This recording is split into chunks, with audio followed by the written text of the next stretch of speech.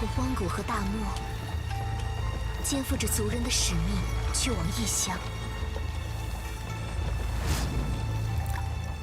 阴谋与命运交织着。当星辰落下之时，毒蛇露出了尖牙。忠诚与背叛的戏码拉开序幕。火光将反叛的计划化为乌有，刺向毒蛇的弯刀，在烈火间把双手灼烫。然而，救命的稻草不过是又一场狩猎的预谋。而若不甘心成为猎物，只能自己勇敢伸手，触碰飞鸟与神鹰。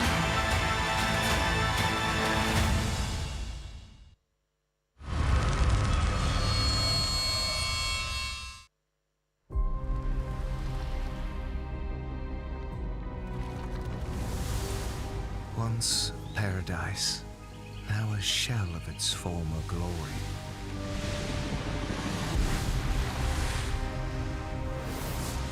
No one minds the kindness of the weak.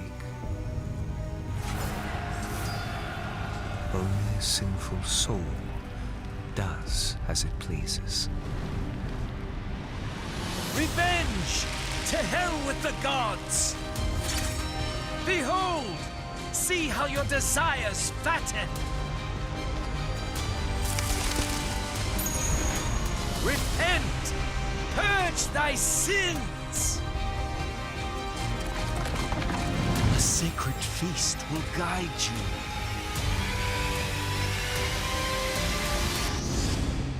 I will rebuild paradise.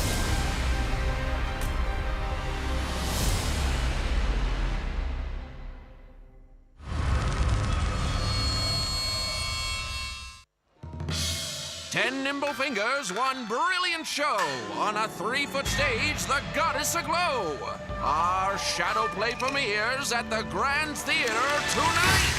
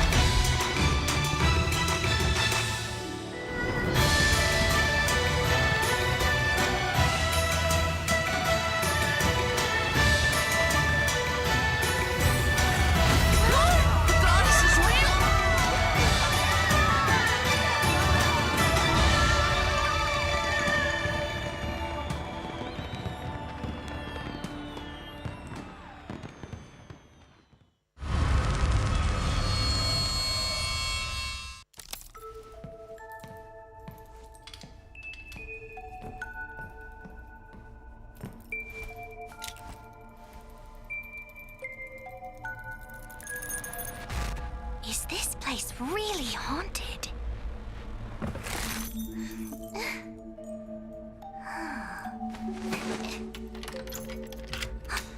Who's there?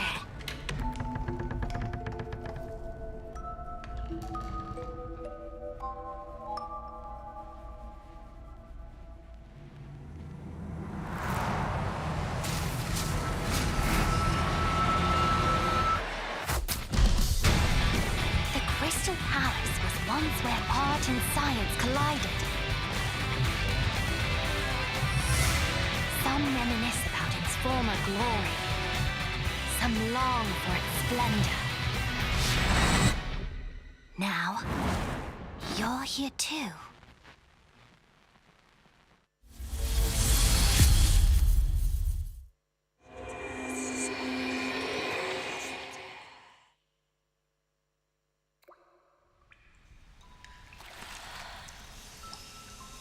With steam dense as a veil, and wine sweet as honey, one can't help but relax at the hot spring. Return to basics, Surrender restraints. Relinquish thyself. Like the eagle, plummeting straight down, lusting for lambs, hating all lamb souls. Bathed in the spring, we drink. We worship. We indulge.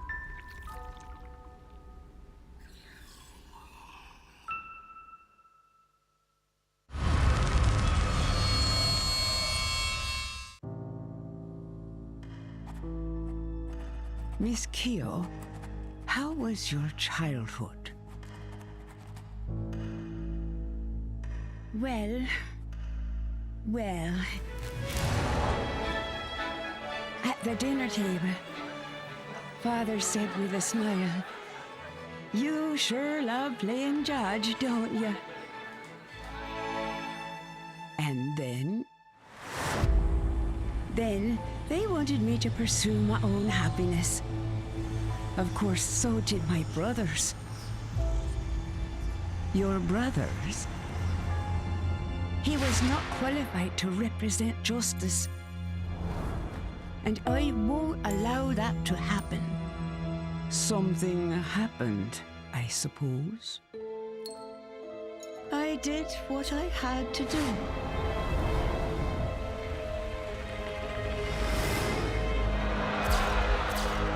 Justice needs obedience. Justice needs sacrifice. Take it over to the Fat Lady Sings.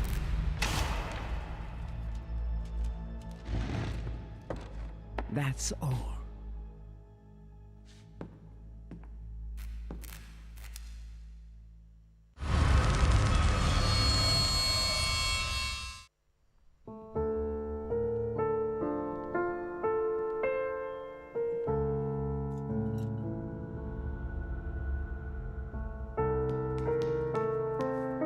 The arrival of the first letter was the prelude to a change in tone. An accentuated sign of fate's shifting course appeared on the night the second letter arrived.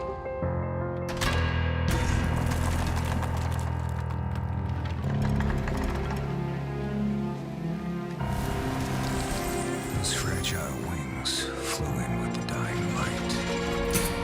Who forgot one simple truth: the purer the light, the deeper its shadow.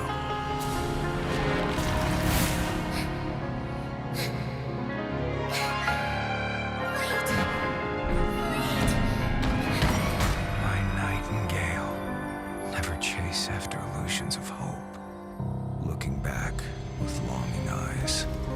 This is just his unfailing bait.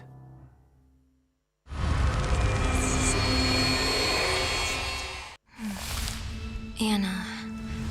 Night. Girls' school. To discover the truth about what happened to Anna, I disguised myself as a maid at the school. After the incident, someone was still the center of attention. Someone was still beloved. Someone seemed to be hiding something. And the odd thing, someone was trying to look for answers in those ancient legends. The truth may not be what it seems. Everyone is under suspicion. Things were not as simple as I imagined.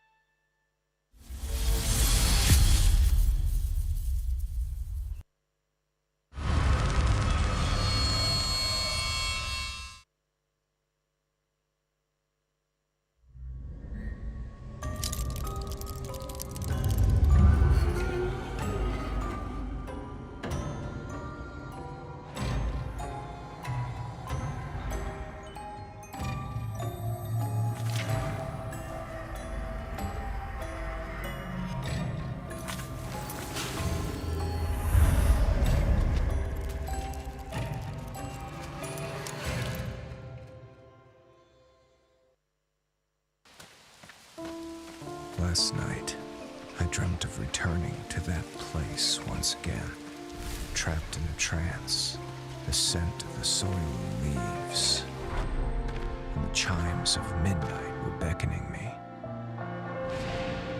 No matter how many times you found salvation within your own creation, you could not escape the nightmares of your memories.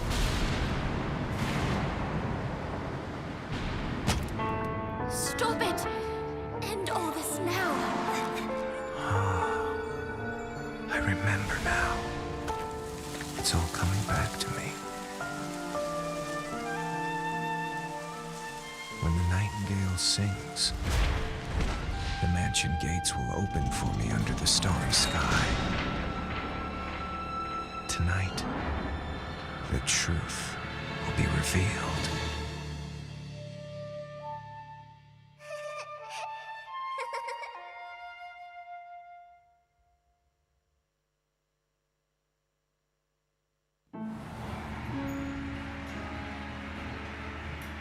Stay a while. I have an interesting tale for you. Sergei, once the backbone of this circus, he brought numerous joy and laughter on stage. But he was a slave to the bottle off stage. His mistress began to fall for a more considerate man, and after a heated argument, she sought refuge in that man's tent. Sergei couldn't stand for this. He destroyed that man's wretched face with acid and ruined his life forever. The truth was finally spilled in a fit of drunkenness. In turn, on that drunken night, Sergei also lost his face. I don't like this face. Oh, it sickens me. But this face has become a new symbol, belonging to Sergei and to me.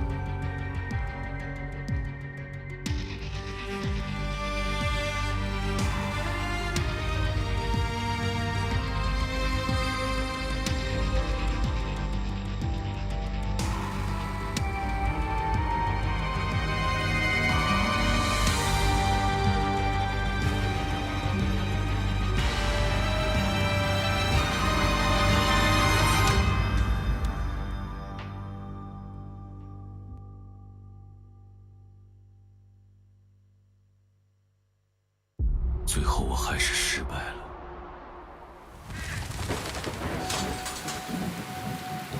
所以我才又回到了这里。这一切都是你的阴谋吗？再次面对过去的噩梦。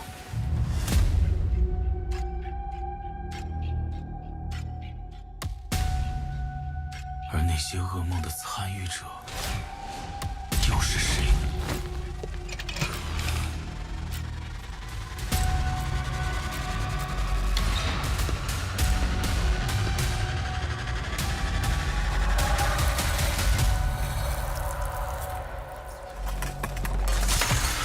我所遗忘的究竟是什么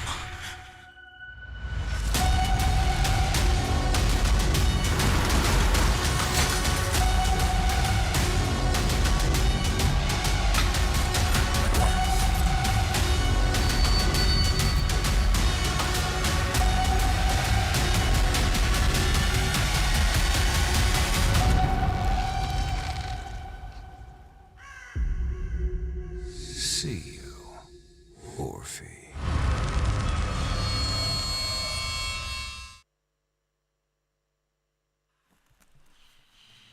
It was never a ruse. This is a requiem.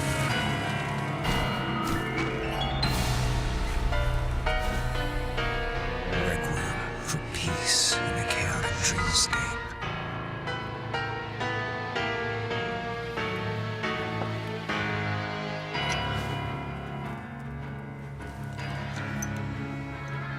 Even if it amplifies their fear, requiem for an exercise to extend the enigma.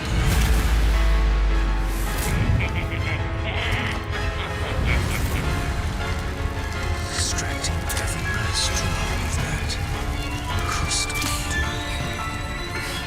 Cast their memories into the abyss again and again as they stand on the border of truth and vanity, warning them.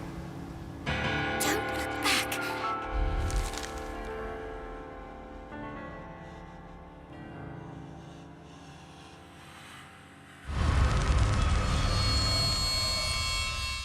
All that remains upon this throne is nothing more than a fragile, incompetent heart. After the embers fade and die out, our homeland, ripped asunder by the flames of war. At the height of my desperation, I finally saw the light of a star above. She was the one who brought the light of dawn back into my life.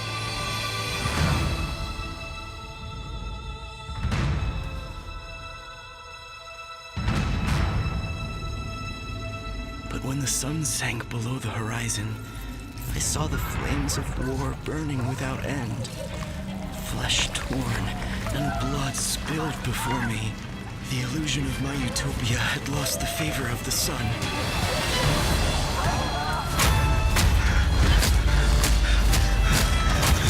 I have to get out of here. I have to...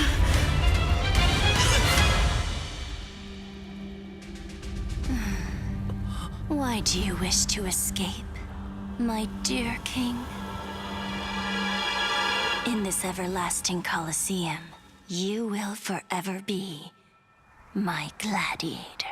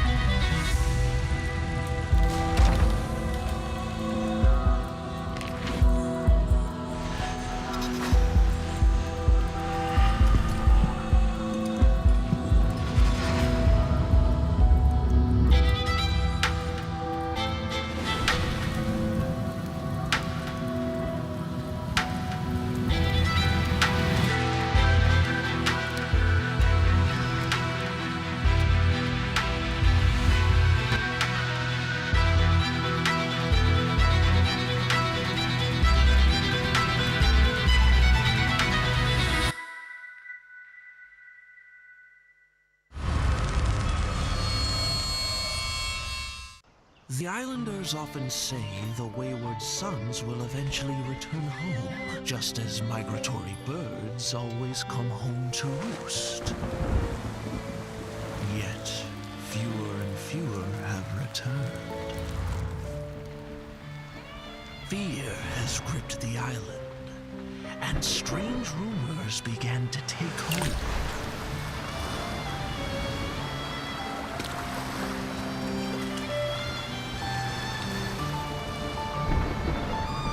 Rumor has it, a vast silhouette overshadows the shore. Some also say a resentful soul lies beneath the waves, luring voyagers to their doom. While many claim, even in a storm, the swallows will guide you in the right direction.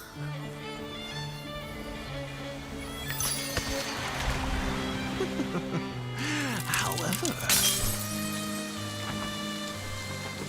is this calamity wreaked by disgraced deities?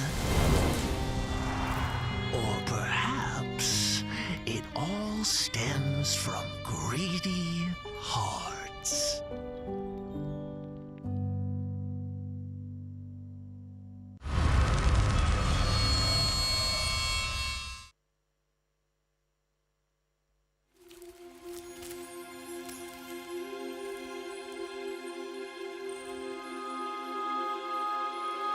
Long, long ago, when demons and gods walked amongst humanity, two sisters lived a life of creating fragrances. All that you desire shall be granted if you bring me a fragrance that relieves one's sorrow. Finally, the younger sister completed the god's request.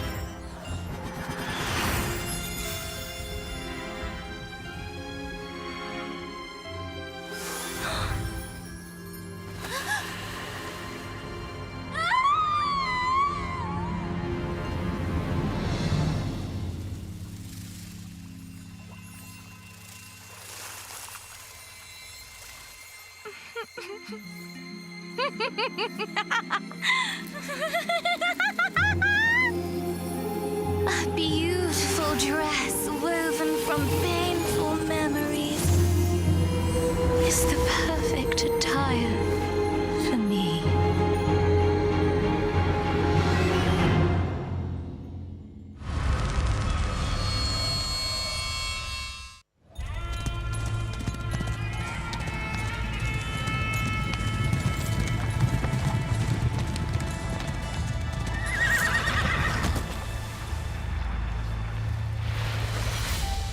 踏过荒谷和大漠，肩负着族人的使命，去往异乡。阴谋与命运交织着。当星辰落下之时，毒蛇露出了尖牙。忠诚与背叛的戏码拉开序幕。火光将反叛的计划化为乌有，刺向毒蛇的弯刀，在烈火间把双手灼烫。然而，救命的稻草不过是又一场狩猎的预谋。而若不甘心成为猎物，只能自己勇敢伸手，触碰飞鸟与神鹰。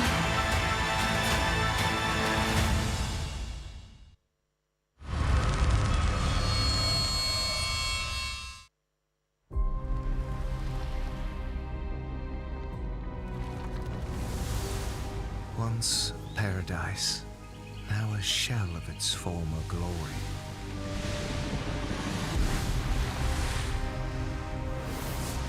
No one minds the kindness of What is up, everybody? Welcome to our second day of NAEU IVT. Yesterday we had some incredible matches, and today we're going to dive even deeper into what NAEU has to offer. It's going to be quite exciting. You know, we saw some back and forth games today, and we have a lot of strong teams going at it again coming up for us today. My name is Elio, joined here with Gaming Grizzly yet again for our second day of action. Grizzly, it's great to be back commentating with you. You know, I'm really excited about this. How are you feeling about what we're about to dive into for these matches?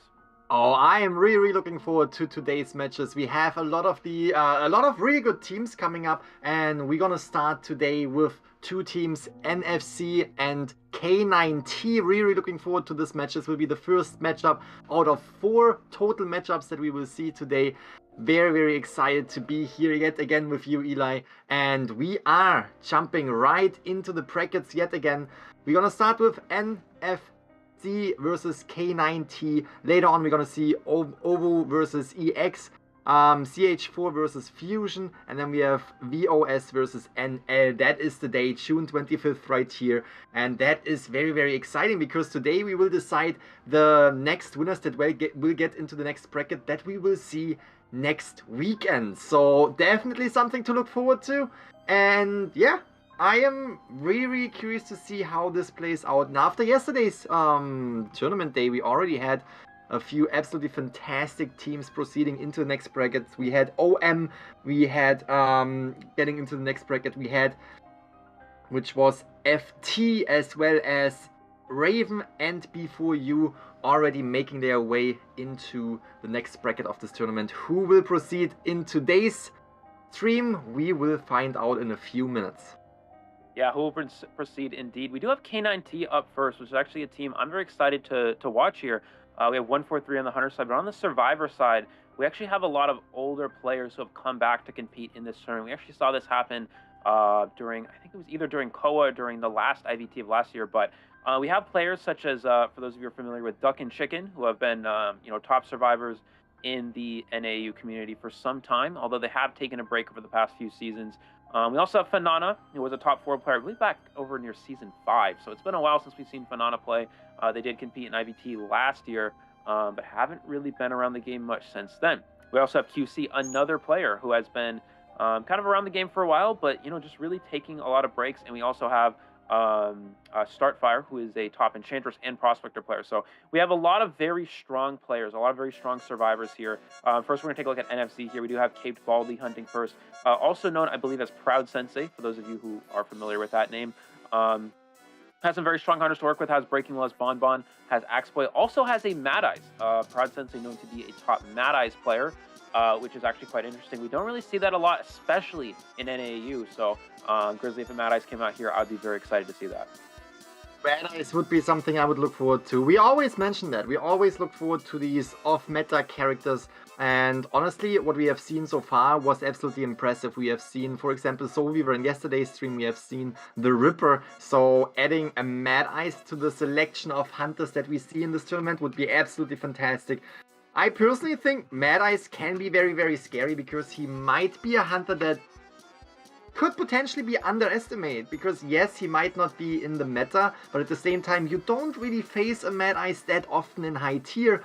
So therefore, there could be that one, or, you know, that one surprise coming up, that one surprise war from the hunter that will decide that match for himself. We also have K9T right here, and that is going to be a very, very intense matchup. I'm also very curious to see how K9T will perform against NFZ. So yeah, really looking forward to this. Yeah, absolutely. Yeah, again, K9T having some older players. We have 489 first, also known as Alexandru. Those of you familiar with that name, a top forward player. Actually, a top professor player. Unfortunately, we will not see any professor being utilized in this tournament, which of course would be very exciting, but these players are playing on a competitive tournament server in which professor is not included. We also have QC. Yeah, QC, a player out of Europe. I believe also been around the game since about season 5, has taken a break and kind of come back for this tournament. In addition to Vanana, same sort of situation. We do not see Duck and Chicken on the starting lineup here for K9T. Unfortunately, that would have been very nice to see those players play, but we also have Babyfish, who, I'm actually very excited to see Babyfish, also known as Startfire, I believe, it's the same player. They were a Season 18 S1 Prospector, the first Prospector, and has been the first Enchantress for some time this season as well. So I think we're going to see a lot of interesting characters from them. If there was any time for, you know, curious strategies, you know, slightly non-meta strategies such as Prospector or even Enchantress, I think now would definitely be the time to see that from K9T. Prospector and Enchantress. That sounds really, really promising. Definitely characters we haven't seen too often. And yeah, overall, the lineup looks absolutely fantastic. I'm looking forward to this matchup as well. And yeah, what else is there to say? We just want to jump into these matches. We just want to see round number 1.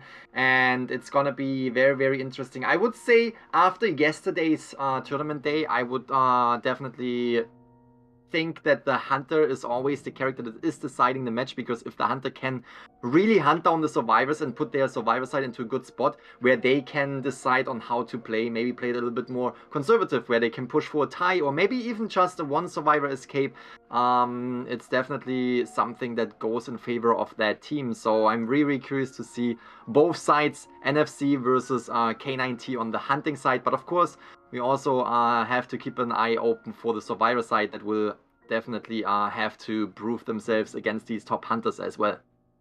Yeah, absolutely. And, you know, a lot of this is going to come down to, as you mentioned, both these sides have strong hunting. So 143, not too much data on them, but we do know they do have Dream Witch, Breaking Wheel, Sculptor, which are very, you know, meta-heavy characters, right? We see, as long as you're able to perform well with these characters, you're going to be able to thrive a lot, especially in these tournaments. And now that we are playing with the for those of you who know the Chinese IVL rules, they have an extra ban for each round now. So with an extra ban and these meta characters really being viable, especially against for these kind of players who have mastered them, it's going to be very favorable for these hunters. And we've seen that be a common theme in NAEU, where hunting has been very important. How strong can these hunters play? Just like you mentioned, how strong can these hunters play will really determine the tide of the match for each particular team. In addition to NFC as well, Proud Sensei is another top hunter in this server. So we're going to see just really, I think it's really just going to be dependent how well can these hunters play, how well can the survivors play against them, of course, but we've seen Dream Witch be a very common character as well. Dream Witch is a character that is how well can the hunter play Dream Witch? How well can you perform with a difficult character? Playing Dream Witch is like playing chess, right? It's very difficult. There's a lot of thought process. There's a lot of control involved and a lot of strategy. So again, if these players can play these types of very difficult meta characters at a high level, it's going to be a very hunter-sided matchup ahead of us. And you have already mentioned it, Professor is a character that we won't see in this tournament, as well as the Novelist. These two survivors are not allowed, as far as I know, as well as Clerk and Nightmare. These two hunters are not allowed in the tournament. But since you mentioned it, Professor, what do you think about these characters? Besides Novelist and Professor, also Clerk and Nightmare, do you think that one of these characters might make it into the meta as soon as they're allowed to come to the tournaments? Yeah, so it's just kind of interesting. We've actually seen Novelists get started to play more playability in Southeast Asia. So we've seen some Novelists kind of be good support characters, less for kiting, but more for just taking over the hunters, taking over the hunter while someone's kiting and drawing them away from the kiter. So not necessarily, Novelist is not a very good kiter himself, but he is good at supporting other people's kites, sort of like a forward. It's almost like a stun that you can use to gain the survivor some distance. So Novelist by itself is really not a bad character. Nightmare we've seen have pretty good map control, but in terms of chase, it's very kiteable. It's very loopable. If you can keep enough distance, if you can use pallets properly, it's very difficult to actually land your jumps onto survivors. So Nightmare is not a character we will really see come up in any sort of meta situation. As for Clerk, we've seen Clerk a little bit over in China. Clerk's kind of been it's a really complex character. Clerk is actually one of the most complex characters that we've seen come out as of recently, in that there's a very specific way you have to play against her, and if teams don't know how to play against her properly, Clerks can just completely take control of the game and win very, very easily. So Clerk is definitely a character that can be a surprise pick for certain teams, but there's a good chance that it may not be as common as some of the meta hunters, of course, like Dream Witch or Breaking Wheel. And that's for something like Professor. Professor's interesting. We still have some things to look at with him. He's good in that he can block hits from basic hit hunters like such as Geisha, and he can also give his skills to other survivors. But ultimately, Professor is a high skill character that may or may not see playability. That's something we'll have to revisit once he starts becoming allowed in tournament gameplay. It's absolutely excited to see that. Professor, definitely a character I look forward to, because with his ability, he can really make or break a game for the survivors. With that ability to not only, push and stun the hunters away, he can come in really good for rescues. He could potentially rescue if there's a survivor on the balloons. We have seen that happening a lot. At least for me, I have been playing Professor here and there. Really, really like the character itself. It's only you know, you have this 1 second time window, you just really have to hit it, and if the hunter knows how to avoid that, just wait it out a little bit and then go for the secure hit. That's definitely something that could put the survivors into a little bit more of a difficult situation. Overall, I think Professor is very, very interesting. I would absolutely love to see more in the tournaments in the future. As we already said, currently that character is not allowed in this tournament, so we have to wait a little bit longer until we see the Professor being utilized in tournament situations. But besides that, again, we have so many characters that we still have to see. Yesterday we have seen a lot of different characters when it comes to the hunter side, but also when it comes to the survivor side. And overall, I would definitely want to see more Perfumer. I would say Perfumer hasn't been utilized too much in this tournament yet. But I personally start to play Perfumer when it comes to the survivor side, as well as Ford. Ford is an all-time favorite character just because he can put so much pressure on the hunter. And we see hunters banning Ford here and there. So yeah, really looking forward to some more of, you know, these survivor gameplays, as well as just non-meta picks. As always, non-meta picks will always, you know, excite me. And yeah, what are you looking for when it comes to non-meta survivor picks? Yeah, in terms of characters, I really want to see Enchantress. It may be Enchantress is considered to be a little bit less of a non-meta character. We've seen it be used a little bit over in other servers, but it's non-meta for NAEU. We haven't seen Enchantress be used a lot here. And I think Enchantress is a really strong character right now. I never thought I'd say this, because I've always been the kind of person that's like, Enchantress is so bad, please don't ever play Enchantress. And then now we actually see Enchantress start to get used a lot more. And it makes sense, because Enchantress is a character, it works against chip hunters like Sculptor and Bonbon. We see those be very strong in the meta. It works against Breaking Will. You can actually cancel the full presence ability with a single stun. It's that simple. Like, that's just an incredibly strong, you know, we talk about Breaking Will being so good, because once he reaches that full presence, it's so easy for them to just instantly kill survivors. You get one spike, full presence, and you snap them or you hit them and they're dead, right? But with Enchantress, you can simply just cancel that and you just completely negate that entire effect. So Enchantress, it's just such a fun character. It's also good against Geisha as well. So it's just, I would really love to see Enchantress come out. And then I would also really love to see Batter. I love Batter. I think Batter has a lot of potential, a lot of just great skills in terms of support, in terms of harass, even in terms of rescuing. Batter can save at half health. You know, you can stun the hunter while you're at half health, still get the rescue. I think Batter's great. I would love to see those two characters come out to play here, and I'm very excited to see if any of these teams will actually pull them out. Yeah, that would be great. Enchantress, as you just mentioned, definitely a character that can pull off a lot of tricks here and there to really provide time for the team for the decoding progress. And I personally want to see the Prospector, because here and there I'm trying to play Prospector, and here and there I'm really, really good. You know, like, you can pull or push the hunter into obstacles is absolutely fantastic. It makes a lot of fun, but you also really have to know how and when to use the magnets. And I sometimes, you know, pull the hunter into myself and then get the hit, which is definitely something I have to improve with. And yeah, seeing one of the top professors in one of the top prospectors here in the game would absolutely be a joy for me, just watching it and learning from it.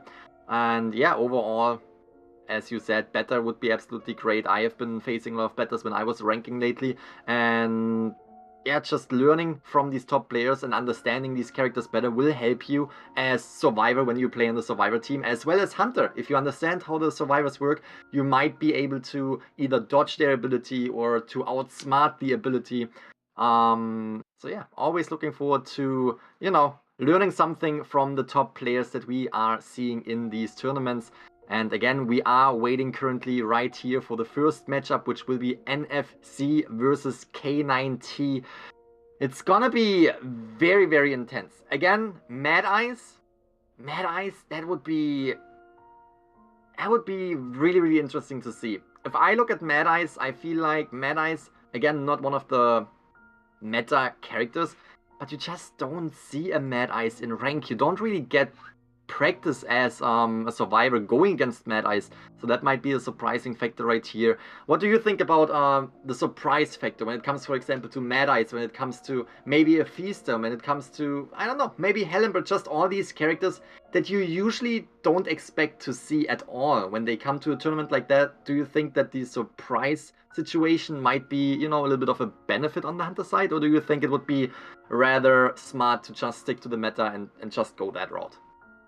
Yeah, I think it's great for hunters. I mean, normally I'm the kind of person who really enjoys to, really talks about how you have to play meta to do well, but there are some situations where having surprise picks really work because what happens is you get in a lot of situations where, you have your three meta hunters, you have your sculptor, you have your dream witch, your breaking wheel, stuff like that, right? And that's what survivors prepare for. They play characters to counter that. So you get in like a third round situation and maybe they ban, I don't know, dream witch or breaking wheel, and then you play like characters that are good against sculptor, like a patient or maybe an enchantress or something like that.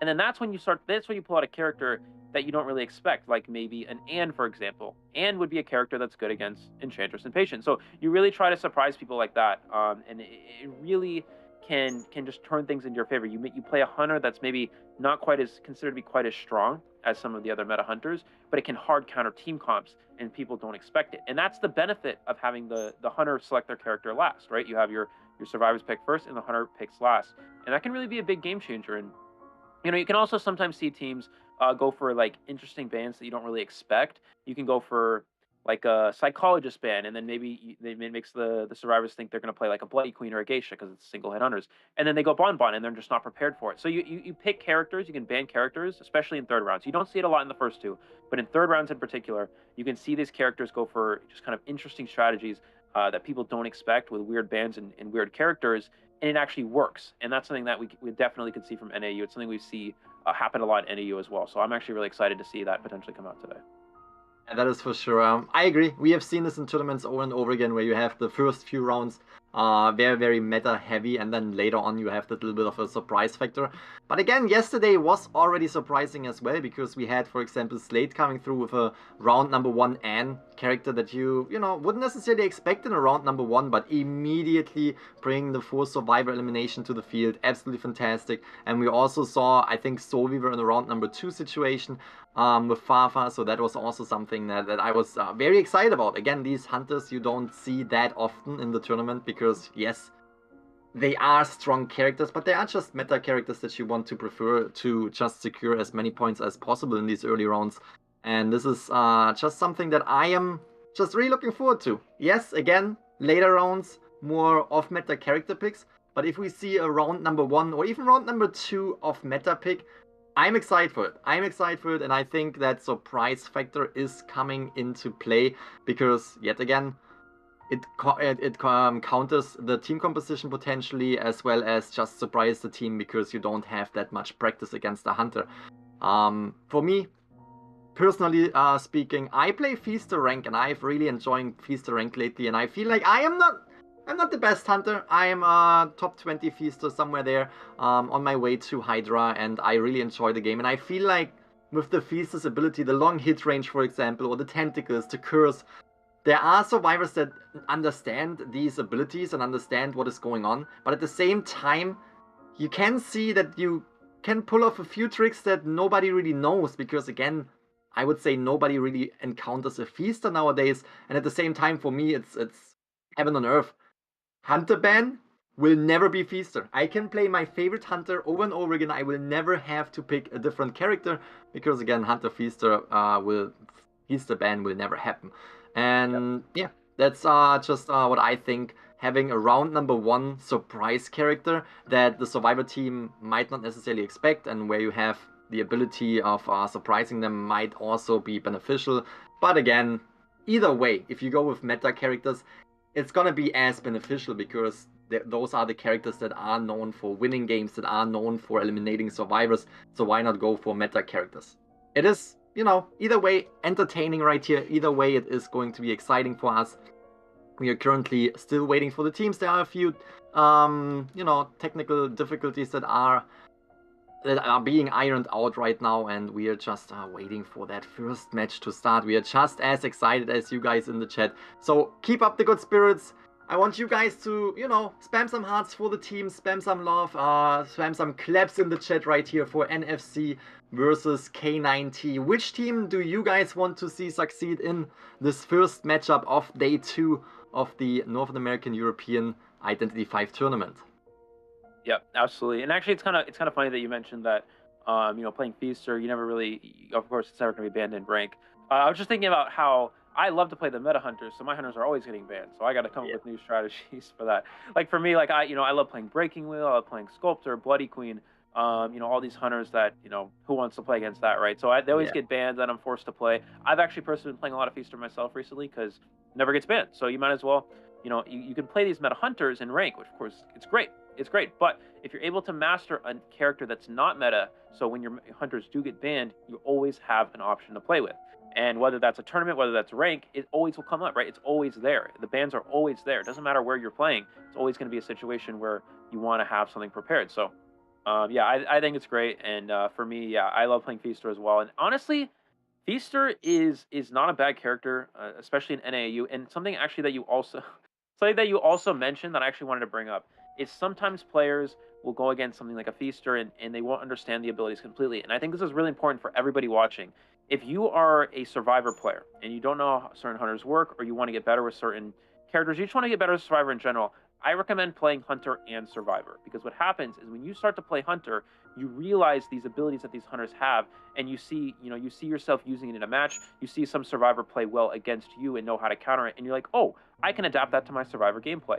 So I think it's really important to play both Hunter and Survivor. It helps as a Hunter, playing Hunter, it helps you improve your Survivor gameplay, and playing Survivor a lot can actually help you improve your Hunter, because you can see hunters do certain things against you, and then you do certain plays, you see survivors do it just all works out, it all connects, right? It's all the same game, it's all the same strategies. So if you can learn from both ends of the factions, it can really benefit both sides of your gameplay.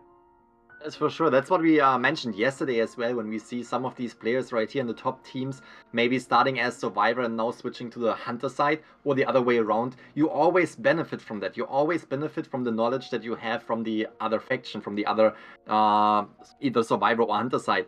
And that's definitely something to keep in mind. Yeah, if you want to get better going against the Hunter, if you feel like, hey, whenever I face, you know, a Feaster in rank, which is not often, I would assume, but whenever you feel like that certain character is giving you a little bit of a struggle, you can always just go into matches and play that character yourself. Try to understand why you are struggling, why certain situations are tough for yourself, and how to counter that.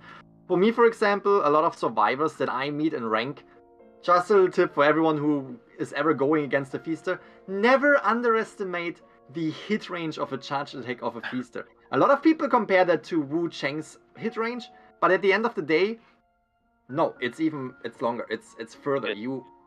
I have hit so many terror shocks that were literally surprising to me. Like, I was like, how did that distance is absolutely crazy. So whenever you see a Feaster, just keep your distance. Go away as far as possible. That hit range is crazy. Yeah, it is. I think the best way you can dodge a Feaster hitbox is you're not really going to outrange it. I remember when I played Feaster a lot, you can hit the Enchantress so far that she can't even stun you. She can't even stun you. You literally have to double back into the Hunter and hope you don't cancel attack recovery. Like, it's that crazy. So yeah, it's crazy. The best way to avoid a Feaster charge attack is to like get behind an object. So like if they go for a charge attack, try to like duck behind a pallet or something. That's probably the best way you can dodge it. If you're in the open, you're not avoiding it. I'll be honest with you, it's just not happening. So, yeah, it's really difficult. Another benefit is that, of course, it's kind of slow. So if you're playing something like Perfumer, you can time it. But yeah, some characters, don't ward. If you're not sure, don't ward. And even if you are sure, double check if that distance is enough. Wow, that's great. Like, for example, the shack entrance, right? The shack entrance, no matter which shack, you have the window, you have the entrance. I am as Feaster, as soon as I'm at the entrance and I have a charged attack ready to hit, while I'm in the entrance, I'm gonna terror shock you. That is how far that hitbox range is. And that's the thing. If you're a Survivor and you're not completely sure, I as Feaster could just come around the corner, already have the charged attack, and if you're not making your way out of this area fast enough, it might be very beneficial to me as Hunter, which is, I take it all of the times, but I'm also just trying to give tips. And again, if you want to understand how certain characters work, for example Feaster, how that hit range works, how other characters' abilities work, always make sure to maybe play a few matches against that Hunter, but also play a few matches as this Hunter, and maybe you even enjoy it and you start playing Hunter more often and you start getting into, you know, the knowledge of how to play a lot of characters and therefore, you know, improve your Survivor gameplay as well. Yes. Yeah, and another thing actually that's interesting is that's really why you can benefit from playing Hunter. So like if you play Feaster, right, and you start using charge attacks, and then you're kiting, you see a Hunt Feaster going for a charge attack, you'll get a good idea if it's gonna hit or not, right? Because you have played that Hunter. Yeah. And honestly, the way I see it is if you look behind you when you're kite, right, and you're going to a window or a thrown down pallet, and you look behind you, you see the Feaster start to charge attack, just take the hit.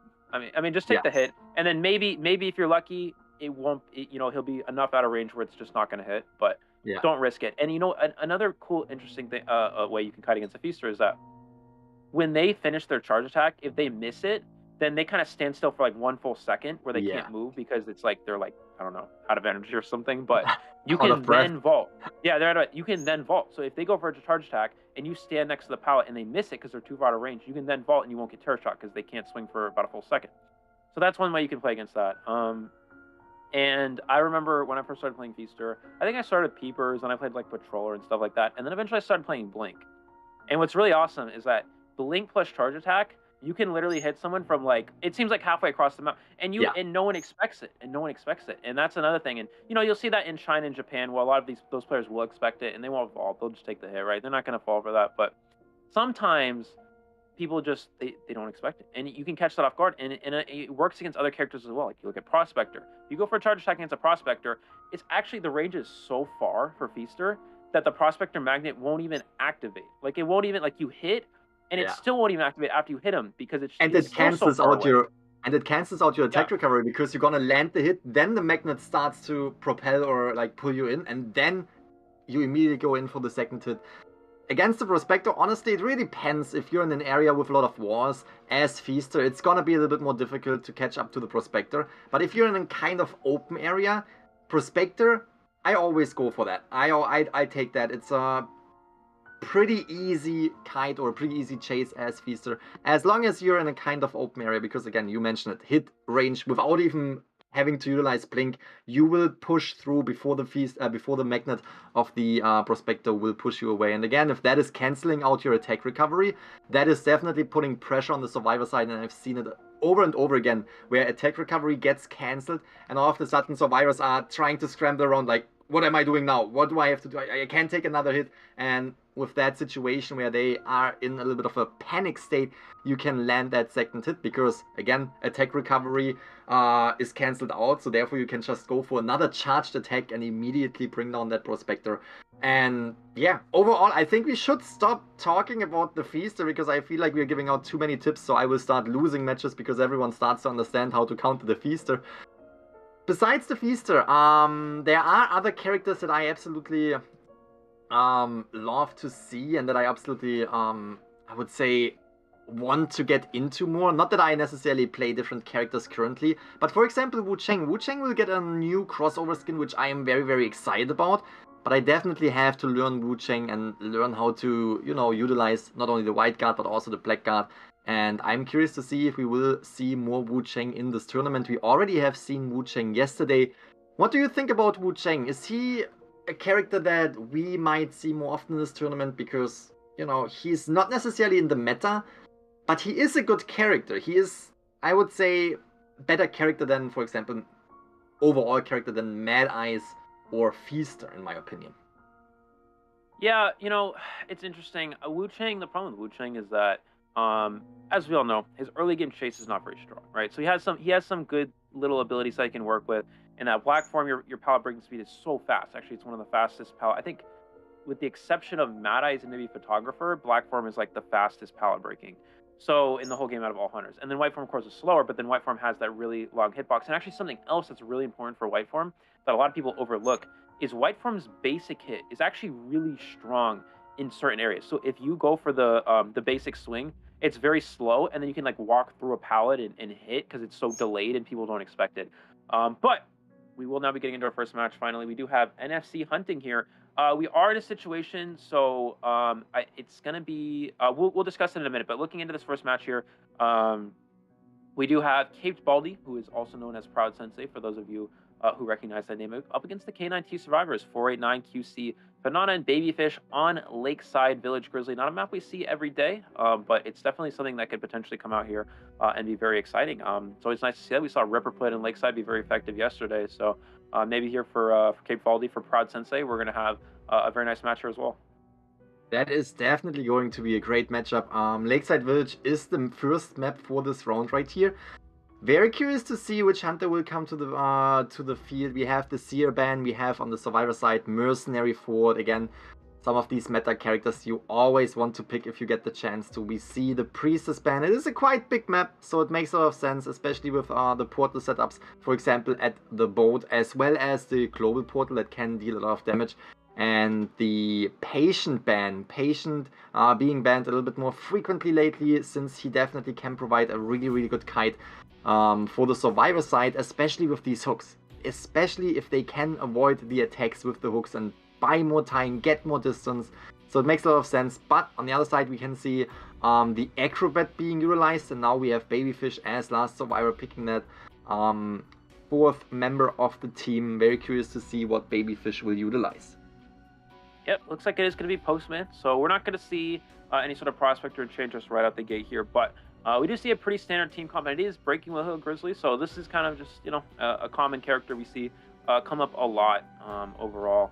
And I'm actually interested to see, it looks like 489 is going to be on forward and not Fanana, unless they change up things at the last second here, but both those players do play forward. Again, Fanana being a old forward player back around Season 5, and then 489, also known as Alexandru, has been, you know, a common forward player up until now. And it looks like we're gonna have Fanana on forward, and 489 is gonna be the mercenary. So Fanana, yeah, an old forward player back from Season 5 coming in here. Forward, of course, very important against Breaking Wheel. Postman as well in there, just for, you know, good kiting, but also very good support with the decoding. Decoding letters are very relevant, and Acrobat being a very strong kiter overall. So pretty strong team comp for K9T. They're able to come out with a good one here. Breaking Wheel on Lakeside can be weak in some areas, so definitely a bit of a tough matchup here for Cape Valdi. That is for sure. That is for sure. Definitely going to be a difficult match, but I think it's going to be a difficult match for both sides. We have the Breaking Wheel here on the map. Breaking Wheel, definitely a character that can close the gap, that can go a long distance in the wheel form, and might provide a really strong game. Very first match on NFC side right here, but it can go either way. We are jumping into this first round right here in a few seconds. I'm very excited to see what will happen. Yeah, with the Postman, honestly, I have seen Postman in ranked lately, and I have seen Postman in this tournament, and I really start to appreciate him as a support character, because I don't know, I never really understood how that survivor could be this strong.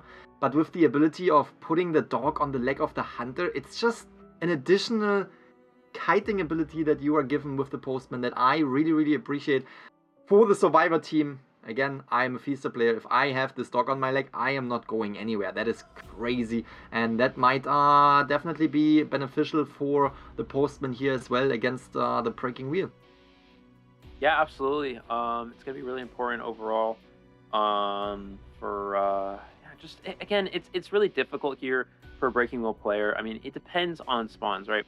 Forward is not ideal chase. Mercenary, you can't really chase at all. If the Acrobat or the Postman spawn in ideal kiting areas, such as shack, such as mini boat, such as big boat, if you have good windows to work with, it can be very challenging for a Breaking Wheel to control in that area. There's just good windows on this map that are very hard to navigate. So it really just depends how well the communication is as well. So again, I know some of these players are from different parts of the world. You know, 489 and I believe Babyfish and QC, all European players, I believe, as well. And I'm not sure about Fanana, so we'll see how well they're able to play this together. We are going to see the Breaking Wheel spawn behind Miniboat, immediately rotating towards the center of the map, which is Babyfish. I think that's the is that the Postman? That's actually a pretty... Oh, Acrobat, which still is a good find.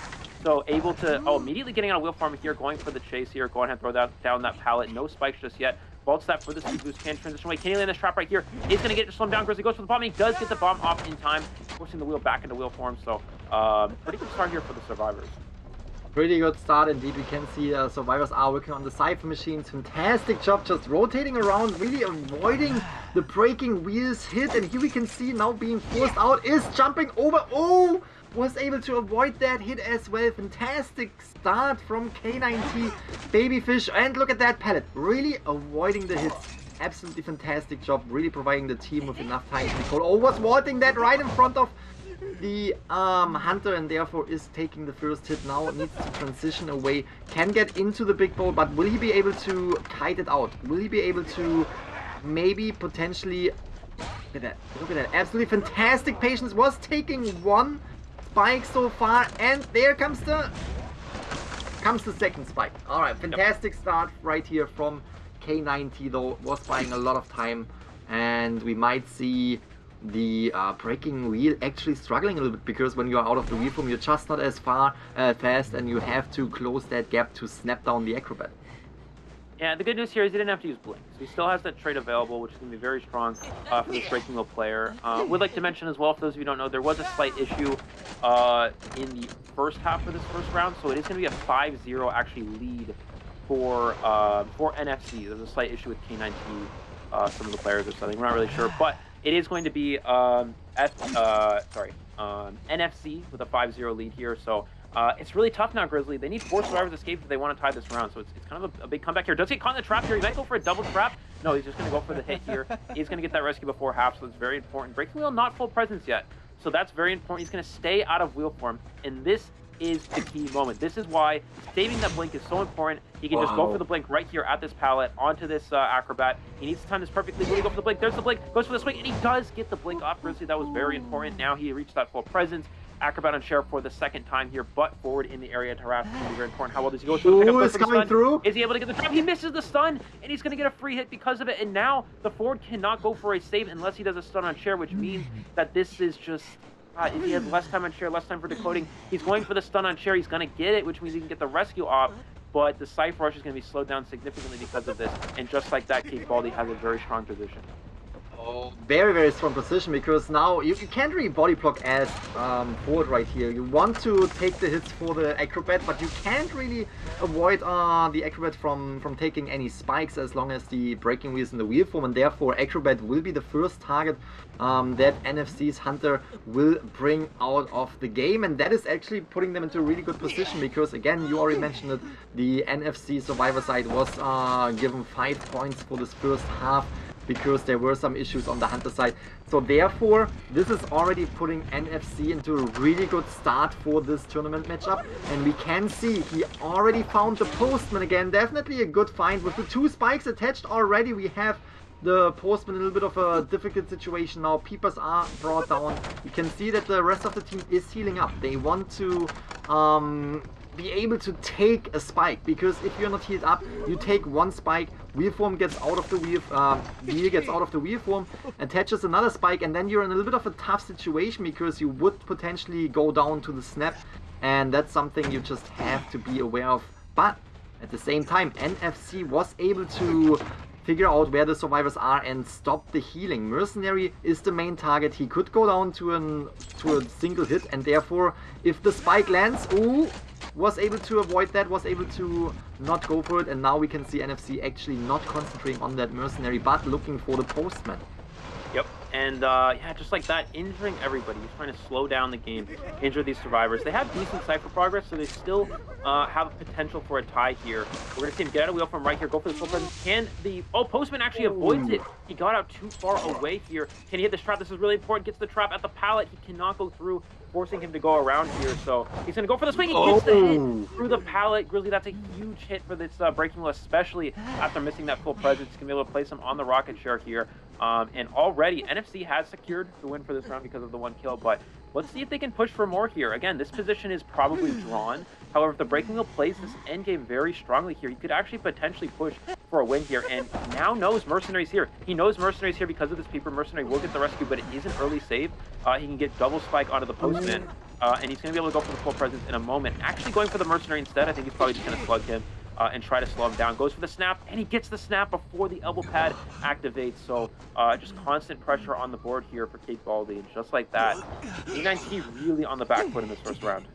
I'm curious to see if he can catch up to the location of the postman. If that is the case, who is actually passing the postman right here, that would have been a great find because he was just right behind the shack and it could have been very, very difficult for the survivor side. Now postman is able to not only get rid of the spike but also potentially come in for a rescue of the mercenary. But at the same time, this means nobody is on the cipher machines. No decoding progress is being made right now. Rescue is coming through, but with the peepers we can see that Baldy is immediately going back, immediately concentrating on the survivors that were already on the chair. Mercenary taking the first spike, but is able to get far away to avoid the ability to take another spike.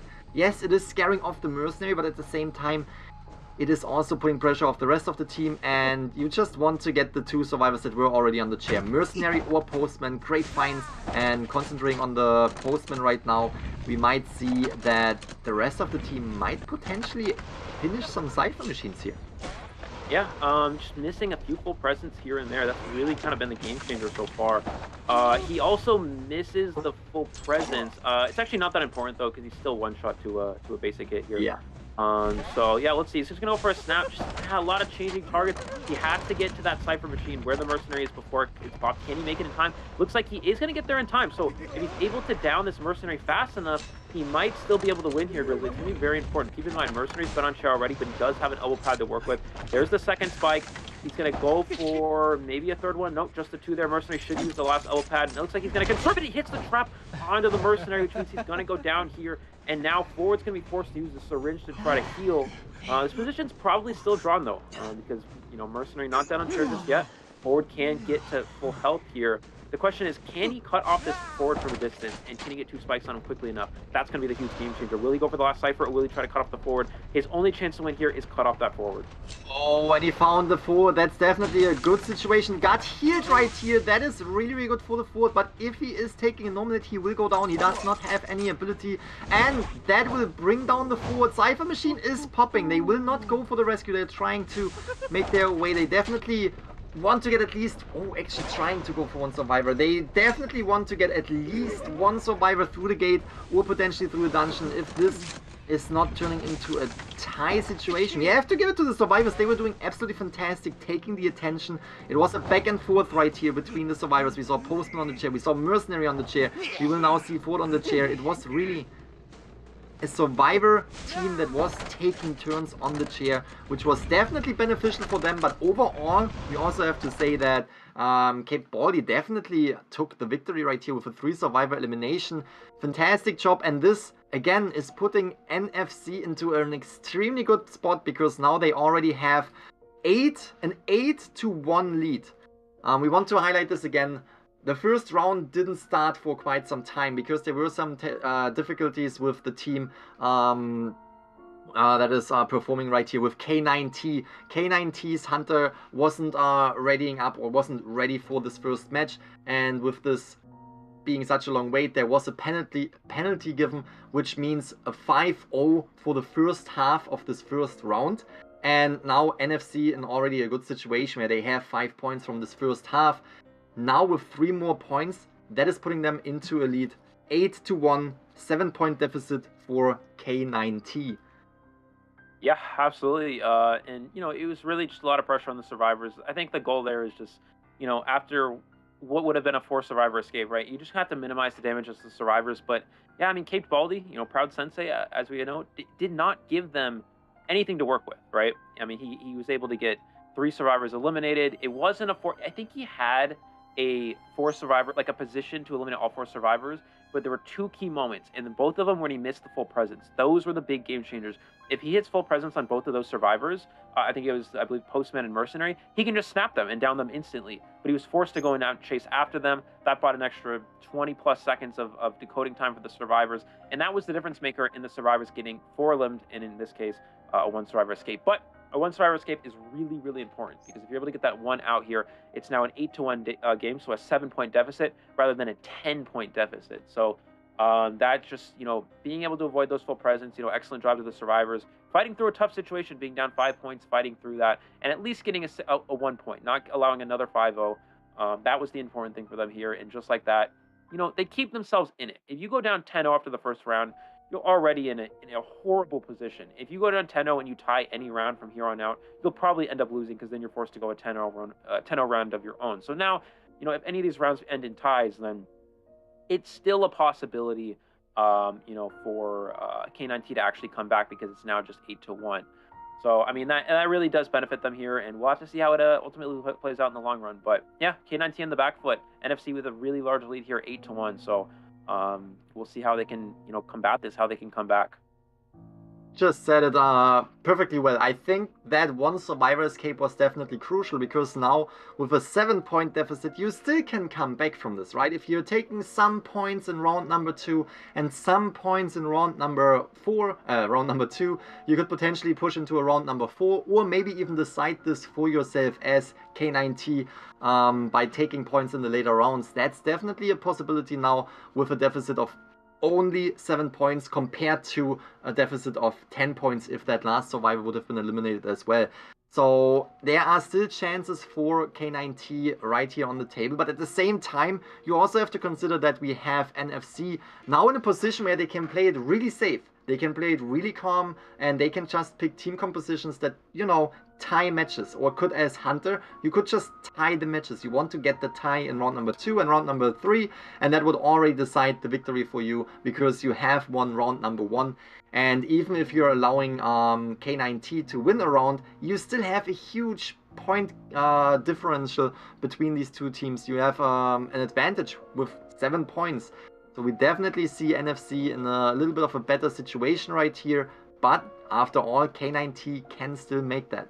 K9T can still come back with, you know, a really good round number 2, a really good round number 3. Very curious to see how this goes, in which direction this matchup will end. Because, again, this can still change. We have seen it before in other tournaments where one side will definitely win round number 1, and it seems so overpowering how they won round number 1. But then in the later rounds, it turns. The tide turns and the other team takes the victory. So everything is still on the table for both sides. Yeah, absolutely. And we're going to get the match results for the first round here. Yeah, 8-1 in favor of NFC. Now, I don't actually know who picked round 1 map pick, so that's also going to be very important. Hopefully we'll have some information on that in a moment. But it's just, you know, see, here's the issue, right? If K9T was the team that picked Lakeside, right? You're going into round number 2 down 8-1, and you don't even have map selection available. That can be really difficult. Now, if NFC was the one that picked map first, then K9T still has a slight chance here, right? Because you have map selection, you can pick a map that's strong for your hunter, and then maybe, you know, not as strong for the opposing hunter as well. So that's going to be very important there. But we'll have to see again how this plays out. So, yeah, just a 7-point deficit here. I'm actually interested to see what we're going to see come out in these later rounds. I'm actually really curious to see if I believe it was Babyfish on the side of K9T will bring out the Enchantress and the Prospector that we discussed.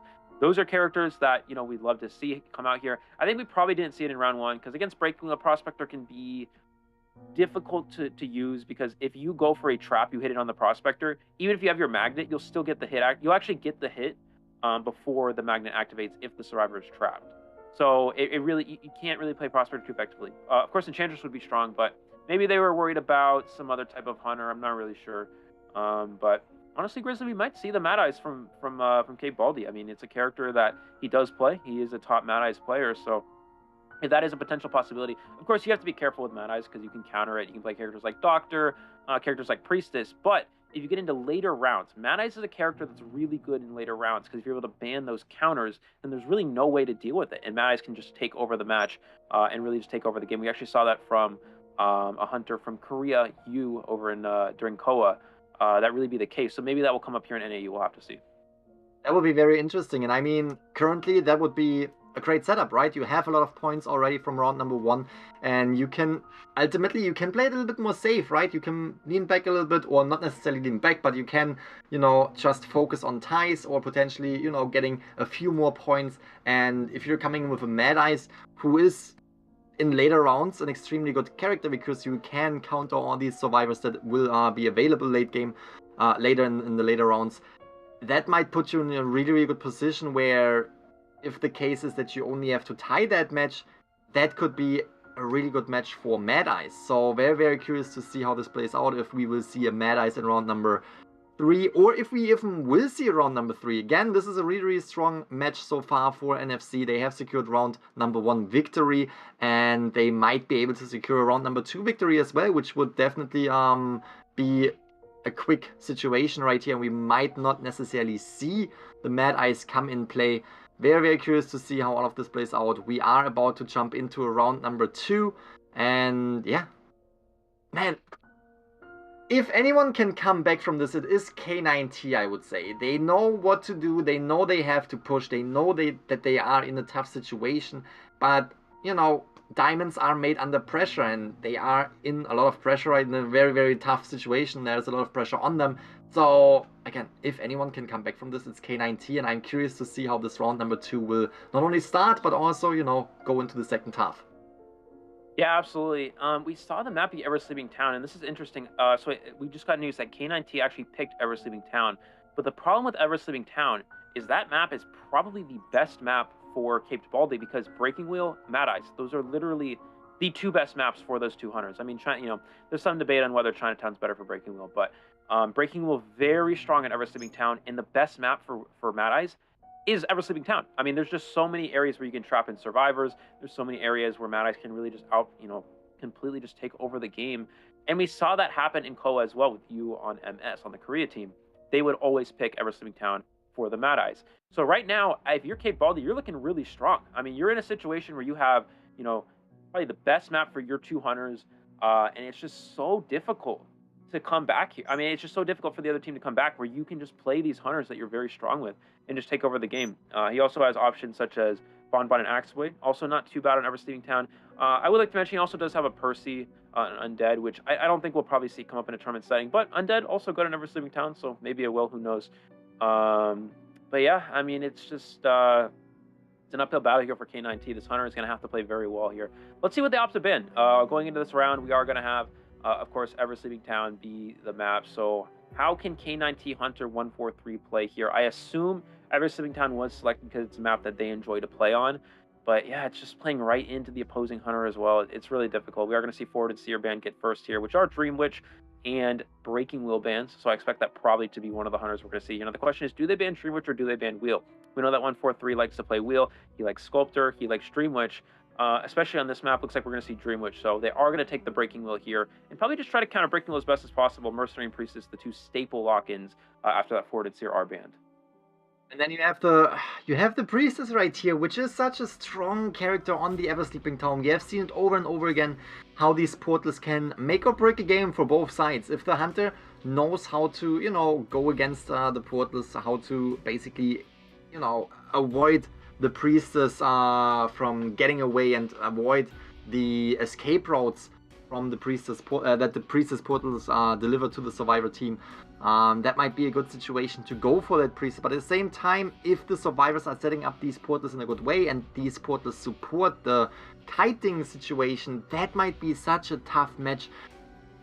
K9T might potentially come in as Breaking Wheel. Again, we have the Ever Sleeping Town right here. Breaking Wheel would just make sense, and with the Priestess on the field, you can just go through these portals and you don't have the, you know, stun that will happen after the portal. But at the same time, if the Priestess is kind of forcing you out of the Breaking Wheel's wheel form and uses the portals after that, that is also giving the Priestess a chance to get away right here. And not only do we see the Priestess, but we also see the Psychologist and the Dancer. We have talked about the Dancer yesterday a little bit. Definitely a character that can provide a lot to the team with the music boxes, especially the slowdown music boxes that could that helps slowing down the hunter and potentially trap them into a situation where they can be pellet stunned. We see K9T utilizing that Breaking Wheel again. It is the Ever Sleeping Town map. Dream Witch is banned. That was just predictable that we have the Breaking Wheel right here, and I think NFC knows that. I'm very curious to see how they will play against that. Again, NFC in a definitely better spot right here, 100% better spot with an already 8-1 victory in round number 1. I want to see what they're up to next, because if they can, let's just say if they can already tie this round right here against K9T, all that they would have to do is they would have to get another 3 survival elimination on the hunter side, which they have already pulled off, which they could potentially do right here on the Ever Sleeping Town, and that could potentially already mean the victory for NFC. So therefore, You just have to go all in. As K9T, you have to secure the points, you have to take a victory. A tie might be enough to get into a round number 3, but a tie is really not what you want to go for, because if you're tying, you really have a tough situation in round number 3. So there is a lot on the line for K9T, and I'm curious to see how the Hunter will put the pressure on the survivors, and then the other way around, where we have the survivors of K9T really having to secure points as well. Very curious to see how this round number 2 plays out.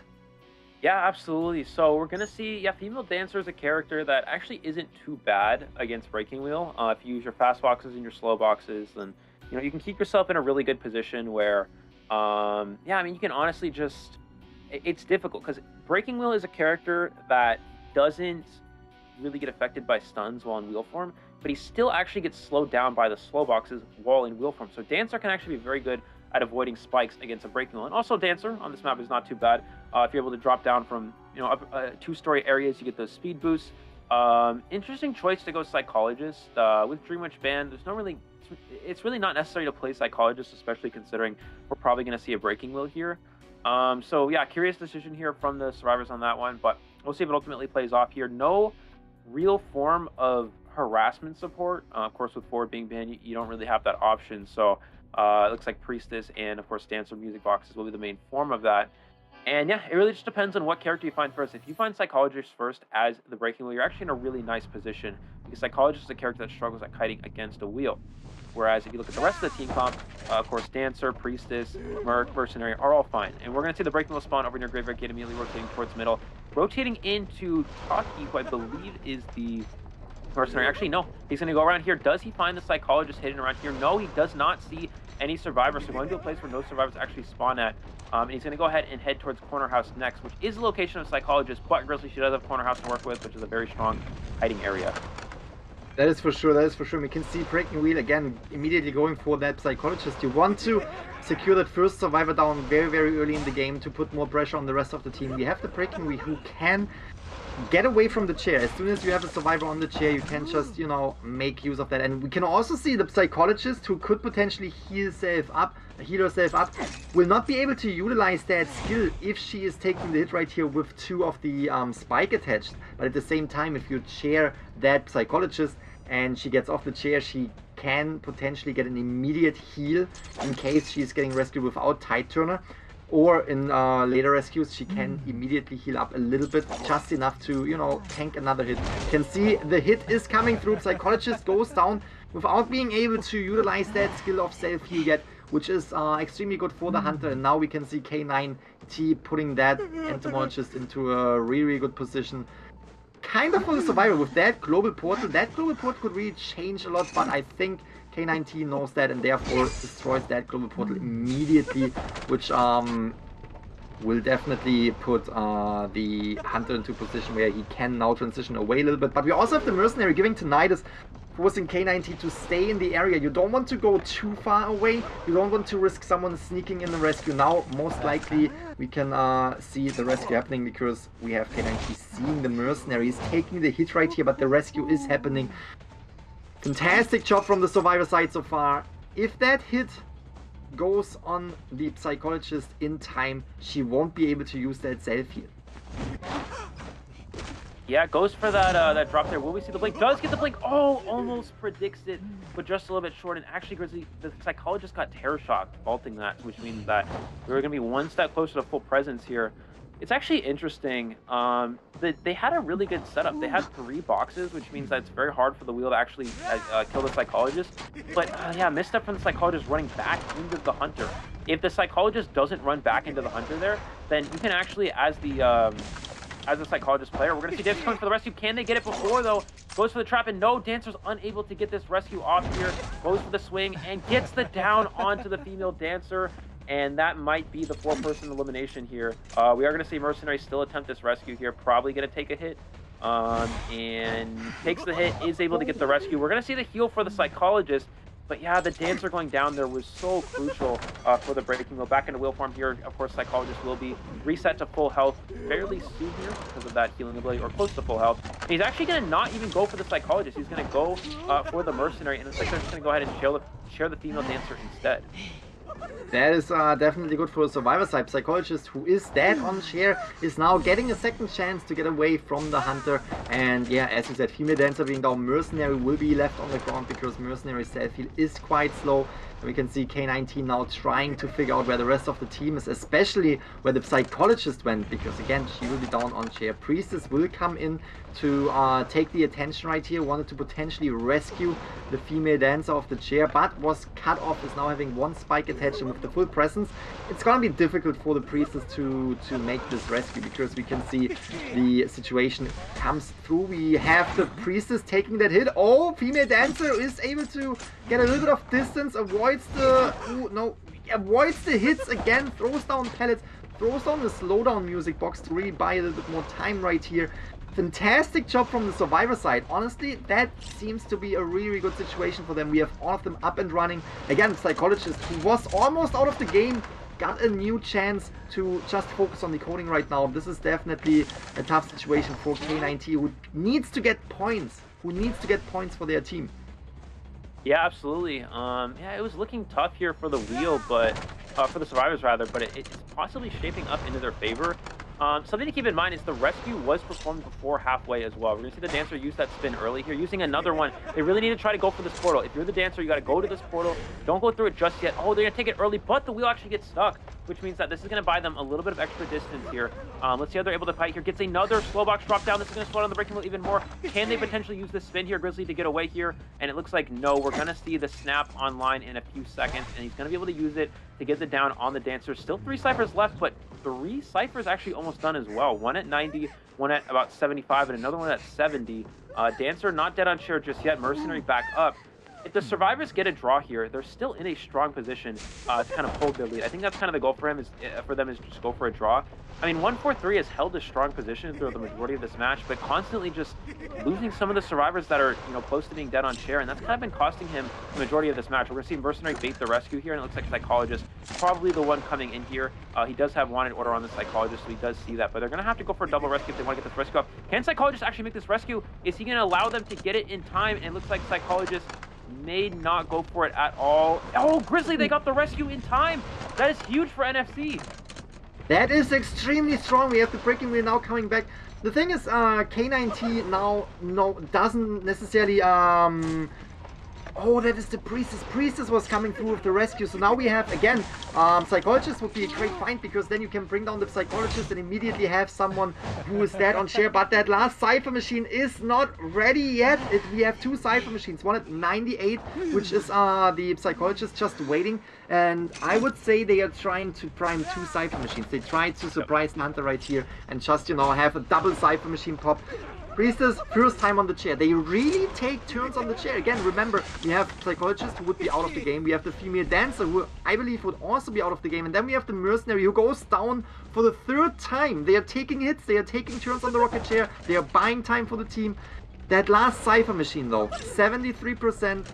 It doesn't change. We still have it at 73%, and that is a key situation for the Hunter, because that is just buying more time to go back and forth, bring down survivors yet again, over and over again, share them over and over again, and eventually you will have survivors go down and get out of the game if that last Cypher machine is not getting done. Priestess now working on that last Cypher. Will the Perfumer, will the Dancer be able to buy enough time? Dancer goes down, last Cypher machines will be ready now. What can we expect from the survivors? What can we expect from the Hunters now? Yeah, Psychologist has been standing on the prime Cypher for so long. I don't really understand. Looks like they're just going to go ahead and pop it completely here. I don't really understand the idea behind that. I guess maybe try to mind game the Hunter, but it's been so long, the Hunter has to know that they have a prime Cypher at that point. I mean, Psychologist, even if they didn't have one, would have already done a complete new one. So it doesn't really make sense for that play. Oh, she avoids the full presence, Grizzly, and the long portal is here. They're going to take the trap, but she can actually make it through the portal. Oh, they break it! She makes it through! She makes it through the portal, and he's unable to get the hit as well. Psychologist stays alive here. Priest is going for a second long portal towards the exit gate. Can Moss potentially get this open? No, they're going to portal away here. Another free escape. They're probably going to go right back through, and well, 143 break the portal. No, they're going to stay in wheel form. Wow, NFC is actually playing this really well here. That was just a really big play there that he missed that full presence and missed that trap. And we see the Psychologist kind of stuck in a bit of a tough area. She probably will go down here, already has a spike, but I believe NFZ should be on track to draw this round, which is perfect for them considering they're already up 8-1. And Psychologist will not go down unless the Hunter will hit her, and there goes the Psychologist. We have the exit gate being opened. It is open. There's no way for K9T to make it to the gate in time, and this is, as you mentioned, the tie. What a fantastic setup. Psychologist, after being the first target of the breaking wheel, ended up finally for the breaking wheel on the chair and out of the game. What a fantastic match. Again, survivors were really taking their turns on the chair. Everyone was sitting on the chair except of the mercenary, who just went down over and over again. But overall, that was very, very good for the survivor side of NFZ, because again, now we have the Hunter side. If they can get a 3 survivor elimination, they will win round number 2. That is absolutely strong, and especially in round number 2, where we see most likely a breaking wheel ban after NFZ was utilizing the breaking wheel in such a great fashion on the Lakeside Village map. We might see that Mad Eyes come into play that we have been talking about so much. That would be absolutely fantastic, seeing that Mad Eyes. And even if they tie on the Hunter side, they still have the lead with this round number 1 victory. And even if they lose on the Hunter side, now with this tie, they still would be in the lead when it comes to points. As long as they would tie round number 3, they would still be in the lead. So definitely a fantastic outcome for NFZ right now. That is an absolutely strong start in round number 2. K9T right here, you can see it was striking 32 times. So it's really putting pressure on these survivors. But they definitely played it extremely strong. They definitely were taking their turns. They knew how to go against that breaking wheel right here. And that was giving them the chance to tie up this match, even though K9T's breaking wheel was extremely strong early game. That early game was extremely strong against the Psychologist, really cancelling out the skill. And there were a few situations where we didn't necessarily expect the rescue to happen, and it happened last second, and it was just giving the survivors so much time.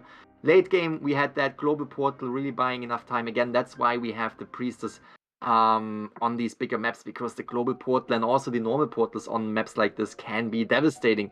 Fantastic job from NFZ, playing it extremely good with the tie right here, and now we are jumping into the second half of this round number 2, and this could potentially already be the last match that we see of these two teams, because NFZ is now having the chance to be the victor between these two teams and proceed in this tournament into the next brackets. Very, very excited to see what is happening next. Again, keep your eyes peeled. We might see the Mad Eyes come into play. Yeah, and now would be a great time to do that. You know, again, you're in a situation as the Hunter for NFC, right? So you have a tie for this round. You have an 8-1 lead from the first round. So the goal here is basically at least tie, because if you tie as the Hunter, you go into the third round with a 7-point lead, which is excellent. That's what you want to happen, obviously, right? So if you're able to do that, you're in a great position moving forward. So the goal here is at least get a tie. That's kind of the bare minimum. If you get a draw on the Hunter side, then great. Your team's in a 7-point lead in round 3. That's awesome. But if you're able to get a 3-person elimination here, that's crucial, because if you get a 3-person elimination, it's over, right? NFC just straight up wins. So I think the goal here, yeah, of course, bare minimum, at least get a draw. If you want to go extremely aggressive and you're worried round 3 may go difficult for your team, just go ahead, straight up, try to play something like Mad Eyes or Breaking Wheel, depending on what they ban, and just go straight for the win, right? We talked about how that's always a possibility. We talked about here, you have 2 winning Hunters. Mad Eyes may not be very common, but is a Hunter with a lot of win potential. So you can play that, go for 3K. If they ban Mad Eyes, then you play Breaking Wheel, go for a 3K, and maybe just win that way. Or again, you can just play conservatively, maybe play a tie Hunter like Bonbon, just take a draw straight up, and just have it hold a 7-point lead going into the last round. Yeah, it's definitely an uphill battle right here for K9T with these options that are on the table for NFC. And you said it, bare minimum would be a tie on the Hunter side. But again, even if they would lose this match with a 3-survivor escape and they would only be able to eliminate 1 survivor, point-wise, they are still in the lead. They would still have to at least tie round number 3 after that. But point-wise, if they're having 1 survivor eliminated and that's all, it's still looking good for NFC. So that is something that we also have to keep in mind. That is something that is also very dangerous for K9T right here, because even if they are able to get out with 3 survivors, it's still not over. We're gonna jump into a round number 3 that is still very, very dangerous for the team. So after all, like if you look at the entire situation that is happening, if K9T can pull off a 4 survivor escape, which we have seen on Ever Sleeping Town. We have seen this in huge tournaments like the Call of the Abyss tournament, where we had a breaking wheel on Ever Sleeping Town, or the what was it, the Call of the Abyss qualifiers. We had breaking wheel who was having struggles with the survivors, and 4 survivors were escaping against the breaking wheel on Ever Sleeping Town. So K9T potentially could make that 4 survivor escape happening, but at the same time, that's just a huge task. That's a monumental task to do, and it might be a little bit difficult. So going for a 3 survivor escape on K9T's side is what they're wanting to do. Again, the bare minimum for them, literally the bare minimum, is the tie. If they have 3 survivors eliminated, they will be eliminated from this tournament. So the bare minimum is the tie to push into a round 3. That would still look very, very difficult for them, but at least they are jumping into a round 3 where they can still make things happen. Now we're gonna jump into the second half of round number 2. Again, we already explained that the tie is the bare minimum for K9T right here, and at the same time, if NFC wins, that would mean that NFC is proceeding in this tournament. We can see the first 2 bans. Forward, Priestess. Priestess, again, we saw how destroying, how much damage she was dealing with these portals. Only makes sense to ban her right here on the Ever Sleeping Town, especially now with the breaking wheel banned. Priestess could be a very, very difficult target, and if we are right with our prediction and we see the Mad Eyes, you just want to get rid of that Priestess. That's no questions asked. Ever Sleeping Town with Mad Eyes, ban that Priestess and give yourself a good situation where you could potentially not only get the tie, but the 3 survivor elimination. Yeah, forward Seer ban here probably indicate, yeah, as you said, probably indicates Mad Eyes. I mean, Priestess, of course, on this map, you know, it's a good map to ban Priestess. Obviously, this is one of the strongest Priestess maps, very good support. We're gonna see Patient actually get banned, so it could still be Mad Eyes. I don't really know. We're not really sure again, because again, we talked about Mad Eyes is a hunter with win potential, so maybe for NFZ here, you play a win hunter like Mad Eyes, try to just win things straight up with a 3K or higher, or you just play a draw hunter such as something like Bonbon. So forward Priestess ban would make sense for something like Bonbon, something like Sculptor. He also has Axeboy available. We're actually going to see Mechanic get banned as well. So maybe that indicates he wants to go aggressive here, Grizzly. Banning Mechanic indicates, you know, you're trying to go for more than a draw, maybe just trying to win the round straight up. It's definitely a possibility, but yeah, it's a tough battle for K9T. They cannot really afford to tie here, because if you do tie, you're down 8-1. Of course, you can still make an 8-1 comeback, but it's really challenging. So the goal here for the survivors is try to win. Ooh, Batter is going to be the last selection. That's interesting. I would have actually expected the Hunter. We're going to see Sculptor here. I would have actually expected them to ban Batter so they wouldn't have to deal with any sort of sneaky harassment like that. But interestingly enough, yeah, going for Mechanic ban and Patient instead. So, you know, talked about the Batter earlier on. It's definitely a possibility of it coming into play and being effective here. We'll have to see if it works out in this match.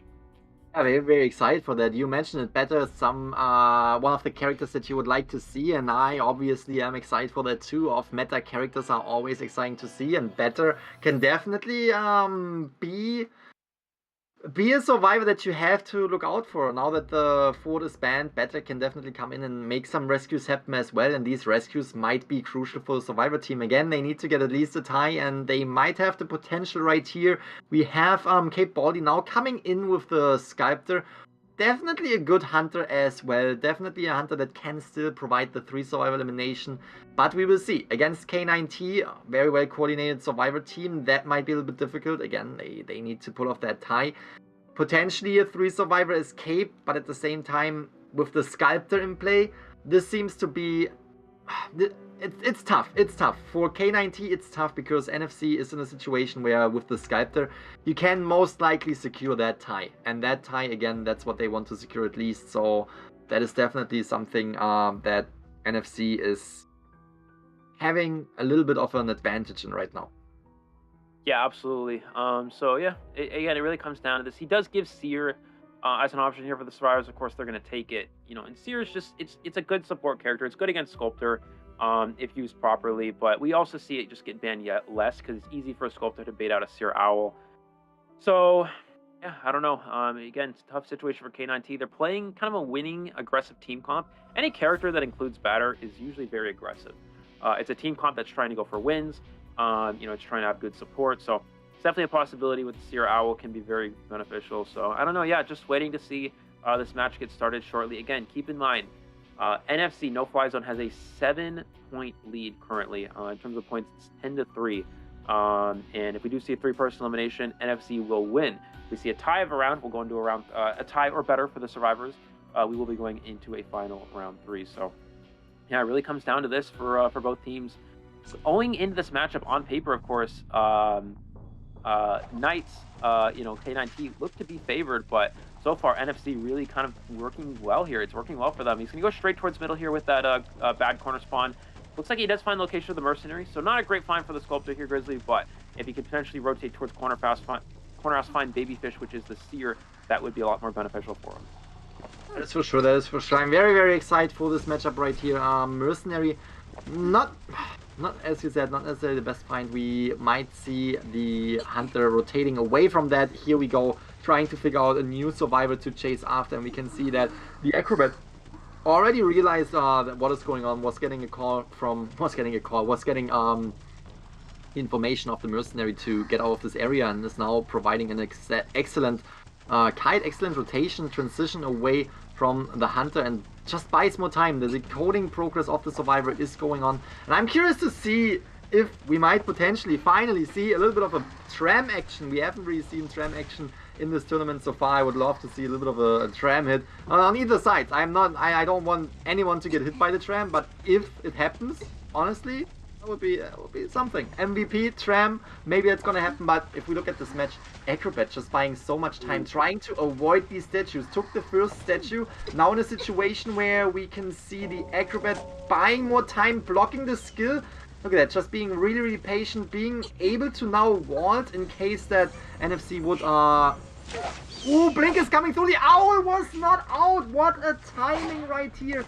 Acrobat predicting that Blink and is avoiding to go down immediately. We now have the Better right here. Again, we talked about the Better. Will the Better be able to buy more time? Better is getting hit by the statues, is missing that ball right there, and now Acrobat is the best target. There are no balls left on the Acrobat as far as I know, and that means, ooh, very good snipe with the statue.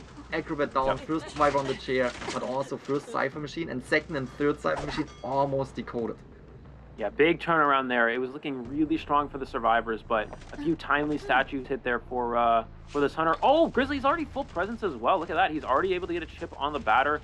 Mercenary's going to try to come for this rescue, but a full presence sculptor, it's such a difficult save. Here comes the Mercenary. It's the first statue. It's 2 in a row.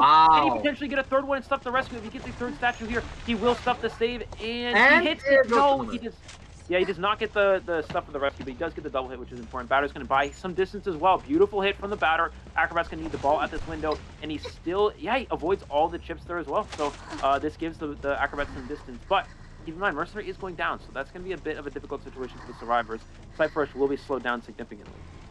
Absolutely fantastic back and forth. As you mentioned, Cape Baldy was coming back from the early game kite right here, but now gets back into a situation where he really needs to catch up to the Acrobat. Acrobat avoiding these statues very, very well, buying more and more time for the team. 3 Cypher Machines remaining, but again, Mercenary being down definitely buys a little bit more time for Cape Baldy to bring down more survivors. And look at these statues. Avoids most of them, but was taking 1 hit. Might not be able to get away from here, and we have the Acrobat down for the second time. He can still get on the chair again because he was rescued before halfway, and that definitely buys more time for the survivors to just keep on decoding. You can see the Seer right here with 1 Cypher Machine at 50. But this is already a fantastic setup for the Hunter. That definitely sets him up for a tie. We have Cape Baldy in a good position to get at least a tie. Now being able to utilize the skill to just slow down the decoding even more. Tinnitus is active. He knows that there is someone in the area, that there is someone who will come in for a rescue. And that is, in this case, the Better. Oh, both of them. Oh yeah, Mercenary too. Oh, he gets the batter down. He is able to get the rescue, though. Does Acrobat have any balls here? I don't think he does. Gets a chip there. Can he get the swing? And the Acrobat does get the down right away here. We're going to see Mercenary try to get the heal off, but the Sculptor's aware of this. He's not going to allow this to happen. Mercenary at half health. Will he just blink the Mercenary? Goes for the blink and gets the double down. Actually, triple down on the Mercenary. And this is looking really good here for NFC Grizzly. This is such a tough position. I mean, it was looking good. The start was strong, but now the problem is Acrobat is dead on chair. Mercenary and Batter both down here and chaired on that last Cypher. That last Cypher Machine 80% in graveyard, they can't work on it. If a survivor's shared here, they're not going to be able to work on that Cypher machine. He may actually just share Mercenary as well, because keep in mind, he only needs to eliminate 3 survivors. If 3 survivors get eliminated, it's over. So this is just really tough here for K9T. They really need to try to make a comeback, but it's just not looking very good in this position, and this really goes to show the power of that full presence Sculptor in the late game. Wow, that was, yeah, you really could just see how all of this was snowballing in favor of Cape Baldy. Like all these statue hits and all these, the blink hit, everything was just bringing down the survivor. Seer now halfway injured with a normal hit. We can see Mercenary getting on that chair. Will the better be the rescuer? No, he can't make it in time. Can now see he's getting stunned. Mercenary is getting off the chair again, but again, Better is taking that hit. Will eventually fall down. The Cypher machine progress on that Cypher. Seer is really pushing it. Seer is pushing that Cypher, and then they have one that is halfway decoded. It is a back and forth. We see this in this matchup right here over and over again. A back and forth, survivors taking turns on the chair, but Mercenary will go down, Better will go down. That is, it's a really, really tough situation for the survivors. Mercenary will be brought to the Cypher machine right here to slow down decoding progress even more. Absolutely fantastic game awareness of Cape Baldy, because now what are you gonna do? We have the Better on the ground, and we have the Seer, who's the only one who could potentially come in for a rescue, who could potentially come in for, you know, the last Cypher machine pop. And as far as I know, Better did not heal up himself yet, but is far away from all the Cypher machines. Yeah, yeah, Batter on the ground. It's just the problem is, how do you rescue this, right? Seer can't rescue. And if 3 survivors are eliminated, it's over here. Ooh, risky pallet break. Maybe gives an opportunity for Seer to save. No, he's just going to stay here for Tinnitus. All this Hunter has to do is eliminate 1 more survivor. So he's going to go around, try to find this last survivor here. Just can't decide if he has detention, which I assume he probably does. We saw slow pallet breaking speed. He actually falls down, and the Seer's still upstairs. So you gotta be careful not to let that, you know, Seer escape the grass here. He's gonna slow vault now, try to make some distance and get away here, but yeah, it's just looking really good here for Cape Baldy. And he's gonna go ahead and look around, just see if there's any ciphers being worked on. I think the goal here is just don't even switch your trait, just hold your blink, save it for endgame, guarantee yourself that kill in the endgame, and you know, ensure that there's no risk of getting kited. Dungeon, we're gonna see both statues being avoided here. Excellent job from the Seer. And it's now just kind of a waiting game here. He's going to wait to see if a survivor tries to pressure down a Cypher machine. And if not, he may just continue after maybe the Batter. I think he does see, he did see the Batter decoding in the distance. So he's going to go ahead and change targets to Batter here, try to pressure him down. That is definitely an absolutely fantastic situation for the Sculptor, but again, we have 2 survivors. If they are able to just, you know, get the attention of Cape Baldy back and forth, because the last survivor is already 60%, we have the Seer on the machine.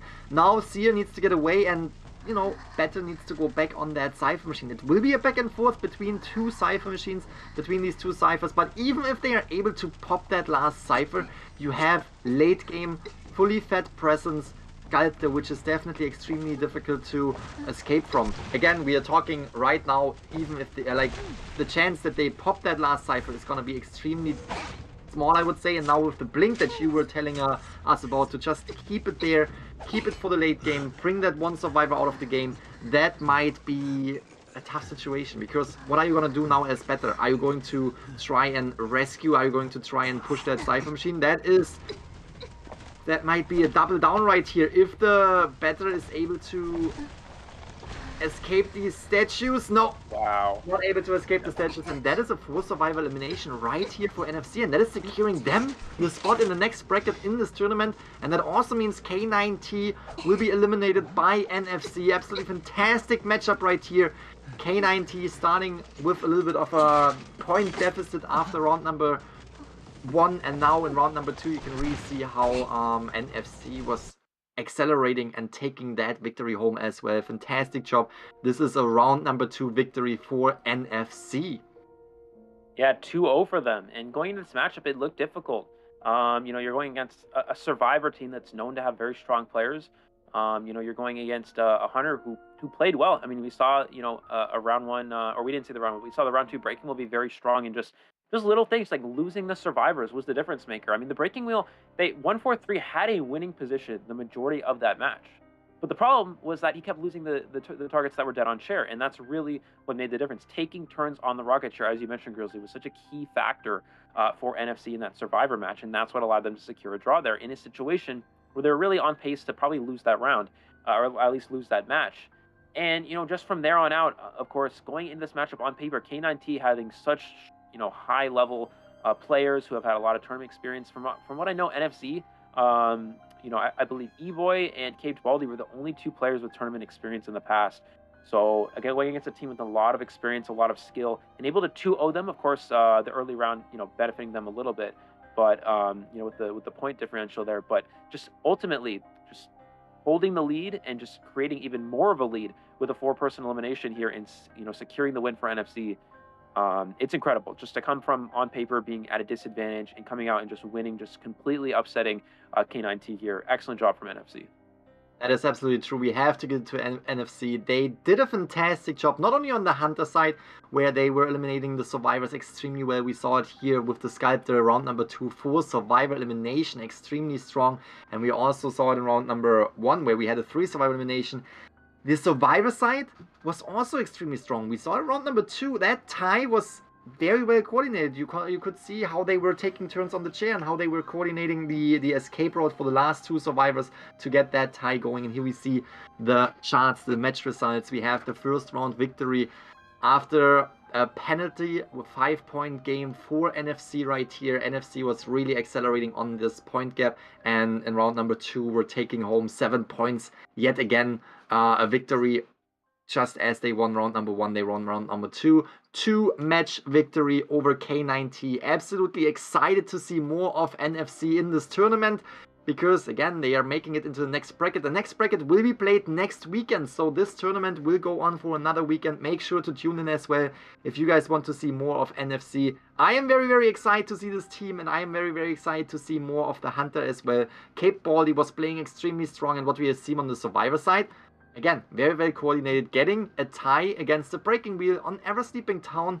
That is not easy to achieve, especially against such a strong Breaking Wheel. Breaking Wheel, as you already mentioned, had, I would say, the upper hand during most of the match, but still wasn't really able to get that elimination, wasn't able to concentrate on the survivors that were already on the chair twice, and that was really putting NFC in a favorable spot, in a situation where they tied that match and ultimately won round number 2. Again, congratulations to NFC for making it into the next bracket, and that also means that we're gonna have the next teams coming up right after a short break. The next teams will be OVO Vs EX. That is definitely something very exciting, and here we can see NFC, Cape Baldy, average elimination 3.5, really dominating in this matchup right here. Absolutely fantastic job on the Hunter side right here with the Sculptor. Really was bringing down all of the survivors. Fantastic game sense, fantastic gameplay that we were able to witness right here. Definitely deserves the MVP of this round, of this entire matchup. Yeah, absolutely. Excellent job here from this Hunter. And yeah, it just really goes to show that we talked about at the beginning of the round, how important is it for these Hunters to kind of take over and control the game, right? It's really in NAEU, how well the Hunters plays is so important. And that was really kind of a big factor in this round. We saw 143 play well. They played well for the majority of that second round, but just losing the survivors was just really unlucky and a big difference maker. And then Cape Baldy just played so strong ultimately, winning both rounds. 3 survivor elimination, 4 survivor elimination. When you play that strong as a Hunter, there's really not much you can do. So just holding that lead and the survivors doing their job, getting their draw against a very strong Hunter on a good wheel map was absolutely what they needed to do there. So it just worked out perfectly overall for NFC. And yeah, Cape Baldy getting MVP, the Hunter being very, very important, and NFC, as you mentioned, will be advancing to the next round starting next weekend. That is for sure. Hunter side, definitely something here on our server that is very, very important. We already mentioned this over and over again. You want to secure the victories as Hunter and then put the survivor side into a position where they can relax a little bit and where they can play a little bit more conservative, where they can, for example, secure a tie or potentially get, a 3 survivor elimination as long as they get 1 survivor out of the game. If the Hunter was playing extremely strong in the first half, that is putting them into a better situation. And again, we saw it, not only Cape Baldy on the Hunter side was able to secure these points, but also the survivor side of NFC was able to get points against an extremely strong Breaking Wheel. So getting these points overall as a team right here was really leading into the position of NFC winning this matchup after only 2 rounds. So absolutely fantastic. Very, very exciting to witness these matches, and also very excited to see the upcoming matches between OVO versus EX before that starts, we're gonna jump into a short break and we will see you all in about 5 minutes.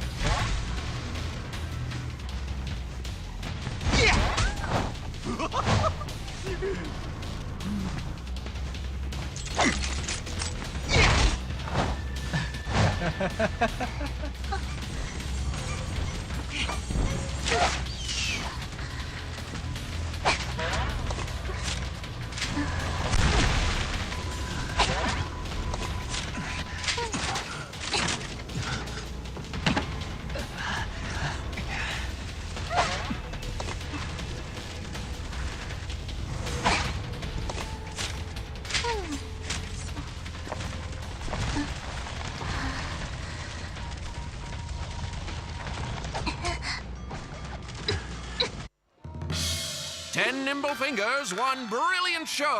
On a 3-foot stage, the goddess aglow. Our shadow play premieres at the Grand Theater tonight.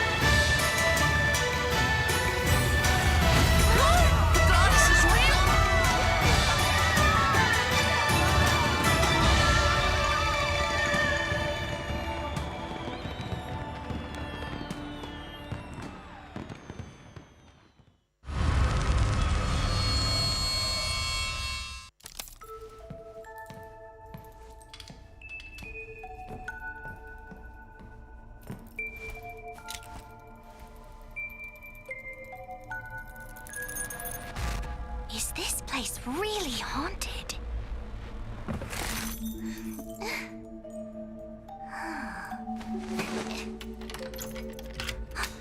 Who's there?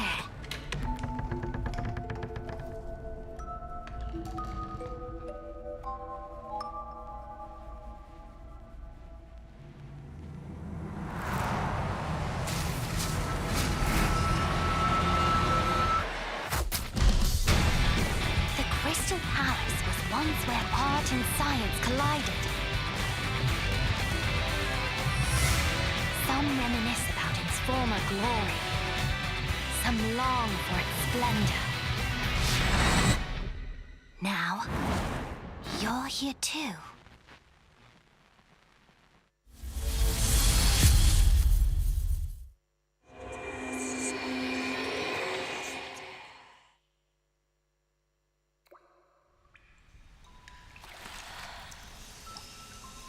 With steam dense as a veil, and wine sweet as honey, one can't help but relax at the hot spring. Return to basics. Surrender restraints. Relinquish thyself. Like the eagle plummeting straight down, lusting for lambs, hating all lamb souls. Bathed in the spring, we drink. We worship. We indulge.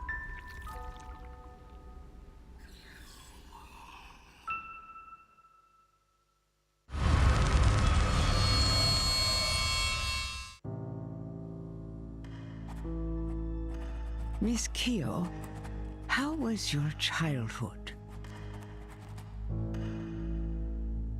Well, at the dinner table, Father said with a smile, "You sure love playing judge, don't you?" And then they wanted me to pursue my own happiness. Of course, so did my brothers. Your brothers? He was not qualified to represent justice. And I won't allow that to happen. Something happened, I suppose. I did what I had to do.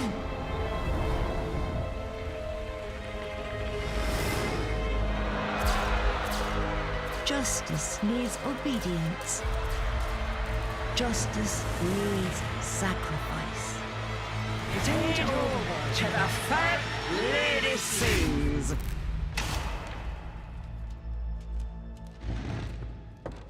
That's all.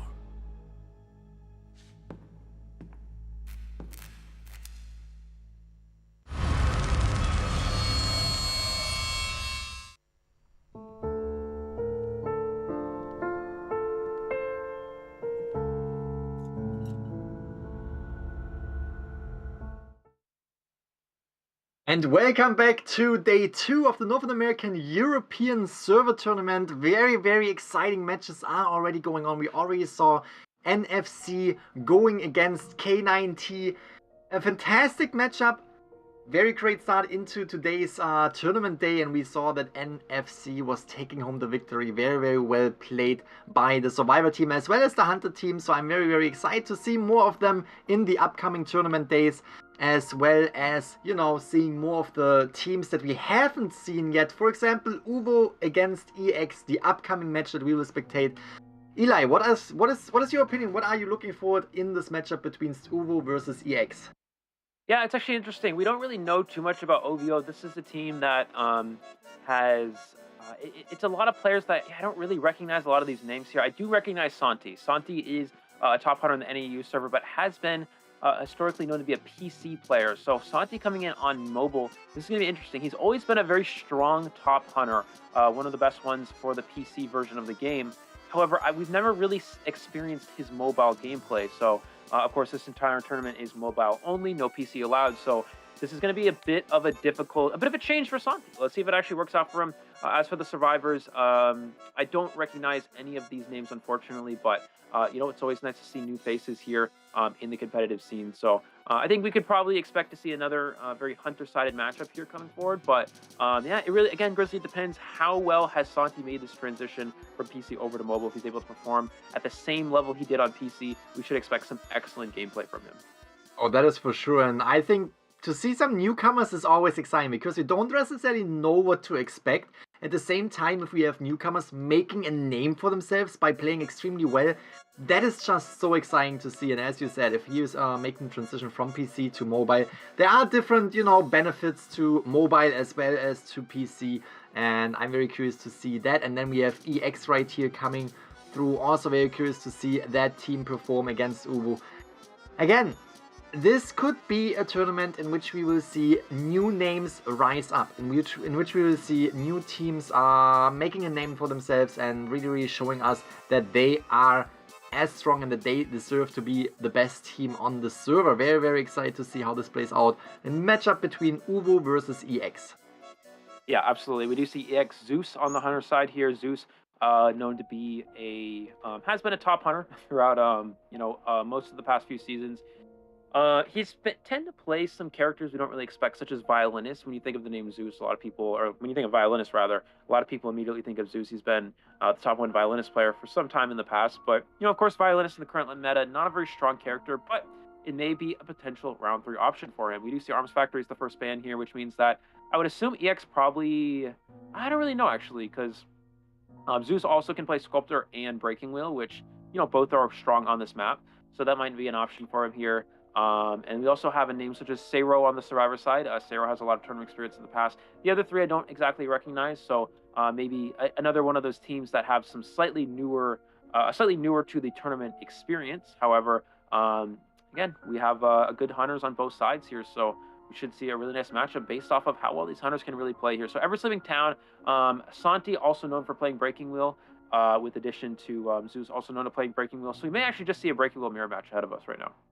Yeah, that would be very, very interesting. Breaking Wheel, definitely, you know, one of the best hunters on the Ever Sleeping Town map, and Ever Sleeping Town with Breaking Wheel. We have seen that over and over again in past tournaments, and I think it's never getting boring to watch, because on one side, Breaking Wheel is just such a strong hunter, and it's really entertaining to just see how the Breaking Wheel can dominate. But at the same time, if you have a strong Survivor team going against the Breaking Wheel, showing us how to counter the Breaking Wheel's abilities and how to get survivors through the exit gate, which we saw already in this tournament today, just a few seconds ago, basically. That is also very, very entertaining to watch. So Breaking Wheel on Ever Sleeping Town is always a win-win situation for us as audience. And I'm very, very excited to see that, as you said, if we have a mirror match with both teams coming in as Breaking Wheel, that would be very, very exciting to watch. We're gonna jump into round number 1, the first half between OVO versus EX. EX on the hunting side, so Zeus is banning the Patient first, and now we're gonna see 2 Survivor picks on the Survivor side.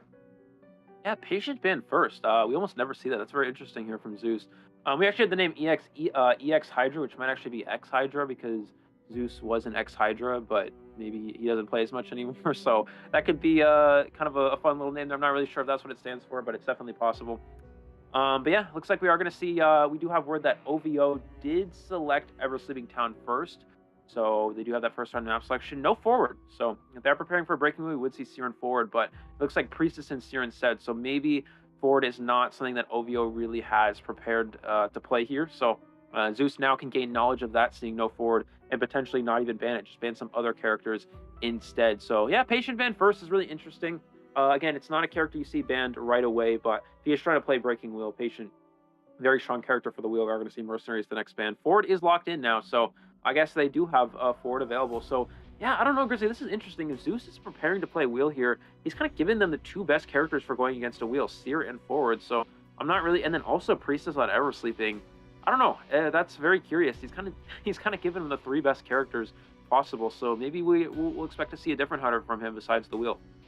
I'm very curious to see how that plays out. I mean, Priestess against the Breaking Wheel, we talked about this, might not necessarily be the easiest target, but the portals are not necessarily the worst obstacle for a Breaking Wheel. We saw it though with the global portal. There is a lot of potential, even though you're going for a match on the Ever Sleeping Town against a Breaking Wheel. But yeah, it can go either way. Again, if the Breaking Wheel knows how to get rid of these portals in a good way, that can play out in his favor. But at the same time, if the portals are set up very well and the survivors are making good use of the portals, that can also be extremely beneficial to the survivor side. And we can see Zeus utilizing that Breaking Wheel. Again, one of the best hunters on the Ever Sleeping Town. It was kind of expected for us to see Zeus coming in as Breaking Wheel. Very, very curious to see him go against that survivor composition. We have a Magician in the team up. I want to hear your opinion on that. Why exactly Magician could be a good survivor in round number 1 right here against the Breaking Wheel? Yeah, Magician is interesting. I'm not really sure, especially because in this tournament, Magician only has 2 wands. He does not have the 3 wands included. So a 2-wand Magician has never really been a strong character.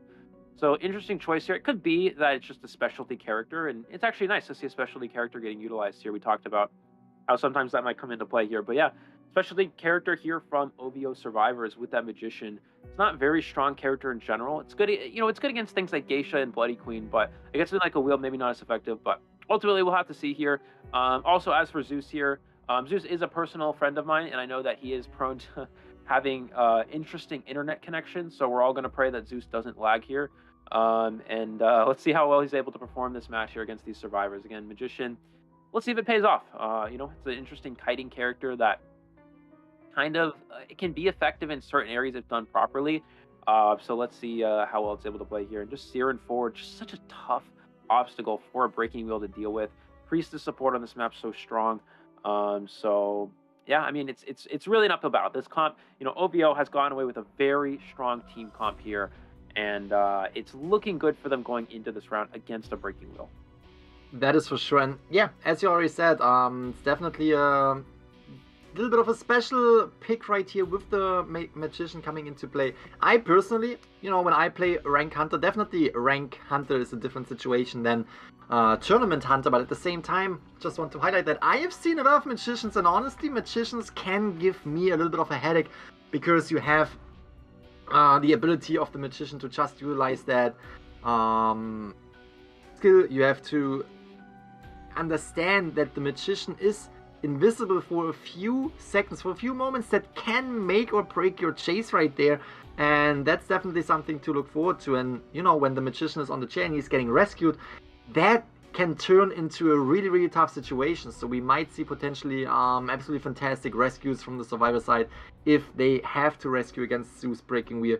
Very, very curious to see how this plays out again with the Breaking Wheel on the Ever Sleeping Town. That definitely seems to be a strong character for the Hunter side. But we also have seen how Survivors already were able to tie on the Ever Sleeping Town against a very strong Breaking Wheel. Let's jump into this match. We can see that Zeus already found the first Survivor, which, as far as I can tell, is the Magician. Utilizes that skill, is rotating around, and is vaulting right in front of the Hunter, getting a little bit of distance, but already having one spike attached to him. Yeah, interesting choice for Magician to actually use an illusion on the wheel form. We never really see that actually come up here. Will he use another one? No, he doesn't use the illusion here, Grizzly, which means that all the Breaking Wheel has to do is go back into wheel form, and he can actually just use that full that snap ability. Can he get the spike here onto the Magician? No, he's going to make it to the window in time, which means that Magician can stay alive a little bit longer here. This is going to force Zeus out of wheel form. He may take down the portal first. Okay, so he's going to take down the portal first. And he's probably going to get out of wheel form here. Magician still has an illusion to work with. I believe Priestess actually took Tram. No, she's actually going to go ahead and do a Cypher nearby. I was going to say, if she took Tram, that could be very detrimental. It's going to slow down Cypher Rush a lot. He does actually hit a beautiful trap there. Magician's going to use his last illusion. Oh, he tries to bait it. Doesn't go for it, and Zeus will go right back into wheel form here, trying to get that last spike here. Going for that spike. Can he get it? They're going to use the owl to get him to that window. Keeping him alive a little bit longer. Just really abusing this incredibly strong graveyard window. And it really begs the question of Zeus not bringing confined space. Why? It really comes back to hurt him here. So just going for that left-right build, I imagine. And just like that, a very good kite already for this Magician. Yeah, that is extremely strong. As I said, Magician can really give you a headache, and this is definitely happening right here. Will that spike attach? Yes, it will. Now it is open season right here for Zeus, but that portal might give enough time for the Magician to get away from here. Fantastic job. Utilizes that global portal, is out of sight from Zeus, and now Zeus needs to transition across the entire map. Luckily for Zeus, we have the Breaking Wheel, who is not really struggling with that too much, but Priestess might be able to just pick up the Magician and to prolong that kite for even more, giving the Survivors more chance to finish these Cypher machines. Fantastic job on the Survivor team, very well coordinated. Magician really buying time right here. Yeah, and it's also interesting that we didn't see Zeus has trade swap. If trade swap was up, I think it actually would have been better for him, honestly, just to teleport there. We're going to see him get out of wheel form there and go for the snap. Teleport to the Magician, so the Priest doesn't have time to heal up here. Now the question is, forward in the area? No, he is not. Doesn't matter. Zeus does have excitement, so the Survivors are on track to potentially win this round here. They have enough Cypher progress. Unless Zeus can pressure down some of these Cyphers, you have to abuse the wheel form. You have to abuse the presence, the map pressure of Breaking Wheel, and try to prevent them from working on this last Cypher. He's going for the Priestess instead, which means he's not pressuring the Cypher machines that are being worked on. So still on track to win here for the Survivors. It's going to be very difficult. 2 Cyphers remaining. Goes to the trap. He's going to be able to down the Priestess, slowing down Decoding, reaching that full presence as well, but Magician able to create some distance, can get to the corner house as well, still has an illusion to work with, and Zeus getting stuck on that Cypher machine. That's going to be very important here. Now he's going to have to go back to Priestess and try to chair her. So OVO looking like they have a winning position so far. Oh, that is extremely strong. We have the forward right there. Will the forward pull something off? He might potentially come in for a stun. with the chair, but is waiting it out a little bit longer, is buying more time for the rest of the team to relocate. We can see Cypher machines are not being decoded right now, but they are trying to push them. We can see that Magician already working, and we have the Priestess being able to get out of it and was utilizing that portal just in time. Zeus is hitting it, and now we can see Ford is being the one who is taking a little bit of damage.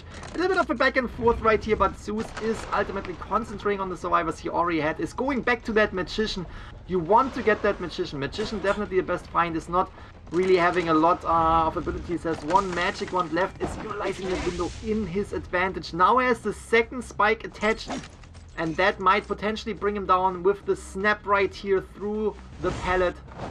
Actually is trying to swing, cannot snap yet, but that is definitely a situation where the Magician will go down right here. Cypher pop is not happening. There was a little bit of a moment where Zeus was patient, but the Cypher machine wasn't primed yet. Is primed now. One survivor can come in for the rescue, which is the Seer.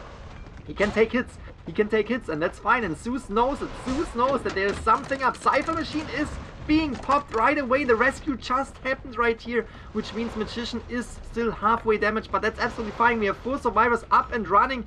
Magician right here really providing the kite and the time for the team to pull off these Cypher machines. Fantastic job. Late game is activated, as you already mentioned. It looks extremely good for OVO. They might be able to get the tie, the victory, not the tie. The tie would be extremely good for Zeus right now, but it seems like OVO is able. Look at that. Priestess might be able to transition across the entire map to get to the other side, to the other gate. Ooh, transitions out of the wheel form. Now Excitement is slowing down. Not slowing down, is fastening up the stun, and therefore brings down the Priestess. You want to secure at least one survivor out of the game. You want to secure that one survivor elimination, because if you're not securing that, in this tournament situation, you would give the opponent's team another additional point. So with that, one survivor eliminated, you secured 1 point for your team. You gave your opponents 3 points, and that is giving you a point deficit of only 2 points instead of a point deficit of 5 points. So fantastic match from OVO right here, but you also have to give it to the Hunter, who was able to eliminate that one very, very crucial survivor. Great first half of this first round. I'm very curious to see that potential mirror match that we were talking about with the survivor side now switching, OVO's side now switching to the Hunter, and they might potentially also come in with a breaking wheel. What are your thoughts on this first match right here? Yeah, I mean, this is it's a really good start, obviously, for OVO here. It looked very weak to start the game. You saw Zeus got a very early spike. He went for the illusion on the wheel form, which is very rare. You usually save your illusions for after you get out of the wheel form to try to kite regularly, but he actually used it. He used his item against a wheel form, which is very rare, but we saw that actually work out. He was able to get a spike. He got an early hit, but then the Magician, Grizzly, abused that graveyard window for so long. He was able to, I think he revaulted at least like 5 times. And against a breaking wheel with no confined space, you can just stay there forever for the most part. And he was pretty much able to do that. On top of that, a perfectly set up global portal. He was able to get through it right before the snap activated. Just beautiful communication, beautiful setup from the survivors. Priestess was able to get the heal off as well. And there's just really not much you can do if you abuse that window, and if you abuse, the support from the teammates, Priestess support. You put yourself in a winning position, and OVO did that perfectly that match. That is for sure. There were a lot of really, really good key moments to highlight in this match right here. We saw Priestess really providing portals for the team, not only for herself. She was able to escape the Hunter here and there, escape swings after she got rescued from the rocket chair, which was extremely crucial too. And yeah, again, that global portal that you mentioned, that was helping the Magician to get across the entire map. Then he was healed up, prolonging that first kite. What an absolutely fantastic Magician match that we were seeing right here, because again, we mentioned it, Magician, not necessarily a survivor that you would think of when it comes to a round number 1 in a tournament situation, but at least for me, I mentioned it before, rank, when I play rank, I see so many Magicians, and I'm having a little bit of trouble, and we could clearly see that we had EX Zeus right here also having a little bit of trouble to get to that Magician. So fantastic job from OVO securing that first match victory right here. We have a second half in this match, so that's definitely something to look forward to. But ultimately, now we're gonna see OVO on the Hunter side. They only need to tie to take the first round victory, so that is definitely a really, really good start for OVO right here. Curious to see what they can do. EX definitely has to come back. If EX Survivor side is just as well coordinated, they might get a 3 Survivor escape as well, but it's gonna be difficult. It's definitely gonna be difficult. Yeah, and that's with the pre-buff magician, right? That's with a 2 illusion magician. This is not you know, the magician that's become sort of a meta character. You know, magician after got those 3 illusions, it started to become slightly more into the meta, not like a complete meta character, but still as a later round option. But now with pre-buff magician, 2 illusions, that's always been a weaker version of magician, but it still worked out. It still worked out very effectively here. And honestly, for the most part, it wasn't even the magician's abilities that were, it was just the ability of the survivor. You know, you saw the first illusion, it didn't really do a whole lot. He still got a spike, he still got a hit, but he was still able to kite around that window for so long, and then on top of that, make it to the portal at the end. The priestess and the magician together really just kind of carried that game to a win. It was just such excellent communication between those 2 players, excellent support. Just the skills of those 2 really benefited the team there. And honestly, priestess was probably on track to potentially even get a dungeon escape with her portals in the end game if it wasn't for that excitement. So just an excellent job from the priestess and the magician player there, and you really see why. You know, the survivors were able to get such a strong team comp. They're able to get, I mean, the seer and the forward, 2 characters that are very strong against Breaking Wheel, didn't even really matter too much. Just the priestess on Ever Sleeping Town is just so incredibly strong, which again kind of begs the question, why the patient ban first? If you really didn't worry too much about seer or forward, at least try to take out priestess, right? Try to get rid of that as an option. You saw priestess, how strong it is on this map. So yeah, Zeus going with an interesting patient ban. And of course, you know, it's understandable. Patient is a very strong kiter in Ever Sleeping Town, and it's a very strong kiter against Breaking Wheel. So trying to get rid of both of those options makes sense. But it's not really a character that most survivors won't lock it in right away. Typically, if you're able to ban Seer, Priestess, or Forward, they'll take one of the other 2, right? So if you ban Seer, they'll take Forward and Priestess, and then you can ban that patient that you're worried about. But going for the patient ban right away, it's risky. It'll maybe sometimes pay off, but it usually doesn't. In this case, it didn't. OVO really took advantage of having those extra characters to work with, and worked right in their favor. 3 survivor escape right away. Yeah, I mean, we have seen it over and over again. If you have a priestess on the Ever Sleeping Town, even with a hunter like the Breaking Wheel, who kind of counters the portals if utilized the right way, you can still struggle. You can still struggle with the global portal. You can still struggle with a priestess that is very, very patient and does not go through the portal until you are out of your wheel form. She is really dealing a lot of damage to the hunter side with these portals. Definitely survivor you don't want to have on the Ever Sleeping Town. And I also want to highlight the Seer early game. Putting that Seer's Owl on the Magician definitely was helping him to not only vault that window, but to keep that kite up for so long. That kite that was allowing him to go through the portal. So fantastic teamwork on the survivor side, really knowing what to do in which situation, and really, you know, snowballing this entire match into one good situation to another, into popping the cipher machines, into having 4 survivors up and running late game against the Breaking Wheel, forcing him to basically settle for 1 survivor elimination. Absolutely fantastic teamwork. I would definitely love to see more of that team in the future. But now we have EX on the survivor side. And I'm sure if a team can come back from this and get a 3 survivor escape as well, if not even a 4 survivor escape against OVO's hunter side now, it is EX. So there's definitely a lot of potential on that side as well. But there's also a lot of pressure on them, because if they are just tying, round number 1 victory will go to OVO right here, which will definitely put them into a situation where they have to get points in the later round. They can't just tie it like OVO can. OVO in a better situation right now with this 3 survivor escape, and now having to hunt down the survivor side. Very, very exciting tournament so far. I would say we have seen a lot of very, very interesting plays. We have seen a lot of situations play out a little bit different than we would have expected, and that is what I think makes the game so interesting. Having a magician in round number 1, again, that is something that I love to see, and that is something, you know, that really paid off, as we already mentioned, with the support of the other survivors. It was really snowballing into a situation where the magician was the MVP for this first match. Absolutely love to see it, and absolutely would want to see more of that. Yeah, absolutely, and you know, you really see why. You know, you talk about Priestess is a character that it's really good for support.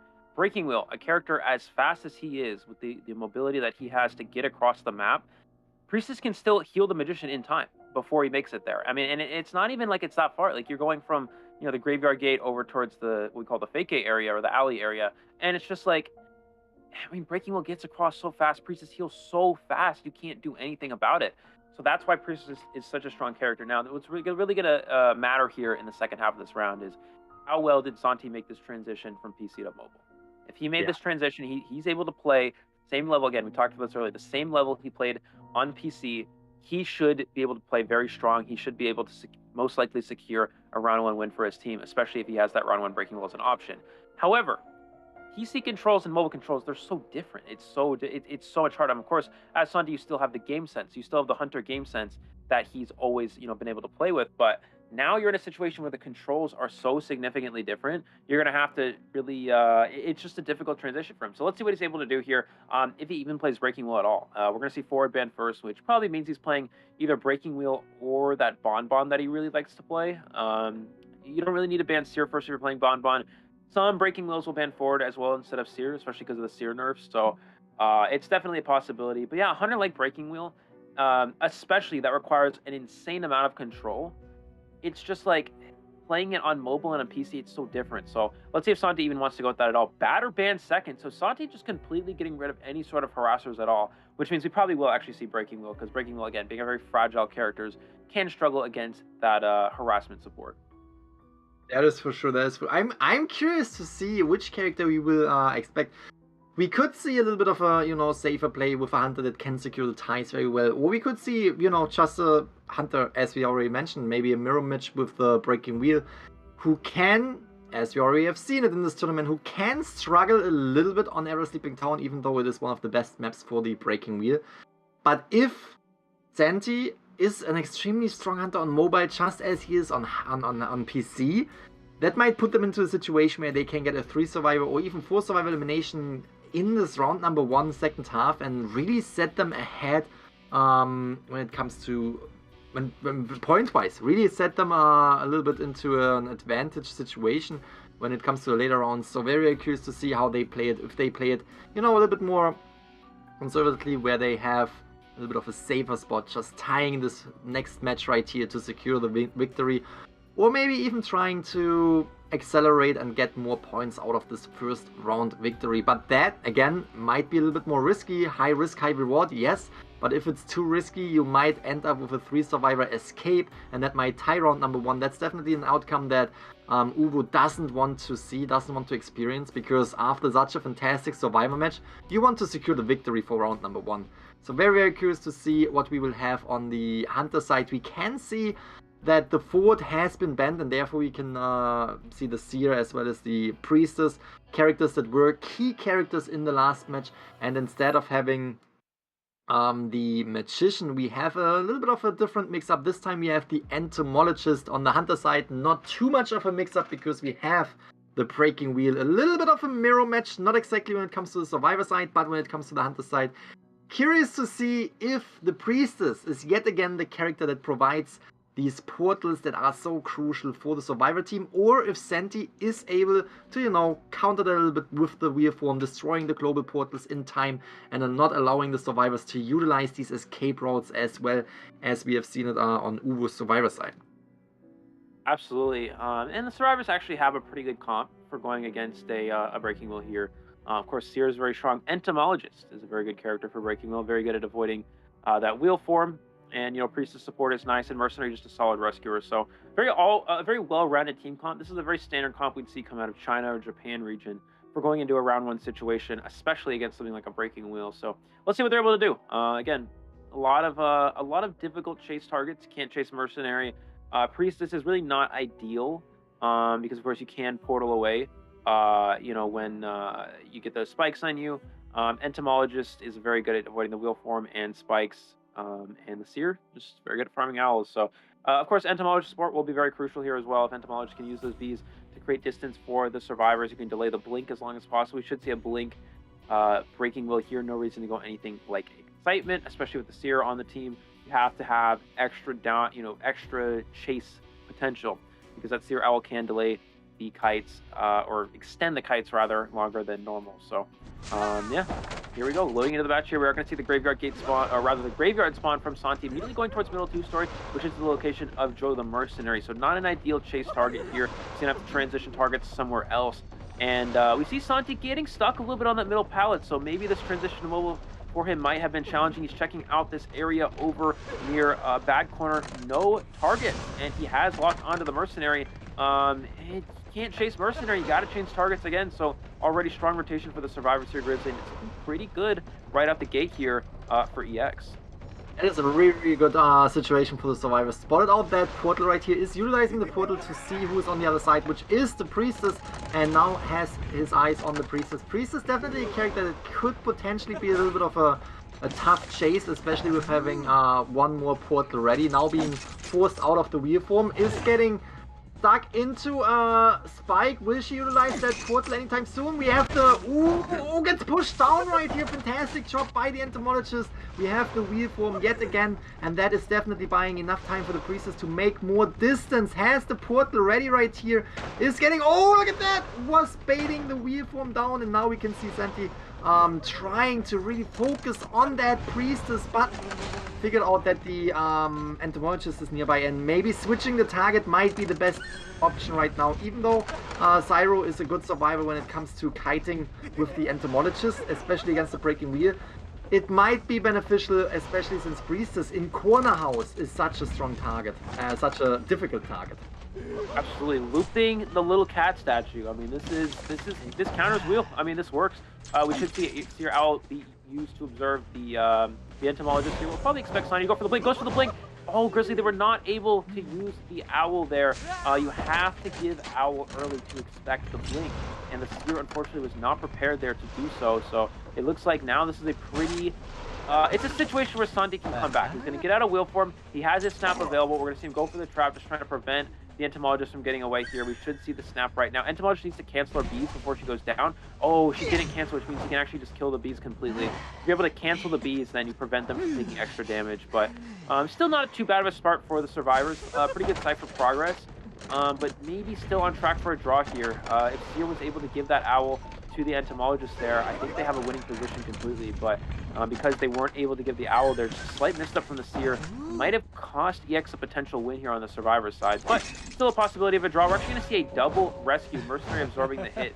Yeah, I'm not sure Seer and Mercenary rescuing. I'm not really sure the idea behind this. It's really not necessary. The breaking wheel isn't full presence, so maybe just lack of communication on the side of EX here. That's actually really detrimental for them. This gives the owl was used. Oh, they used the owl as well. Yeah, and that's a waste of an owl there. That is crucial for OVO right here.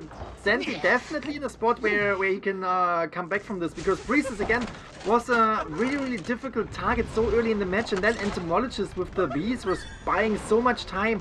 But now with the utilization of the owl is gone, and as you said, the double rescue was definitely slowing down that decoding progress that was going on so well early in the match.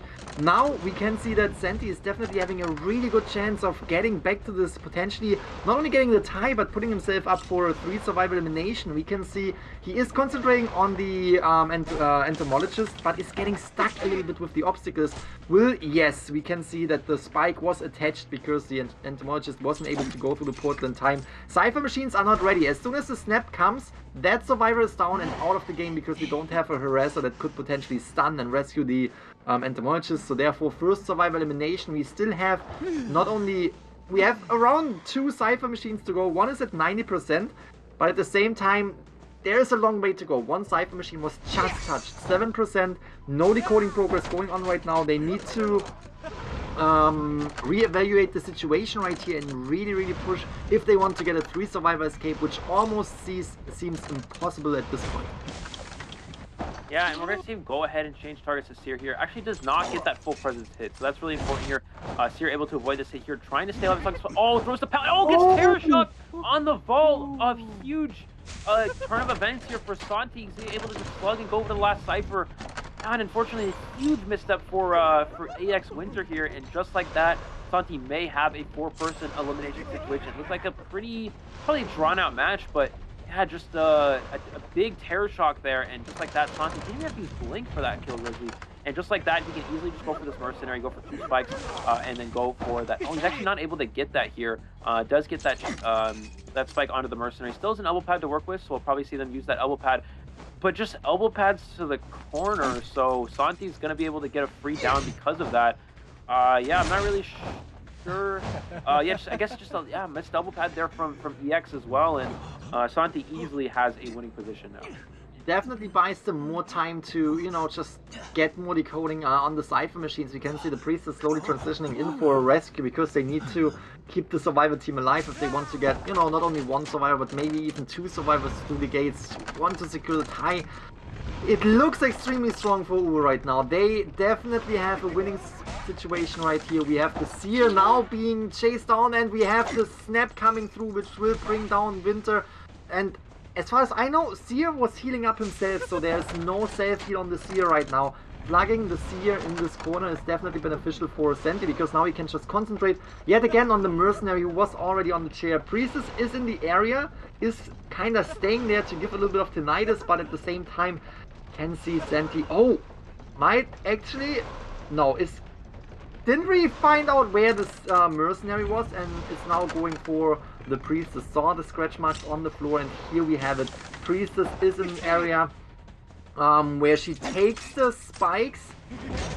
Not necessarily the best position, but is still able to get out of this area, is still able to cross the map right here. We have no portals ready on the Priestess. Now we have a spike, and that is definitely a situation where the Priestess might go down very soon. Seer again is getting healed, cannot use the self-heal, and it is a little bit of a back and forth. It is a little bit of a back and forth, but it looks still extremely good for Senti. Coming back to that Seer, who has two spikes attached, who will go down. Ooh! Wait. Oh no, yeah, I guess he had one extra chip available, so, I think, I'm not really sure, I think he had one extra chip available, so, he did get that owl baited, and he does have a quarter of a health left, so we're gonna see Santi get out here, does have full presence, but keep in mind the snap is still in cooldown for another 10 seconds. Seer needs to try to make it to this pallet here, goes for that, gets to the side of the pallet, gets the pallet stun as well, so keeping EX alive a little bit longer here. Santi's gonna wait, gets the trap as well, doesn't have to use snap there, can get a basic hit for the down. Cypher's are almost done here, Grizzly, but I'm feeling, oh, he's gonna stop the chair. This might actually give them enough time to potentially prime these last Cyphers. Yeah, that's definitely not the... I mean, that's a smart move, right? You want to bring the Survivors to the chair, because if the last Cypher is primed, which Senti doesn't know, is the last Cypher primed, yes or no?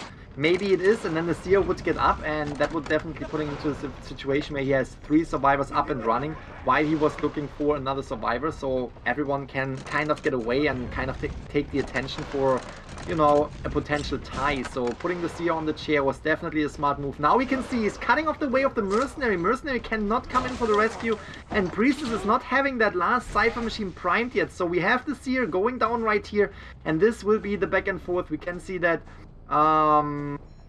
Senti is concentrating on that 3rd Survivor though, is putting that Mercenary on the chair, wants to prevent the Cypher pop from happening, and Priestess is now the last Survivor standing with 1 chip damage away from going down, will most likely push that last Cypher machine. I'm curious to see how this match ends up, if we will see potential dungeon escape with, you know, 2 portals. That is definitely something that is still on the table, or if she will come in for a rescue. I would assume the 1 Survivor escape from the Priestess would be exactly what they want, if that is even possible. A difficult situation. It's gonna be a fight for the dungeon.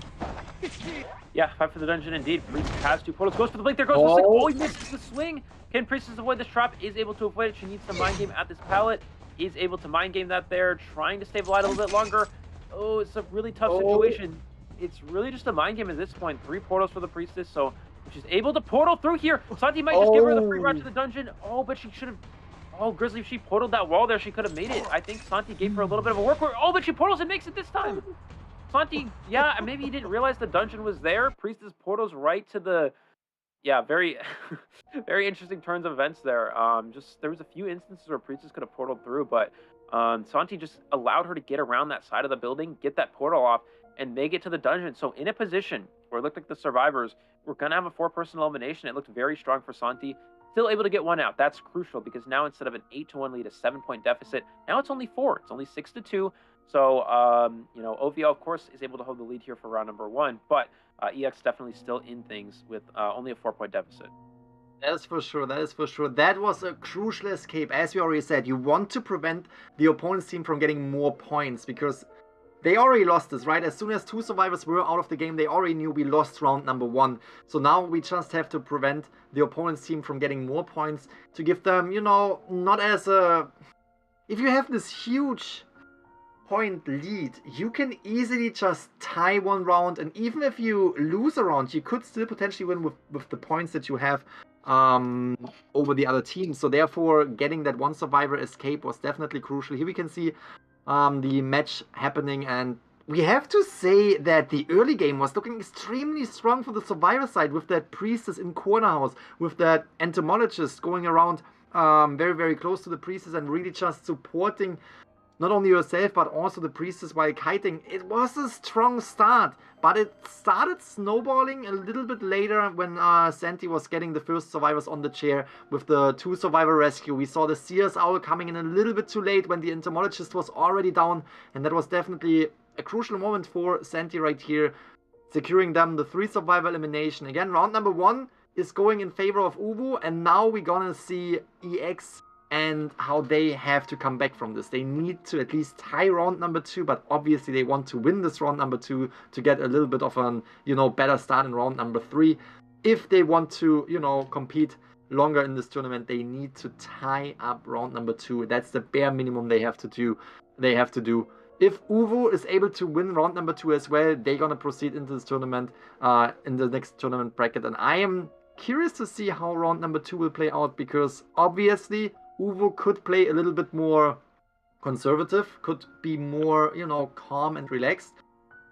But at the same time, we will see EX having to push a little bit more. So that's definitely something we can look forward to, having EX in a spot where they need to get points, where they need to get at least a tie, and they definitely want to get a victory.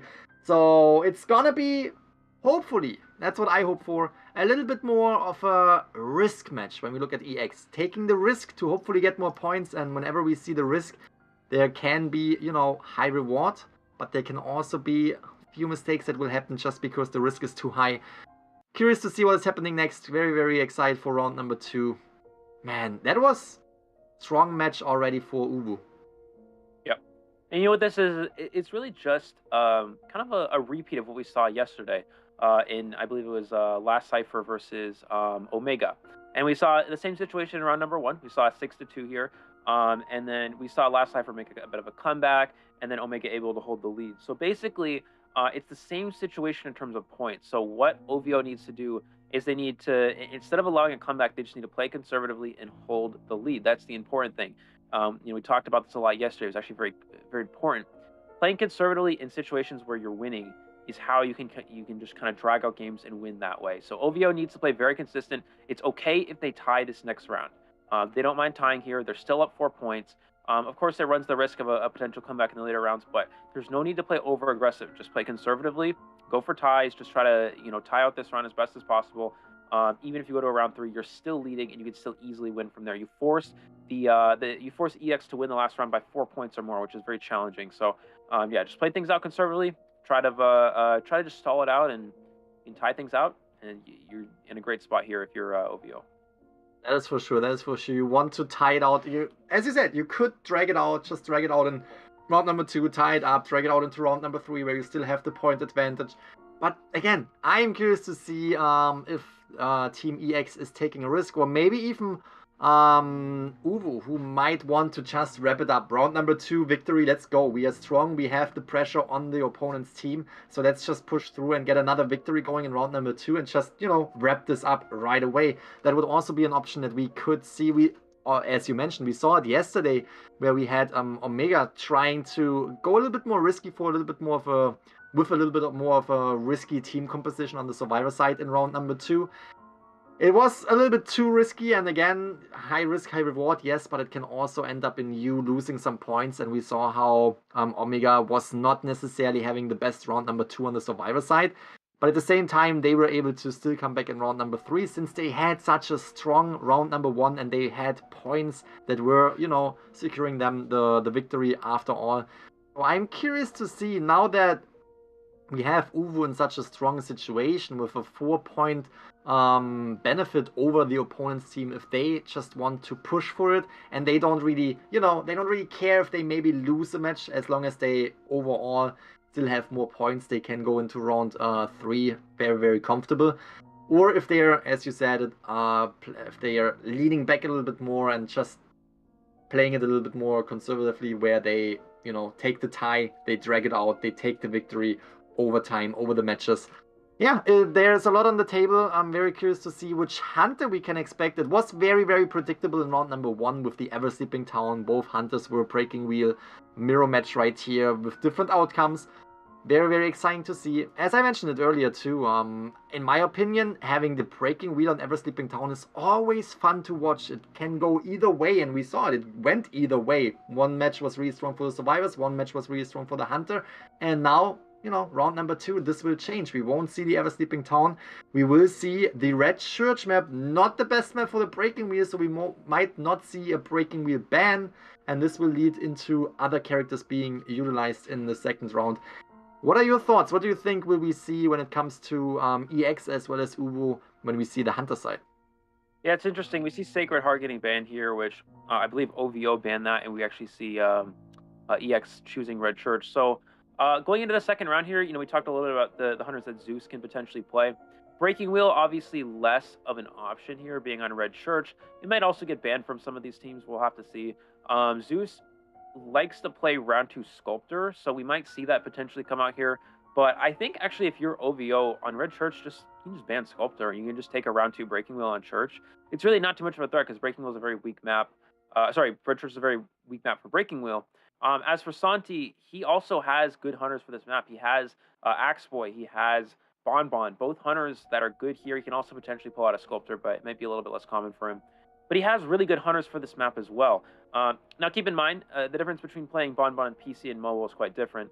PC Bon is very strong, whereas mobile Bon, of course, is still a very strong hunter, but it's not quite as easy to aim your bombs. So we may actually see Santi try to go a different route, maybe something like an Axe Boy. So I'm not really sure. It depends if the survivors even want to ban Breaking Wheel at all, considering it's Red Church. I think if you're on the side of OVO again, just ban Sculptor. Go ahead, try to force Zeus to play Wheel on Church. If he doesn't, he'll probably end up with Violinist. And then if you're on the side of EX, you probably want to consider banning. It's tough. Santi has a lot of good hunters for this map. If you ban Wheel, obviously you give him everything that's good for the map. If you don't ban Wheel, which might be more logical, and you ban Bon or Axe Boy, he still will have one or the other. And both of those hunters very strong on Red Church overall. It's gonna be interesting to see. Yeah, X-Boy would definitely be a hunter that I would like to see again. We already saw the X-Boy, so seeing the X-Boy in action again on Red Church, I think we saw X-Boy on Red Church before, so that could be another match that we have witnessed before, basically. Would absolutely love to see it. Again, these off-meta hunters are definitely something that we are looking forward to. But again, Sculptor, if the Sculptor is not being banned, is definitely a character that we might expect as well. When it comes to the Survivor side, we already saw a Magician. I'm still hoping that we're going to see that again. Magician again in another match right here, now that we're in round number 2. I mean, if you bring him out in round number 1, why not also utilizing him round number 2 after he worked out so well? He was the key character besides the Priestess as well as the Seer, who was supporting the kite as well. He was the key character that was providing such a strong kite that, you know, that could be beneficial in round number 2 as well. So maybe we're going to see a little bit more of the magic right here from the Magician. And, you know, we will see maybe a female dancer will come out. We have seen female dancer quite often in this tournament, and I would be excited to see that again. Better, we saw better. It's overall, I really like that tournament so far, because we see a lot of characters that we don't necessarily consider meta characters being utilized, and they perform so extremely well so far that I am just excited to see more. Maybe Gardner. I have seen Gardner in rank lately, because Gardner can be strong if utilized right. You can make a struggling free situation happening, especially on Red Church. You have a few areas in Red Church where you can go into the church where it's too far away if the chair would be broken to, you know, chair the survivor. That would be something interesting, but overall, again, Gardner, it's a little bit of a reach. Maybe we won't see a Gardner. We will see. We just have to wait until round number 2 starts. So far, OVO is having the upper hand against EX with a 4-point, having the upper hand with 4 points. It was a 6-2 matchup in round number 1. Very, very excited to see round number 2. Yeah, or maybe a Feaster. That's also possible. I mean, Red Church Feaster it's a very good hunter for this map. I don't know, so it's definitely possible. I think think Zeus has played Feaster before. I'm not entirely sure. I feel like he would, because Violinist and Feaster are very similar. You know, they're very similar in that you know, they rely on using an ability to try to snipe a survivor in a way for a single hit, and I don't know. It's anything's possible. Would You know, love it. Would love it. yeah, I would love it. And Feast on this map, and it's good. I mean, you put a tentacle at the church windows. You block going through those church windows are so strong because you force the hunter to vault to go after you, and it allows you to create so much distance. If you put a tentacle in the window, what are they going to do? Run in the open, you get a free hit. So, yeah, it's definitely a possibility. But yeah, I mean, realistically, I think, yeah, I don't know. I really don't understand. I'm kind of struggling to understand the red church selection. If I believe that EX did pick it, and I understand that maybe Zeus likes this map. You know, red church, of course, can be a good map for the type of hunters he has. It's just that they're just not going to ban Breaking Will. They're going to ban Sculptor, and he's going to have to. Maybe he's just planning on playing Violinist. I mean, that's totally possible. He's known to be a very good Violinist player. It's just in a situation where you're down this many points and you're trying to make a comeback, playing a character like Violinist, like a TIE Hunter, it's just risky. You really want to try to go aggressive and win as much as possible. But I don't know. We have seen Zeus in the past get some wins with the Violinist Hunter in some tournaments. So I guess anything's on the table for him. And maybe he's learned something that we don't know. Maybe he has a Dream Witch incoming. Maybe he has, you know, maybe he has a Bon. Maybe he has some sort of hunter. Maybe he has an Axe Blade. Maybe he has some sort of hunter that's very very strong on this map. Maybe even Geisha. Actually, a lot of NAU players have been starting to pick up Geisha, play Geisha more effectively. And Geisha's not too bad of a hunter for this map as well. So it's definitely a possibility for Zeus here. That is that sounds really promising. Not gonna lie, that sounds really promising. If we're gonna see a Violinist, and I mean, yes, Violinist is more of a TIE Hunter, but if we see the Violinist, we already know that he will play him aggressively. He will really force the survivors of Cypher machines. He will push for victory, because he has to push for victory. Again, this is on our server, it's a little bit more hunter-sided, where the hunter needs to bring up a really good fight so the survivors can secure the victory by tying, or by, you know, even building up some more points against the opponent's hunter. So far, what we have seen is OVO, extremely strong on the survivor side, was able to get a 3-survivor escape against Zeus. So I am very curious to see what we can expect. As you already said it, we have the Sculptor ban right here. Breaking Wheel, not the best pick on the Red Church map. Could potentially still be a pick that we see from Zeus, because, you know, he not the best, really not the best map for the Breaking Wheel, but at the same time, you have to play aggressively, right? You have to play aggressively, and maybe you are so comfortable with the Breaking Wheel that you say, all right, I would rather play the Breaking Wheel, who has a little bit of a struggle on the Red Church, over a character that I don't necessarily, you know, play that often. And here we can see the survivor picks. Bans, definitely a Priestess ban. Priestess, key character in these last matches. Priestess so strong. Ford also being banned, allows Mercenary and Seer. And now we're gonna see the third ban on the survivor side. It is going to be a tough match with Seer and Mercenary on the field. It is really difficult for the hunter to get rid of all these strong characters so early in the matches, especially with Red Church. You want to ban that Priestess. We saw what the Priestess did. Priestess just needs to be banned. Yeah, absolutely. And you know, this team comp, or the bans rather, for Zeus here, Ford and Priestess, it makes sense for Sculptor. So the fact that they banned Sculptor, I mean, I feel like it's pretty expected. We actually see Magician get locked in again here. They don't want to risk that being banned, especially because Magician was a key factor in that first round. The last ban for Zeus here probably will be Acrobat. Maybe he'll ban Mechanic if he wants to try to go ultra aggressive, but I don't know if that's something that OVO really has an interest in locking in. I mean, considering they are already advantaged 4 points here, they may just go ahead and just go with that strategy straight up, go for Mechanic and try to play conservatively, go for a draw, or maybe not. Again, we'll have to see what Zeus is. Again, we don't know what Zeus is trying to go with here. Breaking Will would be probably fine going into this comp thus far. Psychologist ban here probably means no Breaking Will for Zeus. I think this definitely indicates more so towards something like Violinist, or maybe even Dream Witch, maybe Bloody Queen, or maybe Geisha. The problem here is if you give Seer, Seer is really strong against Dream Witch, against Geisha, and against Bloody Queen. So the fact that you're giving that character against all of them, we're going to see Acrobat locked in, that you give that character against those 3 potential characters, it's just very weak here for Zeus. So he may be forced into playing something, even Violinist, it's tough. Not really sure what Zeus is planning to play here, especially considering that he didn't ban Seer. I think he was really banking on the fact they wouldn't ban Sculptor. But now that Seer is on the table for OVO, it makes it very easy to counter any sort of hunter, or at least have a good matchup against any sort of hunter Zeus is bringing forward, unless he potentially goes Bonbon. Oh, Bloody Queen, Bloody Queen.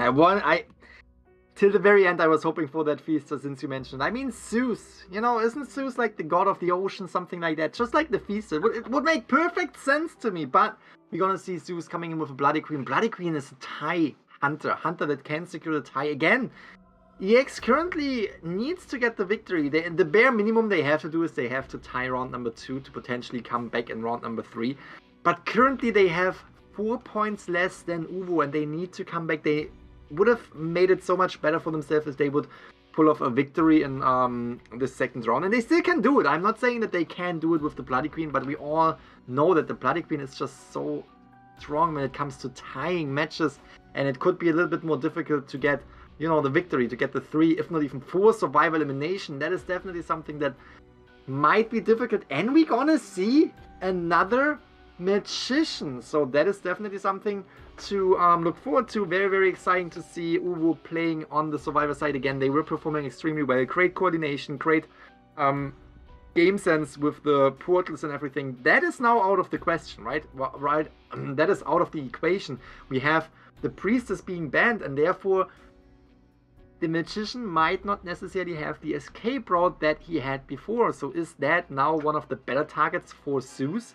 We will see, and we will find out. Zeus again needs to secure at least a tie to put their Survivor side into a situation where they can still tie to get into a round number 3, or potentially get the victory. That would be the best outcome. OVO on the other side, if they can secure a victory already against the EX Hunter side, that would put them into a great position, because now OVO's Hunter side that was hunting very, very strong earlier could potentially secure just a tie and win this round number 2. So it's a little bit of an uphill battle right here for EX. If anyone can do it though, it is Zeus. Yeah, it's also difficult here. Bloody Queen into this team comp is a bit challenging. I mean, Seer here is a very strong character against a Bloody Queen because it can force an extra mirror with that owl. Magician is a character that can actually kite out mirror images. If you're able to illusion those mirrors, it can be really challenging to deal with. So and then top of that, Acrobat can actually make distance between themselves and the hunter, between themselves and the mirror image. So it's very difficult here. We're going to see Zeus spawn over at the top of the graveyard near that church window, immediately rotating towards Backgate, which is the location of the Magician. So, I mean, considering that there's not a whole lot of great chase targets for Zeus here, Magician it's better than Mercenary. It means he's not going to get overly rotated, and it's probably a character he will chase here. Looking around Backgate, does he find the Magician here? That's going to be very important for him if he's able to locate this character. That is for sure. He is going to, yeah, definitely locate the Magician again. Magician now not having the escape routes that the Priestess was able to provide early in the match, and we can see very, very nice, and we can see Zeus is getting a little bit played right here with the illusion, definitely buying time for the Magician to get out of here, and is avoiding the hits. But that might be a tough situation. It's now rotating back. What a fantastic job. Again, Magician, such a strong character to just, you know, create confusion, to make it difficult for the hunter to follow the steps. And we can see that Zeus is having a little bit of issues right here. We might see a pause in the game in a few seconds. Magician starting to decode that cipher. That is definitely calling for a pause. There might be technical difficulties. That is what we have seen from the Magician. Extremely strong. Magician has no ability left though, and that is definitely putting them into a position where Magician would be the best target for now. I'm pretty sure we're gonna see a pause in this match. Was a very long reaction time from Zeus, so that's definitely something that might be server related. Yeah, definitely as well. It's definitely a possibility, of course. For those of you who don't know, they are playing on a different server. Typically, the NAEU server is located, I believe, around the New York area, and this server is on a different part of the country. So the ping is going to be a little bit different for different players, so it just takes some getting used to, of course. So yeah, I mean, I think that it's interesting. We have a pause here. We're just going to see the results of what happened here. And yeah, I mean, so far it's looking pretty good for OVO. I'm not sure if we're going to see a restart or not here, because again, a lot of time was lost, but of course that's up to the admins to decide on that. So we'll see the results of that in a moment. But yeah, so far it's looking good for OVO. Magician, obviously we talked about how Bloody Queen is a character that it's a very good tie character, but it can also struggle against this team comp. You know, Acrobat can avoid the Magician Mirrors with creating those bombs to make distance. You know, you can use Magician Illusions to avoid mirror images. We saw so far here, the illusion has been working very well for the survivors. Only one more to work with, though, to keep in mind. You know, you don't have the 3 anymore, so that makes things a bit challenging. But yeah, let's see what OVO is able to do here. If Zeus can actually come back here, or if we see the game restarting or not, we'll have to see here. Of course, technical difficulties are always something we want to resolve before we resume gameplay, and make sure everyone's playing at the most optimal conditions possible. That is for sure, that is for sure. And it was a strong, again, it was a strong game for the survivors from what we have seen so far. Again, Magician was the first kite and in the match before, and he was performing extremely well. I was very curious to see how the Magician would perform now after he already utilized his Magician once. He had no skill left, so therefore it would be raw kiting, and he was in a good area. He was in the graveyard area, which can definitely be a little bit of an issue for the Bloody Queen with all these wars. You can't really utilize the mirror in such a good way that you could in an open field. So Magician definitely transitioning into a really good area and really buying time for the team. But at the same time, now with not having any skill left, that might still be the best target to go for, right? Magician cannot use any illusions and might take the hits right there, might go down very, very fast. I would definitely love to see the raw kite of the Magician right here. If he can provide such a strong kite, how he did it in match number 1, in round number 1. But overall, yeah, we just have to wait and see if this match is going to be restarted or if we're going to see the situation just being resumed from the spot where we left off. If we're going to resume it, it's definitely still a strong game for the survivors. And again, EX Zeus needs to come back from this. They need to get the victory. They need to, well, not necessarily need to, they need to at least tie this round number 2, but they kind of need to get the victory to get into a better position for round number 3. Because if we see, let's just say a narrow win. Let's just say we have Zeus getting a 3 survivor elimination and then the survivors tie up. Then that means they point-wise still have a little bit of a deficit. But if they just have 2 narrow wins in a row, round number 2 and round number 3, with a few more points, that will give them the round wins, which will mean that EX would proceed into the next bracket. And that's definitely an option that they still have, that they could go for. Overall, again, they just want to at least tie to stay in a good situation, or to stay in this tournament to get into a round number 3. Very, very curious to see how this plays out again with the Bloody Queen on the red church map. It might be a little bit difficult. Yeah, definitely. Especially against the team comp as well. That's why I'm really surprised we didn't see Zeus try to go for a different character. I feel like even maybe him trying to play as violinist would have worked better here. Even Breaking Wheel, obviously it's not very strong on church, but against this team comp, it's not too bad. I think maybe that could have been a potential option for him here. So yeah, we'll have to see again how this possibly plays out. But we are just going ahead and waiting to see if the match will be restarted or not. We're still waiting for news on that. So we have that information shortly. But for the time being, yeah, I mean, you know, Grizzly mentioned a little bit about how EX needs to come back here, even if they do tie up this round. They're still down 4 points. 4 points is not too big of a deficit. I mean, we saw yesterday, I believe it was last Cypher, LCR was almost able to make that comeback. They were just a little bit short there at the end. So a 4-point deficit is definitely possible to come back from. However, it really was looking good for Santi. You could really tell this transition to mobile. He was playing very well.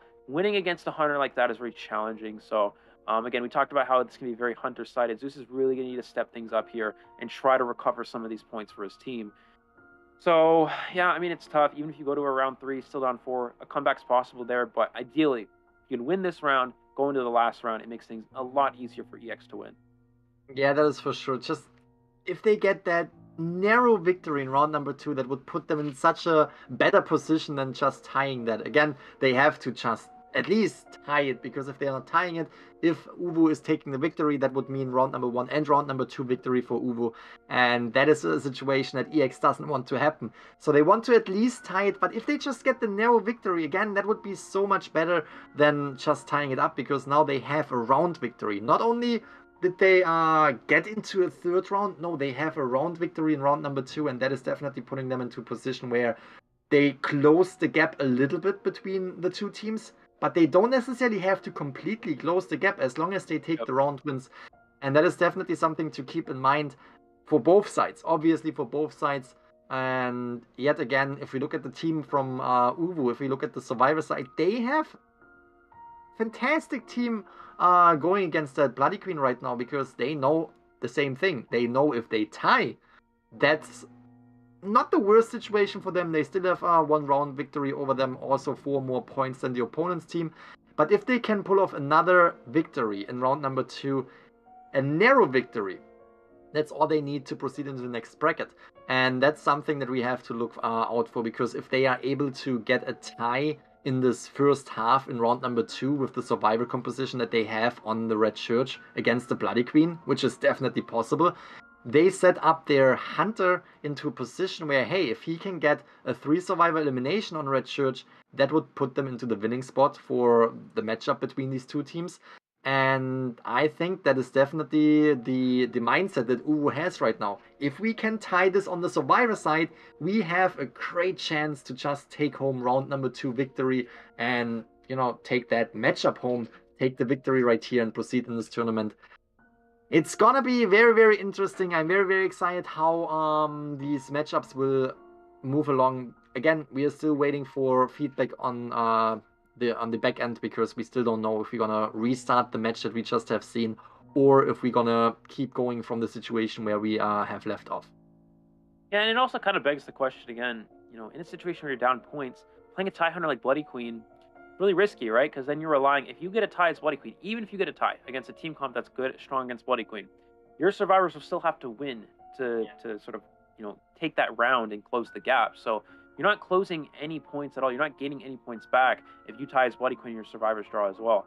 You're playing Bloody Queen, especially against a difficult team comp, at best probably puts your survivors in a position where they need to get a 3 survivor escape. So it's really just like, it's tough for Zeus, and maybe he just doesn't really have a lot of good options for Red Church. But again, if I'm not mistaken, EX picked Red Church. So I'm not really sure the idea behind that. I think, again, with Zeus's bans, not banning Seer, going forward Priestess, that's very standard bans for Sculptor first. Because Sculptor, being a chip hunter, especially with Seer nerf, you can bait out Owl a lot easier. They don't really ban Seer as much as they used to. So Priestess and Forward is very good bans for Sculptor. So, and then Red Church being a good map for Sculptor as well. I think Zeus was entirely banking on the fact that OVO would not ban Sculptor, and they'd probably ban Breaking Wheel. But with those bans first, you know that it's probably gonna be a Sculptor. So as OVO, why not just ban Sculptor? Try to force him to play Wheel on a bad wheel map, and it works out. It works out perfectly for them, because Zeus isn't gonna do it. He's not gonna take that risk. He's not gonna play Breaking Wheel on a map where it's really bad for him. I think in the situation when you're down points like this, you have to go aggressively. I think you have to kind of take that risk. But Zeus staying conservative with Bloody Queen, there's times to be conservative and there's times to be aggressive. And we talked about a lot yesterday, for a lot of the teams, being conservative was very crucial. But I think in this situation for Zeus, you have to play aggressive if you want a chance at coming back here. You need to take the risk. I agree. You need to take the risk, because again, if you're playing conservatively, if you're taking the ties, you're still down points and you just pushed into round number 3, which is not necessarily looking too much better, right? You still have to take the victory, and now you're in a position where you really have to get a 4-point victory, because else, even if you take the victory, if it's a narrow victory, this match will be decided by points.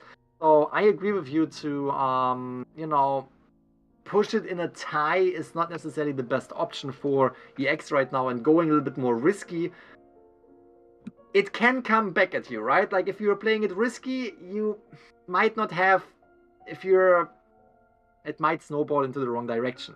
But if you're taking the risk and you get a high reward, it may potentially pay off in a situation where you have a really, really good round 2, and that could definitely help you come back in round number 3. Now, talking about this round number 2, we saw how OVO was already doing a fantastic job early game. They have to do the same yet again, because we're gonna restart this match. There was quite a delay on the Hunter side right here with Zeus, and you could really see how far the Magician went, how the decoding progress was going on. Therefore, there was a huge deficit on the Hunter side. We're gonna restart this match. We got feedback from the team right here, and I'm very curious to see how this will play out. We will see the same characters being utilized again. The rematch will start on the same map, And yeah, I'm very curious to see if Zeus will find the Magician first. Again, I want to see more of that Magician. I'm very excited for that round number 2 first match restart. Yep. And for those of you who don't know, in a tournament setting, when there's any sort of like, connection issues or lag issues, typically how it works is as long as they're able to pause and kind of, figure out what's going on within the first 60 seconds of the match, they're usually able to go for a restart. However, if it usually passes that 60-second mark, you'll usually have to play the match out from there. But a good way you can tell, Frya, is if you look at the match, Zeus started lagging before his blink cooldown was up. So blink cooldown is 60 seconds at the start of the match. So if you start lagging before that blink cooldown is up and you're active, that's a good way if you can tell for you viewers at home. You can tell that it's within the first 60 seconds of the match. And I don't know if the pause was before or after that, but obviously you could tell Zeus was having some serious lag issues before that actually came into effect. So that's usually how you can tell based off of that. So yeah, revisiting this match here again, we're gonna have a restart. Yeah, give Zeus some chances here to potentially come back. Hopefully we won't have any lag issues again. Zeus is a personal friend of mine, and he's prone to having connection issues. So let's hope that that doesn't continue here for him, and maybe he's able to work things out with that. And we just pray that Zeus gets better internet.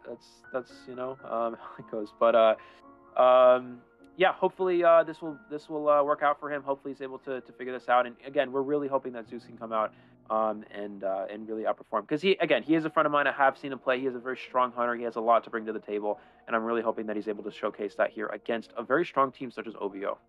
Yeah, I mean, overall, definitely Zeus deserves the chance to, show his skill right here, and having lag issues definitely is something that nobody wants to experience, especially in a tournament situation like that. Having the restart right here gives him a chance to shine again, to get not only the tie, potentially even the victory, and I'm very, very curious to see how that plays out. I think it's a good situation that we have the option to restart matches like that, because again, that is just... It can be devastating. I think everyone at home knows that it can be devastating. And we just have to talk about it. We can't just, brush it off as nothing happened. No, we had leg issues, and therefore we're going to restart this match.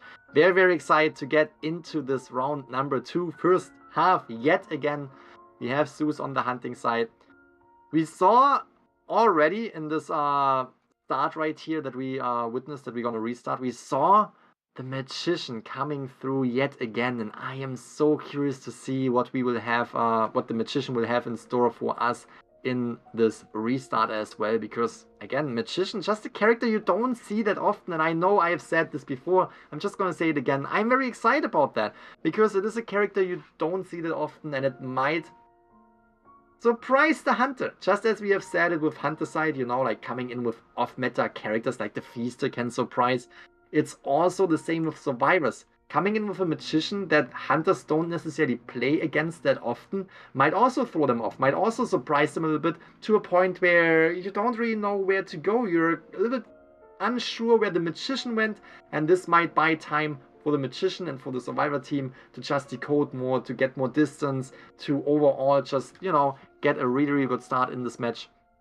So Magician, absolutely fantastic to spectate in this tournament, did absolutely fantastic in round number 1, and I hope to see more. I hope to see more of the Magician.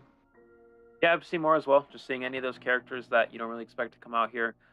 It's very nice, and especially in NAEU, this tends to happen. A lot of NAEU is known to bring out these characters they don't necessarily expect. I mean, obviously in round 1 we saw a very Breaking Wheel mirror match. That's pretty standard for most regions. Maybe whether it's Dream Witch or Breaking Wheel, very common round 1 characters. And then, you saw Magician, which is a survivor you don't really see. Typically, you'd see something like maybe Entomologist or Acrobat or Patient or something along those lines replacing that Magician. But here, yeah, Magician just being a specialty character coming out here. And I was really hoping, of course, in the last round to see from K9T at the specialty Enchantress to Prospector. Unfortunately, we did not get that, but we do get to see Magician here.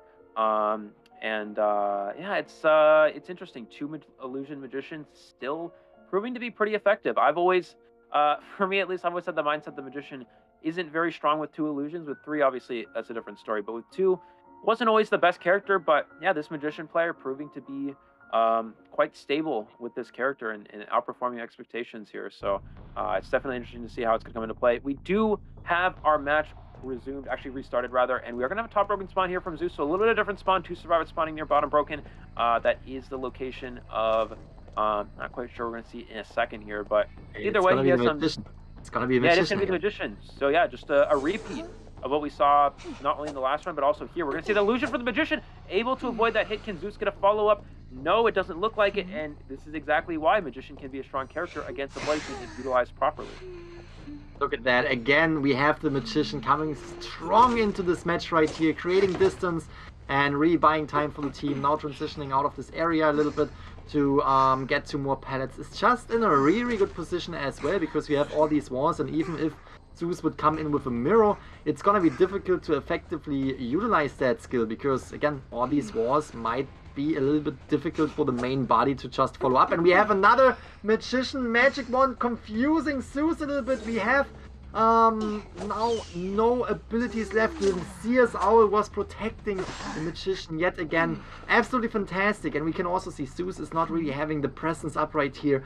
Buys a lot of time for the survivor team. That magician, absolutely fantastic. And we can see Zeus also realizing that and saying, alright, okay. Magician, definitely not a character I should underestimate. So let's concentrate on a different survivor. Let's concentrate on another survivor find. And it is the mercenary, which is definitely a character that can outkite that mirror as well with these elbow pads. Still 3 elbow pads left, and Zeus knows that. Rotates around, tries to find more survivors. And look at the team coordination. They are rotating away from the hunter. They are transitioning away, and they are buying so much time.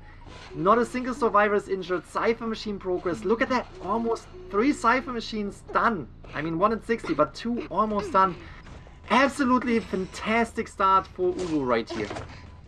Yeah, interestingly, Zeus didn't blink there. I feel like that would have been a very strong place to blink. If you just blink there, get a free hit, and then use a mirror image, you can kill the Seer right after. He should blink right here to get at least 1 hit. No, being very conservative. Still no blink. Really not sure what Zeus is waiting for. There's no reason not to blink there. Just blink, get a free hit, and then mirror after to get the kill. So now he's going to have to use double mirror or just a delayed blink, which is not strong at all here for Zeus. So yeah, I'm not sure exactly what Zeus was waiting for with that blink there. Maybe trying for a potential trade swap option, but 2 Cypher machines already popped. Another one with a lot of progress, another at 80%. Oh, Mercenary actually had to use an elbow pad there. Zeus is now going to go for blink through the wall here, and he will be able to get the down with this one, but that kill was delayed an extra 20 or 30 seconds because he took too long to go for that blink. So unfortunately for Zeus, a little bit of a misstep may cost him a potential tie here. 2 Cypher machines already remaining. The last 2 Cyphers already been started. OVO definitely on track for at least a 3 survivor escape here, and since this is the first share, if one of these survivors is able to conserve their tide turner, maybe they can go for 4. We're gonna see him go, oh, gets a hit on the mercenary, canceling the elbow pad, and can now go for a potential double hit. So if there's any chance for Zeus to come back here, it might be right in this instance. And we can see Mercenary taking that hit, but again, Cypher machines, look at that, 81 to 65. 2 Cypher machines are almost done right here. Can see the Mercenary is trying to body block a little bit more for the Seers. Oh, blocking off the way. That is going to buy a lot of time. Mirror not ready yet. We can see Mercenary still standing in place, but the mirror is coming through, and this is actually, look at that, good double down for the Bloody Queen, but its Cyphers were not ready, not in time. It was so close. Now, 1 Cypher machine remaining, 1 Cypher machine at 99. What a fantastic team play from the survivors so far. We can have 1 survivor coming in for the rescue.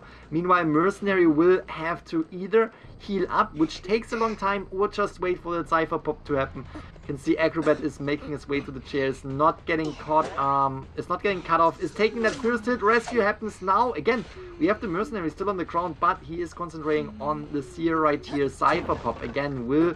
Ooh, that would have been an extremely good hit with the wall, but Cypher pop will happen as soon as the Seer is taking damage. And there it goes, late game activated. Zeus is now not having his trade ready yet, but the mirror is in place and is trying to catch at least 1 survivor. You want to catch at least 1 survivor. Again, this is an extremely strong match for the survivor side of OVO. And look at that coordination. They just transition away. They're gonna try to get not only 3 survivors, but 4 survivors out of that game. What a fantastic match right here from OVO. We have the Mercenary being injured. He's still with a delayed effect, and that's a really good situation because he is sitting on the dungeon. Yeah, and this might potentially be an extra escape here. We're gonna see him go for the swing at the, and it's kind of just Mercenary's trapped in here. He's able to get the down on the Mercenary. Mercenary pushed dungeon early. Might have had a chance going for the teleport. The gate's open. Can he get a hit on one of these survivors? Hits the Magician. Can he potentially crawl out here? And he does make it out. Steer makes it out as well. Acrobat has not left. He's still at Graveyard. Maybe Zeus has a chance here. If he's able to potentially snipe out the Acrobat with his mirror, he's got a possibility here to come back. Will he mirror Graveyard? It's really important that he does so as soon as possible. And he's thinking, he doesn't know where he wants to mirror, losing Tinnitus. I think he may know Acrobat's in Graveyard now. Will he go for the mirror angle change? He goes for the angle, and it picks up sight of the Acrobat. It picks up sight of the Acrobat, which means he knows where the Acrobat is. Acrobat should be able to potentially kite this out using this bomb. Mercenary can get back up here, so the important thing is, can Mercenary get the exit gate open before Zeus kills this Acrobat? I think he actually will be able to do so. It's already 50% of the way here, which actually means Acrobat can potentially push Dungeon at backgate, maybe even go for a 4-survivor escape here. Yeah, that's the thing. 20 more seconds for detention to run out, and that's definitely something you need to keep in mind. If, oh, it's just making so much distance right here. Will he? No. Will he jump away from that hit? He can't make it. He had two options. He could have went for the dungeon or for the front gate, and either way, with the Bloody Queen's mirror, there was a little bit of a difficult situation going on to actually make it to the dungeon or to the exit gate. So good job on Zeus right here, at least eliminating one survivor. That's what they had to go for minimum, because 4-survivor escape would have been very, very devastating on the survivor side, because, you know, now EX needs to go in on the survivor side and they need to provide the points. They need to get at least 3 survivors out of the gate to tie this up right here, which is already very, very difficult, because now we can see OVO just coming in with a Hunter that ties. With a tie Hunter securing that victory in round number 2. Here we can see the stats. It was an absolutely fantastic start yet again from the survivor side, and that fantastic start with rotating, transitioning.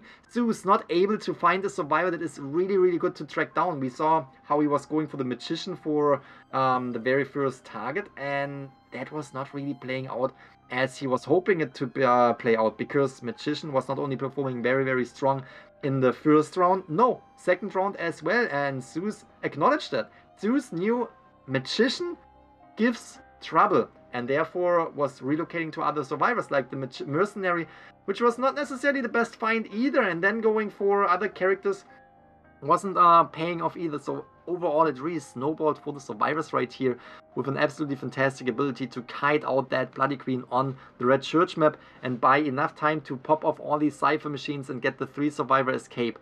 Again, now we have EX on the survivor side.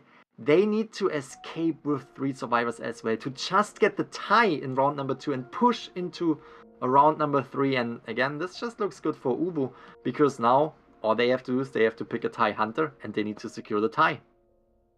Yeah, and honestly, in that situation, I mean, if you're Zeus, Magician already has used the Seer Owl. He's already used 2 illusions. I think you just have to just keep chasing Magician. I mean, I don't really understand changing targets there. I guess maybe trying to pressure down Cypher machines, but Magician had no more illusions. He had no Owl to work with, so he had no defense against the mirror image anymore. So at that point, it's pretty much fine. Just keep chasing Magician, but Zeus just opted to change targets to Mercenary. Obviously, the worst find there. He also might have had a chance to potentially come back if he's able to down the Seer quick enough, but he held onto his blink for too long. If he's able to blink that Seer, get a hit there, mirror the Seer down him, and then also get the double hit on the Mercenary, he can still potentially have enough time to draw it. But because the Seer's kite was extended another 20 plus seconds because he waited too long to go for the blink, that's when it was put in a situation where the survivors can easily just push for a win. Even with Mercenary getting double hit, they still had enough time to prime all the Cypher machines. So that really just goes to show how well the Magician was able to play, avoiding multiple mirror images, wasting a lot of time, and it worked really well for OVO's favor. So now, yeah, as you mentioned, all Santi has to do here is play a tie Hunter. I expect them probably to ban Bonbon. They don't really want to give Bonbon being a very good tie Hunter, especially because it's a Hunter Santi's good with. So they're kind of forced into taking probably his Axe Boy, which is another Hunter he's very strong with. So I don't know. It's really difficult for EX here if they want to come back against a good Hunter like Santi. He has a lot of tie Hunters available to himself. And that's for sure. And we will definitely see something very, very interesting in this next match, because again, we have the bans of the characters, right? We have the ban, and no ban of the Breaking Wheel, because Breaking Wheel is not really strong on this map. We might see a Sculptor ban, and then we have a lot of options. Again, you mentioned that X-Boy might be a character we might see on this map. Definitely a good character on the Red Church map. we still all hope for a feaster, right? Like everyone in the chat can agree that we are still hoping for a feaster. Right now would be a great situation because they already have a lot of points. They have a really, really good situation right here. They could bring out the feaster, but I would understand if they wouldn't because, you know, there are other picks that are most likely up his sleeve that he would rather take into this second half in round number 2 right here to really secure the tie and to really secure the victory for their team.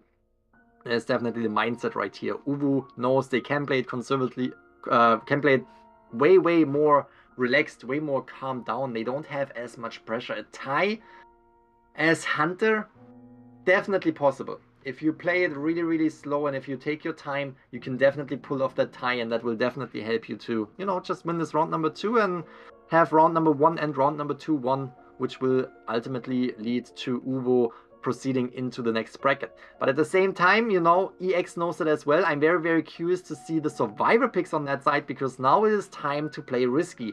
They have to play risky. They have to get the 3 survivor escape, and they know that. So therefore, we will not see anything that will lead into a tie. They will come in for very risky rescues if they have to, because they need to get the 3 survivor escape, and they will definitely have to push a little bit more, I would think, off away from the meta characters when it comes to the survivor picks, because you don't want to tie, you want to get the victory. And as survivor side, again, this is a little bit more Hunter side on our server. On the survivor side, getting a 3 survivor escape might be difficult against Santi.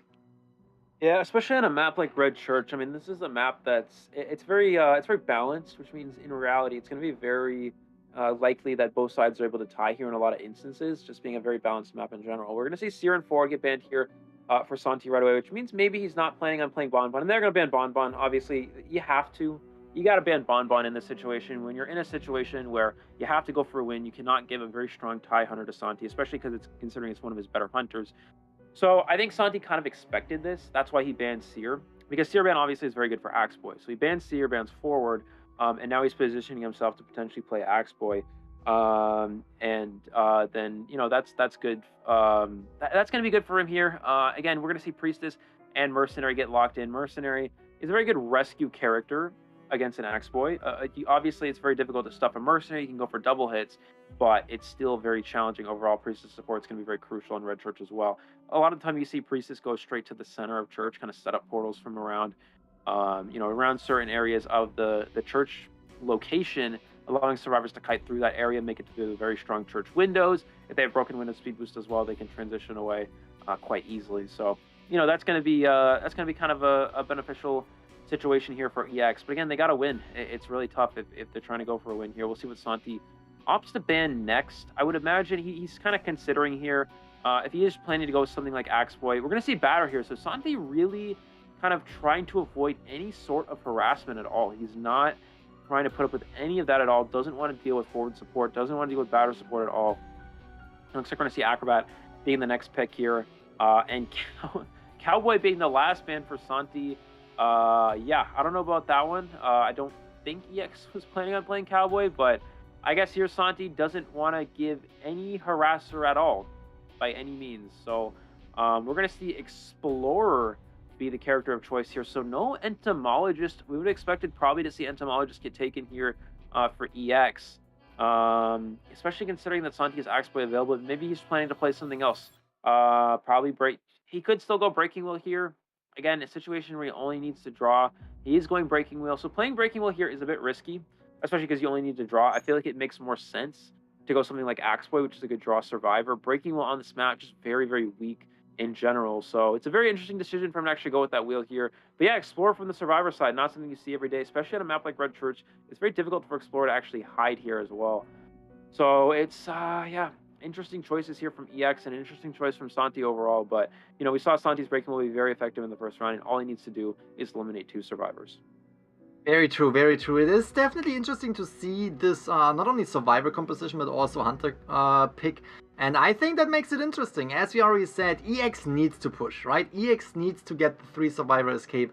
They need to push into a round number 2 tie, and that is definitely difficult. We have the Priestess, that is for sure a character that you want to bring if you can on the Red Church, because she can definitely help the survivors with the escape routes. Explorer, it's gonna be interesting. Explorer can really make or break the game too. A lot of decoding can go on with that character, but if you can't really hide, it's gonna be difficult. On the other side, Santi coming through with a breaking wheel on the map. You already mentioned it. That's gonna be a little bit of a difficult pick, I would say, especially on the red church. So that might go in favor of EX right here. Again, they need to pull off a 3 survivor escape. That can still be difficult, but that might just give them the edge. That might give them the edge to, you know, come back from this, to at least tie this round number 2 and get the 3 survivor escape. But at the same time, if Santi is playing this right, and if he's kind of like staying away from the red church and from these windows that are so incredibly strong against the breaking wheel,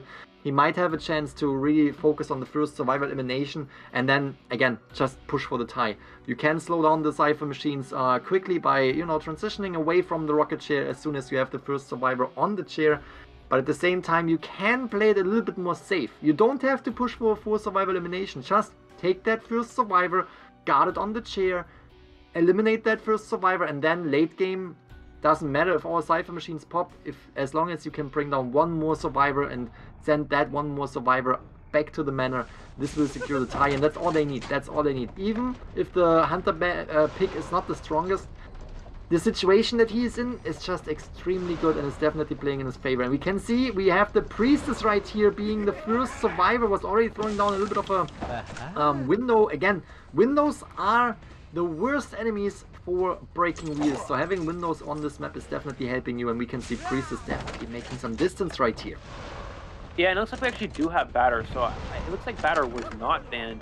It might have been just like a little bit of technical difficulties, and actually Acrobat was banned. Priestess is going to use a portal against the wheel form. Typically, you want to save your items until the hunter gets out of wheel form, because look, breaking wheel just goes straight through the portal, takes it down instantly. So there's really no reason to use your portals while in wheel form for the most part. Now Priestess doesn't have any portals to work with for a few seconds, so she's going to try to dodge these spikes as long as possible. Goes for the juke, still gets the hit there, and now Grizzly, just like we talked about, does not have a portal to work with, so she's going to go down right away here.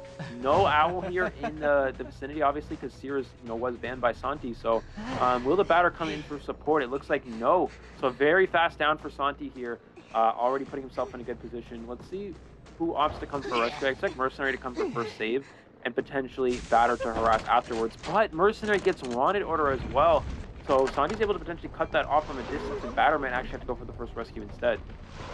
See, I think the Explorer also transitioning a little bit into the area. I'm not sure if he is setting himself up for a rescue, but that's, again, it's gonna be crucial. Oh, Explorer is coming through. It's gonna be crucial for Santi to just secure the first survival elimination, and they know it. EX knows it. They know they have to go in for a rescue before half. Fantastic job. Explorer body blocking that hit right here, giving time to the Priestess, who has one portal ready to get away from here, and we have the Batter coming in for support.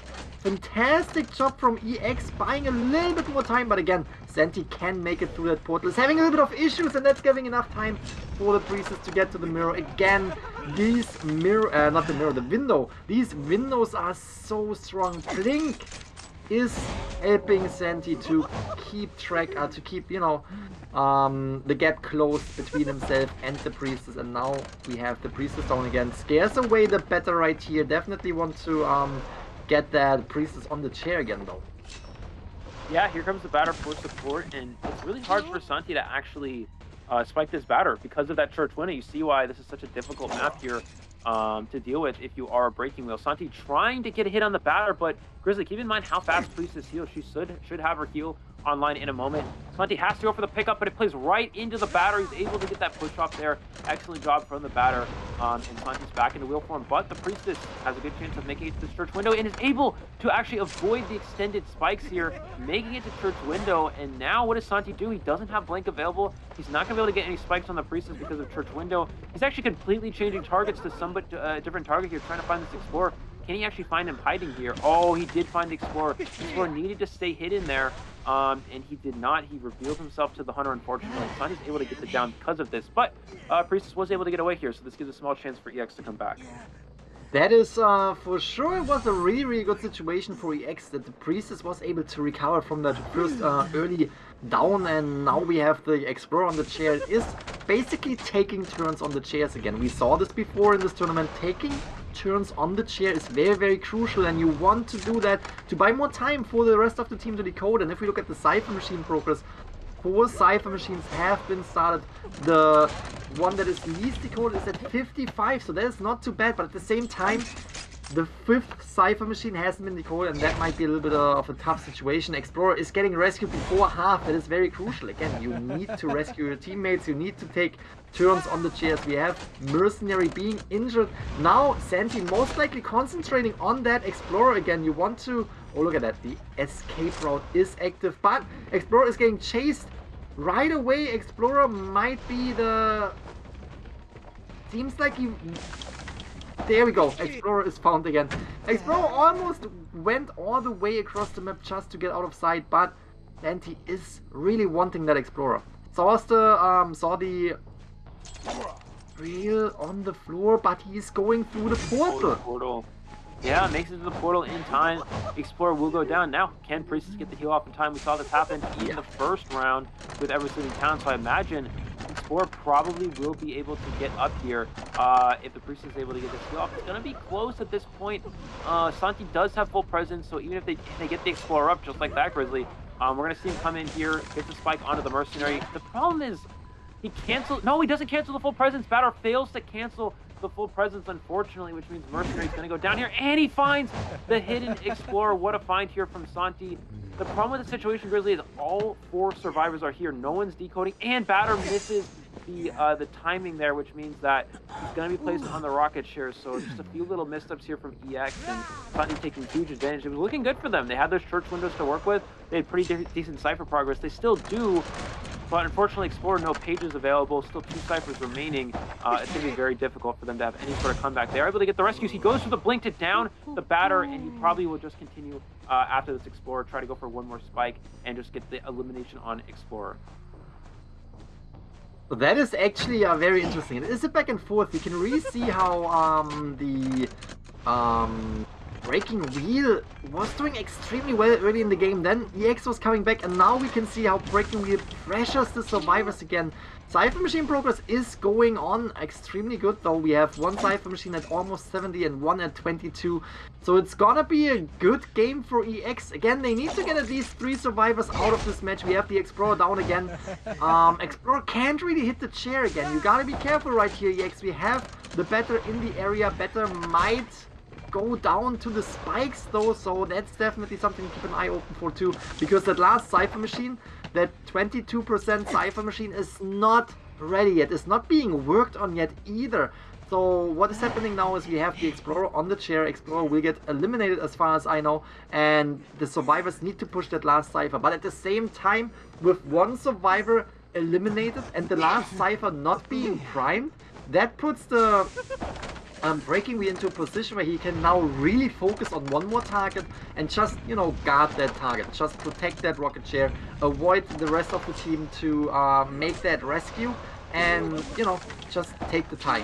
Tie is all they need, and the survivor team definitely has a chance to, you know, get 3 survivors out too, but it is definitely looking good for Santi right now. Yeah, did miss that snap though. Excellent job from the Mercenaries, able to elbow pad out of range of that snap, so Santi ends up wasting a snap there, and he's now on a 30-second cooldown. I think he's probably, as you mentioned, Grizzly, just going to go for a single chase target here. Typically, when Breaking was trying to go for a win, you go extremely aggressive, try to find new chase targets, but he's just going to go ahead, go for this Mercenary instead. He's going to wait for that snap cooldown, which is up in a few seconds here, and he's just going to down the Mercenary like that, but Mercenary keeping enough distance where Santi can't snap. Oh, but he runs back towards Santi. It should allow him to go for the snap here, and it does allow him to get the down here. He's going to go ahead and slug and go back to the Cypher. He knows both survivors are probably around here. Does he find a survivor hidden there? It looks like no, he only finds the Priestess. So let's see, he opts to go for this blink online in 10 seconds here. He's going to get out of wheel form most likely. Priestess does get hit by that as well. Blink online in 3 seconds here for Santi. He's going to try to stay alive as long as possible. Santi should blink right through. Goes for the blink. No, he doesn't get it. The blink was not online. It's still on a 1-second cooldown. And now Priestess creates enough distance where she can delay this blink as long as possible. We see the Batter, I believe, pushing the last Cypher machine here. Priestess is going to go for a long portal as well. The question is, does Santi use his blink? I think no. It's better to save your blink for endgame. Just try to secure that second kill you need for a draw. That is for sure. Definitely want to save that blink. Also brings down the Priestess right here before the Cypher machine is primed. So now we have the Priestess on the chair for the 2nd time, I believe, because Priestess was on the chair so early in the match.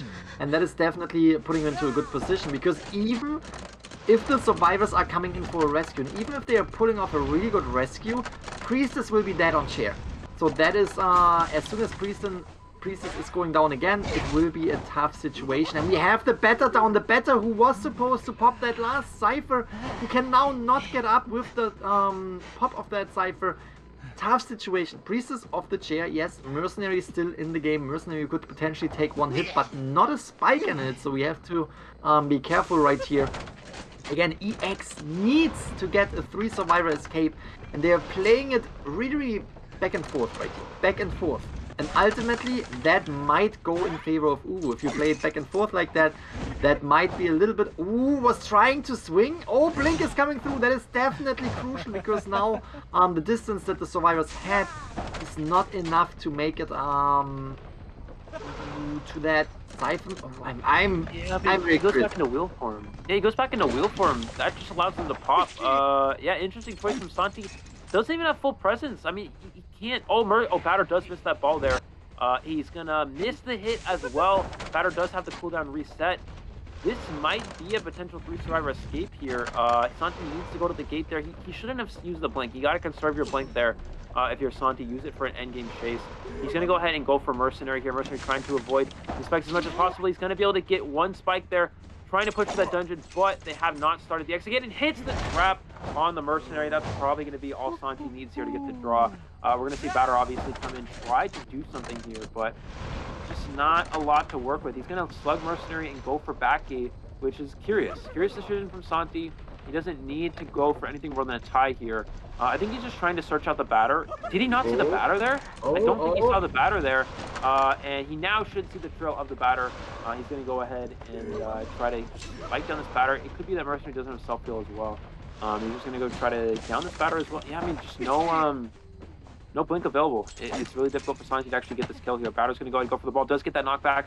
And has 2 more balls to work with as well. So it's still a difficult chase here for Santi. Oh, but he hits the trap over the wall. That's a huge trap from Santi. He's able to get the down a lot faster than he might have actually normally been able to.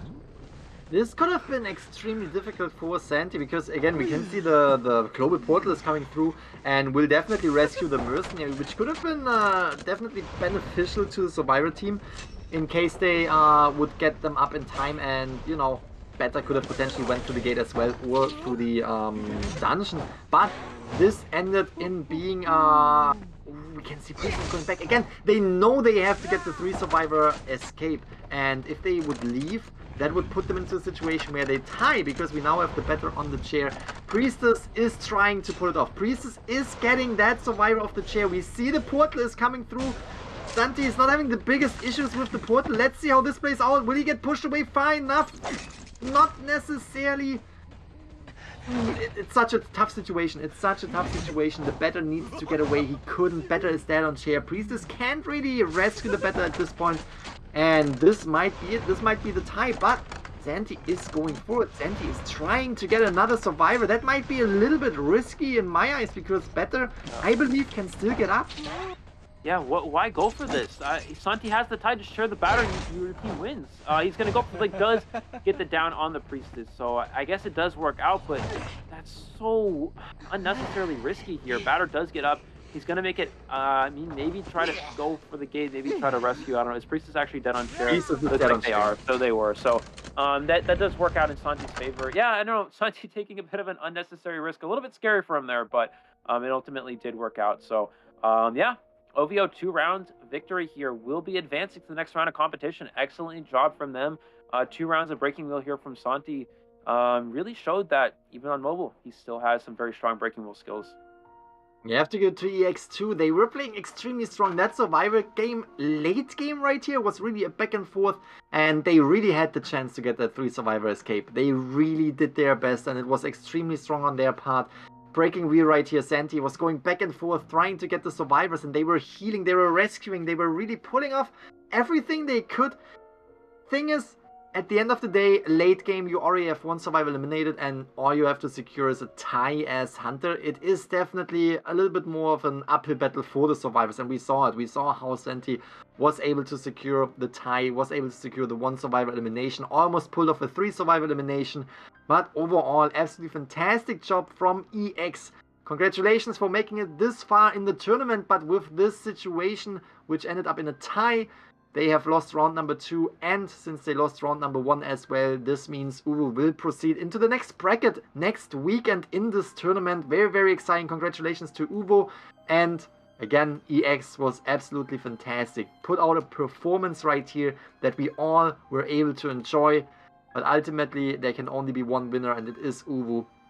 Again, fantastic job.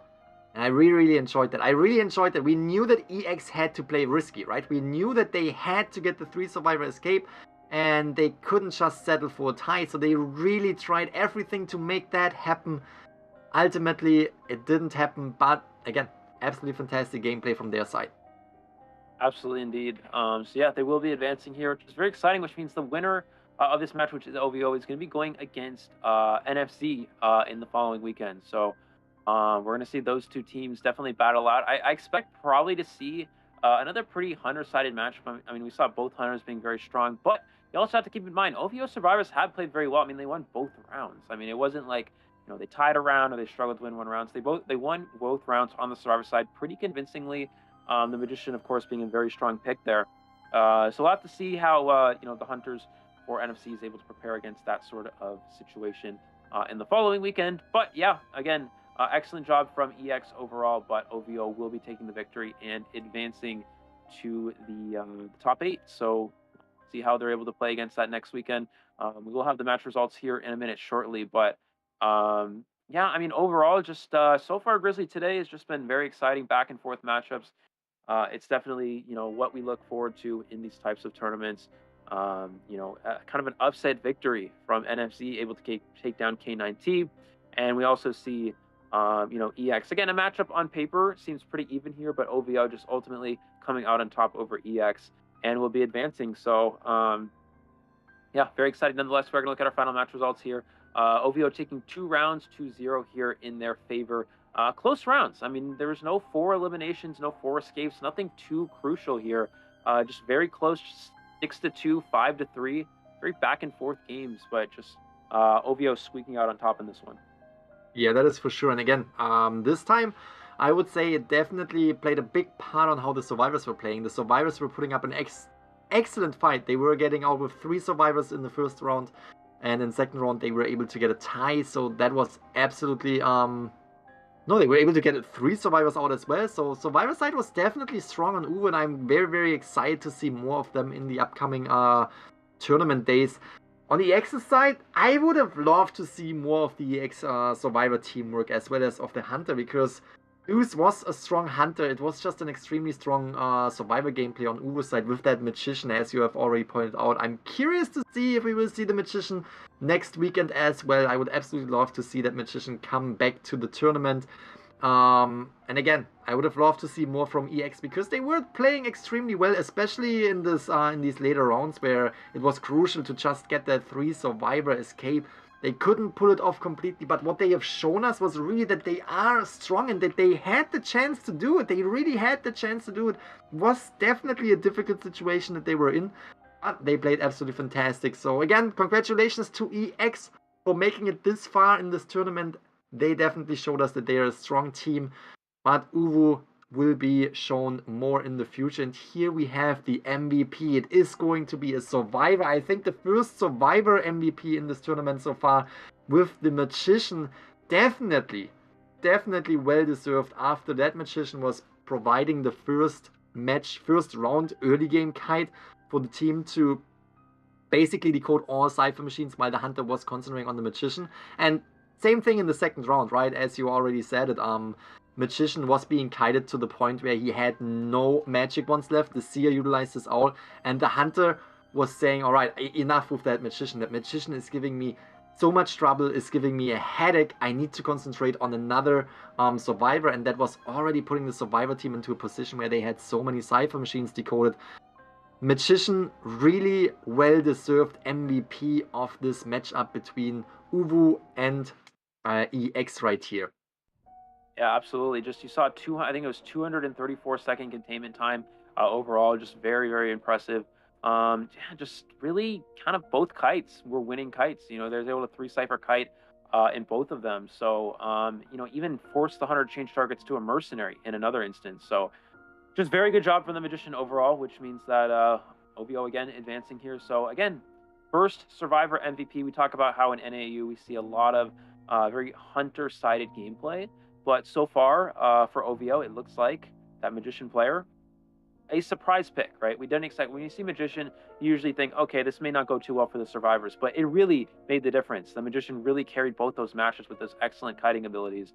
And yep, and just like that, OVO will be advancing because of that excellent Magician. Of course, the rest of the Survivors played very well, very good support from the Priestess, very good Hunter, breaking wheel gameplay from Santi, but ultimately, the Magician player on OVO really making a statement here with 2 wands, with only 2 wands, doing an excellent job. You don't have 3 wands, you only have 2, and the Magician did a great job utilizing both of them to perfection. That is for sure. That was, again, as you said, it was definitely a special pick right here for the Survivor set. And I'm curious to see that more because, as we already mentioned, mainly the Hunter side on our server is the strong side, right? They need to bring the points so the Survivors can, you know, tie it up or, you know, get as many points as needed to win the rounds. But now having the Magician in a field where they can take the victory on the Survivor side, that is putting OVO into a really, really good spot for, you know, overall competition on the server. Very, very curious to see more of OVO in the next bracket. For now, we're gonna jump into a short break before we jump into our next matches that will come up in today's tournament day. This was me, the Gaming Grizzly, and Eli O on my side. Very, very excited to come back next week. And for now, we're gonna have Nello as well as Poch casting the next 2 matches for today's tournament day. I hope you guys enjoyed it so far and stay tuned because there is more.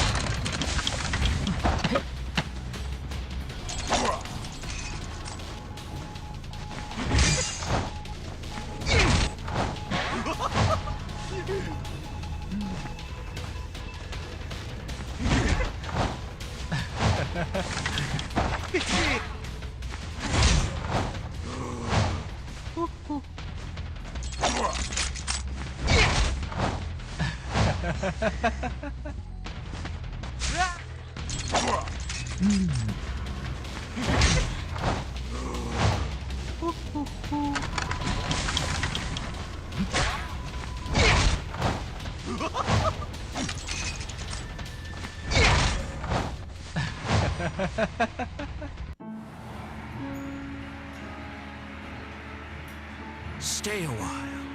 I have an interesting tale for you.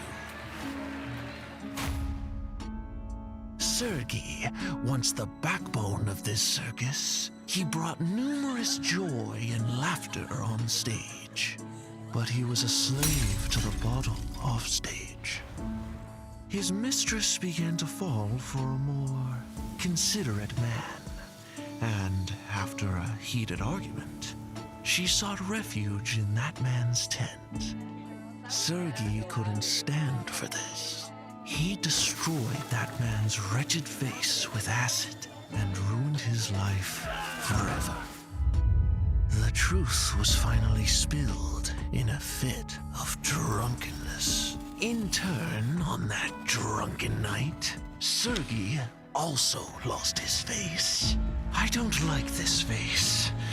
Oh, it sickens me. But this face has become a new symbol, belonging to Sergey and to me.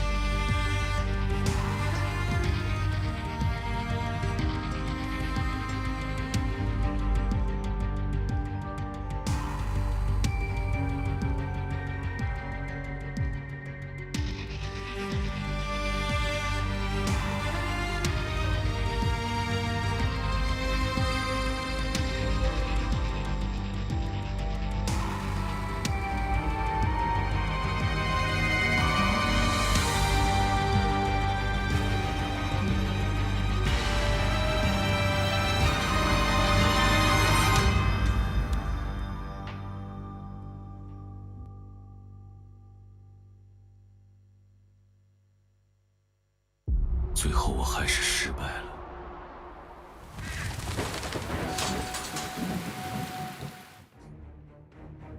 Ladies and gentlemen, welcome back to IVT for NAEU. Watched by Nello Mello at your service for the commentary action, Nello Mello. So far, we've been seeing a lot of 2-0s and our first Survivor MVP. How do you feel about the next match we're about to see? I'm very excited for the next match because apparently Fusion is gonna play next against CH4, and I know. Fun fact: Fusion is coached by Eli O, our video caster for IDT. So I'm very excited to see what they're gonna pull up in the next match, and also just looking forward overall to seeing how the teams perform today, regardless of what teams, what tiers, what play style they have. I think we're in for a pretty entertaining, enjoyable evening. Oh yeah, and I think the last match kind of set the momentum. You know what? Both back and forth, as Elio and Grizzly mentioned, between survivors and hunters. Still a 2-0 streak. So let's see if we're gonna see our first 3-match straight today. But I mean, CH4 and Fusion, two powerhouse teams that will have to collide now to see who will be moving on. And I think based on what we've gathered in the data, Fusion has been getting the better of CH4, but you know what? This is the tournament, so you can't really count anyone out.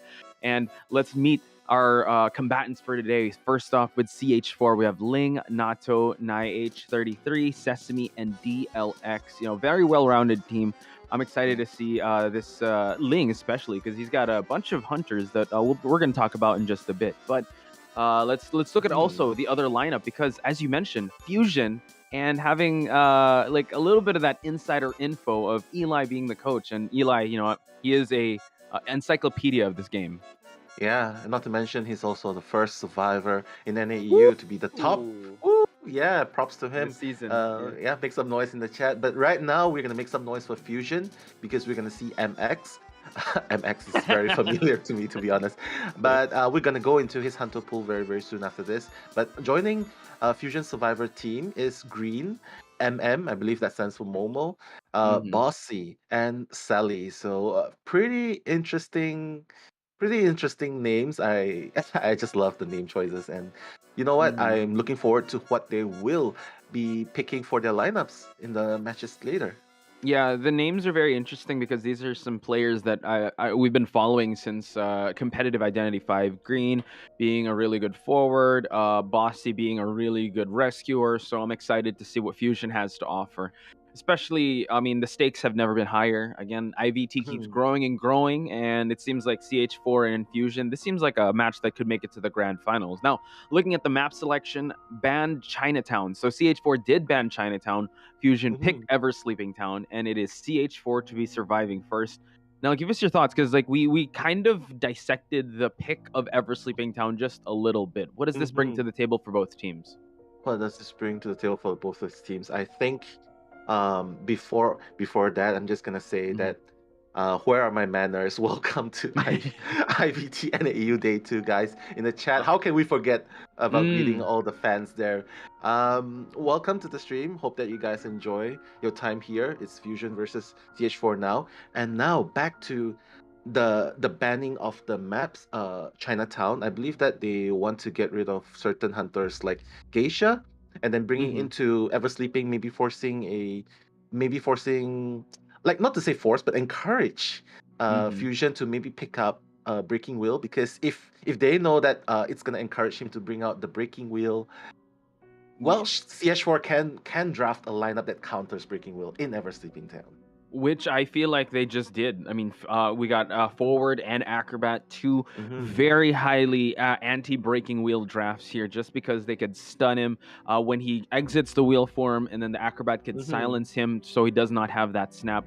Now, MX, you know what? I think he just wants to be able to just counter a bit of this draft and not allow them to have that mobility, banning this Priestess.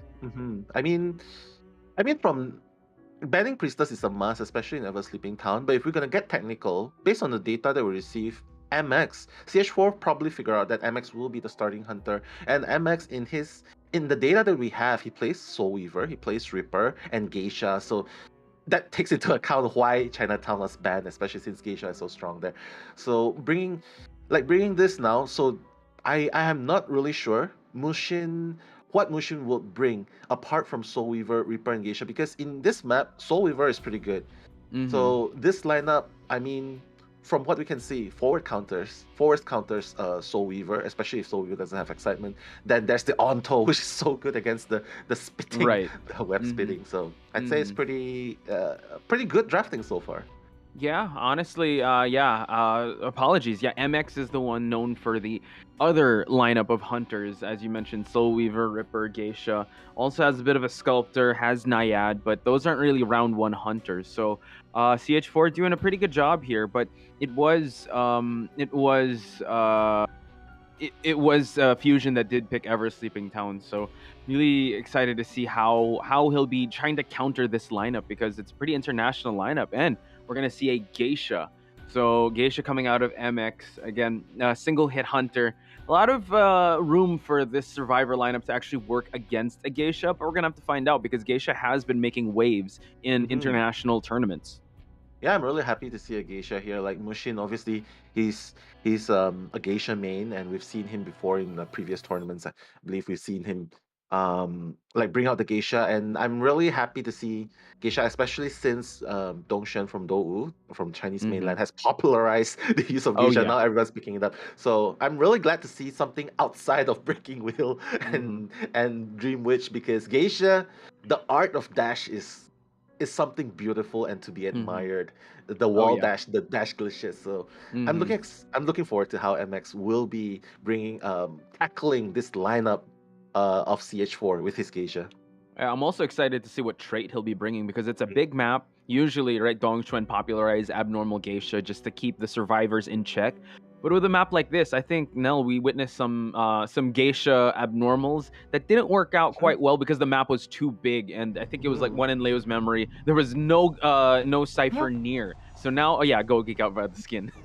Lady 13, right? Let's go! Let's go make some noise in the chat because Lady 13 is gonna make her rounds. Beautiful. She's gonna find someone to punish, and right there, Sesame is looking pretty delicious for Lady 13, but there's gonna be a slight pause at the moment. Nato, you know what? Probably some technical delays caused, but it's okay because we can talk more about Lady 13 and how her first target of sight is Sesame, which I think is a sesame oil. Sesame, yep. Yeah, correct me if I'm wrong, but that was the mercenary, right? Because I think I saw a B-Duck skin on Sesame. Yeah, I don't know. Was that the mercenary? Sesame? Sesame. I mean, it looked black, but I can't. I think he was the mercenary. Yeah. It should be the B-Duck skin. We can only assume. Yeah. We'll just confer with that. But it seemed like he was hell bent intent on going for Sesame. So yes, it was Sesame that was the mercenary. So B-Duck skin, another good skin. It seems like the meta is like changing. Aside from geisha, hunters, like we said, I think this was a point that we mentioned yesterday. Hunters aren't afraid to chase rescuers, especially like mercenary. Yeah. Mercenary, I think, is the most picked and like unbanned character because like they just figure it out. All right, I'm just gonna down you early or make you expel your elbow pad, then I'll transfer targets just so you'll be forced to heal. So he is one of the most stable rescuers, but I think I have a feeling he's not banned. He's not worthy of a ban anymore in Hunter's eyes. That they just have to deal with him at this point. Yeah, I mean, he's a double-edged sword. I totally agree with you. Like, sometimes forcing the machinery to waste a pad and then the machinery before transitioning or changing targets to another target, or even getting a hit onto the machinery can be also very fatal. So I'd say either way, it's going to be advantageous to the hunter. But if the machinery somehow gets locked in a difficult position and gets the hit, and this hunter decides to pursue, then we'll see a little bit of trouble. But fortunately for CH4, they have a forward at the very least to make that rescue in case that ever happens. So I'd say it's a pretty stable, pretty well defensive kind of support heavy lineup for them. Yeah, and speaking of that, they need to be very defensive because they don't have any main decoders, right? So they might have to cover their ground, and because they need to be able to kite for as long as they can and also survive as long as they can. Because I mean, you saw that the geisha were already locked eyes with the mercenary, and she definitely wants to get at least a hit in, or at least expel an elbow pad, since this is just the early game. So with a lineup like this, I think Mushin MX is definitely going to have a little more time in his hands to just search for the best possible target. And at this point, honestly, I think all of them have their pros and cons. So I think he just went with his gut and went with the flow, and now that he's locked in with that mercenary, wants to at least cause a little bit of damage. Yeah, for sure. And just looking at the chat go wild, like, you know what time it is now? Time to look at the chat because they're going wild over Mushin. Slay, Mushin, Slay, Geisha. Like, they're so excited for it. And we are so excited for it as well. Oh, yeah. And just a little bit of shout outs because that's what we do, right? Yeah, we're reading the chat, guys. So Sidro Mood, hi. And Chihaya, the Roland Sim, Dim Dim, hi. Chantel, thank you for Mhm. making it today as well. Dancing Bunny, Cory 2, Riddle, Fukiame, Chris, again, thank you so much. We couldn't read everyone in the chat, but thank you for joining us. We're here to enjoy the game, and Yes. clearly, MX is providing the geisha entertainment for us today. Hi, play geisha Oh for us. yeah. And while we're looking at this chat, I don't know if you want to bring up the trend from yesterday. This is Ever Sleeping Town. It is. Now, how could we forget there's another hunter in this game, which is the Tram? I mean, last year, MVP Tram could come in. So I don't think anyone is safe. So we are hearing word from the production that there was, again, a pause because there was a bit of technical difficulties in CH4's side. So that we will be restarting the match. So luckily for Sesame, maybe we're gonna see a different target. I mean, we did see the hunter go for the magician in the previous match. Then when it restarted, surprise, surprise, back to the magician we go. So who knows? Oh my god, yeah, for sure. But I wouldn't mind seeing the entrance, the grand entrance of Lady 13 again.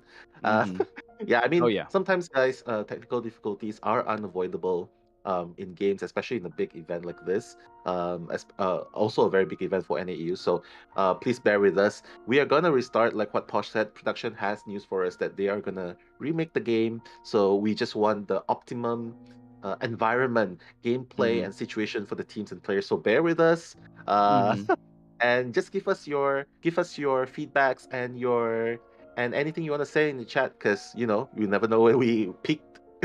Well, yeah, for sure. We're always watching, and we always appreciate the criticisms and also the encouragement for these teams because we did sneak in a few words with Eli. And he said, you know what, what's that? Fusion's feeling a little nervous, right? And I mean, I think that's just the tip why? of the iceberg. I mean, they are competing, right? I think all teams have that sense of nervousness and excitement. So it really is important that everyone just promotes positive vibes and also just encouragement. And if there's criticism, make sure it's constructive, not just like just spewing hate. And Yeah, hey, man. if you have a better opinion, I don't know, maybe compete also if you guys want to show like your skill, right? I mean, this tournament is free, so you definitely Yeah, want it's open to to. all. Yeah, it's open to all, and you got to thank NetEase for like providing at least leveling up every time. So I'm excited to see how this one's gonna play out. So back to the matchup. Let's be a little educated here. No, geisha matchups, they have been rising, right? So what would be the anti-geisha type of strategy in this matchup? And since this is Ever Sleeping Town, a lot of good areas here, but a lot of open areas which geisha could definitely easily transition from. I mean, having a priestess would definitely counter geisha to a certain degree, but priestess, but the priestess has already been taken out by geisha. Onto is a very good pick, especially since geisha is a single pick hunter. We've seen a few times where the bees actually hinder the movement of the geisha's dash. The So dash, that's and then it's also like, one why thing. am I in slow motion? Yo, That's a good one. and the worst thing is you can't stop it. You can't stop midway, and you just keep going through the bees, and it slows you down. Not to mention, there's also the acrobat. I just have to say, acrobat is just so useful against all kinds of hunters, especially. Yeah, it's so multi-purpose. You can kite with it, you can rescue. I just love it, man. Going off on that tangent, like, let me get your opinion and maybe Chad as well. Does Acrobat have a bad matchup with a hunter? Because I mean, you could say that forward can get countered by Geisha with like the dash, right? You could just dash there. There are specific matchups which hunters like, but with Acrobat, yeah, his utility in this meta has definitely been really good. Like, he's good to have when there's a breaking wheel. He's good to have when there's a Geisha. He's good to have when with single hit hunters. I think the rise of Acrobat has definitely been something that I've noticed. So yeah, is there any like I want to pick your brain now. Sorry, any what? Any bad matchups for the Acrobat for hunters? Bad matchups, I would say. Sometimes some people might not be aware. Okay, since it's a little bit educative, some people might not be aware. But when you go for the rescue, like when you're trying to kite, sometimes when the hunter is preparing to hit you and you use the red bomb, it actually resets the hunter's attack. The attack recovery. So that's right? one thing. Yeah, so that's one thing that some people might not know. It resets, and when that happens, you pretty much actually that kind of happens also with the Enchantress stun, right? You get saved, let me hit the stun right away, but then you wait for the attack recovery to finish, so you don't want to be too hasty with that. So yeah, that makes sense. That's actually a good tip because a lot of people might be frantic in the moment and just go for the red bomb already like that. But yeah, they have to be very purposeful. And I guess one of the cons of having an acrobat is just exit gate opening. So it takes so Yeah. long for him to open That's that the only gate. weakness, though, to be honest. That's the only weakness of Acrobat. But I just have to say, the adjustments made to Acrobat has definitely made him able to use his balls even more often. Oh yeah, Like the cooldown has been reduced, even though the effect has been the duration of the effect has been reduced, that's and fine. the effectiveness. Yeah, but it's fine because you get to use it even sooner. And Exactly. coupled that with the flying trade. Oh my god, there's so Mhm. many combos you can make, and that just makes it so hard for the hunter Yeah. mains. Oh my gosh. And yeah, just you said it, like just when he activates those bombs as Mhm. support or even like to extend the kite, it's you can ask anything more from a kiter. So yeah, acrobat, ladies and gentlemen. And also he recovers his bombs based on the traits that he does. If he's decoding, if he's kiting, if he's rescuing. Unlike, let's say, I mean, usually like when we've noticed in Southeast Asia, it's acrobat patient. But patient, yeah, once the Ooh. 3 hooks are gone, there's this grand entrance that you were waiting for, Nell. Yeah, oh my god, so elegant. Like right now, she's circling around the same area, but instead of going to the middle, right now she's gonna see Nato very, very soon. She's gonna see the red footprints. Just gonna put down the pallets really, really soon just to block. Gonna utilize the balls, gain some distance against Mushin, and this is very important because right now Nato has to camp behind the pallet. Oh my Whoa! god. Speaking of camping behind the pallets, Mushin heard you and is like, all right, I'm going to throw this butterfly to cut him off. And now she's Oh dashing my towards the first god. butterfly. Countered, though, going for the football. But Nell, there's actually not much football left. So Nato really banking on this kite here. It's going to be really tough. He's going to have to just stay in this Oh my area. And now god. cutting off the corners. Can this forward survive? Nice pallet drop, forcing the break to happen. And now note that it is a top-down build. So now he will have to commit to this teleport, downing Nato in the process. Yeah, this is so hard, like especially since you guys think Geisha is actually very annoying for the fact that she can do a glitch dash from the wall. Sometimes you cannot anti dash her. And another thing, you constantly have to cancel her dash. You constantly have to anti dash her, and that's what a lot of players sometimes when they just miss one step, the Geisha will be able to dash and close that distance. But right now we're gonna see Sesame closing in the distance on his own with the pads. Ooh, eating that hit early on, but able to get the rescue past half. So Nato has to be very careful. Mushin has already placed a butterfly there, but you see that the bees are actually over the wall. So let's see if that will come into play. Nato is doing a great job so far, just working with the tide turner, and now activating the ball. But look at that, dashing a little too far there, and Nato doing a full 180, going back to a pallet here. And now still tight kiting and making sure he's going to be very wary of these butterflies. So let's see, Mushin dashing in. Nice avoidance so far. Nice usage right there in the pallet.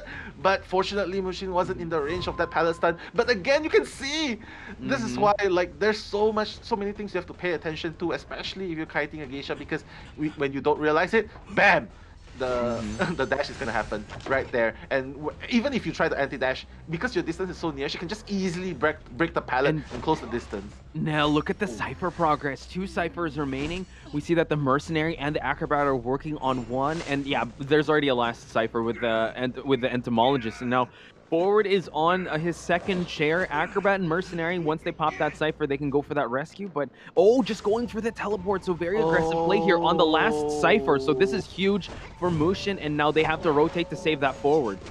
Yeah, man. I think the Forward actually bought a lot of time. Yeah. Right there. And like what you said, we didn't even like the cipher is happening so fast right now. 2 ciphers remaining, one at close to 70%, another one is at 50%. I just have to say, but Mushin, I think he has to be really calm, shouldn't be unfazed, should just keep being proactive and trying to disrupt the survivors as much as possible, but most importantly, get the Forward down, because Forward is at his last chair right now, but Mushin seems lost. They need to secure that. There's tinnitus in this area, and the acrobat will be the one to provide this kite. We do note that the forward is actually behind the walls near the supposed dungeon area. Last cipher remaining, and yeah, the acrobat here will have to, well, try to kite for as long as he can, but no, entomologist now has to be very careful. She actually, one more hit, then she will be falling down, utilizing the bees just to move away. And Mushin, yeah, look both ways before crossing the streets, boys and girls. Look both ways. Yeah, I like that one. I like that one. But you know what? The tram has not gotten a 1 yet, so not yet. We try to avoid that. But Mushin, right now they're gonna discover the fort right here, and this is where it gets tricky because machinery is gonna try and cover, but we all know that Geisha sometimes has a weird hitbox, and so and nice block there, nice block. Yeah, just forcing attack recovery just to allow this forward to move on away. But the forward, the mercenary will be falling down. Entomologist has already signaled that the cipher is primed. Nato has done an amazing job, so put him up there for potential MVP because he's been dodging and dodging these hits. My God. And now I think they might have to force the cipher to pop. Yeah, they have. Oh my God. The zigzag dash. Yeah, it didn't work out the way he wanted it, but Sesame now has more elbow pads, has the last elbow pad to move on away, allowing them to open up the gate near the graveyard area, and Sesame just luring Mushin away. Teleport is already online, and the mercenary has fallen down. Yeah, they have to teleport right now. Mushin has to teleport, and that's exactly what he's doing now, because Entomologist and Acrobat is on one side of the game. But to be honest, Posh, this looks like a potential 3 escape at the very least. Mushin has to minimize the damage at this point. Try to get at least one person down in order to come back in round number 2, because right now 4 survivors are up and running. Forward is on the other side, opening the gate as we speak. Oh, wow. Tried to go for a pallet vault there, but able to catch the entomologist. So, yeah, it's looking like she's just gonna... Mushin here has to just secure at least one and try to make her way to the other side of that map. Luckily for him, the mercenary is still down, so let's see how much ground Mushin can cover. Can he cut anyone off to get more survivors on this chair? Because a tie situation would be amazing for Mushin. Mushin looking around, but everyone is already at that exit gate. He's going to try to dash for it, but let's see if he's going to make it. Oh my God, he's going to be able to get the hit, but it is too far gone. And now CH4 have gotten 3 survivors out. Amazing coordination right there. Like, just I think there was one part, like the dashes was so beautiful. It was beautiful. But then again, CH4, they did one thing which brought the change of momentum right there. When Mushin decided to leave camping forward, the forward was rescued, and there was one point where the forward was hiding behind the wall, and Mushin couldn't find, and I think that was the turning point of even securing a tie right there. Yeah. And speaking of the forward, 153 seconds just kiting. He didn't touch a single cipher. He was kiting the entire time in the graveyard area. Excellent first kite. The rebound rescue during his second chair was actually really good. The placement of the survivors, right? You had the mercenary focusing on decoding. Acrobat was there just kind of to gain the attention of that hunter while the tinnitus was being popped by the forward just hiding. Again, we say it time and time again, Nell. Never learn how to kite. Learn how to hide, ladies and gentlemen. Hiding is essential. Yeah. Life and in this game. Don't run from your problems. Hide from them.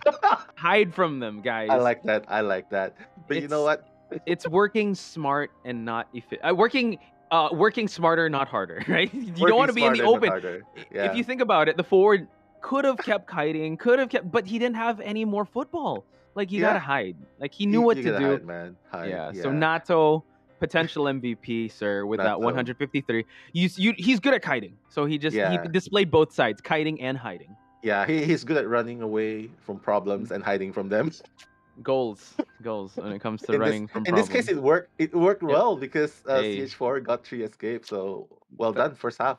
That's all you can ask for when it comes to a kiter. And note that Nato, did pick a forward, and forwards have been kind of being relegated not as a rescuer, more of a kiter these days. And he did his job. Now putting some pressure on Fusion. Again, this is the first half of the first round, so Fusion still has a way to come back to this as survivors will be coming in, and they got some pretty well-known survivors coming to this. Like, I mean, Green, another forward that we mentioned. We got Bossy. We also have Sally and Momo. So this is actually a pretty interesting lineup. So CH4 is gonna have the hunter of CH4 is gonna have his plate full.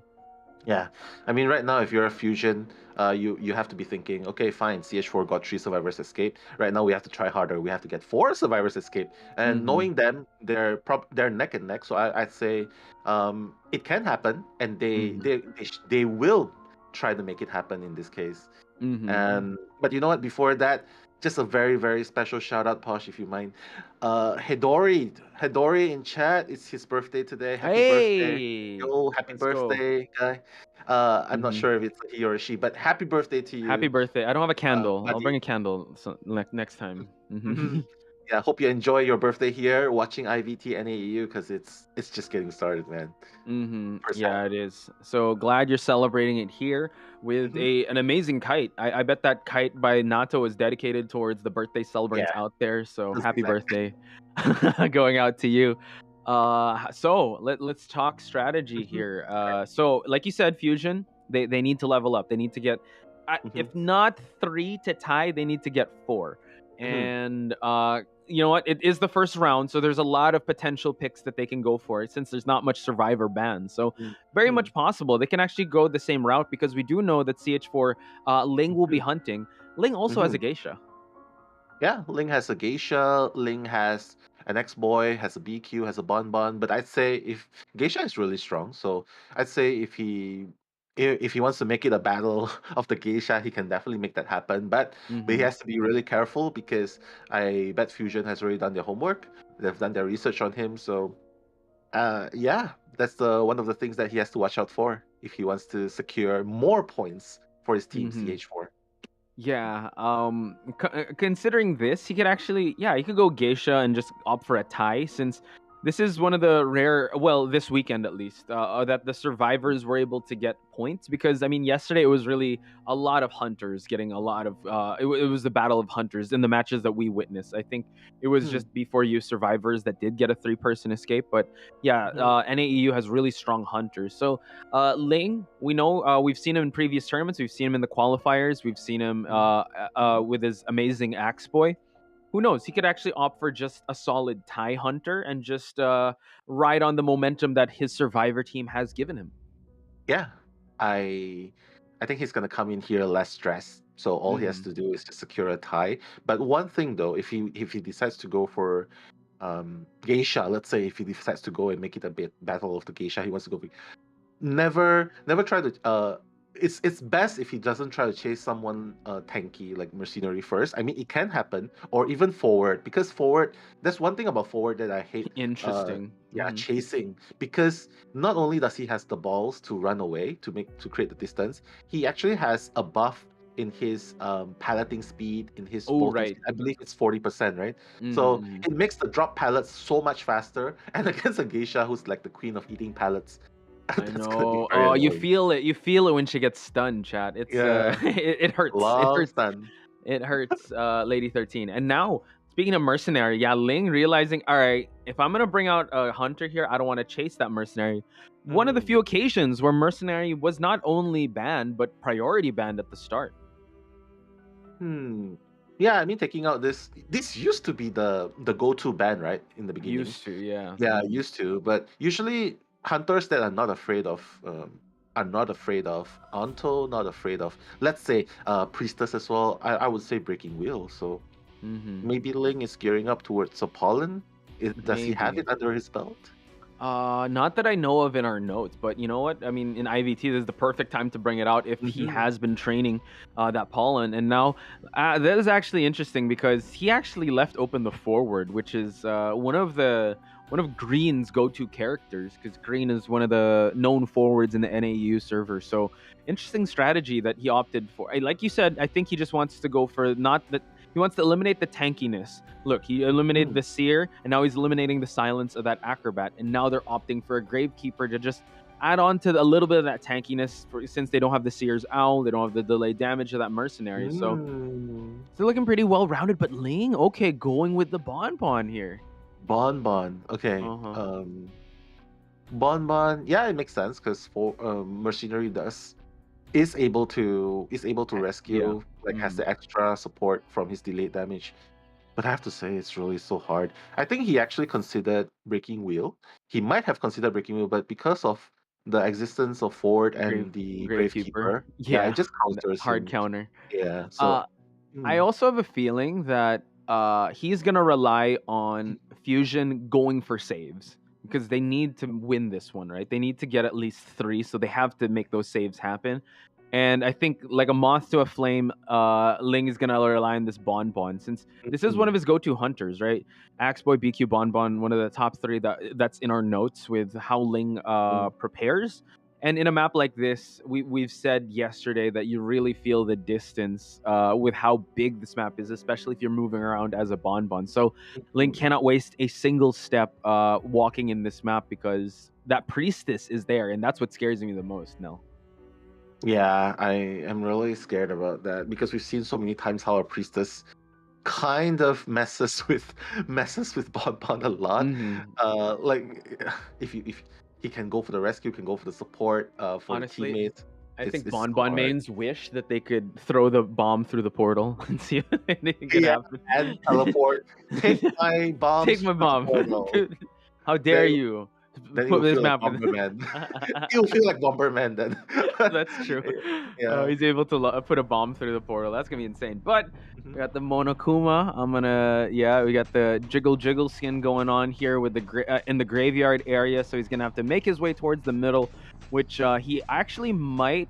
He's gonna actually run towards green. Momo is actually in the corner house, and green, being that signature forward, might actually. Yeah, he's gonna give up on that, and he's gonna commit to the corner house where the entomologist is at. Yeah, chasing the entomologist can be a very, very tough situation. Like forward here, I think he's trying to give distraction, but again, like Ling, okay, you can see like the distraction obviously worked. For a second, he thought, okay, that's a set of blueprints. Maybe it is where the entomologist went. But right now, Ling is keen on finding the entomologist with the pallet speed boost there. I have to say, Momo is gonna buy a lot of time, especially since Ling is on the Bonbon, and Bonbon's weakness is distance. Yeah, and distance is definitely being established now. With these bees, the boost, I mean, he's still holding on to a lot of the bees here. Now, goes for the drop down. Green is also here, so that Cypher is disrupted, but he did accept a portal, so that's probably an exit strategy they can go for, I believe. I'm not sure if the portal is there, but we'll just find out. And now, just the route being run by this entomologist can be so taxing on this Bonbon. So this is what Fusion wants. They want to frustrate this Bonbon. They want to keep him starved, and note that he brought Blink, so teleport is not on the table for him. He will have to commit to the survivors that are in front of him.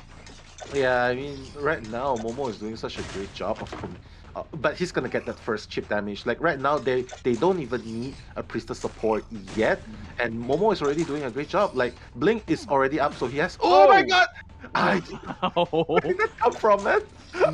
Dude, all right, Ling obliges. All right, I'm gonna chase you, but that's what Green wants. He wants you to chase him. He wants him to be the target. But now look, one more hit, one regular hit, he will be falling down. So he has to be able to pop that football to move towards and change levels here at the corner house. Oh my god, he used up all of his balls, and Ling, all he has to do is just catch up on the distance, do a blink, and it's basically over for a green. And if that really happens, I have to say, depending on how many ciphers remaining, they might go for a full blood rescue because they still have a Gravekeeper. Ooh, and the blink just at the tip of the hammer there lands. And note that, yeah, I actually thought maybe the priestess would be setting up some portals for green to go after, but luckily for Ling, he's able to catch this forward, and now he knows that Momo here wants to pop this Cypher, so now he can harass and also keep this Cypher from popping. 3 Cyphers still remain, so Gravekeeper Bossy will be going for this rescue, but I mean, these bombs can definitely just get the Gravekeeper out of this burrow state. Yeah, I mean, if I'm Fusion right now, I mean, obviously they need to get a 4-man escape in order to win, or even a 3-man escape to force a tie. But you know, Bonbon, it's so scary. As soon as you go to the chair, that's the scary part about Bonbon. It's almost impossible to rescue against a Bonbon simply because of the camping prowess of the bombs. And to be honest, the best bet for Fusion is the forward stun rescue. Exactly. But right now, forward's the one on the chair. Ironically, right? The forward is the one in the chair. And just this is the respect that they have for Ling's Bonbon. Even though he's not at full presence, they are respecting that they might have to go for this cell, and Bossy will have to take this kite. Since Priestess is working on a cipher, I think the Entomologist is working one as well, but Bossy is being chased out. And still, Bossy has the shovels to be able to pop just to transition away so he can eat at least one bomb hit. Like, there's one cipher remaining, and the Entomologist is doing it right now. So the Priestess is probably gonna go closer, trying to provide the support. He's gonna get the Gravekeeper out of the burrow state. The 25% damage. Right now, he's just trying to keep him in this place. And oh my god, Bossy avoiding that chip damage and taking that regular hit and bolting through. So pretty good so far. And time is almost up. Yeah, we see that the Gravekeeper does have a shovel to be able to kite for the exit gate. Entomologist is about to pop that last cipher, but Ling wants to be able to down this Gravekeeper with just a bomb, so he has a regular hit. Forces a basic. They go for the pop, and they do. A little bit delayed, but still, Bossy is up, and now he can go for that shovel just to transition away. He has to be careful. He can't eat another bomb hit. Yeah. Oh my god! Ling's bomb! Oh my goodness. I have to say, Bonbon really counters Gravekeeper simply because of the bombs. Just remove him out of the burrow state. Now he's gonna put him right into the basement, just trying to secure that tie. To be honest, not even trying. He's already secured this tie because both Fusion survivors, Entomologist and Priestess, are just gonna minimize the loss and leave. I think Ling played that very calculatedly, right? You know, he knew that the distance is going to be tough. He just had to focus on one, and luckily it was that forward. Green had a great stun at the start, but Ling obliged, chased the forward, and expelled the skill of that forward and just downed him right away.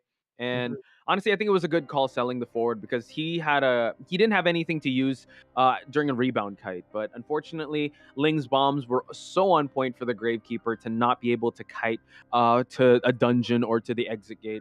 So GG's, CH4 leading the match here. 3 knockdowns, 11 strikes, and 4 pallets destroyed. Yeah, just like that, 5-3 in favor of CH4. Am I correct? Yes. 5-3. Yeah, it was a 3-1. It was a 3-1, and then 2-2. Okay, so it's 5-3. So the points difference isn't exactly it's anyone's game at this point because they can still make it up for it.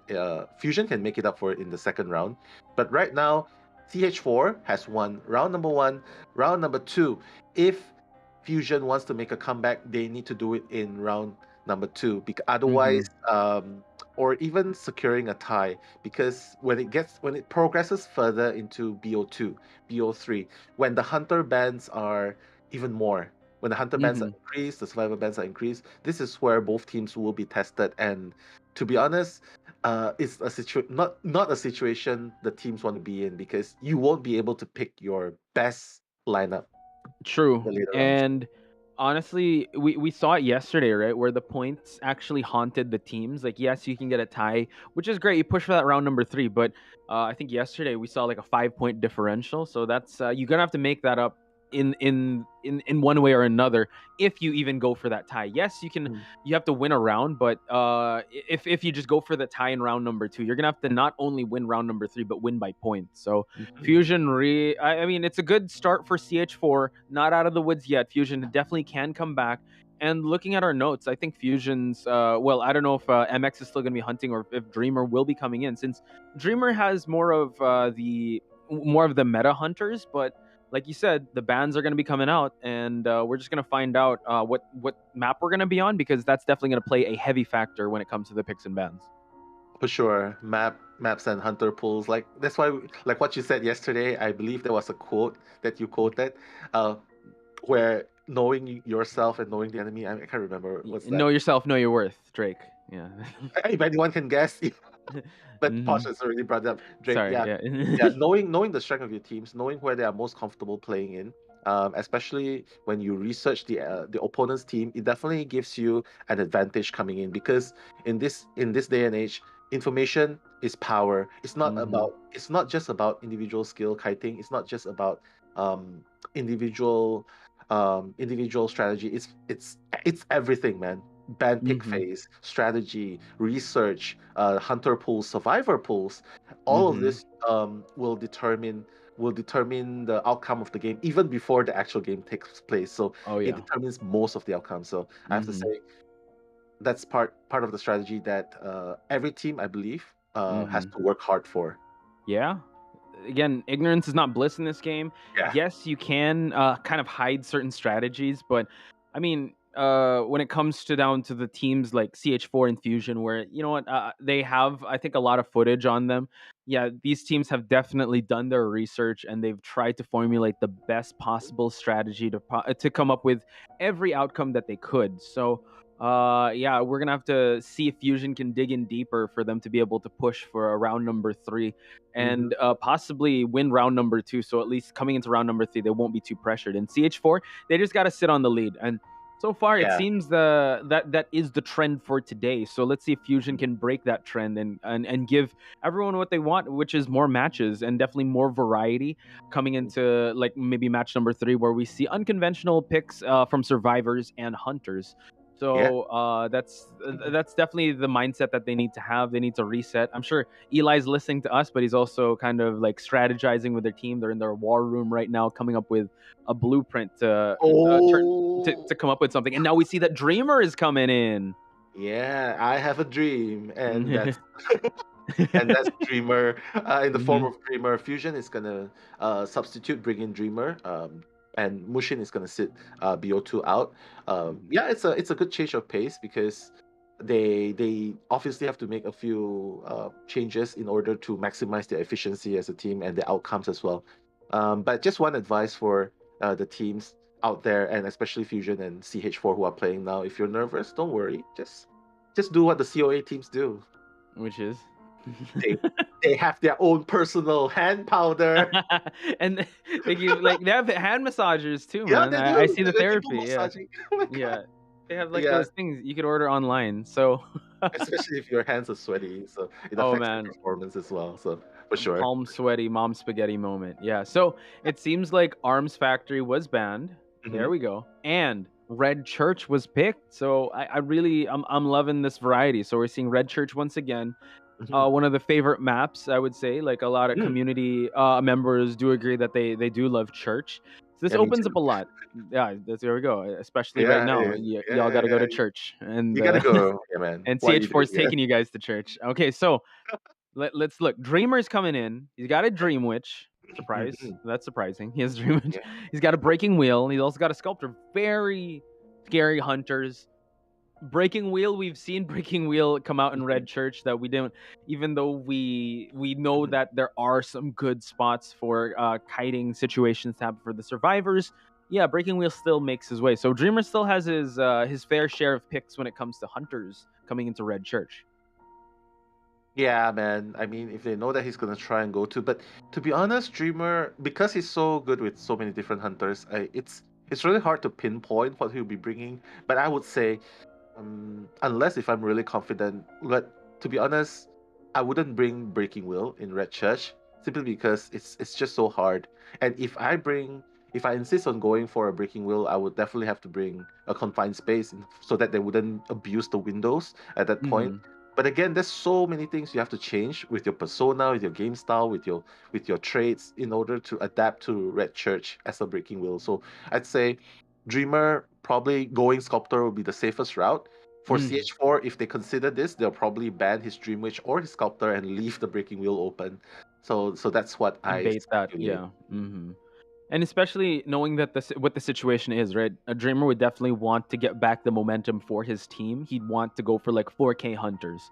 And considering, yes, we know that Breaking Wheel is a 4K hunter, it's a little tough with a map like this. And we've seen the match before, OVO versus EX, that they did bring out the Breaking Wheel, but it does struggle in really good spots in the map. So I agree. I think if Dreamer would want, bring out the Sculptor, get the 4K, just go for standard. Don't go for anything too fancy, and just put in the work. Get the foundation for the team. Get back their confidence coming into round number 2. For sure. And just a little bit of shout outs again. Oh my god, I believe we're just doing shout outs. Let's go. Yeah. Giselle's here. Hello, Interactive. Hey, baby. Giselle, what's up? What's up? Oh. What's up? And there's Mhm. Shimbia. Shimbia, I have to give you a shout out. Princess Pasta. And then we also have Sadao, Sada. Quinn. Yeah, thank Mhm. you so much for keeping the chat positive and being here. And guys, yeah, you are entitled to your own opinion, but you know what? Let's focus on the positives and just keep on cheering each other up, because at the end of the day, um we just want to be happy, right? We want to be happy, want to do something meaningful. We want constructive meaning to what we're doing. So yeah, do channel that energy to supporting your teams, because right now Fusion, CH4, they need your support. So you know what? Mhm. Channel your energy to emojis. What do you think we should do with emojis? What For CH4 and CH4? man, fusion. I don't know. I'm thinking about chemistry and like I don't know something. We got to think of CH4. we got to think of something. CH4 Maybe charts.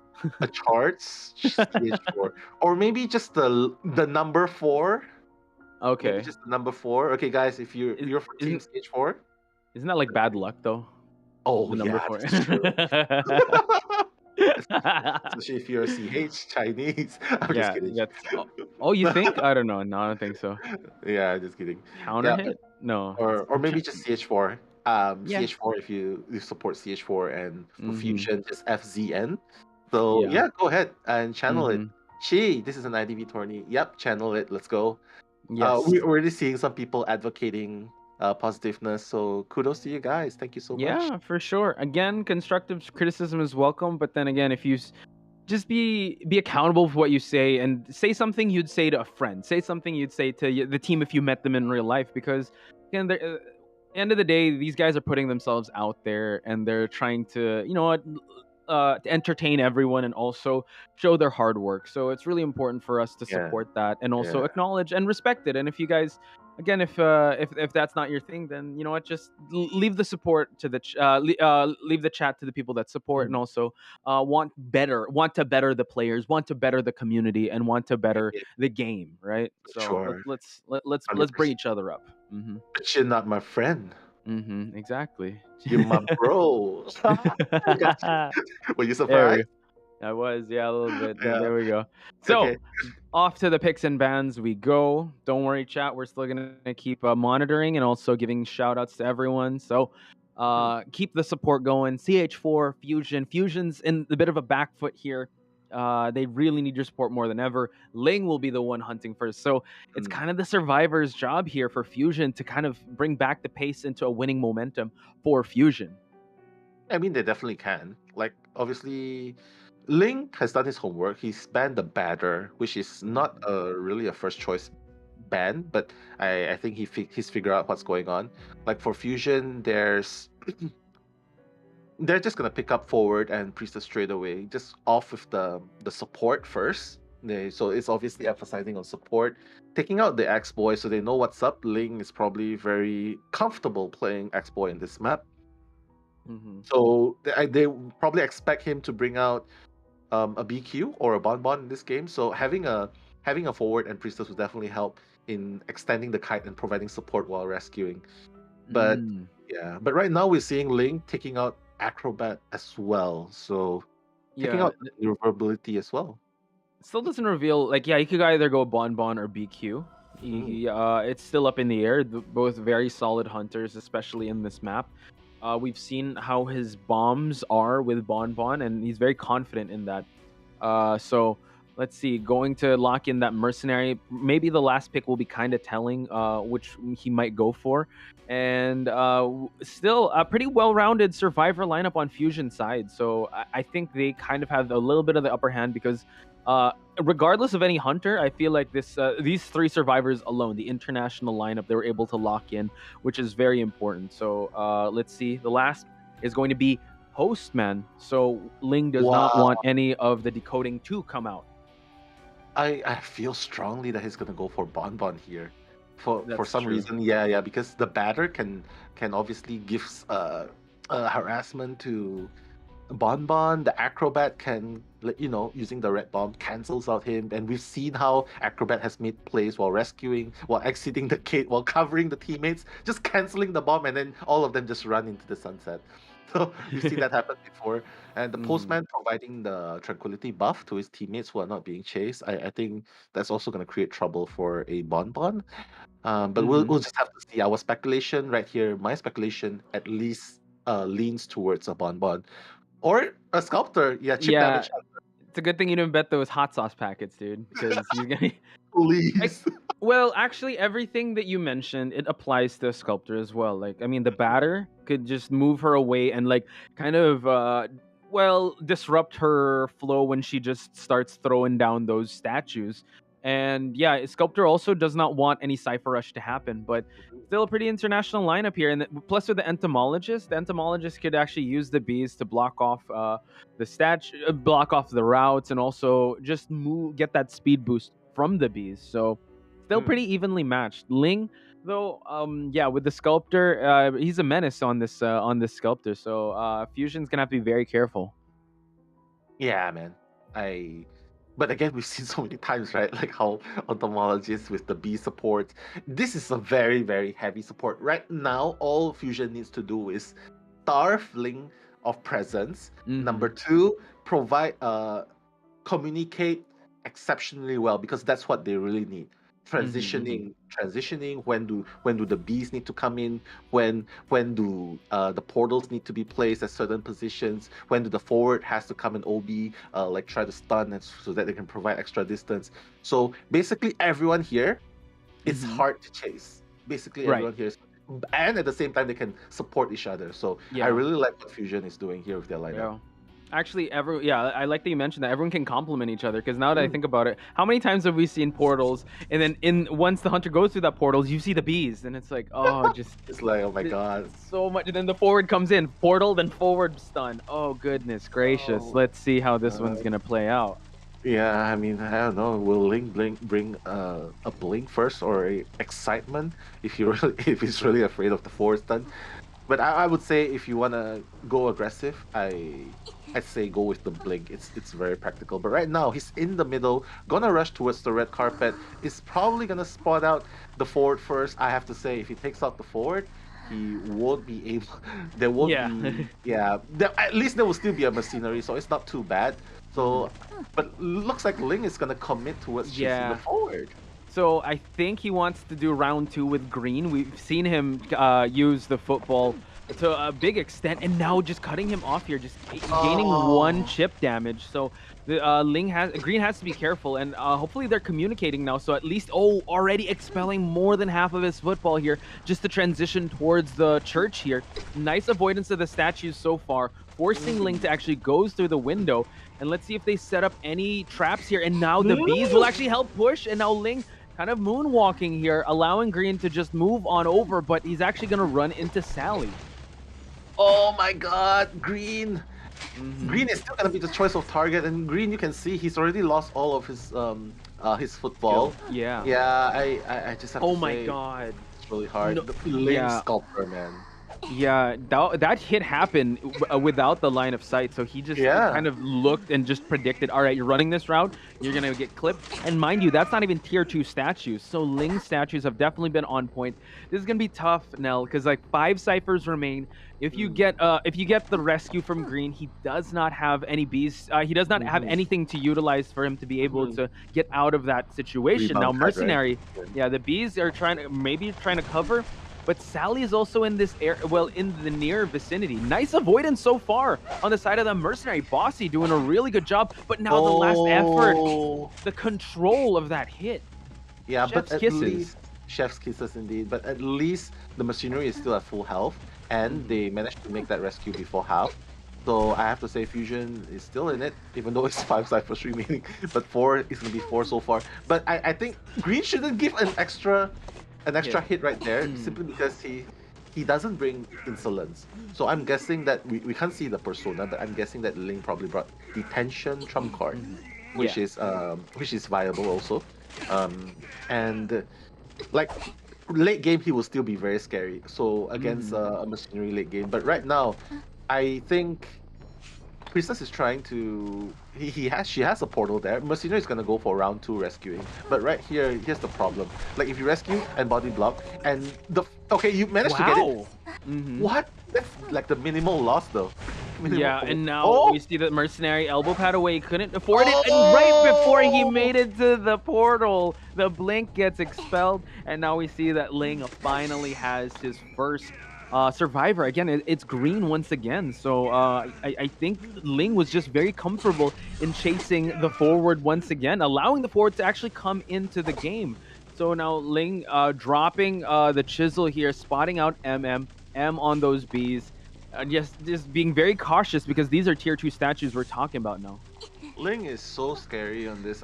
To be honest, he's putting a tremendous pressure onto the fusion survivors right now. I have to say, going after green was definitely the perfect choice because green in the terrain he was at just now, he had no choice but to use up all of his footballs. And right now, as soon as forward's gone, Machinery has expanded his self heal. Right. Sorry, not self heal. His tide turner. Tide turner. Yeah, and then now he has 25% chip damage. I think objective achieved. Link has took out the menace, and basically this tree, the second kite needs to last very, very long. Yeah, it needs to last long. So now we see that, MM does not have any more skill. He was, I think Ling was able to clean up the bees, and now he's going to try to go for a basic hit, and now Momo has fallen down. Did see some portals being set up here. Priestess on the second to the last cipher. Note that the Mercenary might have to go for another save here, but I think Bossy is on a cipher, so they're going back and forth here. Yeah, bring it closer. He knows that the last cipher is here, so bring it closer here. That's so he can provide support, provide harassment there. Because obviously Priestess is moving now for the rescue, or even they have to take turns. But again, Mercenary getting that chip damage again. This is so scary. Ling knows what's going on. His position is so good. And went for the body block. So that was actually a good rescue on the side of that Priestess, and Ling now transferring just so he'll add more pressure to this Mercenary that's trying to go for the pop of that cipher. While that is happening, Ling is allowing the Priestess to heal up the Entomologist. So it seems like Ling is fully committed. Oh no, I thought he was going to go for the Mercenary. So it seems like he knows that they are healing up right at the middle, and now goes for the portal here. Now, able to heal the Entomologist is so important, but because the Entomologist has no more skills to prolong her kite. Now, Mercenary actually at the back broken, working on another cipher. Yeah, I like what they're doing now. They're playing it really, really safe. Like just start a new cipher, because obviously Ling knows that cipher is it's about to be popped like 70-80%. Oh my god, a mistake right there by Ling. We'll see if Fusion can capitalize though. Yeah, this was actually a break that MM was looking for, forcing that blink to happen. A little overzealous here. So Ling now forcing the basic hit, allowing the Mercenary to actually move towards the 50% mark on that cipher. So Ling, pressure is definitely on. He expelled his trait. This is already late game, so this might haunt him in the future. Yeah, it feels really hard now, especially because Momo is doing such a great job of kiting right now, and you can see Machinery. No, the Priestess. Back on that cipher. So yeah, I think Momo already says, get ready for that pop. It's about to happen. Buying so much time. I think the Mercenary can actually shift towards that exit gate already, just so that they have some progress on it once that cipher pops. And now Momo now transferring over to this pallet, so doing an amazing job here, able to get a little bit of the boost, but no, able to snipe him out with a basic hit here. And now gonna see that rocket share once again. No trade, will have to rely on just using the chisel, but the gate is almost open, and it's looking like Ling might get a tie. Yeah, another tie is not that too bad, especially since against because to be honest, Ling had the upper hand, so getting a tie is actually very, very it's good enough for Fusion. I just have to say though, Ling, his sculptor was so good, even without insolence, managing to hit with the statue without the line of sight, managing to hit that and bringing green down. That was amazing. But props also to Fusion. Fortunately, the second kite by Momo was good enough, was long enough, was good enough in order to buy Fusion more time, the time that they need to pop the cipher. So I have to say, Momo really saved that situation with Fusion this time. Yeah, honestly, that kite did a lot, right? It brought him away from the red carpet and top broken area. It wasted the blink that he had, and honestly, that's all you can ask for, because Momo was rock hiding at that point. He did not have any more bees, and amazing recovery, I would say, because this was actually Ling's game to get 3 or even a 4K, but that kite really saved the team in Yeah. Fusion to probably prolong it. So now it's all up to Dreamer, which again, Dreamer, a really known hunter. He's gonna have to go above and beyond a tie. And you know what? Worst case scenario, go for that tie, but still there will be a little bit of a point differential. So, yeah, looking at the match stats here again, 64 seconds both on Mercenary and Forward with the kiting time, but you got to give it up to the entomologist here. 114 seconds, just buying enough time. I think that he actually kited even better without the bees. Yeah, I mean, just an understanding of how the sculpture statues work also helped him a lot there. Um, Whereas it's just very unfortunate that 2 games twice in a row, Green has been the target most of the time, and Fusion just has to make do with 3 survivors remaining all the way up to Prime Cipher. It kind of reminds me of the funny thing that happened with Psyche. Psyche! Oh no! Yeah, like He was Sprinter the is first just. target. He's always the target. I don't know. Sprinter just wanted to get Psyche that day, but it seems like yeah, you see those trends, and now it seems like Ling and Green. Let's see around. I want to see around number 3. I want to see Green still lock in that forward, and let's see if he can have that redemption. We're talking about redemption arcs yesterday as well, so it can happen. A possible situation, a possible redemption for Green in game 3, but they are still not out of hot water yet, because right now it's second half and the score is tied. But it's very important that Fusion Hunter Dreamer gets a win in the second half so that they can go to round number 3, or even a tie so that they can bring it to round number 3. Otherwise, if somehow CH4 manages a 3-man escape, it's GG. It's gonna be a 2-0 right there. Yeah, you have to be that's really true. careful. So we were talking about Dreamer, right? And we were talking about the potential hunters he could bring out. We were saying Sculptor. Now, knowing how again with the previous match with CH4, the highlight was really just one of the survivors there. It was the forward, right? So I wonder now with Dreamer coming in, I'm pretty sure he was watching that match. I wonder if he's confident enough to bring out that Sculptor, because we did see how Sculptor can kind of struggle to just get that tie, and for Dreamer, he wants to go above and beyond that. We'll just have to wait and see. Yeah, either a Sculptor or even a Bloody Queen, because Bloody Queen, if you can capitalize on the mistakes that are made by the survivors, you can definitely bring a tie to a 3K. But knowing CH4's constant pressure and slight advantage, I would say that they are feeling more comfortable at the very least than Fusion right now. Because right now the pressure is definitely on Fusion to make something happen, whereas CH4, they can just play their game and be more relaxed. And when they are more relaxed, they play better. Yeah, true. I think that just shows that they're kind of reaping the rewards of what a amazing game that they had at the start. Because it's a little tough, especially if like you're the hunter. We always say that the hunter players like live on this island, that they have all this pressure on them. And honestly, Dreamer coming into this, let's see if he's got ice in his veins and if he has that clutch factor, that clutch gene coming into this, just to prolong it, to push for that round number 3, because stakes are definitely high here. If he cannot settle just for 1, he needs to get at least 2. Again, that's just the bare minimum for this, and his hunters like speak volumes. They're not like tie, they're more than tie hunters. I think just BQ, but you know what, he has more than that, so he's definitely capable of actually prolonging for around number 3. So I hope everyone in chat is supporting their favorite teams. Ooh, support them with your cheers, with all the spams of hearts for Fusion, and of course, if you support CH4 with fire. And to be honest, I think we need to support Fusion with fire, because that's what they need right now. They need And, fire, yeah. And the love emojis for CH4, fire for Fusion, because that's what they need right now. Both teams are neck and neck at this point, and they definitely need your support. They definitely need our cheers. And when they look back into the stream, they're gonna see all of your messages. So how heartwarming is that? Oh yeah, for sure.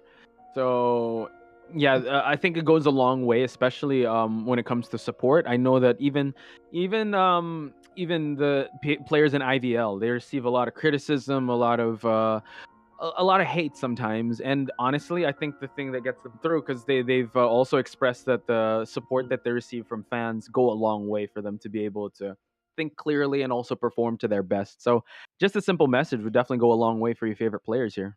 Hmm. Simple yet meaningful, and Hmm. yeah, it goes a long way. I totally agree with you.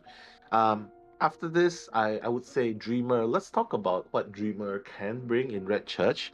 Hmm. Hmm. Especially if you're CH4 now, you of course you want to get the W here and then, right? You Hmm. want to try and get the win here and there. So based on the list that I have, I believe we've talked about Dreamer's pool. Hmm. It's Dream Witch, Breaking Wheel, Sculptor. So the strategy for CH4 is probably to take out either the Sculptor or the Dream Witch. But seeing how Ling perform on the Sculptor, do you think it's more viable that they don't take out the Sculptor, but Hmm. they ban the Dream Witch instead? The Dream Witch or the Breaking Wheel, but Breaking Wheel is also so hard here, or either one of these two. What do you think? Hmm. I think if we're gonna go with that logic that Ling and the team kind of do scrims together, Hmm. go with what you're familiar with. You saw how well they were with Geisha because Hmm. Ling does have a Geisha, so I'm pretty sure they practiced that. So Hmm. I would actually ban the Dream Witch and bring out the Sculptor because I have a feeling that they might have prepared more for that Sculptor because again when it comes to Dream Witch. Well, then you can also say that Dream Witch kind of struggles in a map like this and kind of has been struggling as of late, depending on who's hunting. So, but for me, I think you maybe bait out the Sculptor to come out. Fade out the Sculptor. Interesting. So Hmm. maybe maybe ban, but they have to ban something though. Like if they don't ban the Sculptor, who can they ban? Breaking Wheel? It doesn't really make sense. Dream And Witch, as you maybe there. Dream Yeah. Wish, okay. Hmm. Yeah, because you talk about how hard it is. So it's either Dream Witch or Sculptor being banned. But Hmm. I like right now, Dreamer CH4 thinks Dream Witch will be a much bigger threat for Yeah. 4K, and rightfully so because we've seen amazing Dream Witch plays Hmm. I and think Dreamer, yeah. yeah, this ban is more of just banning the unfamiliar. We talked about like knowing your enemy and all that. So I think that they want to go and take the fight to more familiar territory, which I think for them is a Sculptor or probably another hunter besides this Dream Witch. And now it seems like Dreamer banning the batter here. Yeah, this is kind of the same route that Ling took when he went for Bonbon. Hmm. You think he's gonna go with the I don't know same if one?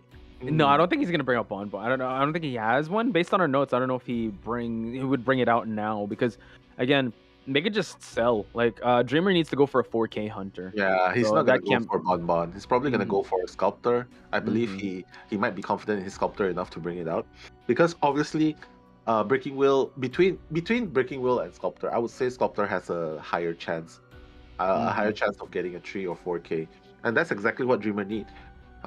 Because bringing out the Bonbon, oh god, I mean, even if you get someone down, with you can just practically sacrifice, and CH4 can still push for the Cypher pop. So Hmm. and I would say, and plus the kiting containment time, that's gonna take a long time, man. With the Acrobat and the Auto, nah, Oh I yeah. think it's hard.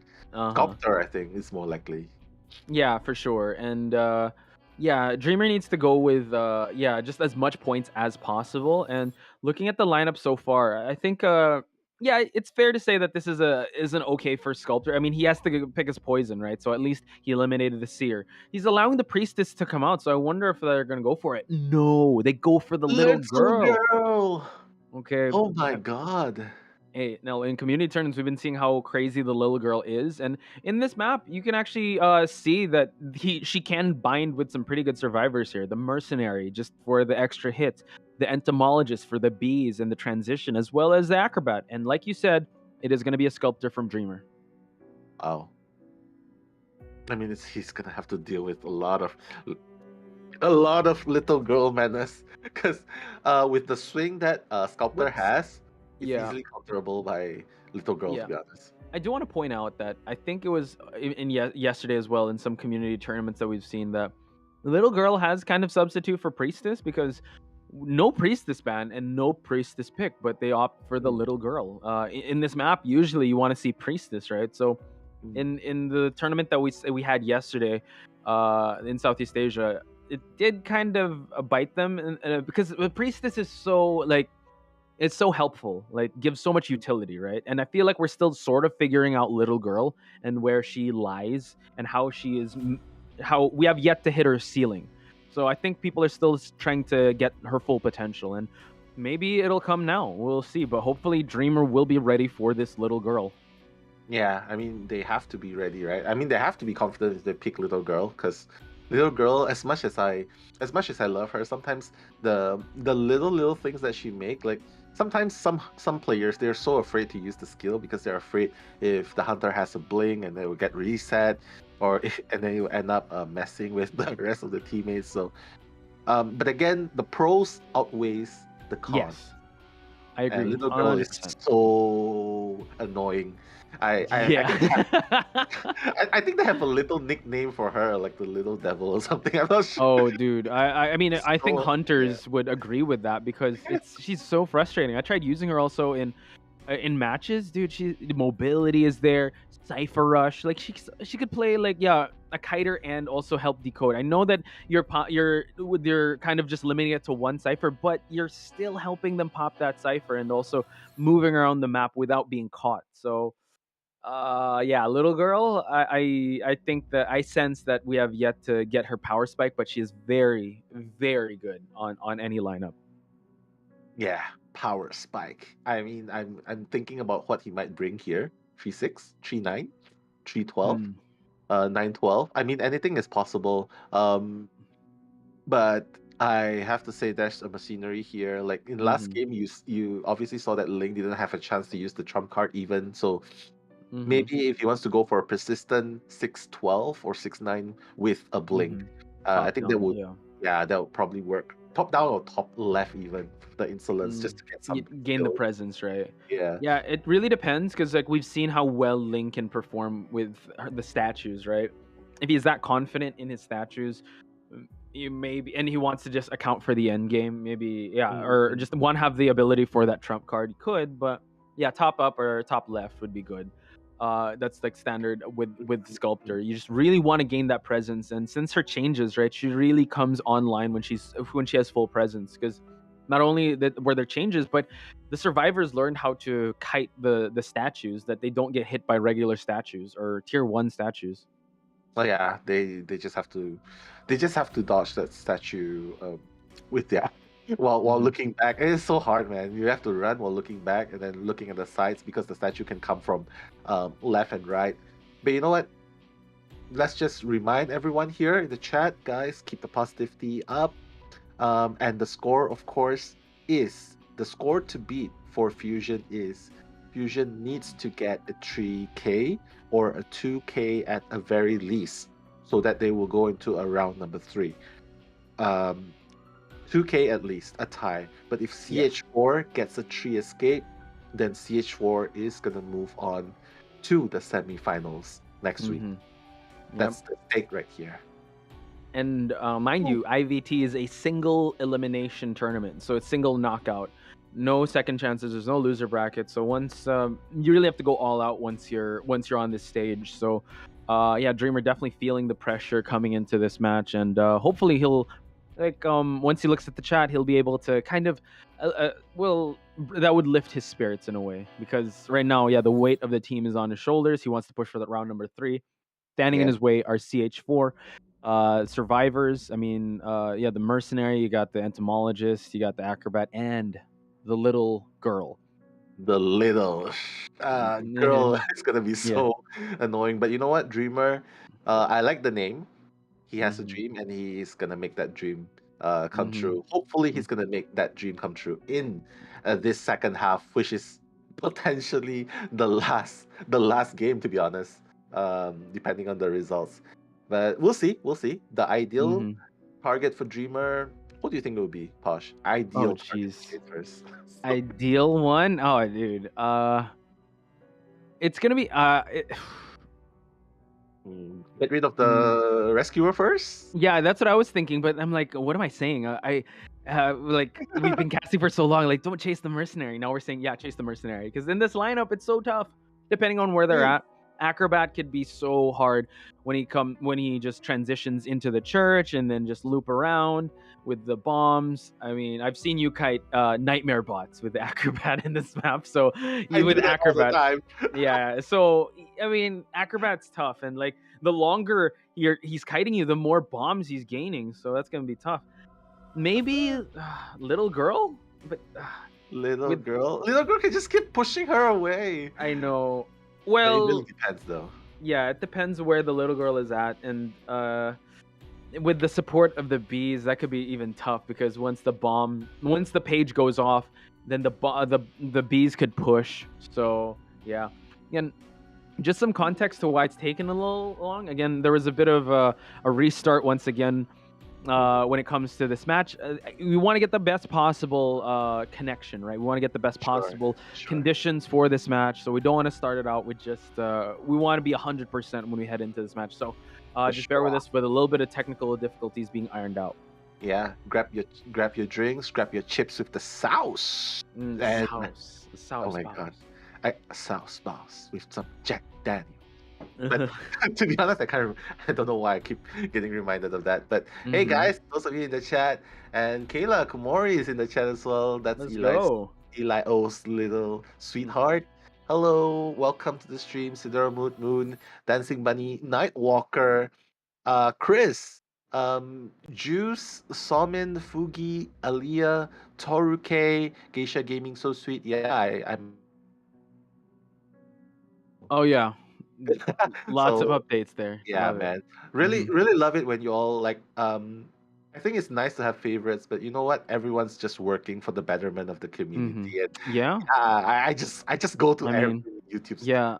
Yeah, lots. My favorite channel, you got the Gaming Grizzly, you got Eli, and you got Nello Mello on YouTube, guys. Yes. Please subscribe. And also, I mean, yeah, if ever like when it comes to just follow on IG or whatever. But I don't really have content that much. But I mean, you gotta love also like the other channels. I mean, Ivy Lychee that covers the IVL and translates a lot.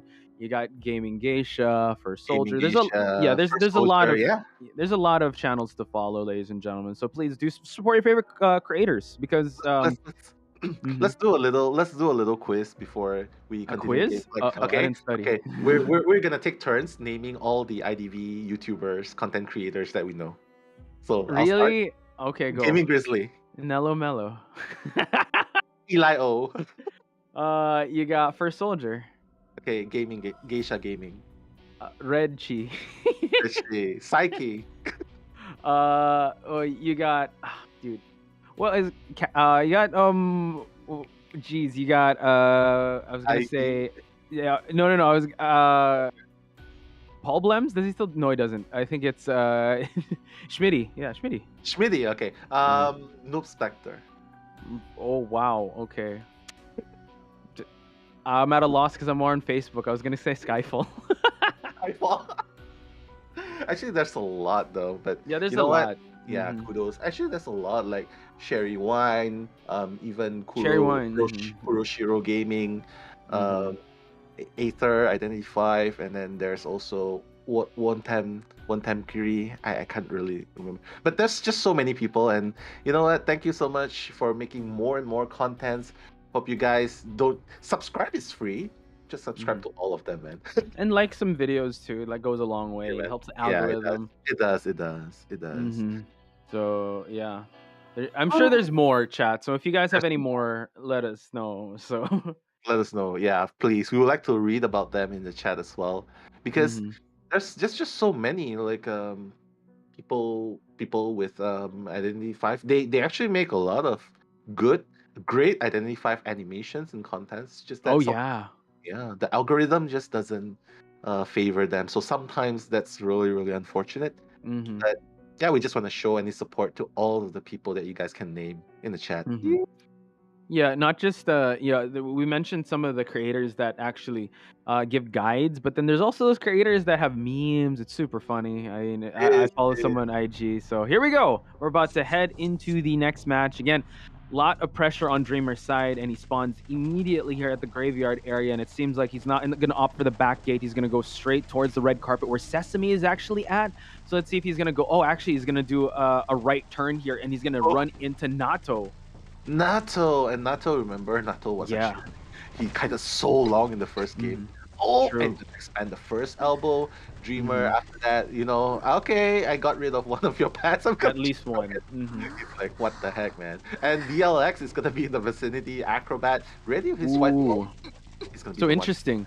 He brings a 3-6 build, so detention trump card. So he's gonna have to make these statues count. So now we see DLX. Will he pop the bomb soon? Because the closing out the distance, he might actually just eat that hit and just transition over to that church area. But Dreamer off to a great start here, at least disrupting the Acrobat Cypher. Nice dodge on DLX. So now let's see if he can get this bomb online. Can he go? Oh, just goes for the slow vault, and the terror shock is gonna be huge for Dreamer. Oh my god, Dreamer! What an amazing start right there. I mean, I definitely think that he shouldn't have risked it.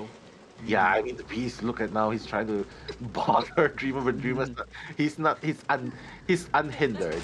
But back to the play just now, I think he was definitely trying to make a very risky play. I definitely think that it would have been better if he just used the ball. I believe it was off cooldown just now, right? If it was off cooldown, if he vaulted there, he wouldn't have gotten that hit or even the terror shock, because right now Dreamer is just one hit, one statue away from full presence. So yeah, he's on a winning pace here, especially now he got basement, forcing Nato to actually feed that presence. And I think he saw him peeping out that window, and now Dreamer's gonna try and stop this rescue from happening. But it's gonna be tough if they're gonna try to go for it. Maybe they just gotta cut their losses and actually just focus on decoding, because it's only the little girl and the entomologist that are technically decoding, and entomologist has that wanted order. We do see that the bees are here to try and support this mercenary to go for this rescue. Let's see, expending another elbow pad here, trying to go for that hit, but luckily Nato dodging it and getting a clean rescue here. Can he go for it? Oh, last effort popped on the Acrobat and the bees to just break that line of sight. So let's see if he'll be able to find this Acrobat. Yeah, I mean, using the CCTV, he probably spotted him out. But right now, Dreamer, 4 ciphers remaining, 3 ciphers remaining soon, and right now he's just gonna spot the Acrobat at this very corner, trying to maybe slow the interaction of picking up with the with the bomb. But Dreamer, just gonna send him to the chair very, very nearby. Doesn't even need to bring back to the basement, because again, he will be sent back to the manor. So great start for Dreamer right there. Oh yeah. So now the win condition for CH is still alive here, but they need all survivors out with 3 ciphers remaining, so it's looking kind of tough. Dreamer just needs 1 to secure that round number 3, but you know he wants more survivors. So let's see here. Entomologist gonna hang around this area here, but now it pops open the bees here, but now gets hit by the statues. Full presence, and Blink will be able to down this entomologist. Wow. And just like that, entomologist is gonna be the second target. The bees are around.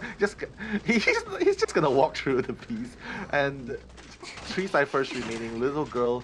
We have yet to see the impact of Little Girl in this game. Little Girl is more towards decoding at this point. But I have to say, to be honest, if Little Girl would have played a more active role, I think it would have been a better rescue, especially in the dungeon. Yeah. True.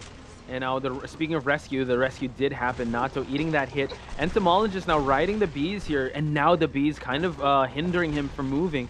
So let's see. Oh, a statue hit. 1 more, and this entomologist will be falling down. Mercenary has to go for a heal here, but he is opting to go for Cypher to pop that Cypher. And now the entomologist does fall. We'll see another rocket chair. And I agree. Little Girl could have made this match a little more impactful, but I think they wanted to play a little more conservatively. But I mean, the Cypher progress don't speak for that, because it's still 2 Cyphers remaining. So maybe if the Little Girl did accompany the Mercenary down to the basement, maybe the Page combination as well as eating the hit on the Acrobat could have helped out. But let's see how this one... let's see what they'll decide to do now, since the Little Girl is opting for the rescue.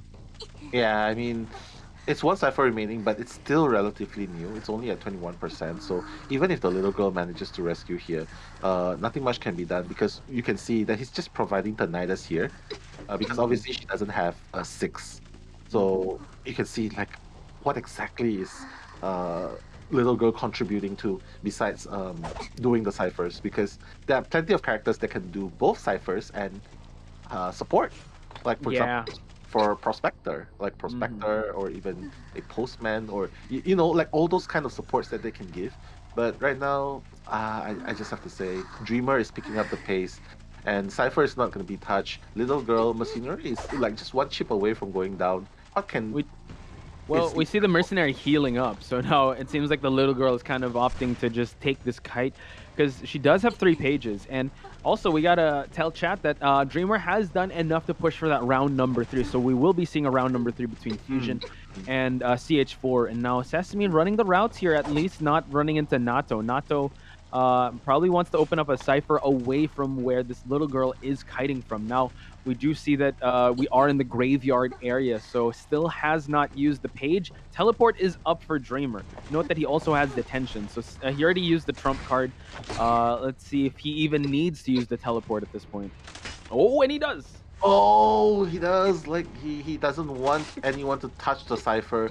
So aggressive, but the cipher is only like at 32%. So I reckon he just wants to get the machinery down, and then little girl is probably gonna start a new cipher. That's what she's doing now. Everything is playing into Dreamer's hands.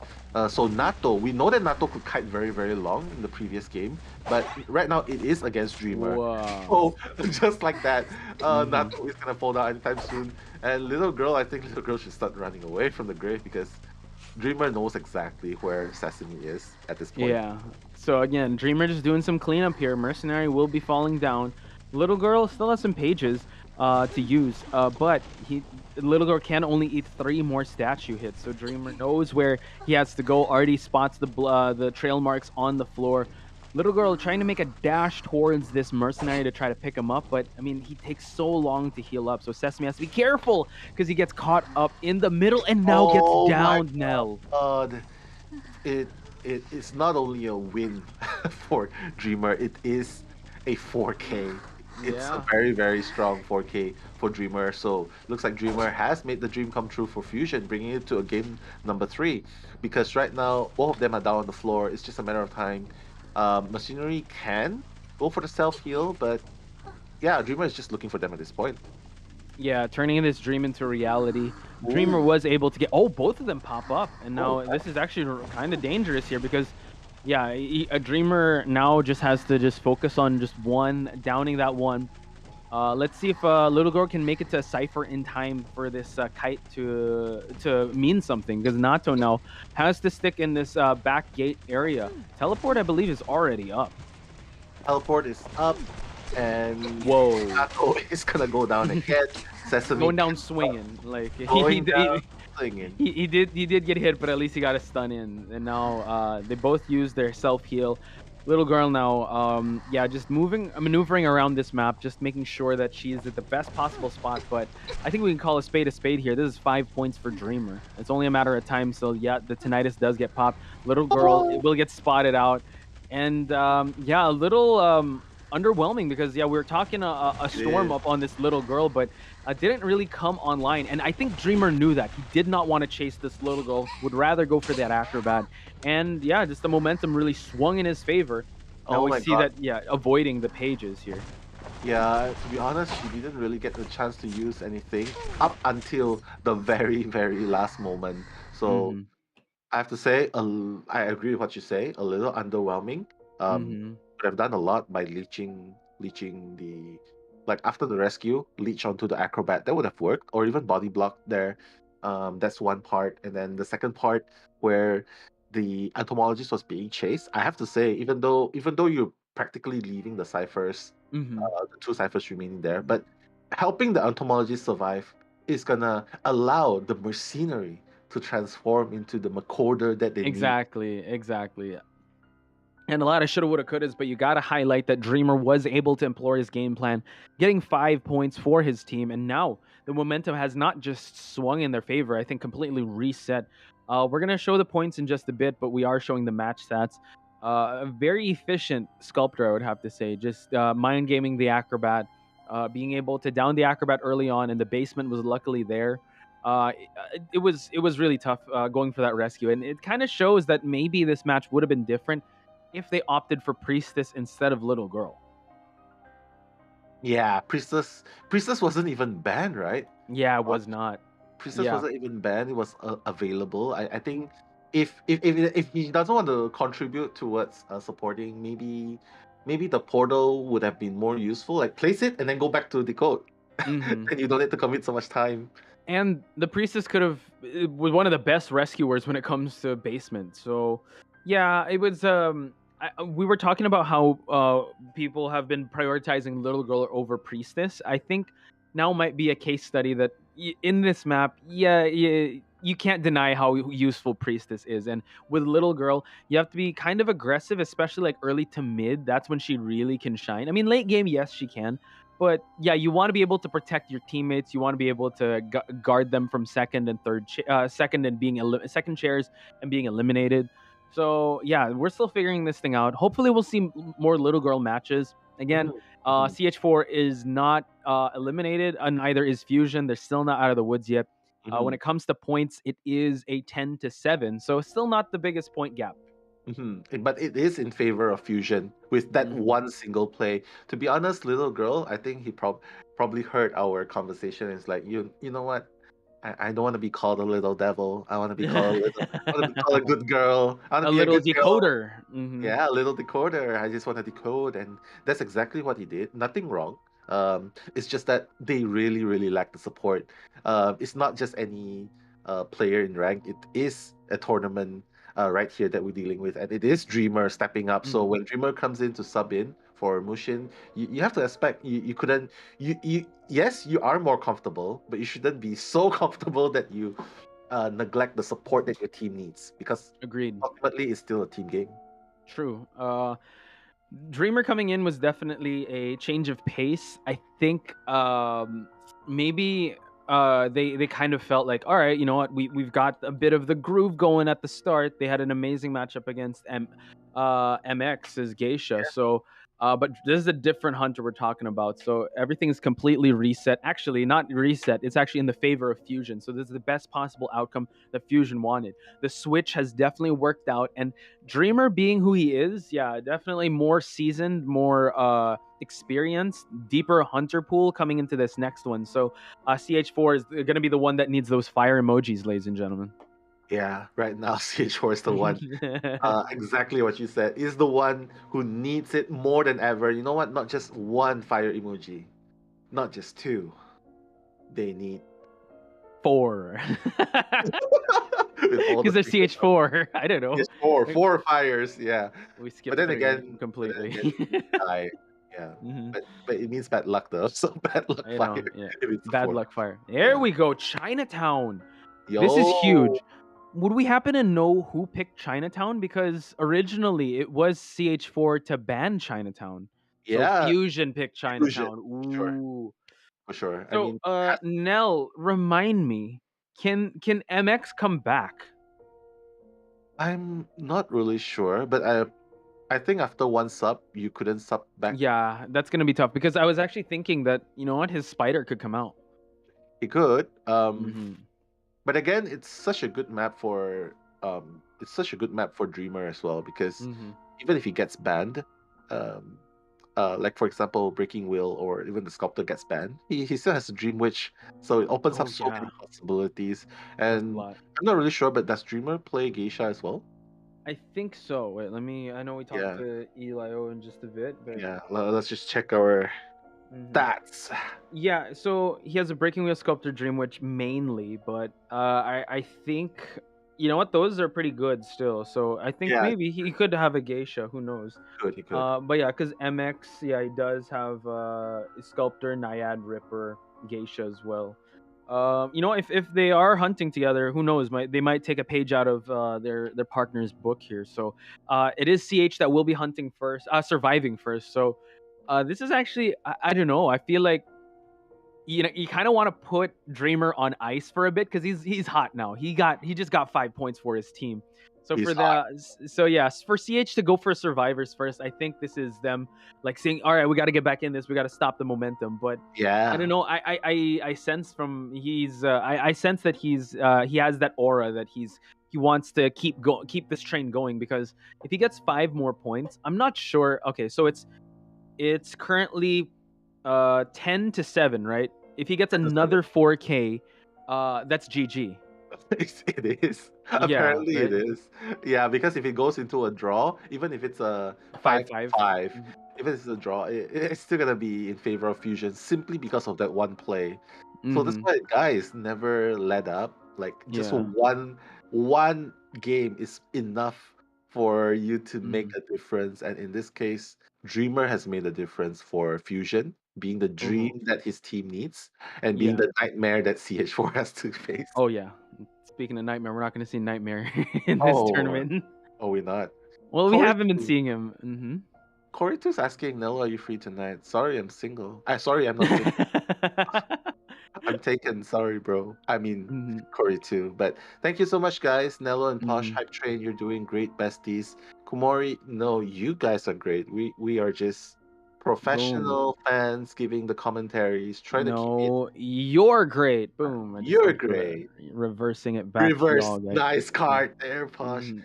I'm gonna Sending it top. back I'm gonna top it off with with with with the hot sauce. What? I'm gonna What do top you it off what do with you got? Cloud What do you got? Sword. There we go. Can't Yeah, really see it. you guys slay. How's that? You guys Mm-hmm. slay. No. This is Cloud Buster Sword, okay? So you guys slay, Mhm. man. Thank you so much for Mhm. making it so great. Awesome Mhm. experience. So far, yeah, that's so I'm actually thinking if it's 3-1 in favor of Fusion, it's going to be 13-8. And if oh wow, they need to get if that happens, if it's 3-1, CH needs to get a 5 points just to push for a tiebreaker. Yeah, that's a very Oh tall wait, order. oh wait, no, actually, sorry. If CH wins, then they win 2 rounds. So CH is gonna win if they get 5 points. If it's Yeah, 3-1, yeah. So my bad. So yeah, so it's gonna be just for everyone that's kind of new to competitive Identity 5, we count rounds first before we count the points. yeah, for So sure. right now we're tied in terms of rounds. It's CH to 1 while it is it's Fusion with 1. So yeah, total score now it's 5-3 to 2-7. Yep. Yeah, anyone who wins game number 3, to be honest, anyone who wins game number 3, even if it's only by a difference of 1 point, that team is gonna win. Even if the Mhm. points difference shows that the other team wins, is Mhm. higher. Mhm. But Mhm. ultimately, we count round points first, so it doesn't matter. Even if it's only a 5-3 in favor of CH4, despite their points difference, it's still gonna be CH4. But if Fusion manages to get another W, Mhm. 5-3, or at the very least, or a 6-2, or an 8-1, or a 10-0, all these possibilities, you know, All these numbers. all these numbers. Oh my god, why am I so bad at maths? Uh-huh. But as long as they just get that win in the rounds, then they win. There we go. All right, so we are gonna see Chinatown, Dreamer, oh my god, a lot of bands on the Survivor side. So I'm excited to see how CH4 will try and circumvent this, because 3 bans right off the gate. We're gonna see Seer, Priestess, and Forward being banned again. International lineup, leaving open the Mercenaries. So let's see if they're gonna bite on that. Rawr. Bring out the postman. But Good. yeah, oh, they are not afraid of the sculptor. Oh my god. But rightfully Man. so, though, because Breaking Will is so good here, and the Dream Witch, I think they don't want to face a Dream Witch since it's so technical. Like, you have to pay attention to so many things. You have to drag for the late game. You have to deleach. You have to heal. You have to pay attention to so many things. The patroller bites, the multiple leeches chase. It just screws so much with your brain. So I'd say it messes up so much with your brain. So I'd say, yeah, let's deal with Sculptor, because there's 2 floors here. We can deal with it with elevation, and I think that's their game plan. Yeah, honestly, like changing levels just to be able to negate the statues is one of the game plans they might go for. So let's see if Dreamer will bite on allowing to have the sculptor. Well, him using Sculptor in this matchup. Dreamer Phil has to wait and see. And as you said, Postman is coming out. So Mercenary and Postman. Let's Postman go. in a map like this, you can feel that Cypher Rush if you can't see where the Postman is at. So Dreamer's going to have to be very careful, and he's going to have to make sure he monitors the Cyphers at all times. Yeah, he has to monitor the ciphers at all times while chasing the survivors. I mean, to be honest, playing Hunter is so stressful. Like one small mistake, and then you're gonna let the survivors capitalize. Whereas working as survivors, even though survivors you can't really like, even though you are surviving, technically you're the ones getting chased, getting hurt by the hunter. But with communication, it's like you're playing against four little hunters, and that's exactly how it really Four little devils. Four little devils, yeah. But right now, look, taking away Batter. Gupta, Anji Gupta, but picking up the patience. So a lot of mobility going on here. Maybe Acrobat last pick. That's actually last ban. We Hey, are March. yeah. Dreamer's like, oh yeah, thanks Nell for reminding me. I gotta ban this Acrobat. I'm sorry. First and foremost. They have entomologists, they have psychologists if they want to go for Wi-Fi heals. They can opt for Little Girl again, but they're gonna need to be a little more proactive with how they use Little Girl, especially in a map like this. That distance is a factor, and they will opt for just the entomologist, which again, really good survivor, especially in the areas that we mentioned. The stairs, you could block out routes in the entrance of the hotel, considering that this is a sculptor that will be coming out of Dreamer. So, you know, they say love is better second time around. What more with Dreamer Sculptor? Yeah, I would love to see the sculptor again and how they will deal with the sculptor this time, because the first time around, Little Girl didn't really quite make an impact. So yeah, so they probably understood that they need to make some changes, and they brought out the Postman. I believe Postman is still very, very good, a top tier survivor. Simply because of the letters, the slows, and not trying to flex, but I had Flex now, flex. Let's go. What do you have? What do you have? The highest badge that I had. Let's hear it. Postman was S3rd. Boom. Yeah, You heard it first here, ladies and gentlemen. Yeah, but it was like 2 seasons ago, so That's fine. I mean, yeah, the potential of Postman, we've been seeing it also in tournament that, and you called it, right? You know, Postman, I think you said it, I think like a year ago or something, people are sleeping on Postman. And, you know, people finally, I mean, GG, I think, applied that strategy. You know, the kiting is there, the support as well. And just not just the support in terms of decoding, but the support in rescuing and also sending letters to the teammates. And in a map like this dog is going to have to work overtime to just give these letters out, since it's so huge. But, yeah, I mean, yeah, we see a lot of synergy also coming out. You know, you got the letters of the Postman, you got the bees of the entomologist. They're gonna have to be very economical with how they use this, because they have no priestess to cut off the routes here. They have no shortcuts. They will have to trail behind. They will have to walk all the way to Chinatown. There is no tram here, ladies and gentlemen. So you can't use a tram to just go from the hotel gate to wherever. Yeah, I absolutely despise the elevation of Chinatown. It is a competitive map, for those of you not sure, or just found out, because right now we are seeing Sculptor game number 3, Dreamer on the Galatea is gonna make her rotations. You can see that she's going towards the middle, the old tree in the middle. Nato is trying to be Ooh, trying to get the sneaky. Toninas. Yeah, but he's not paying attention to Nato. Nato's just gonna do the danger cipher in the middle. He's gonna go ahead and chase the what? Just a little bit of a pause, ladies and gentlemen. Next time on IVT, I'm kidding. We just have to just do a slight to be continued for now. Again, best possible conditions. I think this was a trend.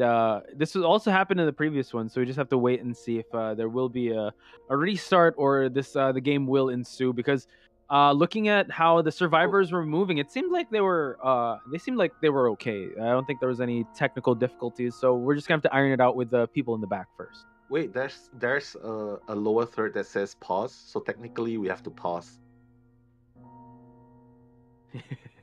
You're too good at it. I'm too fidgety. I can't pause to save my life. Yeah, I understand. Sorry, that was so cringe. But yeah, let's just talk about who the ideal chase for a sculptor should be. I mean, obviously, Dreamer was so near the entomologist, and the entomologist against a sculptor. I have to say, the added 10% movement speed because of the bees. I believe it was 10%. Sorry if I can't figure out the numbers. But it was a speed boost nonetheless. Yeah. Yeah, the speed boost nonetheless. I think it's gonna make it's actually very ideal for kiting against a spinning breaking wheel. It's very ideal for kiting against a Galatea. Like it makes your turn rate faster. Like you move faster, so thus your turn rate's faster. And Yeah, the drifting's definitely on point. So I wanted to ask, did you see the persona of Dreamer? no, unfortunately Okay. not. I don't think it was brought up. Alright. Maybe next time we can ask for it. Yeah, so hopefully we can ask the prod. Yeah, and While we I, want to see. yeah, so I just wanted to also bring up the conversation. In a map like this, should he still bring the 312? Sorry, the 3-6 build, because he did have trump card teleport. So, sorry, yeah, he changed it to teleport and he relied on that detention, which he really didn't need because he was so good. He could still stick with that defensive build just in case, but yeah, I feel like he should still stick with the same persona. What about you, No? Persona. 3-9. I would say 3-9. There's not a lot of Insolence. windows here. Yeah, Insolence trump card. There's not a lot of windows here that you need to block off. So 3-9 is definitely the best bet. Even if there's was there a mercenary? Sorry, I couldn't remember. There was one mercenary. That's the only rescue. Even if there's a Nato. mercenary. Nato, yeah. He Dreamer should probably still bring 3-9 simply because getting presence in this big map is so hard, I think. Even no matter how good your statue is, like if people just get the distance from you, gain the distance against you, it's hard to land the long range statues to get the presence. So 3-9 would be nice, and anything that happens late game, you can still change to teleport. Yeah, that totally makes sense. Especially in a map like this when you can't really you can't afford to change too many times like in targets, especially if you're not a breaking wheel. Yeah, you want to make each hit count, and as much as possible you get the chisel so you have the you can look around the map and also monitor where the ciphers are popping, and also I would say unlock that tier 2 statues right away, because not only are what's that Dreamer's statues good, but I mean if his early game statues are good, what more once he gets full presence. So yeah, I agree. Maybe 3-9 could also come out. For me, it's just I feel like I don't know. Dreamer is the type of hunter to just have all grounds covered, and he would want to bring that detention. That's just me. Like just again, it's more of a safety measure. Yeah, safety net, something like that, right? Yeah, but to be honest, if they wanted a sculptor to be released in this map, I would say the picks are good. The picks are good, but I would I've yet to see anyone in NAEU choose Balmer. And Balmer is so good. We did see an Embalmer ban yesterday, I think. Yeah, oh my god, Embalmer in this map. Yeah, now that you bring it up, just so good. Even Toy Merchant, so crazy, man, in this map. Yeah, Toy Merchant and Balmer. Yeah, those are really good picks in a map like this, especially a good way to frustrate the hunter. Just set up the coffin at the 2-story, run all the way to the other side of the map, or run a route with the Embalmer, the Toy Merchant, where you either use the catapult or use the second floor just to glide away. So that's gonna be tough. Yeah, I'm looking forward to seeing maybe if we're gonna push for the second half of this, if Fusion will be using either of those survivors. Yeah, we'll give a special shout out. Oh yeah, for sure. Yeah, we'll spam the chat with coffins.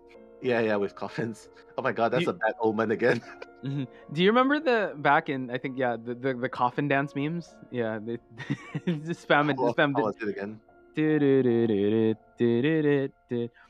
So apparently, match is restarting, and we're gonna find out his talents in just a bit.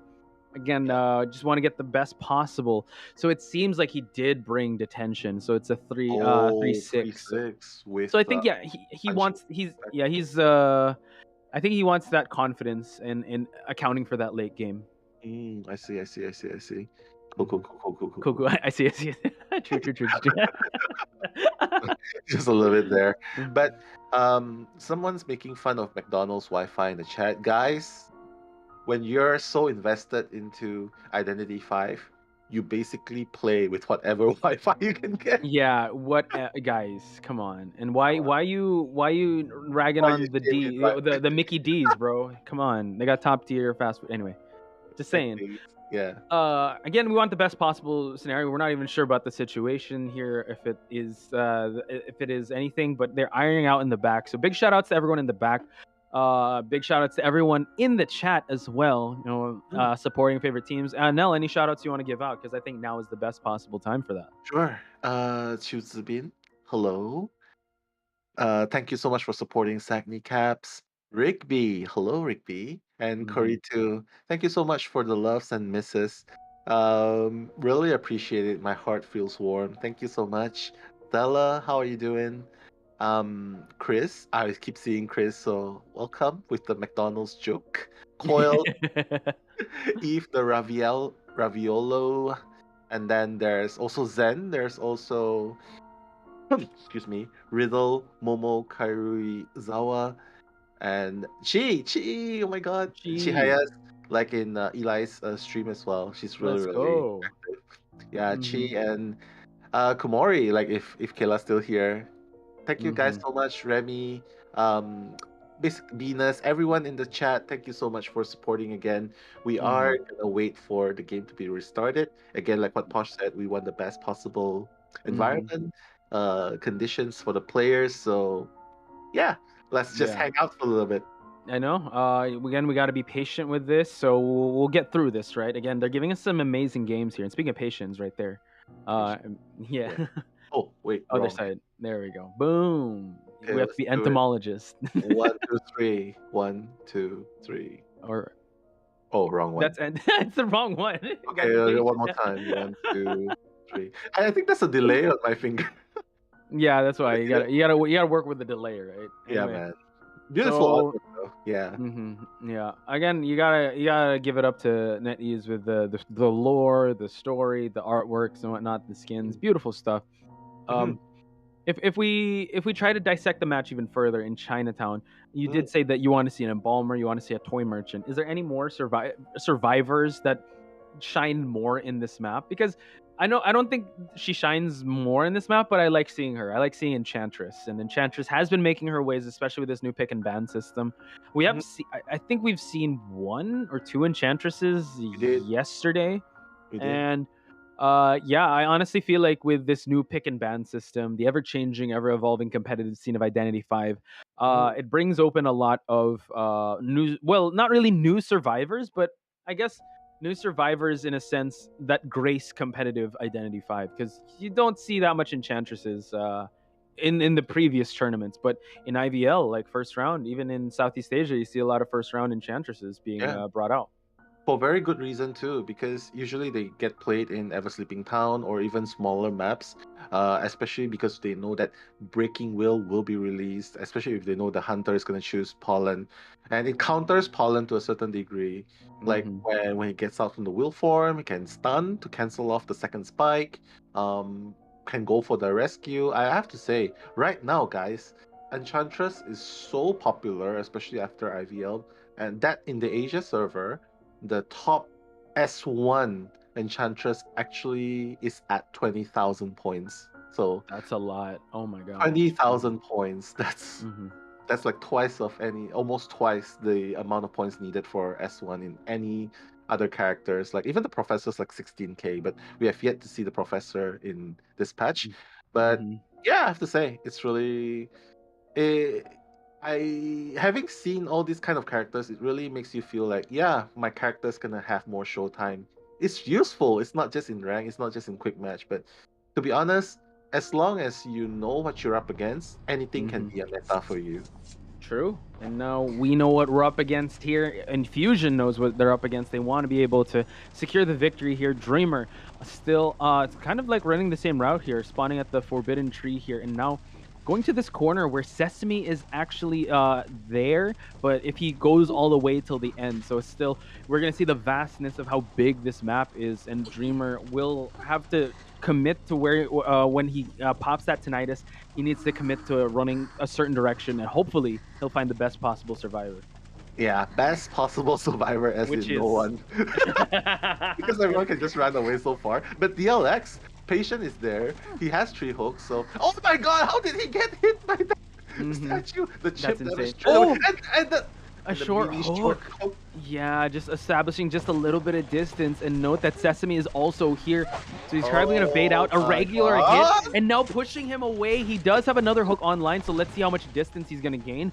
That's pretty respectable, and now he's at least at the hotel side, but the statues cut him off here, forcing him to go towards the pallet area and towards the fire escape, but he is out in the open, and he will fall down. Yeah, I mean, especially since they are out... he's out in the open like that. I think it's very, very sus. Like, you're obviously giving Sculptor a chance, and then you died so close to the basement. It's like giving Dreamer the chance to chair you in the basement and just giving. And this is why Dreamer's like, yeah, you know what? Bottom left side of the screen, about to pop the first Cypher. Sesame being chased away. I think Dreamer playing this kind of safe here would actually bode well with the strategy, since the survivors will have their time to just rotate around the map. So I think they're going to trade off some Cyphers pop with this Patient. Even though the Patient does have 1 hook left, it's going to be tough to go for a rescue here, since the Mercenary, the elbow pads are very valuable in a map like this. And Sesame's still like darting back and forth trying to pop that Cypher. But it seems like Dreamer might, just overextend a little bit. Not committing to anything just yet, but Nato actually in the area here. So Dreamer has his fair share. Is he going to go for the Postman? Is he going to go for the Mercenary? It seems like the time has already run out for the Patient. Yeah, considering the amount of time that he kited and being in the basement itself, I think Nato's probably like pinging you're on your own. But yeah, it's so risky to save out because you're expending so many resources to get the Patient out, and number 2, you're giving presents to Dreamer. So right now 4 Cyphers remaining, 3 Cyphers are being worked on. I have to say, Dreamer is still looking for the second target to chase. He's just pausing, looking for the shaking Cyphers. And whoa. Committing. And I love that he chased out the Entomologist to that Cypher that was about to pop. And unfortunately for him, it's Nato. So this is the rematch that we were looking for when it comes to... But he's actually taking MX's, redemption here. So now Nato eating 1 statue. Let's see if he's going to burn another elbow pad here. And now just to create that distance. Now he's going to just have to rely on the real estate. But luckily for Dreamer, he's kind of out in the open once again. He needs to go inside here and just try to establish a change of levels here. And also Grizzly... sorry, Nell, my bad. I see Grizzly's photo if you see the chat. Okay. The basement is here. I'm the gaming Grizzly, and oh my god, I became Grizzly for a moment. But sorry about that. Beautiful, no problem. It's funny. But Nato, like expanding all of the paths, this is exactly what you see. Like Mercenary players, technically playing Rescuer is very, very hard. You need to be able to do those basic kites. You need to have the confidence to kite without expanding your paths too much, your resources too much. Because right now, some Mercenary players, they expand everything, and where they're down, they have nothing for late game. It's like 4 Cyphers remaining. Look, 4 Cyphers remaining. Even if the Mercenary goes up, can he reach the distance? Can he cover the distance and rescue against Dreamer at this point? Because right now, if Postman goes down, who can rescue? Only Entomologist. But then again, who's gonna decode? Exactly. So back to the action here. The dog bite was able to land on the wheel. Sesame now focusing on this Postman. The Postman finally falls. Mercenary is up. Entomologist in this area was finally able to pop the Cypher in the Forbidden Tree. And now we see that she is dropping those bees. And just recollecting them. And it seems like he wants to actually just camp right here. So an aggressive play, an aggressive chair on Dreamer's side just to guard some Cyphers. So he's playing it 1 step ahead of the survivors here. Just when they think that they can focus on Cyphers, nah, Dreamer's got that covered. Mercenary back on decoding now. But like you said, not much resources on his side. Yeah, like Machinery, the only thing Machinery can do now is just to decode. He cannot get near this place. He cannot get near to try and rescue. So Machinery has to do all the decoding, and Entomologist has to make sure that this rescue happens. Oh my god, this Past is so half. close! Oh, he got it before half. Oh my god. Oh, Okay, but but Dreamer. at least, Yeah. Dreamer got him down, but at least Entomologist was unharmed. Very, very patient Dreamers right there. I believe that was a mind game. Like, you know what? I'm not even gonna hit. I'm just gonna see if you're gonna try and rescue. Because you know what? As soon as he gets up, I'm just gonna hit the postman. No chance for recovery. And Entomologist needs to make the second rescue again. True. Nato is just so scared to touch the cipher, buying some time for Dreamer. So let's see the chair camping game at not 33. Oh my Able to get it again. And now making it rain statues, but good dodges so far on both these survivors. Entomologist does eat one, and let's see if the dog bite will come through, but no, able to get the regular hit, and Dreamer heads down the postman for the last time. Oh my god, yeah, the disciplines by Dreamer, like, he doesn't matter. It's like, you know what, I'm not even gonna try and miss it. Just rescue. I'm just gonna use the statues, rain statues on all of you. And that's exactly what happened. Nato right here being forced to run out of his cipher. 2 ciphers remain. You can see that both of them are almost prime. But this is the situation here, ladies and gentlemen. When you are trapped in this kind of situation, a sculptor with a CCTV can constantly monitor where you are. And when you touch the cipher, luckily though, Nato. Yeah, that was yeah, that was actually a good break that they got. Now 1 cipher remains. That 1 cipher, one is at 81, the other one is at 69%. So Dreamer does have teleport, also has detention, so he can actually push for more survivors here. Let's see. It seems like he wants to go for Nato, because if he's able to down Nato and now he needs just 1 more hit, Nato cannot get back up. We do note that the Entomologist is working on the last cipher, so let's see if he will teleport to it, because Nato is moving away from the CCTVs. Yeah. Ooh, it's primed. It's primed. It's primed. I think they should just they prime go it. for it. Yeah, they have to prime it straight away. But little do they know, Dreamer has detention. So as long as he gets close enough to the Machinery, he's just gonna 1-hit KO. KO the Machinery right there. Machinery without pads. You can see, right? Like now, late game, you don't have any pads. How are you gonna run? You're just gonna go down to 1 hit. Exactly. So he's just going to close this out, and now Dreamer can actually use the teleport, because this mercenary has not seen the I mean, he's already expelled the self-heal, but it seems like Dreamer's going to go for the chair here. I thought that he would actually go for a bleed-out strategy and just go for the Entomologist, but this is actually a big play. I guess the confidence is on his side that he can spot out the Entomologist, and usually they just change levels. He's going to provide that tinnitus in that 2nd floor. Drops down here. So let's see where Dreamer will go to next. He's going to spot the dungeon that is in the restaurant area, while the Entomologist is closing out the distance to try and go for the save. Yeah, I mean, it's very smart. Entomologist knows that the sculptor could easily use CCTV to scout out the gate, but look at this. Teleport. He's gonna go back for the rescue. Oh my god, the rescue!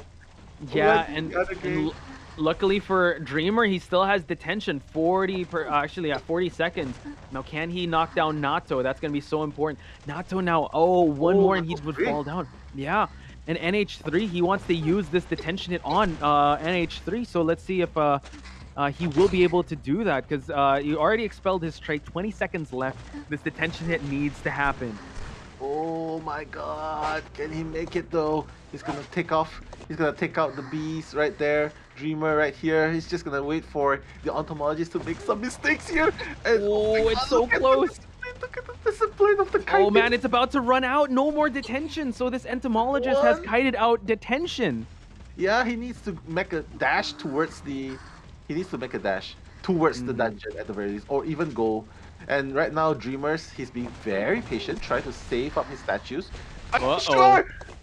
There you have it. It's going to be a 3-person kill on the side of Dreamer. So that's actually pretty good. Now we have to look at the survivors on the other side. They have to get all survivors out of the game. That's so hard. Yeah, that's hard.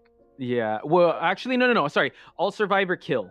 Like that's I Yeah, believe because it's Ling has to kill everyone. If Ling only gets a 3K, it's gonna end up in a draw, points. Yeah. and it's ultimately gonna be Fusion that wins because of points. Like one draw, one win each. It's gonna come down to points. So Fusion's gonna win with the point advantage. So right now, Ling has to make sure that he gets 4K. That's so hard. Wow, that's a tall order. But let's look at the match stats here. Yeah, Dreamer playing it very conservatively. Didn't want to risk too much. I think, now that I look back, I think he just wanted to make sure he gets the 3 points for his team. That's why he shared the mercenary. Didn't want to go too aggressive for anything. But you got to give it up to the survivors, right? Excellent kiting on both the entomologist and the mercenary. An early down on that patient really led to them like sacrificing first, and the postman kited for a bit, 73 seconds, able to pop a cipher here and there. But early start for Dreamer was able for him to secure 3 points for his game. Yeah, and that's all Dreamer need because he's practically putting CH4 in a pinch here, like trying to get a 4K against Fusion. I mean, Link can go for green first. I think that's the strategy of Fusion. Put green as forward, or and then let him kite. The moment he's down, everyone else will be able to decode until Cypher is primed. So I think that's the strategy, and that's honestly that's all they need. Honestly, that's all Fusion need because one survivor out, and Fusion's gonna win this matchup and move on to next week. Yeah, still a lot on the line. Honestly, like this going all the way to round number 3. Eli was not joking. Like these are the two of the best teams, two of the teams to look out for, right? And them facing off this early on. This could have been a potential grand finals, honestly, with how tight these matches are. A lot of ups, a lot of downs, but ultimately we're going to find out the best of the best between these two, and the best team will be moving on. So pressure is definitely on Ling's side. Well, we have the survivors of Fusion that still have to. I think, they weren't off to a great start. So hopefully they'll try to redeem or try to get more points, or just try to establish that they can get more points for the team. Yeah, I mean, they definitely need to establish that. But it's definitely the tables have turned because right now, all Fusion needs is just a one escape. Oh, hello there. Do you agree, Martha? Yeah, so basically, Martha agrees that all Fusion needs is just one escape. So it's definitely less stressful for them. And whereas Ling, he needs to make the impossible happen because the first 2 games, he only managed a draw, right? Yeah. He managed a draw, and right now with the inclusion of Dreamer, from depending on CH4 survivors have been racking in the points, but right now it turned into the Hunters battle, and it's up to Ling to make that go. So let's talk about Ling actually, and let's get Martha involved here as well. Okay, Because are you okay? Okay, cool. Make sure she doesn't have a gun. Like, don't shoot. Okay. When it comes to Ling, though, Axe Boy, BQ, Bonbon, Geisha, and Sculptor. These aside from Sculptor, these hunters don't scream 4K in Chinatown. So I wonder if he has more to bolster. I mean, Geisha could do pretty well, but we'll see. We didn't see his Geisha just yet. We saw his Bonbon. So, what are your thoughts on? What were your thoughts? What do you think he's going to be bringing out? Yeah, I'm thinking really hard now, but to be honest, I would say BQ, but BQ.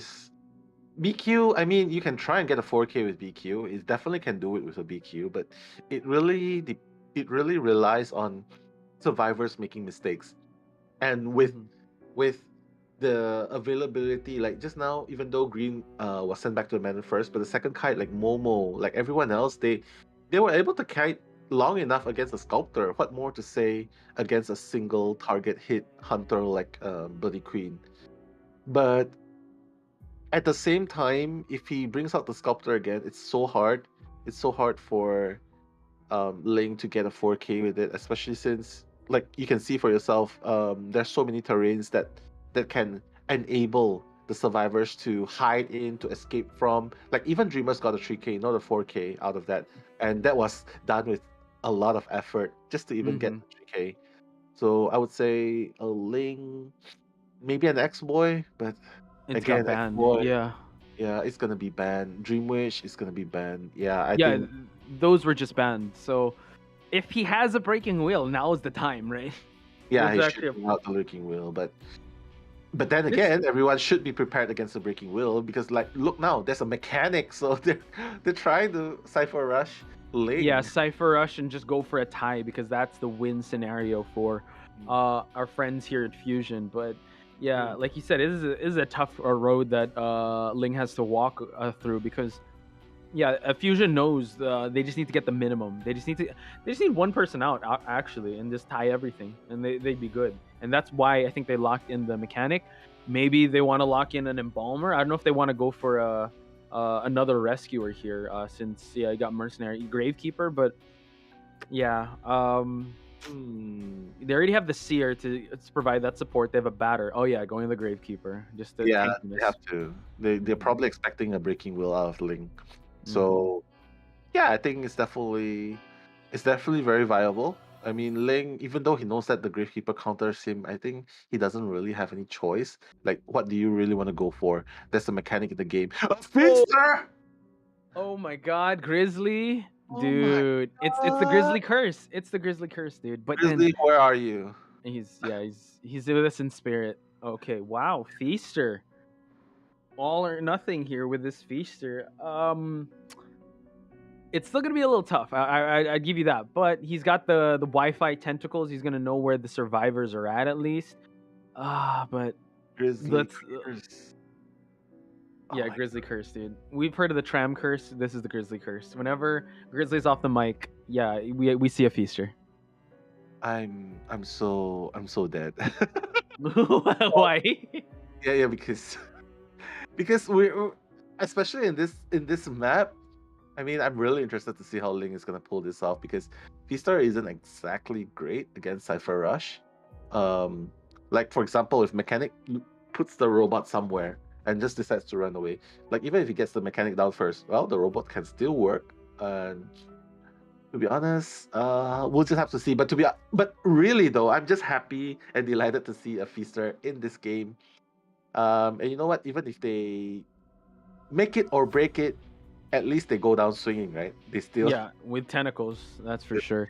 I think again, at this point, Ling, just maybe wants to go for comfort, maybe wants to entertain, wants to just showcase his Feaster because as big of a mountain to climb is, he kind of got banned out. Like these two hunters, his preference of that Axe Boy, a Dream Witch that can get that 4K.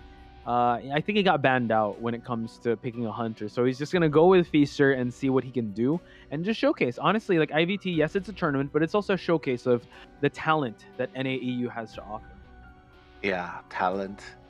The tree talent right there. to be honest, it's so hard playing Feaster, but who knows? Maybe this is Ling's secret weapon and it might work. And I'm just really excited to see how he's gonna pull through. And Ling, right here with my favorite skin, which I do not know the name of, is gonna appear. Features have some pretty cool names. Yeah, they have pretty cool skins. Yeah, they do. And you know what? Haster has one of the longest hitbox. Same like Wu Chang. So charge attack is usually the way that Haster hits a survivor, but right now green again. Oh my god, what is it with Ling versus green and you? Wow. And Patroller Feaster? Okay. That's interesting. Interesting. Well, then again, like I don't know. It seems like he's already harassing the batter here, but actually like providing that support, but now the Seer's Owl actually just giving the batter an extra like 8 seconds and now able to swing here. So kiting out the Patroller essentially, but no, getting the tentacle hit here. Oh my god, Ling is off to an amazing start because right here, whoa, both survivors in no time. I expanded the owl and the batter has lost 2 balls. No, 3 balls. Yeah, he has no more skill to use, and now tries to go for the drop down hit. He's gonna be able to pick up one of his batter balls. No, it's actually outside of this area, and there's the long hitbox you were talking about, Nell. Oh my god, Ling is making this work perfectly. Seer has lost his owl, batter has lost all his balls, and now batter's on the chair. Who else can rescue? Gravekeeper, yes, but wow, 5 seconds remaining though. So now here's the thing. I don't know if they're even gonna try to rescue at this point. It's too risky. Ling is operating on a different level here. Who knew that his feaster, patroller feaster, mind you, ladies and gentlemen. That's usually I'm used to seeing blink in a big map. You want to go teleport, but yeah, he brought patroller. Yeah, but this is also quite hard because don't forget, guys, we still have a mechanic running loose with the bot, and you can see that all 5 ciphers are being decoded. 4 ciphers are being decoded. 1 has already been done. 89, and another one's about to be done really soon. So what they want to do is they just want to provide tinnitus, keep Ling here, keep him out of having full presence, and then just cipher rush through him. And this is the danger of having. This is the downside of having a faster because look, he has to camp. Patroller. Yeah, oh my god. It's fine. Use a patroller, but what can you do after that? Like you know, like Seer is just so freaking far away. Like they're just gonna sacrifice better. They know they just need one person out. But see, here's the thing. Like, we're kind of underestimating Ling. That was off to a great start. And this Seer, okay, putting a tentacle real close to the Seer. And remember, this is green we're talking about. If he's able to down this, they have to go for a rescue here. Oh, nice dodge. But then now he can actually go for the regular hit here. But kited out the patroller, and the dungeon is here also. So that's something to take note of. Another tentacle was dropped here. He's going to try to go for a sandwich situation here. Green is going to have to be very careful. Goes for a charge, but then green now. There's full presence straight away. Wow. Okay, things are looking different now. This is definitely a potential 3K, but 3K is not enough for Ling. Ling needs to go for the 4K. Right now, you can see Persona, by the way. Yeah, it's just 1 cipher remaining. I mean, Persona's probably 3-6 max, max Berserker, but we're not really sure about that. But yeah, he changed to teleport, I believe. Yeah. I just wanted to make sure. And now we see that the Gravekeeper will have to go for the rescue with 3 ciphers still remaining because the cipher that was worked on is right here. So let's see. Camping it out. He wants to be able to bait out these hits. Oh, getting him out of it. Oh my god. And now gets the rescue. The last effort was popped on the Seer's side. Let's see if he's going to try to go for Bossy. No, decides to just tunnel green here. I think he should have definitely used the eye skill. Did he use the eye skill onto the Gravekeeper? Because as soon as Seer falls down, 1 tentacle is gonna spawn. Gonna pop up, and he can use it to hit. He can use it to hit the Gravekeeper. But yeah, he didn't use the eye skill. But it's okay because this is green's going down. 1 cipher remaining though, and it's about to be popped. And that's the danger of having a mechanic. Like look, the mechanic is oh my god, he's practically finishing the cipher. He's bringing him towards this cipher that is about to pop. So let's see how Ling will play this one out. Oh, they pop it. And it seems like, the meta is just catching up to our friend Feaster here. I can hear Grizzly just shouting, Feaster, Feaster. But now Green now will actually kite for a while here. And now let's see if the tentacle will try to trap him. No, not quite. Gravekeeper and the mechanic are already at that execute charge hit. Who dies? Yeah, I mean Ling did great, but Fusion just doing really good, and just like that, it's gonna be GG. Yeah, honestly, you know what? Feaster, I started becoming a believer, but you know what? Again, it's the meta for a reason. Especially, honestly, in a different map that could have been crazy, right? But it was, you felt the distance, you felt everything. Martha even felt it, ladies and gentlemen. I know everyone in the chat felt it as well, and everyone was chanting with Grizzly with Feaster. But we will have to award the winner, ladies and gentlemen, and it is Fusion. So let's check out the match stats now. Congratulations, Fusion. Like you can see, Seer Green surprisingly is the one containing the Hunter. The Redemption. Time. Yeah, Redemption. He's like, you know what? I'm not gonna. You got me the first time. You got me the second time. This time I'm on the Seer. I'm not the Ford anymore. I'm on the Seer, and 101 seconds is enough for them to bring home the victory of 2 survivors, right? 3 survivors.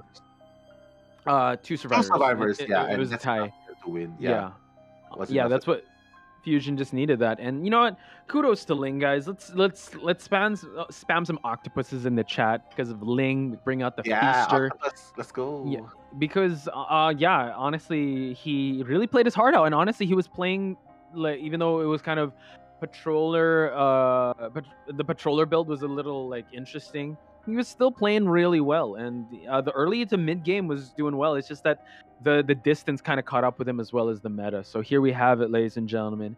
Fusion, facing adversity early on, was able to rebound in the second round and ultimately get the victory in round number 3.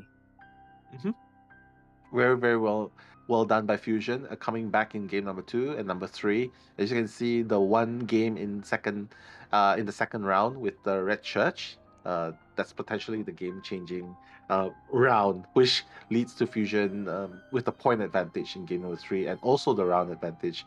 So kudos to Fusion and also to CH4, because CH4 has definitely done an amazing job, played their hearts out, like what you said. Simply just dedicated, very dedicated, very persevering through the pressure. And I have to say, Feaster, Grizzly is going to be very happy. Grizzly might give you a shout out. Yeah. God, For sure. He should, I mean, man. yeah.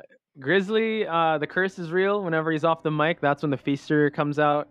Yeah. Now we're going to move on to the MVP, none other than Dreamer. Once he came in, ladies and gentlemen, he started wrecking havoc. Average ciphers remaining. I think in the first match there was 1. That's why it's 0.5. We got 3 pallets destroyed. Total of 44 strikes. We've only saw his Sculptor. So this is an amazing Sculptor game on the side of Dreamer. So congratulations to Dreamer and Fusion for moving on. Yeah, congratulations. And MVP, very well deserved. Dreamer is going to be awarded as the most valuable player, because simply just amazing, just bringing back the games from game number 2 and game number 3 as well. So kudos. But of course, we're gonna see Fusion in the following week in the semifinals. Yes, sir. But of course, not forgetting CH4 again. I just want to point out that by no means are they underperforming. They're seriously putting out their heart out and just making it so tight, neck to neck with these between these two teams. So we definitely, those of you who are in the chat, you should just spam some heart emojis, just give them some love and encouragement after the games. So, yeah. So congratulations once again to Fusion. I'm sure Eli is jumping with joy right now with them making it to the semifinals. But we're not done just yet, ladies and gentlemen. We do have another match in the form of VOS versus NL. So this is going to round up the quarterfinals. Next week will be the semifinals. Then we're going to have the battle for third and the grand finals. So really exciting times for this. Before anything else, I know we're going to cut to a break, but any shout outs now before we head into this break? Oh, shout outs to everyone who's in the chat right now. They're calling out Grizzlies Feaster as well. Yep, definitely a very, very exciting match. And thank you. We'll see you after the break. But crying and shaking right now, Eve the Raviolo. The Feaster makes me cry sometimes too. I know the takoyaki. Oh no! But I mean, I'm so glad. And Nell, this is your first time in IVT, and history was made. You got the Grizzly curse. Grizzly wasn't your partner here, and with that, you get a Feaster gameplay. So, just incredible performance. And yeah, any specific shout outs you want to give out? Because I'm sure that there's a lot of people. Yeah, specific shout outs to the people who are spamming the octopus emojis. There we go. The Your TV, and of course Eve the Ravioli, Milachi, has Ido Nui, and then there's Zombie Boy. There's also Toruke, Fukiame, Lucas 123rd, and Princess Pasta, Maria C. Thank you guys. You guys have made this amazing. Lychee as well, Rip Snapper. So many people. All right. You guys. Awesome. Thank you guys so much. We're going to take a quick 5-minute break. When we return, it is going to be the last match of the day, VOS versus NL. So don't go anywhere. More of IVT NAEU when we come back.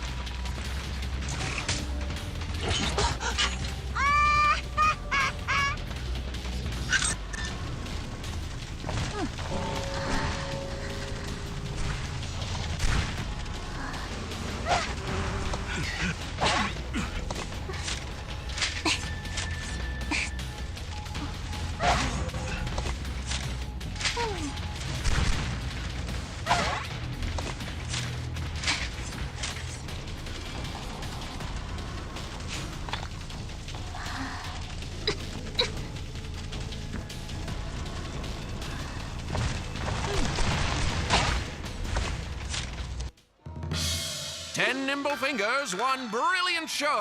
On a 3-foot stage, the goddess aglow. Our shadow play premieres at the Grand Theater tonight.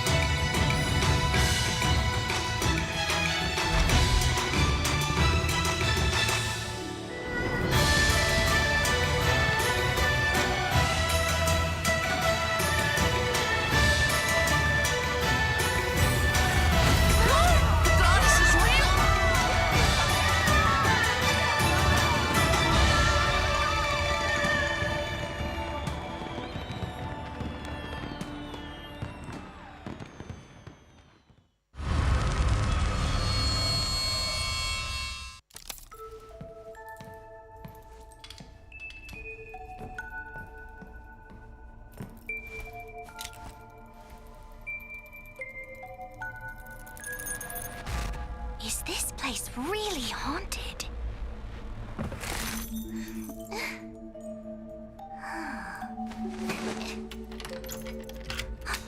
Who's there?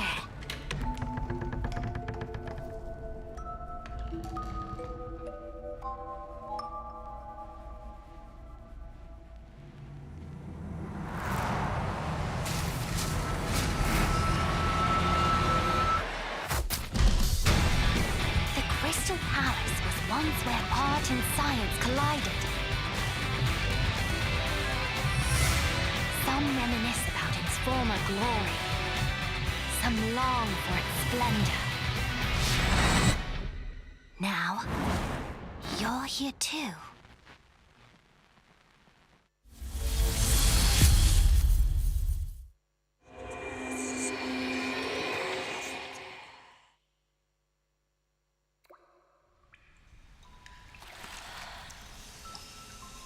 With steam dense as a veil,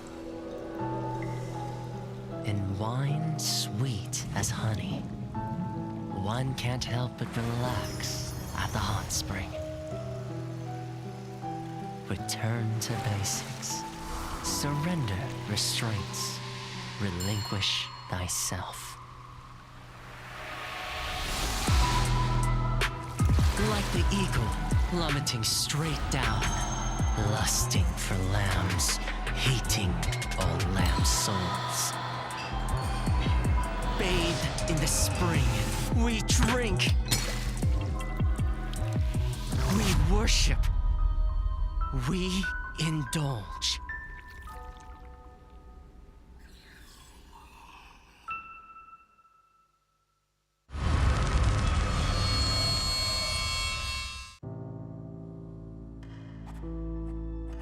Miss Keo, how was your childhood?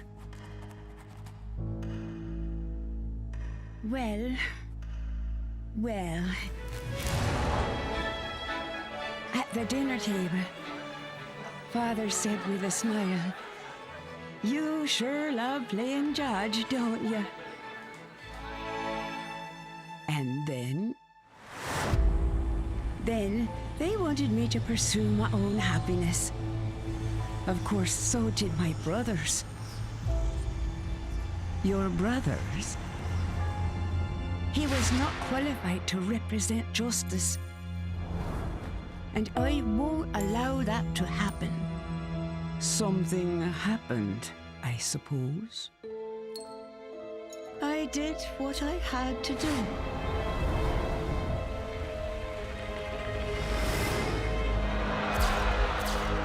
Justice needs obedience. Justice needs sacrifice. Take over to the Fat Lady Sings.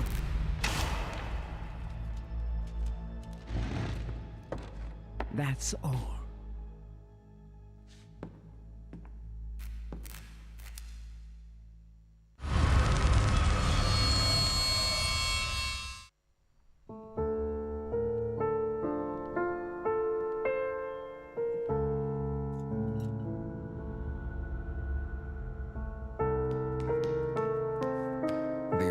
of the first letter was the prelude to a change in tone.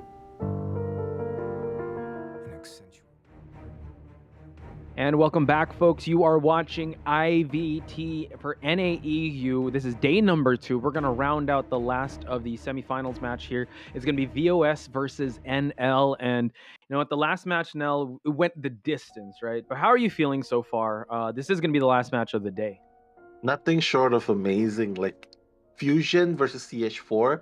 The battle between the two teams have already got me hyped up. So now it's VOS versus NL. We're gonna see the lineup for VOS. The Hunter, Lando. We're gonna talk more about what he plays in his Hunter pool. But on the Survivors pool, on the Survivors lineup, we have Mr. Cuddly Bear. Mm-hmm.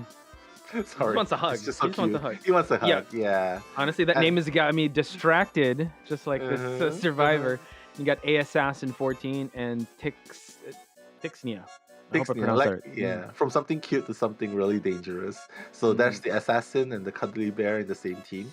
So that's Team VOS, and really looking forward to seeing what they're playing. I mean, I think I saw Lando yesterday. Yeah, we gave him a shout out, right? I think someone anonymous actually asked for a shout out. And speaking of shout outs, we got to give shout outs to NL. We got Boy Boss. We got What Mutter. Ari Main. I don't know if he plays a MOBA there, but it's a Sentry and Zular. Yeah, of course. The Charmer, of course. Ari Main. Hey, you know what? Maybe Ari Main's a great kiter. Ari's great. Maybe. Yeah, who knows? Maybe he plays with a girl. Who knows? I mean, charm the hunter just to chase after, and then that's when they strike. But yeah, VOS and NL, honestly, two teams that we tried asking like notes on them. We do have some notes, but this is like I would say this would be their proving grounds to really show themselves. And now it seems like Moonlit River Park is banned, and we're going to Arms Factory. Oh, interesting. So they're taking out the big maps. I'm sorry, they're taking out the big maps first. Yes, I'm actually asking. Yeah, go for it. I actually want to know who picked Arms Factory, because that would be kind of telling. That's definitely the new strategy, right? Because from Moonlit to Arms, those are just polar opposite maps, like you said. Yeah, maybe they just want to avoid having the Breaking Wheel out in round number 1, Breaking Wheel or even the Geisha, because if it's on the side of NL, like from the data here, Boy Boss does play a Geisha, and yeah, so we have an answer from the prod. So NL is the one who picks factories, and VOS is the one who bans the Moonlit River Park. So obviously there's some research being done. VOS does not want to deal with Boy Boss's Geisha, so they want to take it to a smaller map. They want to take it to Arms Factory. So we might see a sculptor in BO1. Oh yeah, that's true. I feel like that we are gearing up towards that type of game. Boy Boss, yeah, high praise is given by Eli with with how Boy Boss works. So a very feared hunter. So I'm sure that they wanted to do as much as possible to get rid of his signature hunters. Now Boy Boss banning the Seer to start things off. So let's see, forward an entomologist. Okay, yeah, since Priestess is definitely shadow banned in this map, you don't really need her. Yeah, I don't really. He's always like the Seer is always gone, for very very good reason. Especially in this small map, provides the surveillance, provides the all support. Even if you're a sculptor player or even a geisha, or even a bonbon player, you definitely want to take away the potential of, kiting the chip damage and shielding yourself against the normal hit. Speaking of shielding, Gravekeeper gets locked in, so kind of a very brawny lineup to start things up. And now we see that the Acrobat does get banned here, and honestly, this does open up an Enchantress. Okay, so I asked for it, and I'm gonna reap the rewards here. I'm excited to see this one. So we do have 2 rescuers and 2 really slippery and long kiters. This could actually kind of bring up the question if Boy Boss would try to bring excitement just to counter either the stuns of the forward or the Enchantress. But like you said, we are going to see a sculptor coming out of Boy Boss. I mean, why not? Boy Boss might have to consider the possibility of bringing excitement, and that's where things get a little tricky. Because if the survivors are slippery, like for example, like for Enchantress, once she gets the one stack, she just stun you. You're not gonna use excitement for that. But every chip damage that you do towards Enchantress, it gives her one stack of curse. Right. And that allows her to prolong her kite. So it's really like it's like a dilemma for Boy Boss. And if you see the forward, what can you exactly do? Forward can just use the balls, run far away. Unless if you're very dedicated to chasing the entomologist first, then that will make a huge difference, bringing the excitement first. Otherwise, I would say even though they have so many stunners, like 2 stunners there, I would still say Blink is very, very optimal for catching up to the survivors. Maybe Yeah. maxing out the max stun resist. Then. Oh yeah, that's definitely a trait that they do opt for if they don't go for. That's a persona they go for if they don't bring that excitement trait. And yeah, the scenarios that you were saying are very specific, right? Just sometimes just take the stun or just go for another survivor. I think if Boy Boss is confident enough in his statues, he can either go for Entomologist or Gravekeeper to start things off. Gravekeeper, just has 2 shovels. You just have to get him out of that burrow state, and then he's a running target there. So we are gonna see, NL versus VOS. We got Boy Boss here transitioning away from the factory area and making his way towards the shack ruins. Towards the middle ruins area now.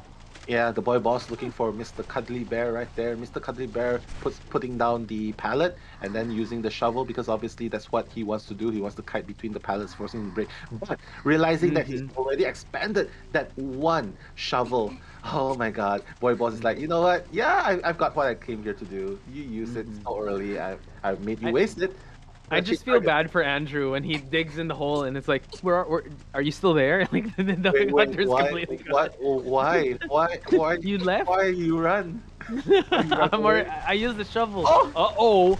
Entomologist getting chip damage and also a basic hit. So this is huge for Boy Boss and brought a blink as well. Yeah, he's not afraid of the excitement. Yeah, because excitement is good against stun hunters, but you want to make sure that your first chase is good enough. And that's the thing though, like right now Boy Boss, he has already done 1 chip damage and 1 normal attack against Distracted. So you don't really I mean yeah, you don't. And he knew which target to go for. He knew like, all right, if I find the Gravekeeper, all right, check. I'm gonna make him use 1 shovel. Entomologist is a great target. I'm gonna go look for her. Found her and found the basement in the process. Forward, feeding that tinnitus above ground. So let's see if they're gonna commit to this rescue. Yeah, I think they definitely should, because they've already finished 1 cipher and then another cipher is almost done. 3 ciphers remaining. I mean, Gravekeeper could easily go down. The Ontos bees, I think they arrived a little prematurely. Like I believe they was trying to. I think it would be best if he could have just left it there, further just to away pose that threat. Yeah. But you can see that the Gravekeeper nowhere to be found. It's just the forward giving tinnitus, I believe. Or was it? It's the forward is still like crouching in that area. Still no commitment yet. We're seeing lower left side of the screen. Nice avoidance on the statues there by Mr. Cuddly Bear. And now it seems like they might just sell and sacrifice this entomologist, which again the kite wasn't so bad. It was kind of okay, and he could have gone for that rescue, but I guess they want to just save their skills. He's checking. Yeah, but was like, oh, what if the Gravekeeper is nearby? What if he has done something? But to be honest, he shouldn't have anything to worry because obviously you can see if the Gravekeeper is using the shovel, there's gonna be an icon for him. So nothing has been used yet, but 3 ciphers remaining. So basically, the entomologist has kited. Oh my god, the second! Yeah, and this time he's being chased. So asking you shall receive. Boy Boss now still also has that blink, by the way. Let's see if he's gonna try and hit him through it, and he's able to get him out of that state. Blink now through the pallet and now gets the regular hit at full presence. Nice. I mean, right now Cuddly Bear, he needs to make sure that his kite counts here. He has lost his shovels, so what I would say is even if they go for the rescue, Mr. Cuddly Bear might not be able to do the rebound kite because he has no more resources. Whoa. Gravekeeper, yep, just One chip damage away, and he's gonna go down. And 2 ciphers remaining. And I love this because Boy Boss has set himself up for more survivors to be out of this game because Enchantress really shines early to mid game. In late game, she has to build up that stack, but with detention, she just gets killed right away. So now Tixana just moving on away from that cipher. We see that the forward is still here. They're holding on to their skills so much. So I wonder, all right, he's going for a charge. Oh, able to cancel it with the statues. And now he's going to make it rain statues. Can he stop this rescue from happening? Oh my god, this is exactly what I'm worried about. Like, oh my god, another stun, but it's not gonna work. Oh my god, he's gonna do it before half. Oh wait, he got a chair hit and no the forward. He's gonna try to move away. Oh wow, Weird. I don't know if he realized that he baited a chair hit. That could have been a rescue. Yeah, I mean, he probably wants to buy more time because again, it's 1 cipher remaining. Forward needs to make this rescue count, but now I'm afraid that he might have made it a little bit too hard for him to chill. Like, yeah, he has time, he cannot rescue anymore. Yeah, that's the thing. Yeah, I thought he was gonna rely on Tide in that split-second moment, but it seems like yeah, the Gravekeeper will expire now, and forward has fallen down. Enchantress is the only survivor left. Can she pop the cipher in time? It seems like Boy Boss will have the chair. For this kind of play, for this kind of gameplay, right, Bosh, I would suggest that the I would suggest that VOS go for a different kind of strategy. Go for a different kind of lineup. Maybe no rescuers, because what they're doing now is to leave everyone behind. Yeah, maybe go for more kiters. Go for more like support from afar. And just one forward would be enough. Like no need to the keeper if you think that if you're not even gonna manage that rescue, because no one has been rescued so far. It was just that's true. Oh my gosh, you're right. 2 survivors have expired. This is the definition of the you're on your own strategy. And there was a bit of a glimpse, of the forward trying to go for that rescue, but him getting spot out early on, and oh no, Tixana through the terrain, and right when she gets through the window, and now forward is up. So let's see if he will commit to popping the cipher, but yeah, Boy Boss has the right strategy here. He's gonna chair and just go for that forward, because since he's used that self heal. Oh my god, they go for the pop. But the forward has detention. This is what makes it really, really scary. Boy Boss probably brought 3-6 trump card detention. No, not trump card. I think 9-6. Yeah, 9-6. Yeah. Sorry, he has insolence, so it's a 6-9 build with blink. And right now, he's gonna find him. Yeah, the statues. Oh. Here we go, and now forward doesn't have anything to work with here. This is actually no man's land. Now eating a statue as he transitions to the open area here, which Boy Boss, he's really making these statues count, and now the saving grace is to kite out the chair time, but no, he's gonna close out the distance, and that's gonna be GG. GG, well played, Boy Boss. To be honest, for this, I know that I've mentioned this, but I would recommend playing against a sculptor, maybe a prisoner, a mechanic, a lawyer. All decoders. Hide, explorer in this map. Explorer, like we've seen an explorer before. But I think the intimidation factor played into effect there. I think the basement, they went for that sacrifice, but the forward, that was a really far off stun, and they also had to admit that Boy Boss had like 20/20 vision where the forward was coming from. So, you can't get him like that. I think you gotta respect that Boy Boss knows where you're coming from, and just none of the tide turners were in effect. No one rescued anyone here. So, again, a rough start for our friends over at VOS. A great start for NL. See how VOS will bounce back from this. Again, maybe just the tournament jitters are getting to them. Who knows? Probably. But Boy Boss is definitely showing what he can do with the sculptor. So I would imagine if VOS is going into round 2, they probably need to respect ban his sculptor, because obviously they cannot deal with his sculptor from this game itself. Yes, sure, Cypher has been popped, but at what expense? Everyone is dead, and the only one left is getting chased without resources left to use. So not even a one-man escape through the dungeon. So this is very, very unfortunate. But you know what? There's always a round 2. So we'll just see what happens there. But for now, NL Survivor is going to be up next, Bosh. Yeah, and Rando Lando coming in. He also has a sculptor, has a disciple. I'm excited if we're gonna see that disciple come out, and a violinist. I know a violinist was kind of teased in the previous matches with Eli O and Gaming Grizzly, but round Ooh. one between sculptor and disciple, you could choose. Those are really good hunters in Arms Factory.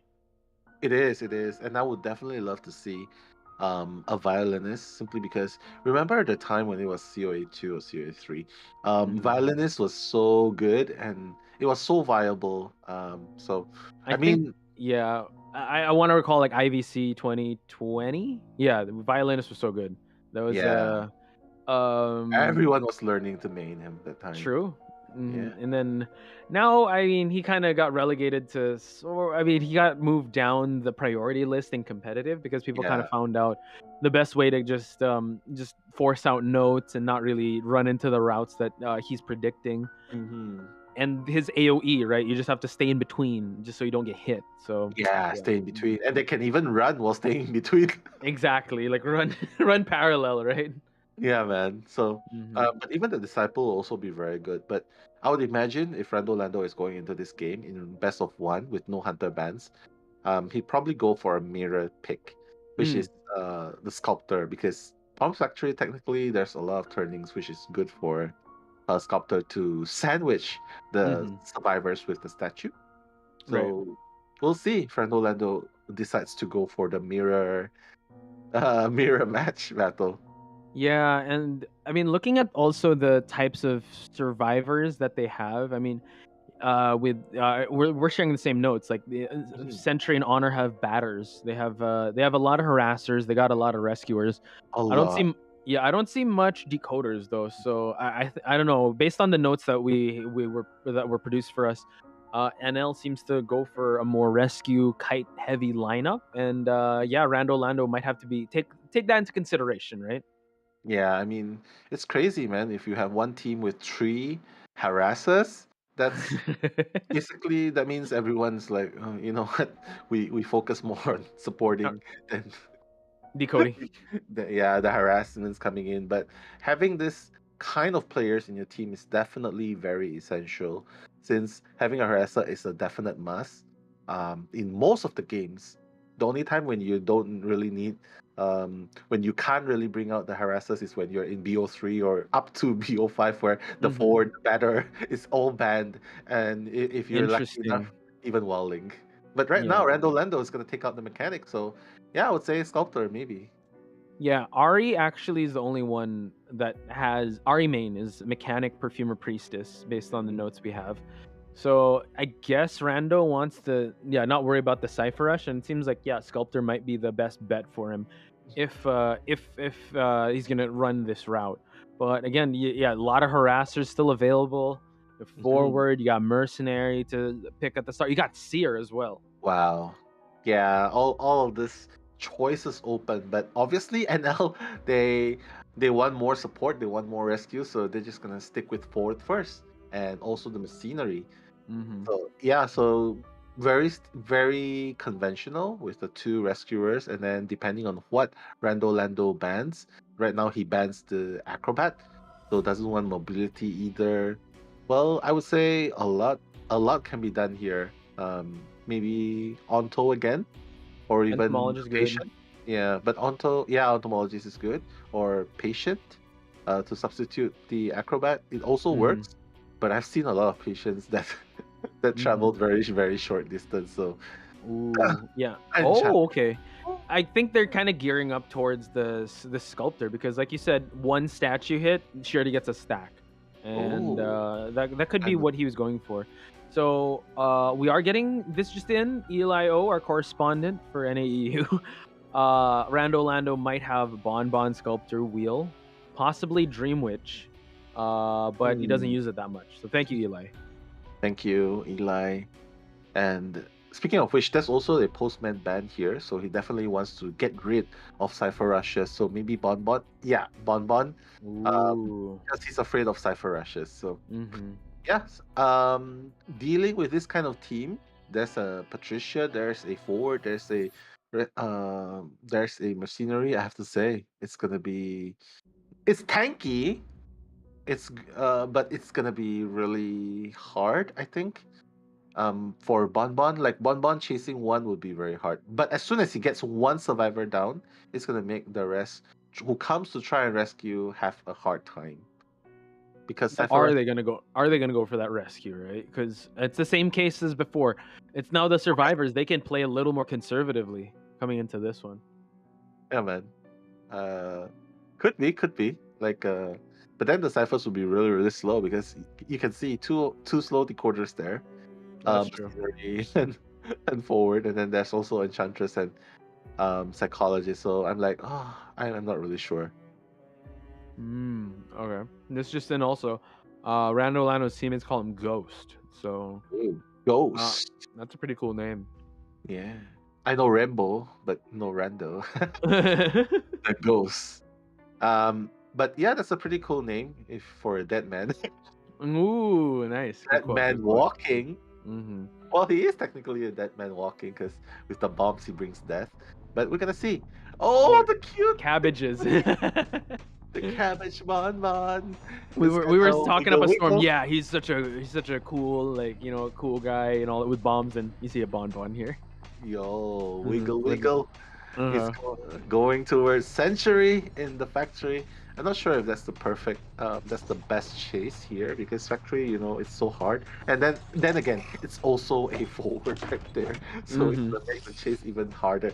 But technically, who can you really chase as a Bonbon in this match? Because everyone's so tanky, everyone can run, so it's hard. That's true. I think the best would probably be Enchantress because she needs to build her stack by being close, but Bonbon wants you to be in his vicinity. So, and now he runs into the Mercenary. This is actually, let's see if he'll force out an elbow pad, and he does. Okay, so Rando Lando's still making some routes here.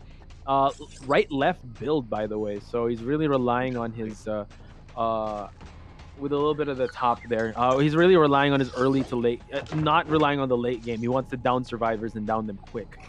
I'm not really sure about the insolence because technically what players usually do, 2 bombs into 1 hit.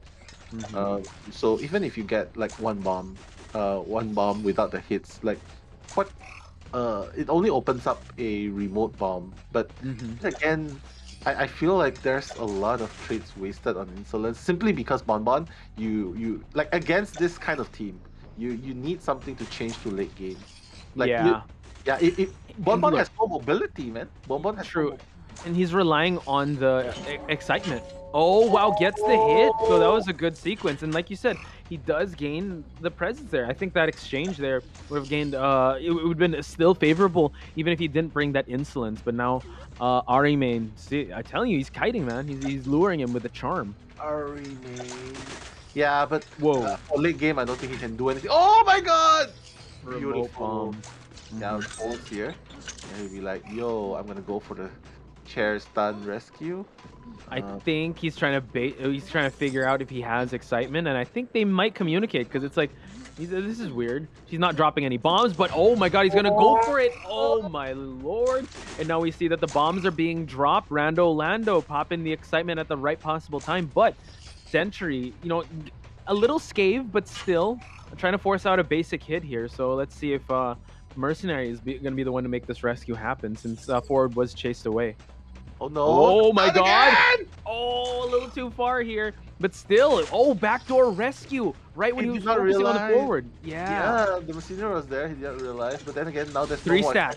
3 stacks for you, and he's like, "Bye, Harry." Harry's gonna bomb Rando, but again.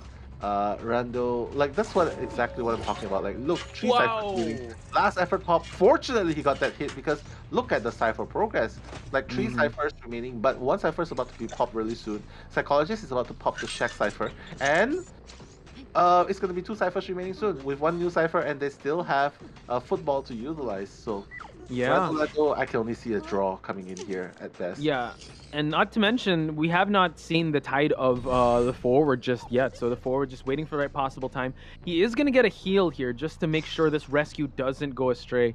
So that's actually good forward thinking by the forward. Sorry, no pun intended. But it seems like Sentry is already making his way.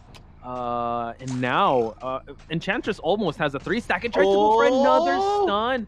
but unable to get it. He needs to make a commitment now to go for this rescue because Enchantress will be expiring already. It seems like he's not going to make it in time. Yeah, don't rescue. It's one cipher remaining. You can still go for a 3-man escape if you kite long enough and you wait until the last cipher's pop, because right now the last cipher is being done by the Merc Quarter, reaching 70%. Lando at the same time, he should not utilize the excitement in any way because he will be able to change the trades into teleport. Oh, Good. Yeah, it's not in time. Oh, wow. So this is actually a break that Rando Lando was looking for to turn this 3-man to a tie. And he's actually sharing him close to the cipher, the last cipher. And note the dungeon is here as well. So now what Mutter is going to go for this rescue. No Tide in under his belt anymore. And Forward just has a pinch of a football. Wait, don't go yet. You have to wait for the psychologist to get near the cipher. Oh my god. They're going to go for the rescue, and now the timing's a little bit off here. This Forward needs to make this kite happen. Drops the pallet here, and now eats the hit. They go for the pop. Oh, nice. Okay, that's nice, but right now, Lando, yeah, best case scenario, a teleport. Sorry, a draw. But right now, it seems like he might not even be able to get it because machinery transitioning into the factory, and it's so hard without detention as well.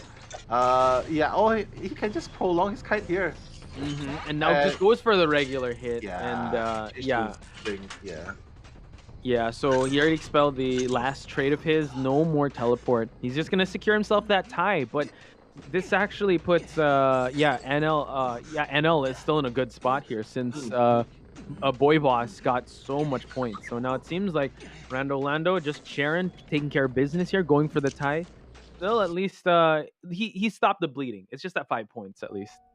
Yeah, minimizing the loss there, and yeah, that's really great. Like, I mean, it would be really nice if you could get the 3 kill, but again, you can see like when you're playing Bonbon, even though you took care, you took out the mechanic, you took out the postman, you took out the decoders. But when it comes to rescuers having multiple stuns, sometimes I feel like it's better to just have a blink first, because you can see it actually took him quite some time to get the first one down. Yeah. A blink with max stun rage, like, because 60% is a lot of resistance. Like 3 seconds can be turned into like what, 0.6 seconds. I mean, my math is bad, but a reduction of 60% with max with an iron trait will definitely be able to give him more resistance. And not to mention, he has a bomb. He doesn't have to be afraid of the Forward who does a balloon stun rescue, because I just put the bomb down and I pick up the survivor. Then not really much need for excitement, right? Because he only used it once the whole game. Exactly.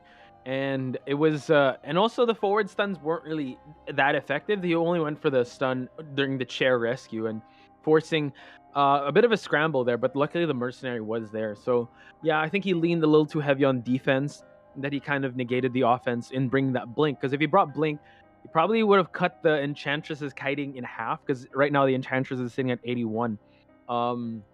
Could have been like 40 seconds, could have controlled the Cypher Rush, could have teleported at the right Cypher, and also just, secure more than just a tie. So that's just a lot of shoulda, woulda, couldas, ladies and gentlemen. VOS is still in this. We are going to head into the second round, but NL is leading, not just in rounds, but with 5 points. Yeah, very, very convincing play by especially by Baby Boss, like bringing in the 5-0. That's already making a statement right there. So in next round, I think they definitely need to respect ban his sculptor, because it was just sorry. No, I was gonna say it's Boy Boss. Sorry, Boy Boss. You said Baby Boss. That's a movie. Baby Boss. I'm so sorry. It's okay. No, I get confused too. Yeah. Yeah, I mean, Baby Boss is technically a Boy. boy. Yeah, but yeah, I mean, Baby Boss is technically an adult as well. But Boy Boss has definitely done a lot for his team in the first half, getting that 5 points. So right now, if you're on the side of VOS, okay, let me just have a real quick look at the list here. If you're a VOS, you know that Boy Boss is proficient in Sculptor. Mhm. Depending on the map that they choose, take out the Sculptor, maybe deal with his Breaking Wheel. But again, if that's the case, you have to ban certain maps and choose certain maps. For example, Arms Factory again, so that Mhm. he won't play the Breaking Wheel, and then you can ban his Sculptor. Like if you get the True. choice, you should go for Arms Factory again, or even the Red Church. Take away his Sculptor, and at least Boy Boss will be forced to play a Breaking Wheel, or even a Geisha, force out a Geisha. But if you have a Geisha, well, Onto works well against both of these hunters. Picks. Yeah. Yeah, so again, it comes back to the strategizing, the map picks and bans, and from there they can decide what kind of lineup they want to go against. Because VOS here, I can see they have a lot. They have Novelists even. They have Novelist. Definitely works very well against a Breaking Wheel. Even a Gravekeeper, even a Priestess, the one thing that VOS is lacking, just to put it out there, is a stunner. NL has Yeah. plenty of those, but VOS, none. Well, That's hard. they tried, right? They tried the forward and the enchantress, but passive stunners, right? They didn't really go for much of the rescues, or we have yet to see that. So they have yet to shine. Who knows? Maybe they're going to come out because, yeah, you did bring up a lot of variety when it comes to their hunters, and yeah, I like that strategy. Go to a map that takes away, that bans the breaking wheel, so you can just ban the sculptor because the sculptor already did a 5-point game. You don't want to roll the dice on that just yet because Boy Boss's sculptor is just on another level. You don't want to. I don't think like the time in between matches you could formulate a game plan. The best you could do is probably ban it and hope for another matchup. So I like the sound of that. I think we're going to see the picks and bans in just a bit. And also note that, yes, it does say that Assassin 14 does have a novelist, but novelist in this tournament is not allowed. So I see. but he has a patient, so that's good. I know Professor Yeah, also that's is good. not allowed. Yeah, Professor's not allowed. Little Girl is allowed though, because technically, Good. I thought Novelist came out first, but you know what? It's okay. Tournament server, the rule dictates that Novelist and Nightmare and Professor would not be used. But you know what? Anything can happen. We had an amazing first round, so I can't wait to see what's gonna happen in round number 2. But before that, some shout outs to some Let's people. go. Let's go. This is the session for the third shout out here. Welcome to the people who just made it to the chat. I know that most of you have different time zones, so I'm just gonna try and welcome you as much as we can. We're just gonna try and welcome you. Toru K, hi, welcome to the stream. Just saw you here. Brocked, late candlestick, and Rachel. Hello, Rachel. I hope that we're a little bit more informative today. Yeah. Again, Yeah. yeah. Again, there's a lot of styles when it comes to commentating, and it's yeah, we appreciate the feedback. We're gonna try it Yeah. our best as possible. Again, sure. professional fans, but you know, Nell is a top survivor. What was that again? Prisoner and Postman Let's S3 go. S5. But For me, yeah, I just enjoy the game. I'm just very excited all the time no, to see whatever comes up. Posh is S Enchantress in the making, man. In the making. In the making. Pen Mochi approved, right? Pen Mochi approved. She approved. S Enchantress confirmed. But, yeah, you know what? He just makes the hunters cry with his Enchantress. Oh no, that's why I want to see Enchantress. I'm taking down notes, guys. I'm taking down notes. Oh my god, yeah, for sure. And Alia as well. Alia, beautiful name. Welcome to the stream, guys. Alia, Francis, Auntie Zo, and Asiadol, Eden, Foggy, Eve the Raviolo again, Lucian. Yeah. Sorry for those of you who we've missed I say giving you shout outs, because obviously when we're in the game and there's a delay in the game between real time and in the chat as well. So yeah, hope you guys enjoy the tournament and have fun. Just type anything in the chat, because we're there. We're lingering in the chat. Yeah, for sure. We will get back in just a bit. We did get a little bit of an update. There will be a change. So Honor is coming in. Honor being forward, batter, acrobat. Also, Nell, I don't know if you saw the chat, but our broad chat here, but NL banned Red Church while VOS picks Ever Sleeping Town. VOS picking Ever Sleeping Town. This opens up the breaking wheel, unless they're gonna like ban the breaking wheel to start things off and bring the sculptor there. But sculptor, you're gonna roll the dice again facing Boy Boss's sculptor is a kind of risky play. That's very weird because VOS Rando Lando he plays from here. It says he plays sculptor, disciple, and violinist according to our notes. So if NL bans Red Church, it feels kind of weird that VOS brings Ever Sleeping Town simply because, well, Boy Boss is good with Breaking Will and Geisha. Those are good maps for these two for Mhm. these two hunters. And even if they ban Breaking Will, Boy Boss still has Geisha and still has Sculptor. Whereas for Rando Lando, Mhm.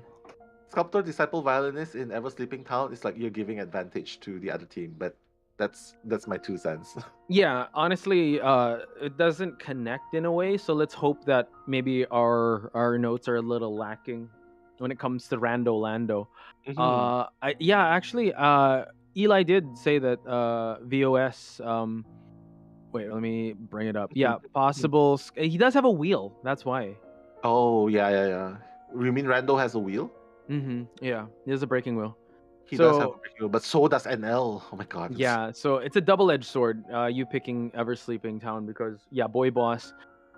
First in our notes, he's really known for that breaking wheel. So Hmm. well, okay. So hang on, wait. I'm just looking at the notes that Eli did give us. Possible Dream Witch too. So maybe Dream Witch because he's gonna see if the wheel can come through. If it doesn't get banned, then maybe he's gonna go Dream Witch. I see. Mm-hmm. And probably they're gonna ban Baby Boss Breaking Wheel.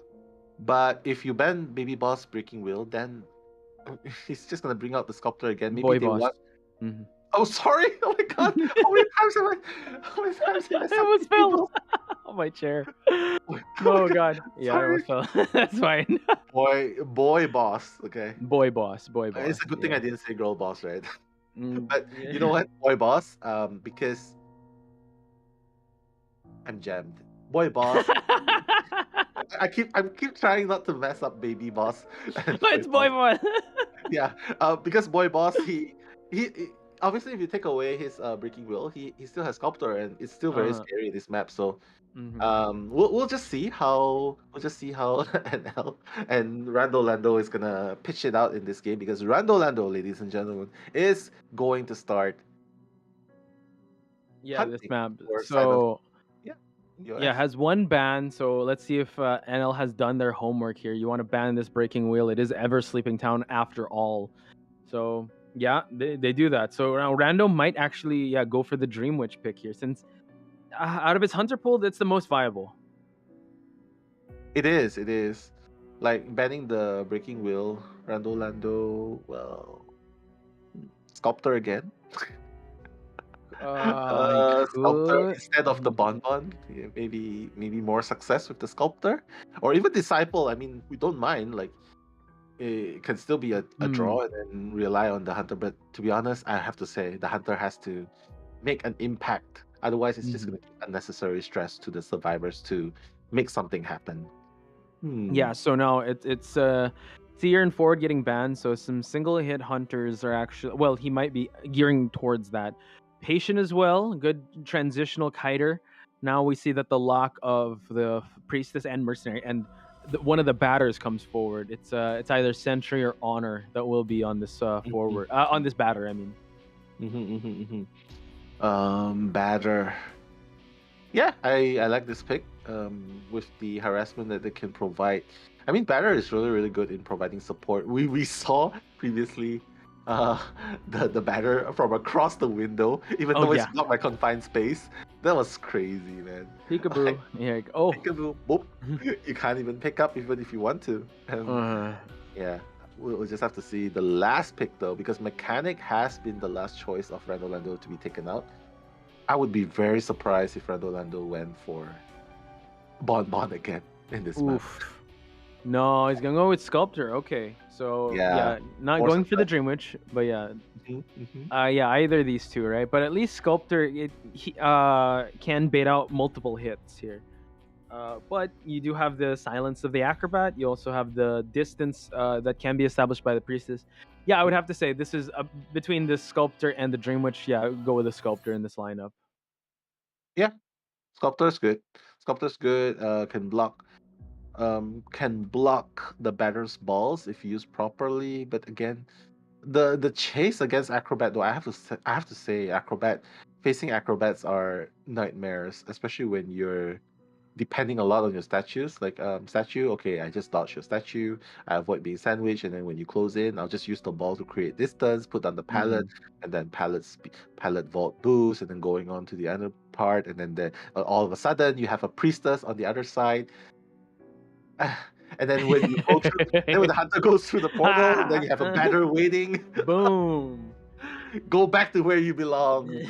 Stay back. Yeah, but technically it looks beautiful in paper, but it takes a lot of teamwork to execute though. Oh yeah, and a lot of comms and a lot of shouting in the comms. I'm sure, like, oh, he's here, he's here, he's here. Like, I can only imagine how crazy the voice comms are with a well-rounded team.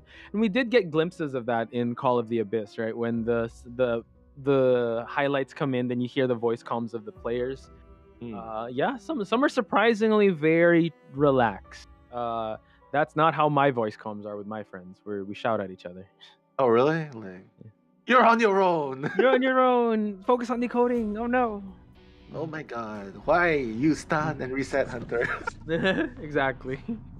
Yeah, but this is the this is a very good spawn. Right after the tram, but the tram's not gonna hit anyone yet. Gonna move towards the middle. Honor is there, obviously in the middle. Try to give a little bit of tinnitus there. And Honor is gonna transition away, but then again, is Honor really the one? Oh my god! Cancel it out and gets the hit too. This is actually a great start for Rando Lando. If he can stuff the sole rescuer of the team, yeah, what a great pace. And now also another 3-9 build. Again, he's really a fan of that insolence, which again in Sculptor you want to get the tier 2 statues and also that trump card. So far so good on the side of Rando Lando. Yeah, and mind you, Posh, Honor has already used up all of his pads. That's not how you want to start. Yeah, that's not how you want to start. There's a rotation going on here for you guys. Just to get a little bit technical. Basically, if you get hit right there, you should. Oh my god, get hit through the window. A lot. So you were saying, yeah, the rotation. The rotations definitely when you're in the middle, you definitely want to move up towards. You definitely want to move up towards the second floor, move towards the back. But maybe he doesn't want to disturb. He doesn't want to disturb his teammates who are on the second floor. But to be honest, at this point, you can't really be you can't really fuss about it because you can see no one's decoding on the second floor. You could easily go up the second floor, transition towards the graveyard. Sentry and that's a banner that could have provided support to you as well. I think there's a lot of things that it could have done there instead of just spamming all 3 pads. And then now you're on the floor. Once the Acrobat rescues you practically have nothing to help you do a rebound kite. Yeah, I know. We're seeing that the Acrobat is trying to bait a basic hit. Oh, there gets the basic hit, and now the rescue happens, and now the Mercenary actually doesn't go through the portal.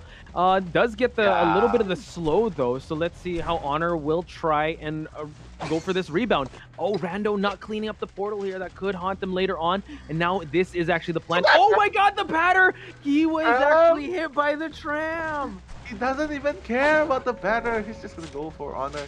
And that's exactly what I'm talking about. Like, it feels like Honor is probably not warmed up yet because you can obviously see Priestess right there preparing the portal for him to run through. If he actually paid attention to it, or if he was reminded of it, he would have easily went through the portal, make that transition into under the 2 floor, and easily rotated up the second floor. But now the batter is here. Oh my god, that was close. That was a good trade. This batter has to be careful. He's got to look at the rear view mirror. Yeah, there could be a statue. There could be a tram. He misses the hit, but this actually gives an opening for the Mercenary to actually buy some time because 2 ciphers remain. So the batter is doing a great job. Yeah, the batter's doing a great job of harassing, but he's not doing the best job of supporting, because if you do this kind of harassment, you're not supposed to get hit. If you get hit, who's supposed to come and rescue? Like now, like now, no one with Tide can come and help the Mercenary because you're at half health. Acrobat's at half health. Priestess is healing the Acrobat, and right now, all of a sudden, you have to sacrifice a Mercenary that could potentially, with the delayed damage, kite a little bit longer. So it seems like, yeah, the acrobat's still kind of overextending here. Yeah, the risk there, you want to be able to go unscathed while you harass, because if you go down, you're actually going to be feeding the hunter presence. That also delays the objective of popping ciphers, and now it seems like the acrobat will be going for this rescue. And nerves of steel on this acrobat, actually. The way he was able to just bait out a basic hit. So now 2 ciphers still remain. Let's see if they can get this. Well, I don't think they're gonna make the rescue happen in time. Yeah, it's not gonna happen in time. Like perfect rescue before half the first time, but again, all is not lost for Team NL because there's still 2 ciphers remaining. Even though one of them is at half and the other is just a new cipher practically. But what they need to do now is the batter is going to be the one getting chased. To be honest, batter should have followed, go to be healed, but now he's gonna go down and no one can rescue again. Yeah, because the acrobat needs to pop a cipher. 2 ciphers still remain, so that was actually. I was actually hoping that the batter would go to the priestess to get healed up while the acrobat feeds the tinnitus. At least you can give that time for the camping to happen. And now the priestess has to be very careful. She doesn't want to get sniped out since she's the sole decoder. Acrobat will have to go for the rescue. Ari main just moving away. A nice avoidance so far. That was close, Nell. That was close, but right now you can see the red bomb. Okay, he can make sure that the rescue happens. But oh my god, it seems like Randall Lando has a habit of just waiting. Of just waiting. But the good news is the batter's damage is down, but Acrobat is still at full health, so he can easily manage another rescue. But again, Priestess is on the second floor, right where Randall Lando is chairing Sentry, and this looks really, really dangerous, to be honest. Yeah, but now the acrobat actually gonna make the rescue happen while Lando kind of extends here. Oh my god, changes to abnormal just to prolong it, but now kind of loses sight and now runs into the acrobat. This actually provides enough time for this this batter to lose line of sight. So let's see, let's hope this rebound kite would last for this batter, because Sentry is providing that distance, has a cricket bat to use, but now eats a hit. One more, he will be falling down. And now the tram is here. He's going to try to go for the hit, but no, trades it off. I mean, oh god, Randall Lando is doing amazingly well this thing. His decision making is really good. Like forcing the machinery. He obviously, the moment he sees that machinery is spamming the pads, like, you know what, I'm not even gonna try to kite. I'm just gonna use up all the pads. Like in less than 10 seconds he used up all of his pads. So when things like this happen, a hunter main would know what's going on. And just like that, full presence, literally nothing that you can do at this point. Randall Lando is just gonna chair. He realizes that abnormal is only gonna buy a little bit of time for him before the cipher is being popped. And what do you think Priestess can do at this point? I think, yeah, just leave the cipher, stay in the middle so you can use your holy keys, and just go for the dungeon at this point. Because, oh my god, he's actually going to push for the cipher. No, he's not. It is close to popping, though, so Ari main has to be careful. She wants to stay at this side because this is where the dungeon is at. She should go and save, to be honest. She has 3 portal keys. Oh, but the abnormal again! Uh-huh. Adding more pressure here, but Lando is gonna get a whiff that no one is at this area. Oh my god, Ari main being spotted early on. Acrobat already past the halfway mark, so Ari main really needs to make this kite last, and it seems like she's gonna try to go for the rescue. Yeah, I mean, does she realize that the cipher has been abnormal? Because even if they go back to rescue, it's gonna be really dangerous. Use the ball now! Whoa! Nice. Wow, very, very clutch there, but he's gonna go down for the final time. But here's the thing though. Randall Lando, if he doesn't share the acrobat can still use the selfie and go up. But if he shares the acrobat, well, technically Priestess can just run to the dungeon straight away. Oh my god, he's gonna share the acrobat, I think. Yeah. This is gonna be huge for the Priestess. The Priestess now realizing it's already been abnormal, but Randall Lando, once he shares, then look at the Priestess. She's gonna just make a mad dash towards the dungeon because that's already open. And now we see that the Chisel is gonna spot out the Priestess. Last hope is for him to make a dash towards it, but it seems like they're gonna get at least one survivor out. Yeah, I mean, definitely good job on the side of Randall Lando, stepping up from his previous Bonbon game and now getting a 3K. It's very, very apparent that he cannot leave the acrobat there, because if prolongs the kite, he doesn't have any more trade to change into. He has already invested his trump card into abnormal, so that's why I think it's very 3K is the best he can do at that point, and I think it should be good enough for the VOS team to have a breathing space.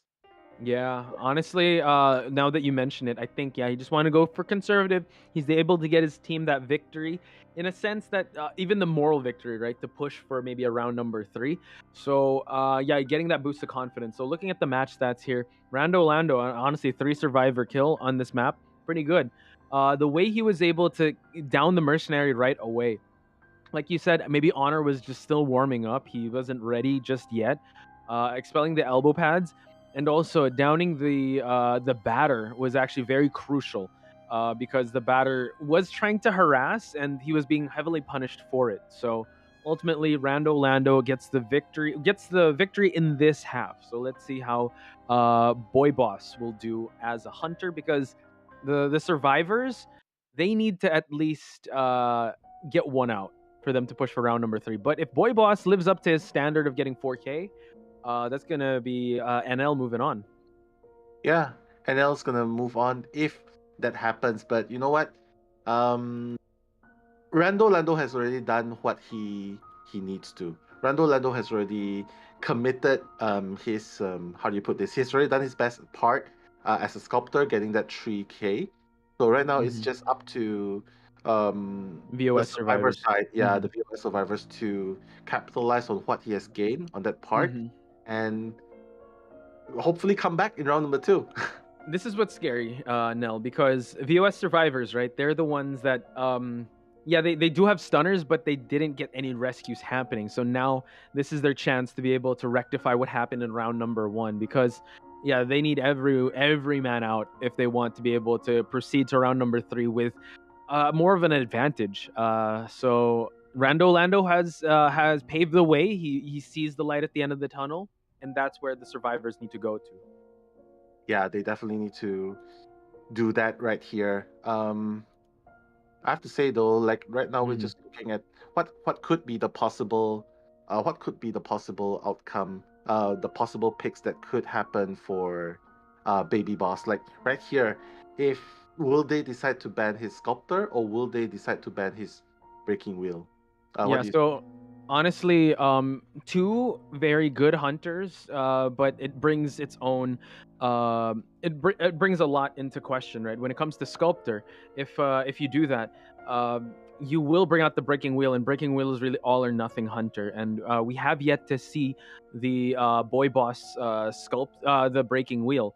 But I mean, I think it's the age old question. It's the devil you know or the devil you don't, because they have faced the sculptor before, and they think if they think they can go toe to toe once again, I think that should be fine. But for me, I feel like maybe they should try, if they're comfortable with a breaking wheel match, because we've seen how survivors can kite for long, and they can kind of outpick him with maybe having an acrobat, having a batter, having harassers, just to help. But they need to level up from what they showed us in round number 1.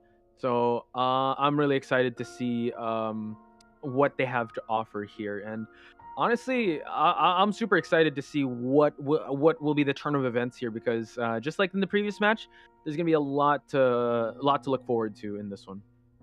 Yeah, for sure. I'm just excited at this point to see what Baby Boss will respond, because again, we know the results. We know what's at stake right here. If VOS manages to get an advantage in points and win this round, then technically we're gonna see a round 3.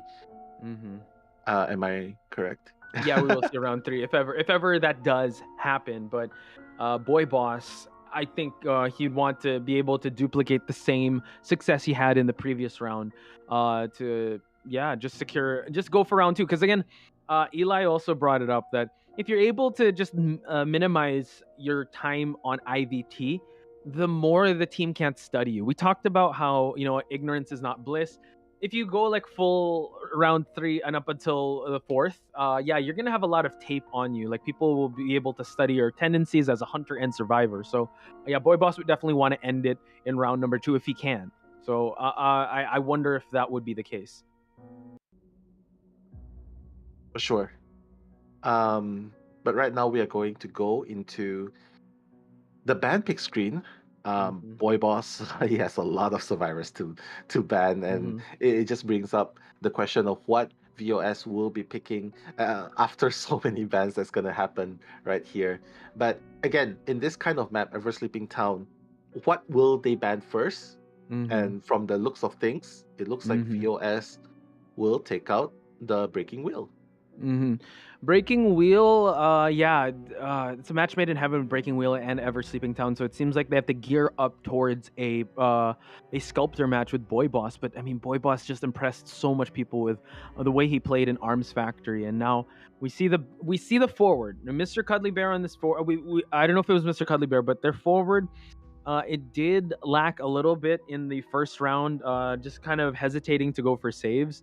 So yeah, just gonna ban the entomologist because he did have trouble at the start with the entomologist. Now this kind of opens up, if ever they go patient, if they ever go, since they have some patience, survivors. So they could go back to Enchantress as well, since they're gonna gear up towards a sculptor match. Yeah, a sculptor match, but they've already seen what Boy Boss can do with a sculptor. Even though it was Arms Factory technically in game number 1, but even in Ever Sleeping Town, sculptor is still a menace. And looking at the lineup of VOS, I feel like it's not exactly a counter towards sculptor, because and Boy Boss is not even going for the sculptor, he's going for the geisha, and I feel like VOS knows that he's preparing for a geisha here, because this lineup sort of counters geisha, like with the enchantress and the forward and the tankiness of psychologist and even the portal. Yeah, so interesting that he leaned towards this geisha match, because honestly, there's Boy Boss is gonna have his plate full, just trying to chase down any of these survivors, because like you said, a lot of them have a lot of sustainability and can eat a lot of hits with that psychologist and stun as well. So honestly, this can go either way, but this might be the opening that VOS needs for them to push for round number 3. Round number 3, yeah, definitely they have to make this count. Right now, what's the point? Can you bring us up to date, like the points for round number 2? It was round number 1 and round number 2. Yeah, so round number 1, it was a 5-2. Again, that was a 5-0 and a 2-2. So it was a 7-2. And then now it's a 3-1. So if we look at it, yes, we don't want to compare the scores just yet. We want to compare rounds. So ultimately, I think that's what VOS needs to do. Since the Hunter VOS did get a 3-1, honestly, the survivors can just go for a tie, and that could possibly happen.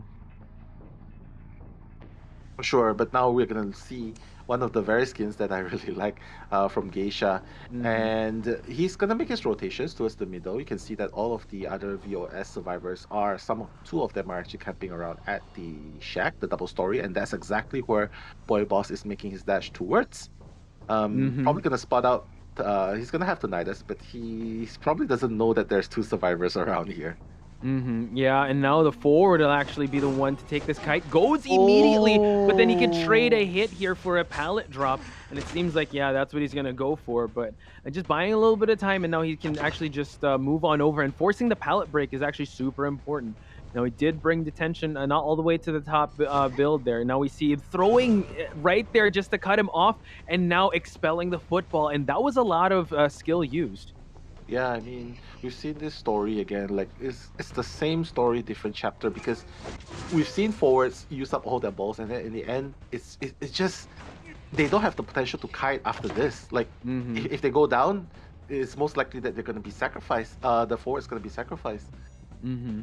Oh, now we see that him using the butterfly trick again, just negating the dash. Oh, he landed on the pallet there. Nice drop on the side of Assassin here. Now this is actually an excellent kite, and now just running towards the portal here. And now he actually has a way. Distracted is also here, so setting up really good portal placements here at the corner house. And Boy Boss actually kind of in a tough spot here. 4 ciphers still remaining. Gotta watch out for that tram. Oh, the tram. Okay, cool. And now we see that he does expend his last football here, and now just going back and forth. But honestly, like, that was a good trade-off. Him finishing the skill off for him to buy enough time.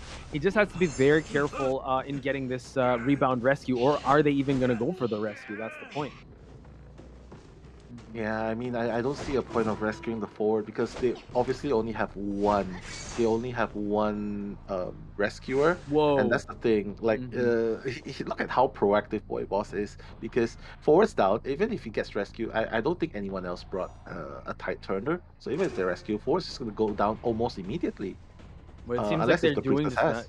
Maybe the Priestess might have, so he's gonna try to bait a 180 hit. Terror Shock! This is a game changer, Nell. Oh Boy my Boss God. now turning a potential tie into something even greater here. So now let's see what he's gonna do with that Terror Shock. That was so important for him to get this victory. And now this Enchantress, you can't buy too much time with this Enchantress because this Enchantress will eat up that stack. She wants to build that stack. So immediately Boy Boss making sure that this Priestess doesn't try anything funny. And now actually she dropped right away. I thought she was gonna start hitting, and now he's gonna try to go for another Terror Shock. Can he go for it? It seems like another Terror Shock!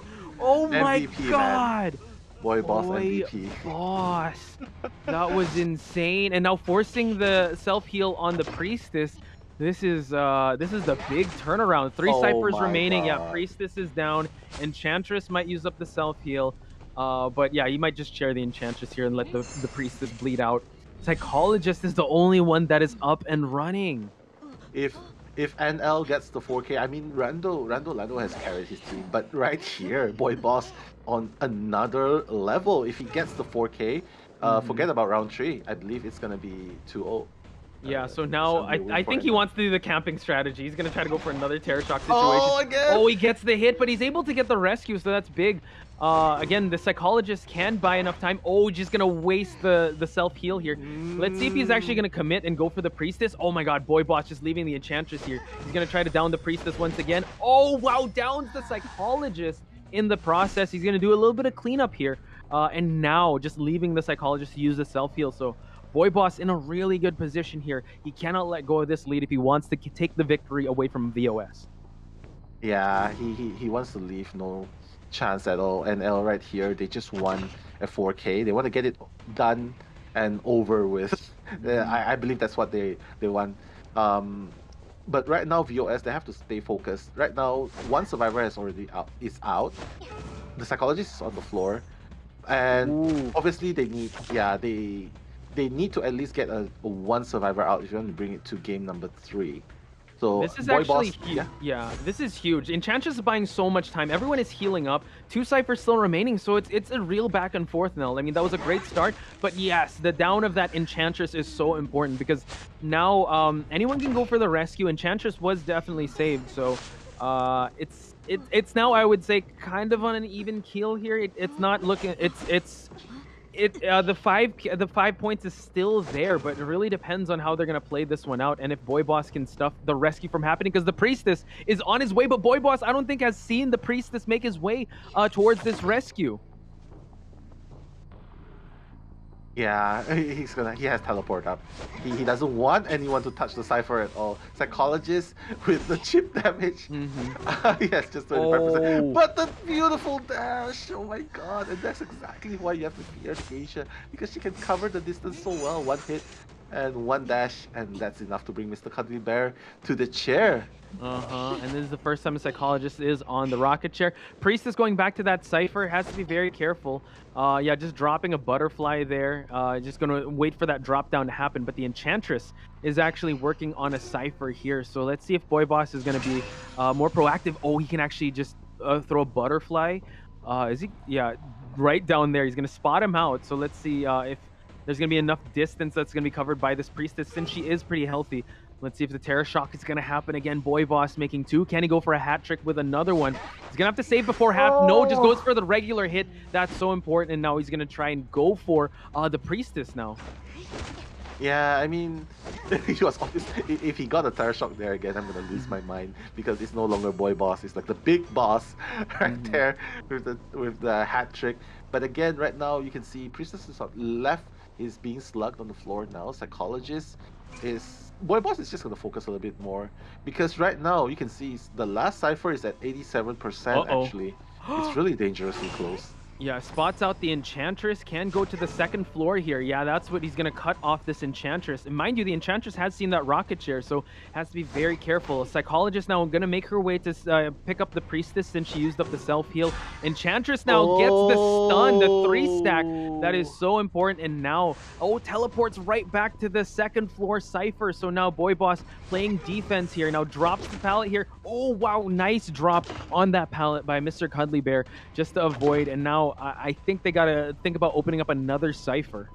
They need to, like, even though it's 3 survivors down, but technically they are still very, very capable of extending the kite. Whoa! Oh my god, Cuddly Bear, what are you doing? You're going next, right next to Boy Boss.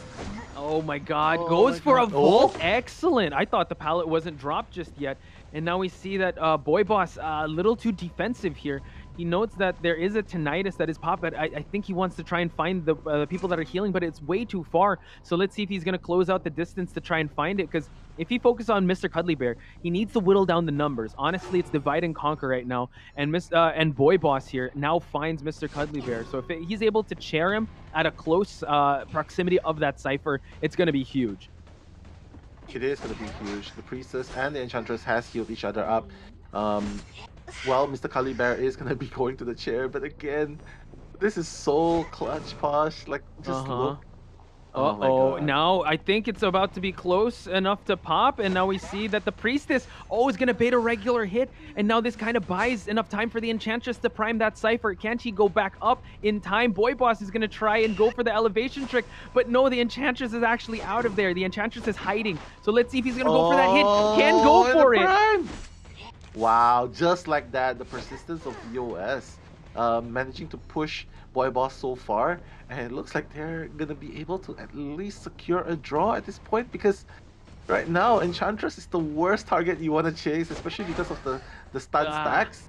Yeah, that is true. Teleport. And now, oh my gosh, the Priestess is actually here, but drops the pallet in time. And now the Priestess is down. She can leave the Priestess since the Priestess has used the self-heal. So it's still anyone's game. Detention is still in the air. So now we see that the Enchantress is opening up the exit gate. Can Boy Boss make it back in time? He's going to try to go through. And right there, the Psychologist is going to get found out. Enchantress is actually opening up that gate. So let's see if he can... Oh, is the gate open? I don't think it's open just yet. It's not open just yet, but regardless of the situation right now, it's still the Enchantress that's being chased, and she has a 3-stack waiting. As soon as Boy Boss gets close, he's gonna let it out. Yeah, and let's see if he's gonna go. Just goes for it because he saw that Boy Boss was changing targets. But now this is the opportune moment for Boy Boss to go for this Enchantress while she's still on cooldown. Does have already one and goes for the swing. Enchantress is down, but now you see that the Psychologist is about to open up the exit gate with that Priestess. No more teleport is ready, and now can he make the butterfly happen? No, it seems like we're gonna go for a tied game. It is going to be VOS with the victory of this round. GG, well played. They come back with that they come back with that sculptor play by Rando Lando, and now on the side of VOS Survivor, they managed to bring it to a draw, which means right now it's technically 1 win for each team. It's just amazing. I have to say they made that comeback beautifully, and so we're gonna enjoy another game.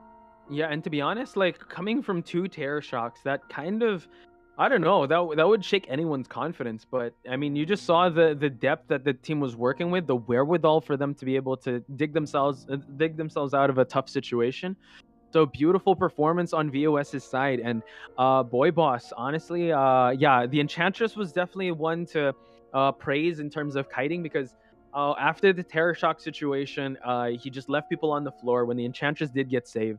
It was really just a back and forth, and turning that potential, I would honestly say that was a potential 4K into a tie. So that's beautiful.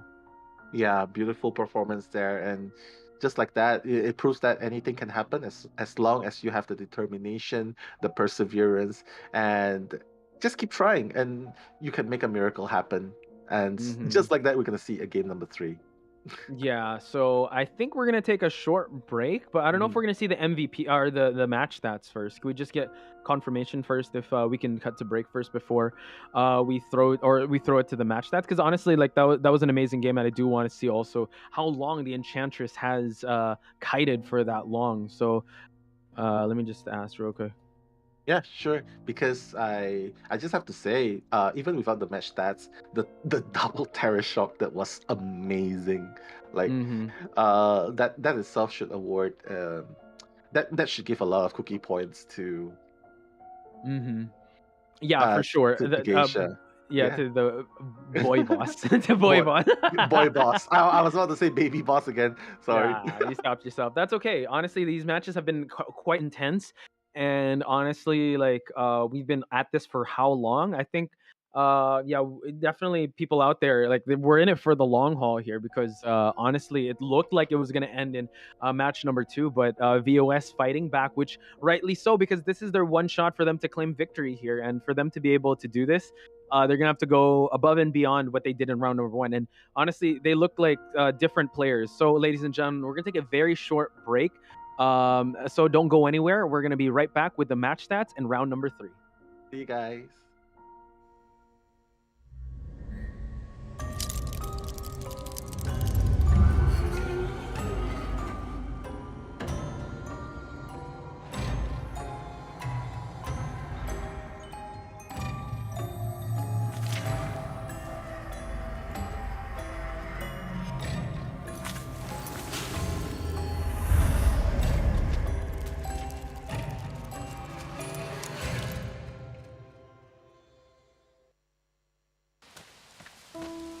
Last night, I dreamt of returning to that place once again, trapped in a trance, the scent of the soil and leaves, and the chimes of midnight were beckoning me. No matter how many times you found salvation within your own creation, you could not escape the nightmares of your memories.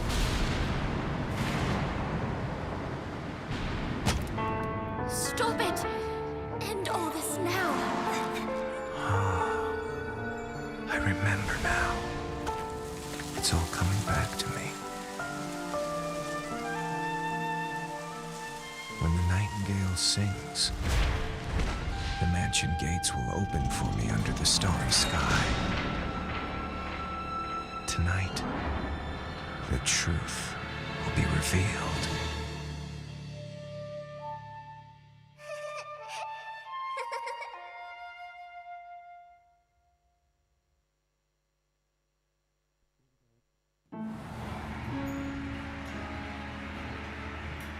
Stay a while. I have an interesting tale for you.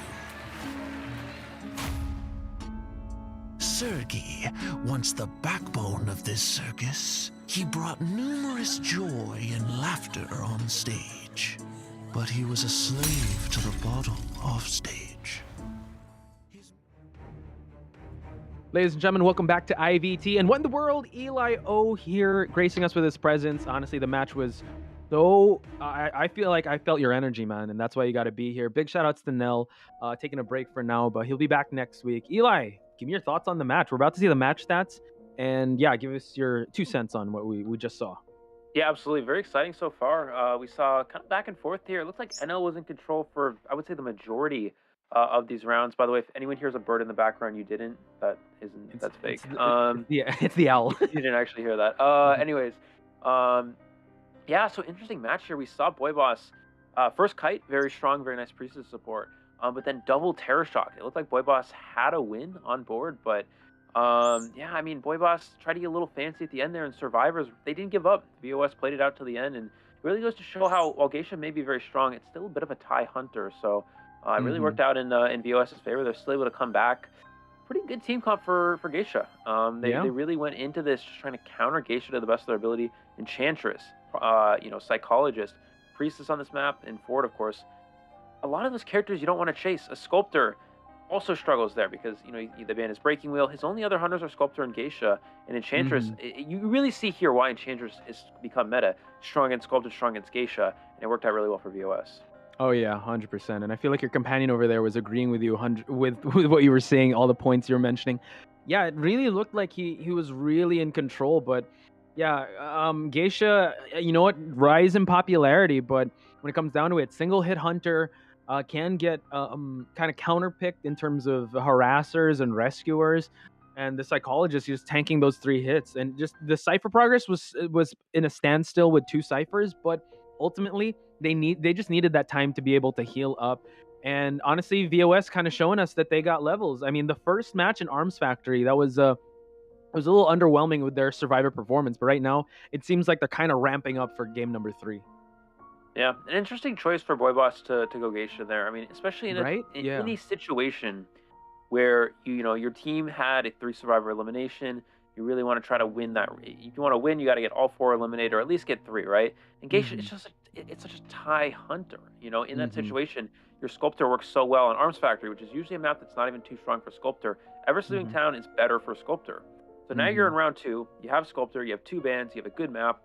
Just play Sculptor. I mean, that's the way I see it personally. But yeah, Boy Boss wanted to take a risk, went with Geisha, didn't pay off. The survivors countered it well, and we're just gonna see a 3rd round here. It's gonna be Lakeside Village, picked by NL here. So NL definitely having the advantage here, and it looks like Honor is subbed back out again, and Whatmutter coming back in. So we saw we saw in the last round the hunter for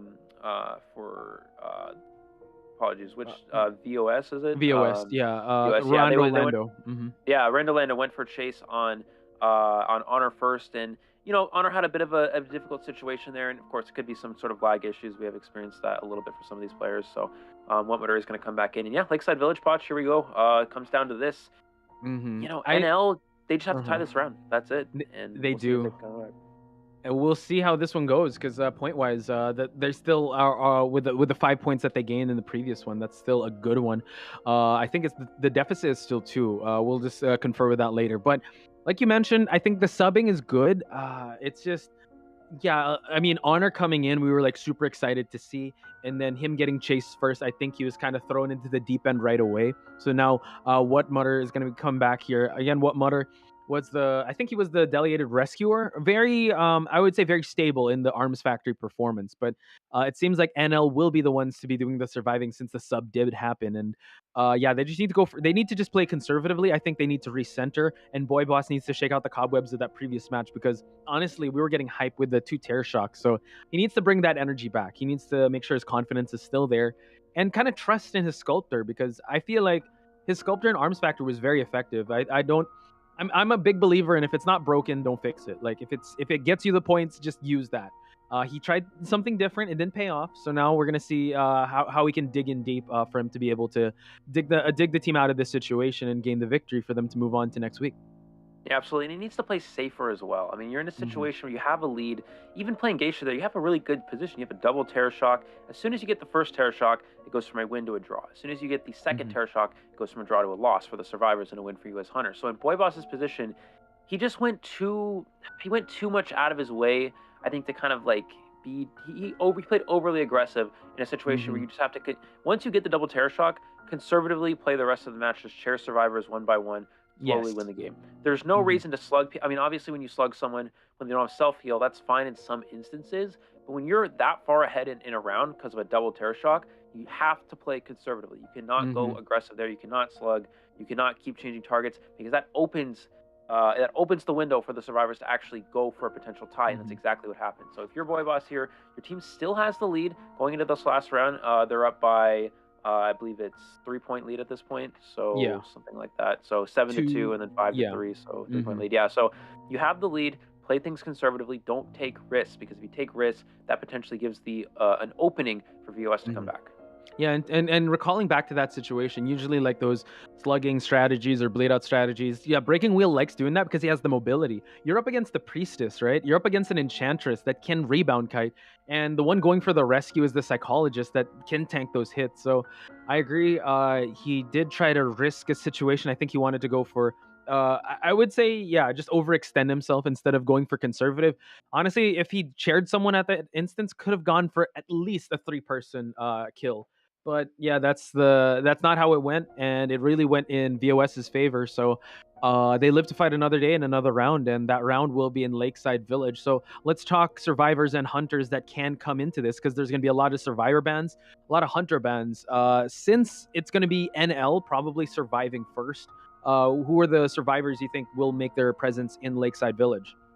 Yeah, so going into this last round here, it also really depends on, how Randolendo wants to approach this matchup. So he has 3 hunters that we know of: Bon Sculptor and Breaking Wheel, and he may also go into the Dream Witch, but it's a little bit less likely. So again, in a situation where you have to try to come back here, I think if you're NL, you ban Sculptor and Breaking Wheel. Just take Lakeside Bon's not too strong on this map. And additionally, it's also a tie hunter. You can afford to tie. If Boy Boss can tie as well, then you win the round. So there's no reason to go anything too aggressive. So I think what's going to happen here is we're going to see that be the case. We're going to see the Sculptor ban. We're going to see the Bon ban. The Breaking Wheel ban. And it's just going to be probably from the hunter side, we're going to see most likely Seer Forward Priestess, pretty standard. He may also try to sneak in a mechanic ban. We saw that in the first round, and that also works in this situation. If you're trying to go for a win as a Bon, you can't afford to give mechanic. If you give mechanic, that's when things get tricky, and that's what makes it a lot easier for the survivors to go for draws. But we are going to have Boy Boss on the hunter side first here. Expect Sculptor and Breaking Wheel to get banned, and we probably will see Boy Boss try to go back to Geisha here.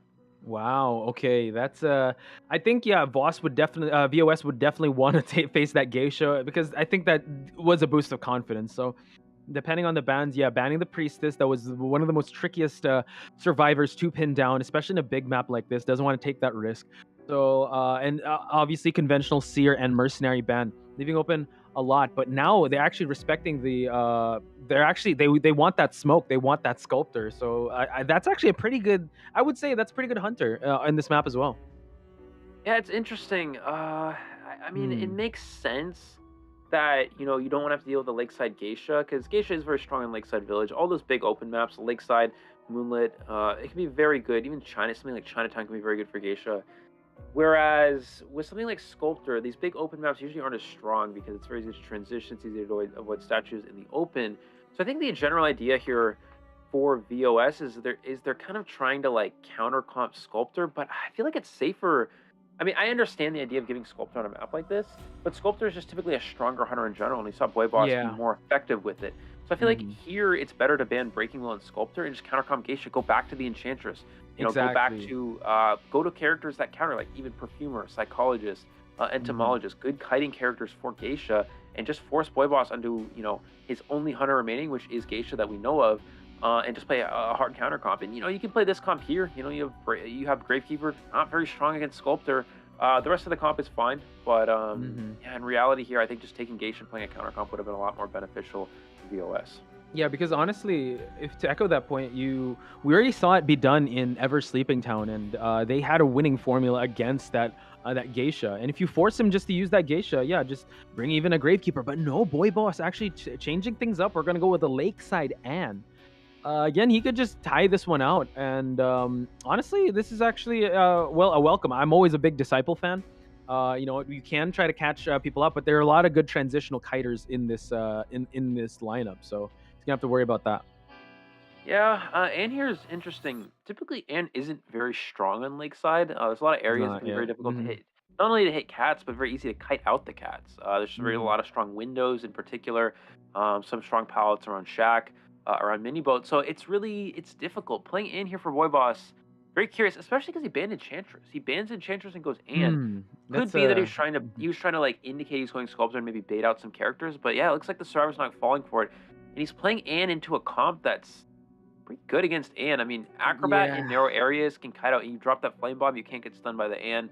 Psychologist can force at least 3 cats.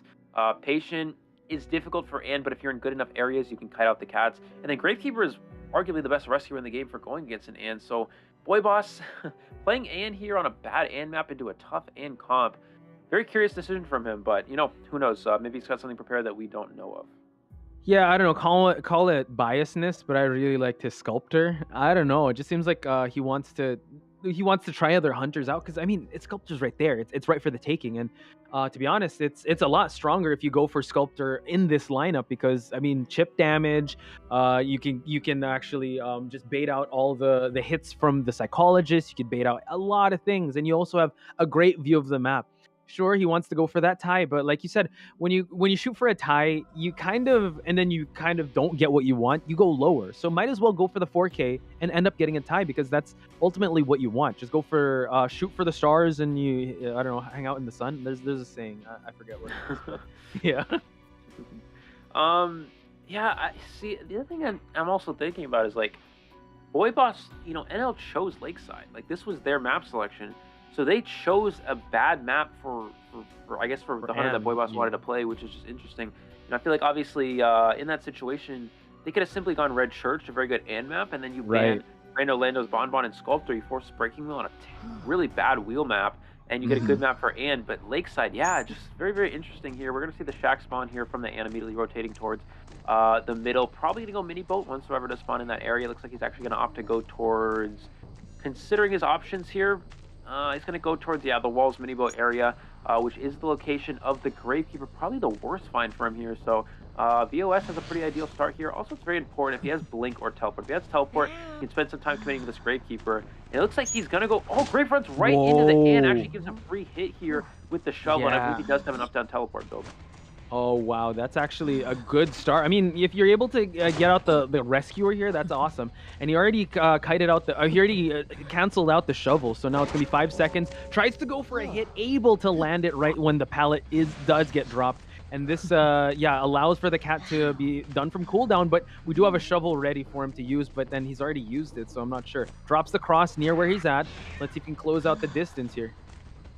Yeah, he's going to use that second shovel right here just to prevent any sort of blink or anything. Yeah, interesting choice from the Grave here to go for pallets. And in that situation, you really just want to spam pallets as much as possible and wait for your shovel cooldown. So giving that free hit there, just, a bit of a misstep from Mr. Cuddlybear. It's actually going to cost them quite significantly here. Boy Boss is able to get the second cat, does not have full presence, which means he still only has one jump available. He does still have this pallet actually, Poch, so I think he can actually head out this cat. The question is, does he actually go anywhere with it? And it looks like no, he's still going to go down here. It ends up being a pretty decent kite. We have 2 Cypher machines already primed, another Cypher at 60. So most likely this is on track for a draw at this rate. Yeah, for sure. And this is where, she can definitely shine. Let's see if they're going to try to commit towards a rescue situation because honestly, the Gravekeeper, I mean, it's going to be hard for him to be able to rebound kite. He has no more skills. In this rock area, you have to walk a considerable amount of distance to get to some structures to break that line of sight. And it seems like Assassin will be used. Oh, wow, just a gift from the gods here. Let's see if he's going to get the rescue and a stun as well. He's actually going to be able to stop this rescue from happening. Beautiful play from Boy Boss here. Assassin going to be going down. And yeah, just like that, I guess this end pick is actually working out in Boy Boss's favor. I really don't. The rescue there from Assassin, interesting choice. Gravekeeper has no shovels remaining. There's really no chance of him making that. And now this character is not going to be able to make the rescue either. He has teleport. He can easily just teleport right back to the rocket chair, which we should expect him to do right now. Yeah, there's the teleport. They may try to time this where Assassin self-heals. No, it looks like his heal's not ready. So yeah, he's going to just be placed on the rocket chair, and all of a sudden that tie for VOS is now turning into a losing position. Again, if you just sell that rescue, you let the Gravekeeper be expired there, you get a tie for the survivors, and you rely on Rando Lando getting a 3-person elimination. But now, if you get 4-person elimination here, it's over. You have no chance of coming back if you're VOS. So I think you just really have to take that risk. Ooh, nice bomb. And now, this is actually the same Boy Boss that we saw in the previous game, but he's playing a lot more focused. So let's see, he's going to try to go for this rescue, able to try to bait out a reaction. Acrobat eats that hit, but with no Tide Turner, this patient has to make this hook count. Able to go through, but man, Boy Boss, I mean, he's just walking. He's going to go for the charged up hit, and Patient back to the ground. Yeah, Patient down there. Yeah, missed ball, a missed hook, and just like that, Boy Boss has a very advantageous position here. It looks like we're going to see him get shared on one of these Cypher machines as well. I mean, the start was so good for the survivors. Gravekeeper chased first, did a decent kite for what it was, and, still had a drawn position, maybe even a winning one, but just going for that rescue, and we're going to see Boy Boss when he's running close to that. He gets the jump before the Acrobat gets the ball off. Beautiful job there. from Boy Boss, and now I think it's just a matter of time here. If we see a 4-person elimination, this will be the final result here. NL will be the winning, will be victorious. So Yeah. he's just really gonna look for the psychologist now. Yeah, if they get that 5K, I think they will. There's no coming back from this. And honestly, now we see that Boy Boss being more controlled. I think he kind of learned from his missteps in the previous round, and now he's just playing it, very conservatively. Honestly, it was really that stuffed rescue of that patient that really sealed the deal for Boy Boss's momentum here. And now the psychologist does not have that extra hit in her. Will have to eat that one hit. Tried to chain it to that stun, but no. We see that she is going up to the second floor area. Now, teleport is online. Acrobat is already up. One Cypher still remains, Eli. So let's see how they're going to play this one out. Cat does try to latch on to the... Oh, he does. Okay, and now goes for the stun. Can he get the hit in time? And now the psychologist has fallen back down. Yeah, absolutely. And he's going to go ahead and teleport to him. Oh, no, he teleports to the wrong Cypher here. So Acrobat has a little room to work with. The problem is they don't really have any progress on a last Cypher. Acrobat's going to go ahead and start to decode this one. I mean, Psychologist does have self-heal, so we'll probably see Psychologist try to, like, heal up here, pressure a Cypher. But, yeah, just giving away his location here. We're going to see him go for the cat onto the Acrobat, trying to go for, trying to search him out here. Acrobat able to avoid this a little bit longer, and has Khan on the side of him here. Psychologist going to try to push down a Cypher Machine. Acrobat kind of needs to stay alive long enough for Psychologist to get a Cypher Machine primed. That's kind of like only chance here for VOS. Yeah, that's true. And now with some bombs here, you can go for that. But, he's just going to release a cat here just to go for that stun. Has another jump here. And now he's going to be able to hit this Acrobat. That slow doesn't even come into play here. So now he just has to focus on this Psychologist who's desperate to pop a Cypher here just to pick up our fellow comrade here. But it seems like, Boy Boss is on his way to get 5 points for his team and the game. Just going to go back, looking for that Psychologist. She's going to hide out over near the big boat area here as long as possible. Dungeon is over in this area, but it's going to be a long time before Acrobat actually bleeds out here. Acrobat's heal is to 90%. And he's just going to kind of look around trying to find Psychologist, but I think he has probably caught sight of. Has caught sight of the Psychologist now. He's going to go ahead and commit to this character. I don't believe Acrobat can get back up, so it's just going to go for this cat here. Trying to mind game. You can actually get the cat up the stairs, which is pretty interesting. He's going to go ahead and do that. They're trying to hide the red light as much as possible. And Psychologist runs back into the end here, and he's going to be able to get the down. No, misses the hit there. And Psychologist can last out this cat, but I mean, it's really just a matter of time here. Okay, and now we see that the Psychologist just trying to buy some time, but the cats are on cooldown here, so that's what Boy Boss is actually waiting for, just to see. He's trying to bait a reaction, and now going for the jump already, and now Psychologist trying to run behind this pallet, but the cats are ready for that stun. Has to be very careful to kite out these cats. Now it's to drop the cross. Oh, just jumps on back, and that is going to be GG's. Boy Boss getting 5 points for his team, ladies and gentlemen. So it seems like NL will be moving on in this tournament. NL will be moving on indeed. No chance for VOS to come back, even with a 4 survivor elimination from the Hunter side. Of course, NL still would be leading ultimately on points. So, just excellent job here from Boy Boss and from the NL survivors as well. But we're going to see him just go look for this Acrobat here. And there's the surrender. And that is going to be it. NL will be advancing to next week's competition to play against Fusion on next Friday. So excellent job to NL here. VOS played well. They were in a tough situation for the most part. They were able to make a nice comeback in round 2, but ultimately NL holding the lead here and advancing. So, great job to them. Yeah, honestly, I was a big believer in the Sculptor, but he made the and work. I was actually very nervous coming into that one because early kite of the Gravekeeper, I think 3 ciphers were remaining, so that was a pretty decent kite. Once the rescue did happen, that just shows Boy Boss's camping ability is really not one to look past. So looking at the match stats here, amazing time made by Boy Boss.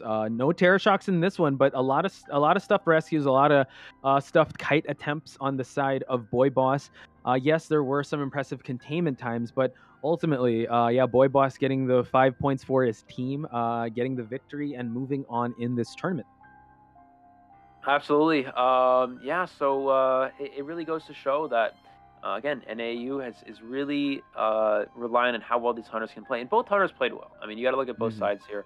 Randolino didn't lose a single game, had a tie and a win, so played very well. But Boy Boss ultimately coming out on top with this one. So yeah, I expect Boy Boss probably to be the MVP in this one as well. Just excellent gameplay overall here, especially with the Sculptor and the And. So yeah, just a great job overall. I think a lot of a big turning point in a lot of in this match was, you look back into the round 1 situation, and there was a point in which, against Boy Boss's Sculptor, the survivors had probably a drawn position. The issue was that I think back in round 1, Gravekeeper actually died in one of the Cypher machines, and also playing Gravekeeper into a Sculptor is a little bit risky. You kind of have to figure that that's going to be the case. We know Boy Boss to be a very good breaking wheel player, but will play Sculptor on maps, bad wheel maps like Arms Factory. So I think it was a bit of a surprise to see the Gravekeeper there, and it actually worked out in Boy Boss's favor, and he was really able to turn that. I mean, a Blink Insolence into tension build from Sculptor. It's usually a tie or a 3K build. It's not very very strong for 4Ks, but he made it work with that situation, and that was a big turning point, allowing for the win. We are going to see the final match results here. Final score 15-7 in favor of NL here, and also taking technically 2 rounds to 1. Yeah, VOS facing some early adversity in second round. They did bounce back.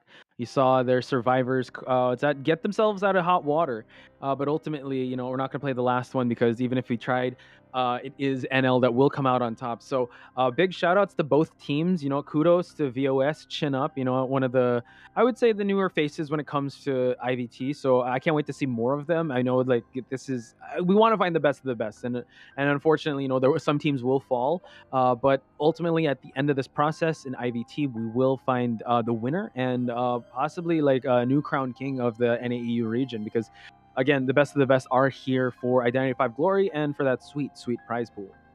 Yeah, absolutely. Yeah, NL again will be the winner here with that. So yeah, just looking forward to our future matches for next week. We have we're into the top 8. We have our top 16 this weekend. This match of course does conclude our top 16, and the final team moving into the top 8 being NL. So looking at this side of the bracket of what we saw today, of course NL versus Fusion next week will be a very exciting one. We also have I believe it's OVO versus NFZ, which I'm not mistaken. We saw NFZ earlier today with kind of an upset victory against K9T, a team on paper really heavily favored going into that matchup. Just a lot of tournament experience, a lot of very strong players.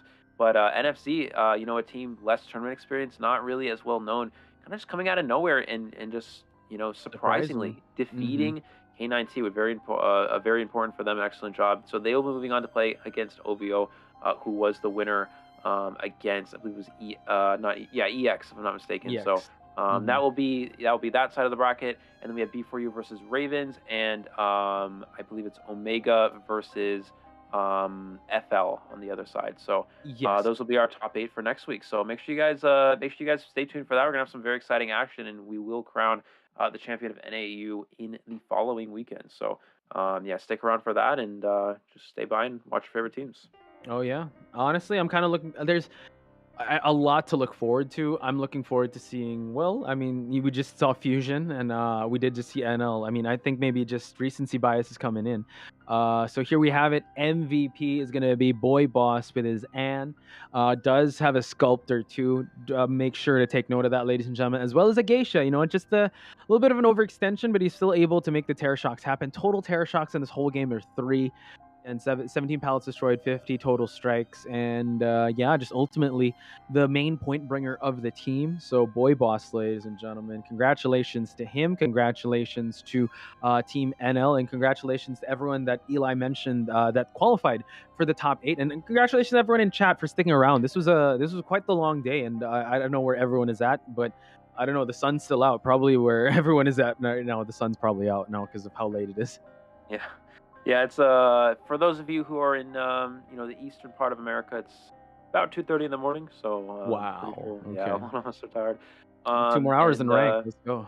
Yeah, I know exactly. Even for those of you who are on the western side, where it's 3 hours behind, it's still what is that, 11:30? So still quite late. So yeah, excellent. Absolutely props to everyone for sticking around here. Congratulations to Boy Boss and NL for moving on here. And yeah, we will be wrapping up things shortly.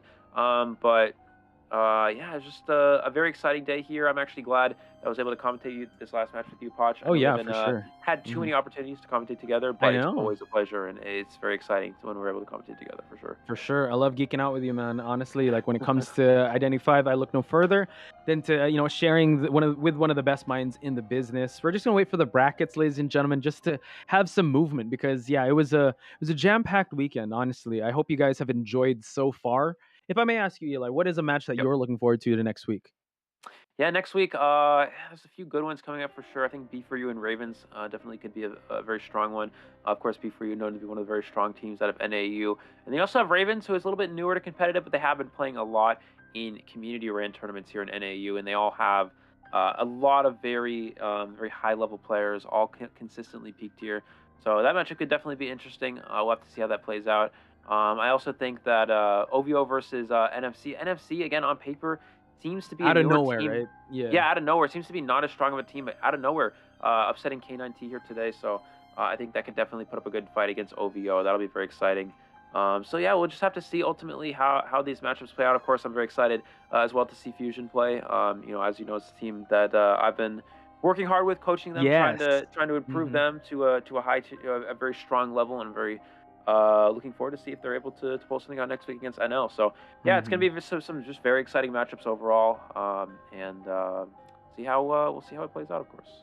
Yeah, we'll see. Actually, it's gonna be kind of exciting if you'll be the one commentating that match because you'll definitely give a different insight. But I have a feeling that yeah, you're more needed as a coach. So we'll see how that one goes. Maybe me and Nell will take the second shift on that one based on the rotations. But yeah, honestly, guys, spam and chat what teams you're supporting, what teams you are excited to see next week, and always be supporting with the NAU community. Again, we're just trying to IVT is just trying to raise the bar in terms of the competitive scene in NAEU. And Eli, you got Grizzly also kind of just championing the cause that is NAEU, just trying to make the scene a lot better. So do support them in your own ways. Because I know you're not going to shill your channel, but I'll do it for you guys. Subscribe to this guy Eli O on YouTube, Gaming Grizzly as well on YouTube, and Nello Mello on YouTube as well. Because it goes a long way. I mean, this game is up and up, and we want to make it grow bigger, and we want to grow the community more and reward the players and the content creators for the community. Yeah, absolutely. Especially in NAU, just trying to improve as much as possible. That's always the goal. It's just obviously NAU has been a region that's been it's been around the whole game, but overall just building up the community and just building up the teams, helping them helping everybody improve, trying to we look at Japan, we look at China, such strong servers, right? They always come out with very incredibly strong teams, always outperform everyone's expectations in KOA. Southeast Asia as well, really just coming out of nowhere. For those of you who haven't already seen so, go check out some of the Southeast Asia teams. There's a new one, I believe, ZT, if I'm not mistaken. is the name of it. 0-2, yeah. Yeah, very strong team. So, yeah, there's just some very nice action from all these regions. But of course, building up NAU, trying to help them improve as much as possible, and just seeing what we can do against the rest of the world.